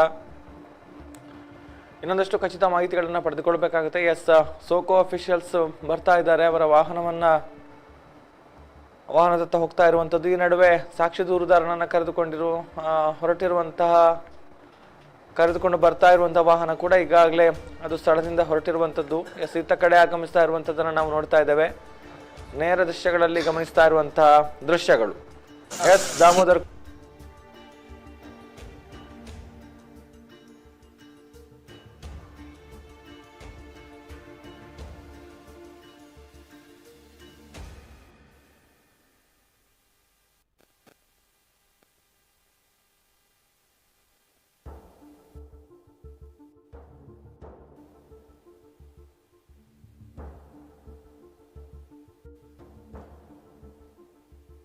ತೆಗೆದುಕೊಂಡು ಹೋಗಿದಂತಹ ವಸ್ತುಗಳು, ಮುಖ್ಯವಾಗಿ ಚೇರ್ಸ್ ಇರ್ಬೋದು, ವಾಟರ್ ಕ್ಯಾನ್ಸ್ ಇರ್ಬೋದು, ಎಲ್ಲವನ್ನು ಕೂಡ ವಾಪಸ್ ತೆಗೆದುಕೊಂಡು ಬರ್ತಾ ಇರುವಂತಹ ದೃಶ್ಯಗಳು. ಧರ್ಮಸ್ಥಳ ಗ್ರಾಮ ಪಂಚಾಯತ್ನ ವಾಹನದಲ್ಲಿ ತೆಗೆದುಕೊಂಡು ಹೋಗಲಾಗಿತ್ತು. ಕಾರ್ಮಿಕರು ಕೂಡ ಅದೇ ಒಂದು ವಾಹನದಲ್ಲಿ ವಾಪಸ್ ಆಗ್ತಾ ಇದ್ದಾರೆ. ಎಲ್ಲವನ್ನು ಕೂಡ ನಾವು ಗಮನಿಸ್ತಾ ಇದ್ದೇವೆ. ಮುಖ್ಯವಾಗಿ ಈಗ ಅಧಿಕಾರಿಗಳು ಸ್ಥಳದಿಂದ ತೆರಳಿದ್ದಾರೆ. SIT ಕಚೇರಿಯತ್ತ ಈಗಾಗಲೇ ಆಗಮಿಸ್ತಾ ಇರುವಂತದ್ದು, ಹೊರಟಿರುವಂತದ್ದನ್ನು ನಾವು ನೋಡ್ತಾ ಇದ್ದೇವೆ. ವಾಪಸ್ ಆಗ್ತಿರುವಂತಹ ದೃಶ್ಯಾವಳಿ. ಅದ್ರ ಜೊತೆಗೆ ಈ ಉತ್ಖನನ ಕಾರ್ಯದಲ್ಲೂ ಕೂಡ ಯಾವುದೇ ರೀತಿಯಂತಹ ಕಳೆಬರಗಳು ಪತ್ತೆಯಾಗಿಲ್ಲ ಅನ್ನುವಂತಹ ಮಾಹಿತಿಗಳು ಲಭ್ಯವಾಗಿದೆ. ಈ ಉತ್ಖನನದಲ್ಲಿಯೂ ಕೂಡ ಯಾವುದೇ ರೀತಿಯ ಕಳೆಬರಗಳು ಪತ್ತೆಯಾಗಿಲ್ಲ ಅನ್ನುವಂತಹ ಮಾಹಿತಿಗಳು ಲಭ್ಯವಾಗ್ತಾ ಇರುವಂತದ್ದು. ಈಗಾಗಲೇ ಉತ್ಖನನ ಕಾರ್ಯ ಪೂರ್ಣಗೊಂಡಿದ್ದು 15ನೇ ಗುರುತಿನಲ್ಲಿಯೂ ಕೂಡ ಯಾವುದೇ ರೀತಿಯಂತಹ ಕಳೆಬರಗಳು ಪತ್ತೆಯಾಗಿಲ್ಲ ಅನ್ನುವಂತಹ ಮಾಹಿತಿಗಳು ಲಭ್ಯವಾಗ್ತಾ ಇದೆ. ಅದರ ಜೊತೆಗೆ ಉತ್ಖನನ ಕಾರ್ಯ ಮುಗಿದಿದ್ದು ಈಗಾಗಲೇ ಅಧಿಕಾರಿಗಳು ವಾಪಸ್ ಆಗ್ತಿರುವಂತಹ ದೃಶ್ಯಾವಳಿ. ಅದರ ಜೊತೆಗೆ ಮೇಲ್ಭಾಗಕ್ಕೆ ತೆಗೆದುಕೊಂಡು ಹೋಗಿದಂತ ಎಲ್ಲ ಪರಿಕರಗಳನ್ನು ಕೂಡ ವಾಪಸ್ ತೆಗೆದುಕೊಂಡು ಹೋಗುವಂತ ಕಾರ್ಯವನ್ನ ಮಾಡ್ತಾ ಇದ್ದಾರೆ. ಯಾವುದೇ ರೀತಿಯಾದಂತಹ ಕಳೆಬರಗಳು ಪತ್ತೆ ಆಗಿಲ್ಲ ಅನ್ನುವಂತ ಮಾಹಿತಿಗಳು ಲಭ್ಯವಾಗಿದೆ. ಈ ಮೂಲಕ 15ನೇ ಗುರುತಿನ ಪತ್ತೆ ಕಾರ್ಯ, 15ನೇ ಗುರುತಿನ ಶೋಧ ಕಾರ್ಯವು ಕೂಡ ಮುಗಿದಿದ್ದು ಇಲ್ಲಿ ಯಾವುದೇ ರೀತಿಯಂತಹ ಕಳೆಬರಗಳು ಪತ್ತೆ ಆಗಿಲ್ಲ ಅನ್ನುವಂತ ಮಾಹಿತಿಗಳು ಇದೀಗಾಗಲೇ ಲಭ್ಯವಾಗಿರುವಂತದ್ದು. ನಿಮಗೆ ಎಕ್ಸ್ಕ್ಲೂಸಿವ್ ಆಗಿ ಸುದ್ದಿ ನ್ಯೂಸ್ ನಲ್ಲಿ ಈ ಮಾಹಿತಿಯನ್ನ ಹಾಕ್ತಾ ಇದ್ದೇವೆ. ಯಾಕಂತಂದ್ರೆ ಯಾವುದೇ ರೀತಿಯಂತಹ ಕಳೆಬರಗಳು ಪತ್ತೆ ಆಗಿಲ್ಲ ಅನ್ನುವಂತ ಮಾಹಿತಿಗಳು ಈಗ ಲಭ್ಯವಾಗ್ತಾ ಇರುವಂತದ್ದು. 15ನೇ ಗುರುತಿನ ಉತ್ಖನನ ಕಾರ್ಯ ಪೂರ್ಣಗೊಂಡಿದೆ. ಧರ್ಮಸ್ಥಳ ಗ್ರಾಮದ ಕಲ್ಲೇರಿಯ ಸಮೀಪದ ಬೊಳಿಯಾರನ ಕಾಡಿನಲ್ಲಿ ಉತ್ಖನನ ಕಾರ್ಯ ನಡೆದಿದ್ದು ಯಾವುದೇ ರೀತಿಯಂತಹ ಕಳೆಬರಗಳು ಪತ್ತೆಯಾಗಲಿಲ್ಲ ಅನ್ನುವಂಥದ್ದು ಈಗ ಪ್ರಾಥಮಿಕವಾದಂತಹ ಒಂದು ಮಾಹಿತಿ ಹೊರಬಿದ್ದಿರುವಂತದ್ದು. ಯಾವುದೇ ರೀತಿಯಂತಹ ಕಳೆಬರಗಳು ಕೂಡ ಇಲ್ಲಿ ಪತ್ತೆ ಆಗ್ಲಿಲ್ಲ ಅನ್ನುವಂತಹದ್ದು ಪ್ರಾಥಮಿಕ ವರದಿಯ ಮೂಲಕ ಗೊತ್ತಾಗಿದೆ. ಗೌತಮ್, ಇದು ಇವತ್ತಿನ ಉತ್ಖನನ ಕಾರ್ಯ ಇಲ್ಲಿಗೆ ಪೂರ್ಣಗೊಳ್ಳುತ್ತೆ. ಅದರ ಜೊತೆಗೆ ಬಹಳಷ್ಟು ಅಧಿಕಾರಿ ವರ್ಗ, ಬಹಳಷ್ಟು ಸಿಬ್ಬಂದಿ ಎಲ್ಲರೂ ಕೂಡ ಇಲ್ಲಿ ಇರ್ತಕ್ಕಂಥದ್ದು. ಅದರ ಜೊತೆಗೆ ಅವರು ಕೂಡ ಈ ಒಂದು ಕಾರ್ಯಾಚರಣೆಯಲ್ಲಿ ಭಾಗಿಯಾಗಿ ವಾಪಸ್ಸು ತೆರಳುತ್ತಾ ಇರುವಂತಹ ದೃಶ್ಯಾವಳಿಗಳನ್ನು ಕೂಡ ತಾವೀಗ ನೋಡ್ತಾ ಇದ್ದೀರಿ. ಈಗ ಇಲ್ಲಿಯ ಒಂದು ದೃಶ್ಯಾವಳಿಗಳನ್ನು ತಾವು ನೋಡ್ತಾ ಇದ್ರೆ ಅದ್ರ ಜೊತೆಗೆ ಇಲ್ಲಿದ್ದಂತ ಮಾಧ್ಯಮ ಮಿತ್ರರು ಜೊತೆಗೆ ಬಹಳಷ್ಟು ವ್ಯಕ್ತಿಗಳು ಕೂಡ ಇಲ್ಲಿ ಬಂದು ಇದೀಗ ಸಂಪೂರ್ಣವಾಗಿ ಕಾರ್ಯಾಚರಣೆಯನ್ನ ಮುಗಿಸಿ 15ನೇ ಗುರುತಿನ ಉತ್ಖನನ ಕಾರ್ಯದ ನಂತರ ವಾಪಸ್ ಆಗಿರುವಂತದ್ದು. ಇಲ್ಲಿಗೆ ಇವತ್ತಿನ 15ನೇ ಗುರುತಿನ ಉತ್ಖನನ ಕಾರ್ಯ ಪೂರ್ಣಗೊಂಡಿದೆ. ಈಗಿನ ಮಾಹಿತಿ ಪ್ರಕಾರ ಯಾವುದೇ ರೀತಿಯಾದಂತಹ ಕಳೆಬರಗಳು ಪತ್ತೆಯಾಗಿಲ್ಲ ಅನ್ನುವಂತ ಮಾಹಿತಿಗಳು ಲಭ್ಯವಾಗ್ತಾ ಇದೆ. ಅದರ ಜೊತೆಗೆ ಮುಂದೆ ಯಾವ್ದಾದ್ರು ಅಂದ್ರೆ ಏನಾದ್ರೂ ಬೇರೆ ವಸ್ತುಗಳು ಪತ್ತೆಯಾಗಿದೆಯೋ ಅನ್ನುವಂಥದ್ದನ್ನ SIT ಅಧಿಕಾರಿಗಳು ಸ್ಪಷ್ಟಪಡಿಸಬೇಕಿದೆ. ಪ್ರಾಥಮಿಕ ವರದಿ ಪ್ರಕಾರ ಯಾವುದೇ ರೀತಿಯ ಕಳೆಬರಗಳು ಪತ್ತೆ ಆಗಿಲ್ಲ ಅನ್ನುವಂತ ಮಾಹಿತಿಗಳು ಇದೀಗ ಹೊರ ಬೀಳ್ತಾ ಇದೆ. ದಾಮೋದರ ಅಲ್ಲಿಂದ ಎಲ್ಲ ಒಂದು ಮಾಹಿತಿಯನ್ನ ಇನ್ ಡೀಟೇಲ್ ಆಗಿ ಎಕ್ಸ್ಪ್ಲೇನ್ ಮಾಡುವಂತ ಒಂದು ಕೆಲಸವನ್ನ ಮಾಡಿದ್ರೆ, ಮುಖ್ಯವಾಗಿ ಅಲ್ಲಿ ಏನೇನೆಲ್ಲ ಇದೆ ಅನ್ನುವಂಥದ್ದನ್ನು ಕೂಡ ಎಕ್ಸ್ಪ್ಲೇನ್ ಮಾಡುವಂಥ ಕೆಲಸವನ್ನು ಮಾಡಿದರೆ ಅಲ್ಲಿನ ವಸ್ತುಸ್ಥಿತಿ ಹೇಗಿತ್ತು, ಕಾರ್ಯಾಚರಣೆ ಹೇಗೆ ನಡೀತು ಎಲ್ಲವನ್ನು ಕೂಡ ದಾಮೋದರ್ ಅವರು ಈಗಾಗಲೇ ತೋರಿಸಿದ್ದಾರೆ. ಈಗಾಗಲೇ ಅವರು ಹೇಳಿರುವಂಥ ಮಾಹಿತಿ ಪ್ರಕಾರ ಪಾಯಿಂಟ್ ನಂಬರ್ 15ರಲ್ಲೂ ಕೂಡ ಯಾವುದೇ ಅವಶೇಷಗಳು ಪತ್ತೆಯಾಗಿಲ್ಲ ಎನ್ನುವಂಥ ಮಾಹಿತಿ ಬರ್ತಾ ಇರುವಂಥದ್ದು. ನೂರಾರು ಹೆಣಗಳನ್ನು ಹೂತಿಟ್ಟಿದ್ದೇನೆ ಅಂತ ಹೇಳಿರುವಂತಹ ಪ್ರಕರಣಕ್ಕೆ ಸಂಬಂಧಪಟ್ಟ ಹಾಗೆ ನಡೀತಾ ಇರುವಂತಹ SIT ತನಿಖೆ ಇವತ್ತು 11ನೇ ದಿನಕ್ಕೆ ಕಾಲಿಟ್ಟಿರುವಂಥದ್ದು. ಇವತ್ತು ಮಧ್ಯಾಹ್ನದ ಬಳಿಕ ಕಾರ್ಯಾಚರಣೆಗೆ ತೆರಳಿದಂತಹ ಅಧಿಕಾರಿಗಳು ಹೊಸ ಪಾಯಿಂಟ್ ಅನ್ನು ಗುರುತು ಮಾಡಿಕೊಂಡು ಪಾಯಿಂಟ್ ನಂಬರ್ 15 ಎನ್ನುವ ಹಾಗೆ ಅದನ್ನು ಗುರುತಿಸಿಕೊಂಡಿದ್ರು. ಅಲ್ಲಿ ಉತ್ಖನನ ಕಾರ್ಯವನ್ನು ನಡೆಸಿದ್ರು, ಶೋಧ ಕಾರ್ಯಾಚರಣೆಯನ್ನು ನಡೆಸಿದ್ರು. ಯಾವುದೇ ರೀತಿಯ ಕಳೆ ಬರಹಗಳಾಗ್ಲಿ ಅಥವಾ ಅವಶೇಷಗಳಾಗ್ಲಿ ಅಲ್ಲಿ ಪತ್ತೆಯಾಗಲಿಲ್ಲ. ಸೊ ಪಾಯಿಂಟ್ ನಂಬರ್ 15ರ ಕಾರ್ಯಾಚರಣೆಯನ್ನು ಮುಗಿಸಿಕೊಂಡು ಈಗ ಅಧಿಕಾರಿಗಳೆಲ್ಲರೂ ಕೂಡ ವಾಪಸ್ ಆಗ್ತಾ ಇರುವಂತದ್ದನ್ನ ಕೂಡ ನಾವು ನೋಡಿದ್ವಿ ನೇರ ದೃಶ್ಯಗಳಲ್ಲಿ. ಸೊ ಎಲ್ಲರೂ ಕೂಡ ಈಗ ಬೆಳ್ತಂಗಡಿ SIT ಕಚೇರಿಯತ್ತ ವಾಪಸ್ ಆಗ್ತಾ ಇದ್ದಾರೆ. ಎಲ್ಲ ಅಫಿಷಿಯಲ್ಸ್, ಮುಖ್ಯವಾಗಿ AC ಸ್ಟೆಲ್ಲಾ ವರ್ಗೀಸ್ ಅವರು ಇರ್ಬೋದು, ತಹಶೀಲ್ದಾರ್ ಇರ್ಬೋದು, ಧರ್ಮಸ್ಥಳ ಗ್ರಾಮ ಪಂಚಾಯತ್ನ ಅಫಿಷಿಯಲ್ಸ್ ಇರ್ಬೋದು, ಅದೇ ರೀತಿ SIT ಟೀಮ್ ಇರ್ಬೋದು, ಇನ್ನು ಸೋಕೋ FSL ಜೊತೆಗೆ ಕಾರ್ಮಿಕರು ಎಲ್ಲರೂ ಕೂಡ ವಾಪಸ್ ಆಗ್ತಾ ಇದ್ದಾರೆ, ವಾಪಸ್ ಆಗಿದ್ದಾರೆ. ವಾಹನವನ್ನ ಹತ್ತಿ ಇತ್ತ ಕಡೆ ಆಗಮಿಸಿದ್ದಾರೆ, ಅಂದ್ರೆ ಬೆಳ್ತಂಗಡಿ ಕಡೆಗೆ ಆಗಮಿಸಿದ್ದಾರೆ ಅನ್ನುವಂತಹ ಒಂದು ವಿಚಾರಗಳನ್ನು ನಾವು ಈಗಾಗಲೇ ನೇರ ಪ್ರಸಾರದಲ್ಲಿ ಗಮನಿಸಿದ್ದೀವಿ. ಸೊ ಈ ಮೂಲಕ ಪಾಯಿಂಟ್ ನಂಬರ್ 15ರಲ್ಲಿ ನಡೆದಂತಹ ಕಾರ್ಯಾಚರಣೆ ಅಂತ್ಯ ಆಗಿದೆ. ಪಾಯಿಂಟ್ ನಂಬರ್ 15ರಲ್ಲಿ ಯಾವುದೇ ರೀತಿಯ ಅವಶೇಷಗಳು ಪತ್ತೆಯಾಗಲಿಲ್ಲ ಎನ್ನುವಂಥದ್ದನ್ನು ನಾವು ಇಲ್ಲಿ ಅಲ್ಲಿನ ಒಂದಷ್ಟು ದೃಶ್ಯಗಳನ್ನು ಗಮನಿಸಿದಾಗ ಹೇಳ್ಬೋದು. ಯಾಕಂತ ಹೇಳಿದ್ರೆ ಬಂದಂಥ ಅಧಿಕಾರಿಗಳ ಕೈಯಲ್ಲಾಗ್ಲಿ FSLನ ಒಂದು ಅಫಿಷಿಯಲ್ಸ್ನ ಬಳಿಯಲ್ಲಾಗ್ಲಿ ಯಾವುದೇ ರೀತಿಯ ಒಂದು ವಸ್ತುಗಳು ಕಂಡು ಬಂದಿಲ್ಲ. ಅಂದ್ರೆ ಸಾಮಾನ್ಯವಾಗಿ ಕಳೆ ಬರ ಸಿಕ್ಕಂತ ಸಂದರ್ಭದಲ್ಲಿ ಯಾವುದನ್ನ ತೆಗೆದುಕೊಂಡು ಬರ್ತಾರೋ, ಅಂದ್ರೆ ಸೀಲ್ಡ್ ಕಂಟೈನರ್ಗಳಿರ್ಬೋದು ಇತ್ಯಾದಿ ಯಾವುದೇ ರೀತಿಯ ವಸ್ತುಗಳನ್ನು ಕೂಡ ತೆಗೆದುಕೊಂಡು ಬರುವಂತಹ ದೃಶ್ಯಗಳು ಕಂಡು ಬಂದಿಲ್ಲ. ಸೊ ಹಾಗಾಗಿ ಅದರ ಜೊತೆಗೆ ಮಧ್ಯಾಹ್ನದ ಬಳಿಕ ತೆರಳಿದ್ರು ಕೂಡ ಕಾರ್ಯಾಚರಣೆಯನ್ನು ಆಲ್ಮೋಸ್ಟ್ 5-5:30 ಸುಮಾರಿಗೆ ಮುಗಿಸಿಕೊಂಡು ವಾಪಸ್ ಆಗಿದ್ದಾರೆ. ಸೊ ಇದೆಲ್ಲವನ್ನು ಕೂಡ ಗಮನಿಸಿದಾಗ ಇಲ್ಲಿನ ಒಂದು ಕಾರ್ಯಾಚರಣೆಯಲ್ಲಿ ಯಾವುದೇ ಅವಶೇಷಗಳು ಕಳೆ ಬರಗಳು ಸಿಗಲಿಲ್ಲ ಅನ್ನುವಂಥದ್ದನ್ನ ನಾವು ಇಲ್ಲಿ ಗಮನಿಸಬಹುದು. ಸೊ ಹೀಗಾಗಿ ಈ ಒಂದು ಪಾಯಿಂಟ್ ನಂಬರ್ 15ರ ಒಂದು ಕಾರ್ಯಾಚರಣೆ ಏನಿದೆ, ಒಂದು ಉತ್ಖನನ ಏನಿದೆ, ಅದನ್ನ ಮುಕ್ತಾಯಗೊಳಿಸಿ ಅಧಿಕಾರಿಗಳು ವಾಪಸ್ ಆಗ್ತಾ ಇದ್ದಾರೆ. ಏನಾಗಿದ್ರೆ ನಾಳಿನ ಪರಿಸ್ಥಿತಿ ಏನು, ನಾಳೆ ಕಾರ್ಯಾಚರಣೆ ಮುಂದುವರಿಯುತ್ತಾ ಇಲ್ವಾ ಅನ್ನುವಂಥದ್ದು ಕೂಡ ಕುತೂಹಲ. ಯಾಕಂತ ಹೇಳಿದ್ರೆ ಇವತ್ತಿನ ಬೆಳವಣಿಗೆಯನ್ನು ಗಮನಿಸಿದ್ರು ಕೂಡ ಮಧ್ಯಾಹ್ನದವರೆಗೆ ಯಾವುದೇ ರೀತಿಯ ಚಲನವಲನಗಳು SIT ಅಧಿಕಾರಿಗಳಿಂದ ಕಂಡು ಬಂದಿರಲಿಲ್ಲ. ಅವರು ಕಾರ್ಯಾಚರಣೆಯನ್ನ ಮಾಡ್ತಾರಾ ಇಲ್ವಾ ಅನ್ನುವಂಥದ್ದು ಕೂಡ ಕುತೂಹಲ ಇತ್ತು. ಜೊತೆಗೆ AC ಅವರು ಆಗಮಿಸಿದ್ದು ಕೂಡ ವಿಳಂಬ ಆಗಿತ್ತು. ಅದರ ಜೊತೆಗೆ ದಯಾಮ್ ಅವರಿಗೂ ಕೂಡ ವೇಟ್ ಮಾಡ್ತಾ ಇದ್ರು. ಈ ಒಂದು SIT ಪ್ರಮುಖ ಅಧಿಕಾರಿಯಾದಂತಹ ದಯಾಮ್ ಅವರ ಆಗಮನಕ್ಕೂ ಕೂಡ ಒಂದಷ್ಟು ವೇಟ್ ಮಾಡಿದ್ರು. ಸೊ ಹಾಗಾಗಿ ಇವತ್ತು ಕಾರ್ಯಾಚರಣೆ ಇದೆಯೋ ಇಲ್ವೋ ಅನ್ನುವಂಥದ್ದು ಕೂಡ ಒಂದು ಪ್ರಶ್ನೆಗೆ ಕಾರಣ ಆಗಿತ್ತು. ಆದರೆ ಬಳಿಕ ಅಧಿಕಾರಿಗಳು ಮಧ್ಯಾಹ್ನದ ಹೊತ್ತಿಗೆ ಕಾರ್ಯಾಚರಣೆಯನ್ನ ಮುಂದುವರಿಸುವಂತಹ ನಿಟ್ಟಿನಲ್ಲಿ ಸ್ಥಳದಿಂದ ಸಾಕ್ಷಿ ದೂರುದಾರನನ್ನ ಕರೆದುಕೊಂಡು ಹೊರಟಿದ್ರು. ಸೊ ಪಾಯಿಂಟ್ ನಂಬರ್ 13ಕ್ಕೆ ಹೋಗ್ತಾರೆ ಏನೋ ಅನ್ನುವಂಥ ನೆಲೆಯಲ್ಲಿ ಎಲ್ಲರೂ ಕೂಡ ಕಾದ್ರು. ಆದರೆ ಕಲ್ಲೇರಿಯಿಂದ ಸುಮಾರು 2 ಕಿಲೋಮೀಟರ್ ದೂರ ಇರುವಂತಹ ಈ ಒಂದು ಹೊಸ ಪಾಯಿಂಟ್ಗೆ ಸಾಕ್ಷಿ ದೂರುದಾರ ಕರೆದುಕೊಂಡು ಹೋಗಿರುವಂಥದ್ದು.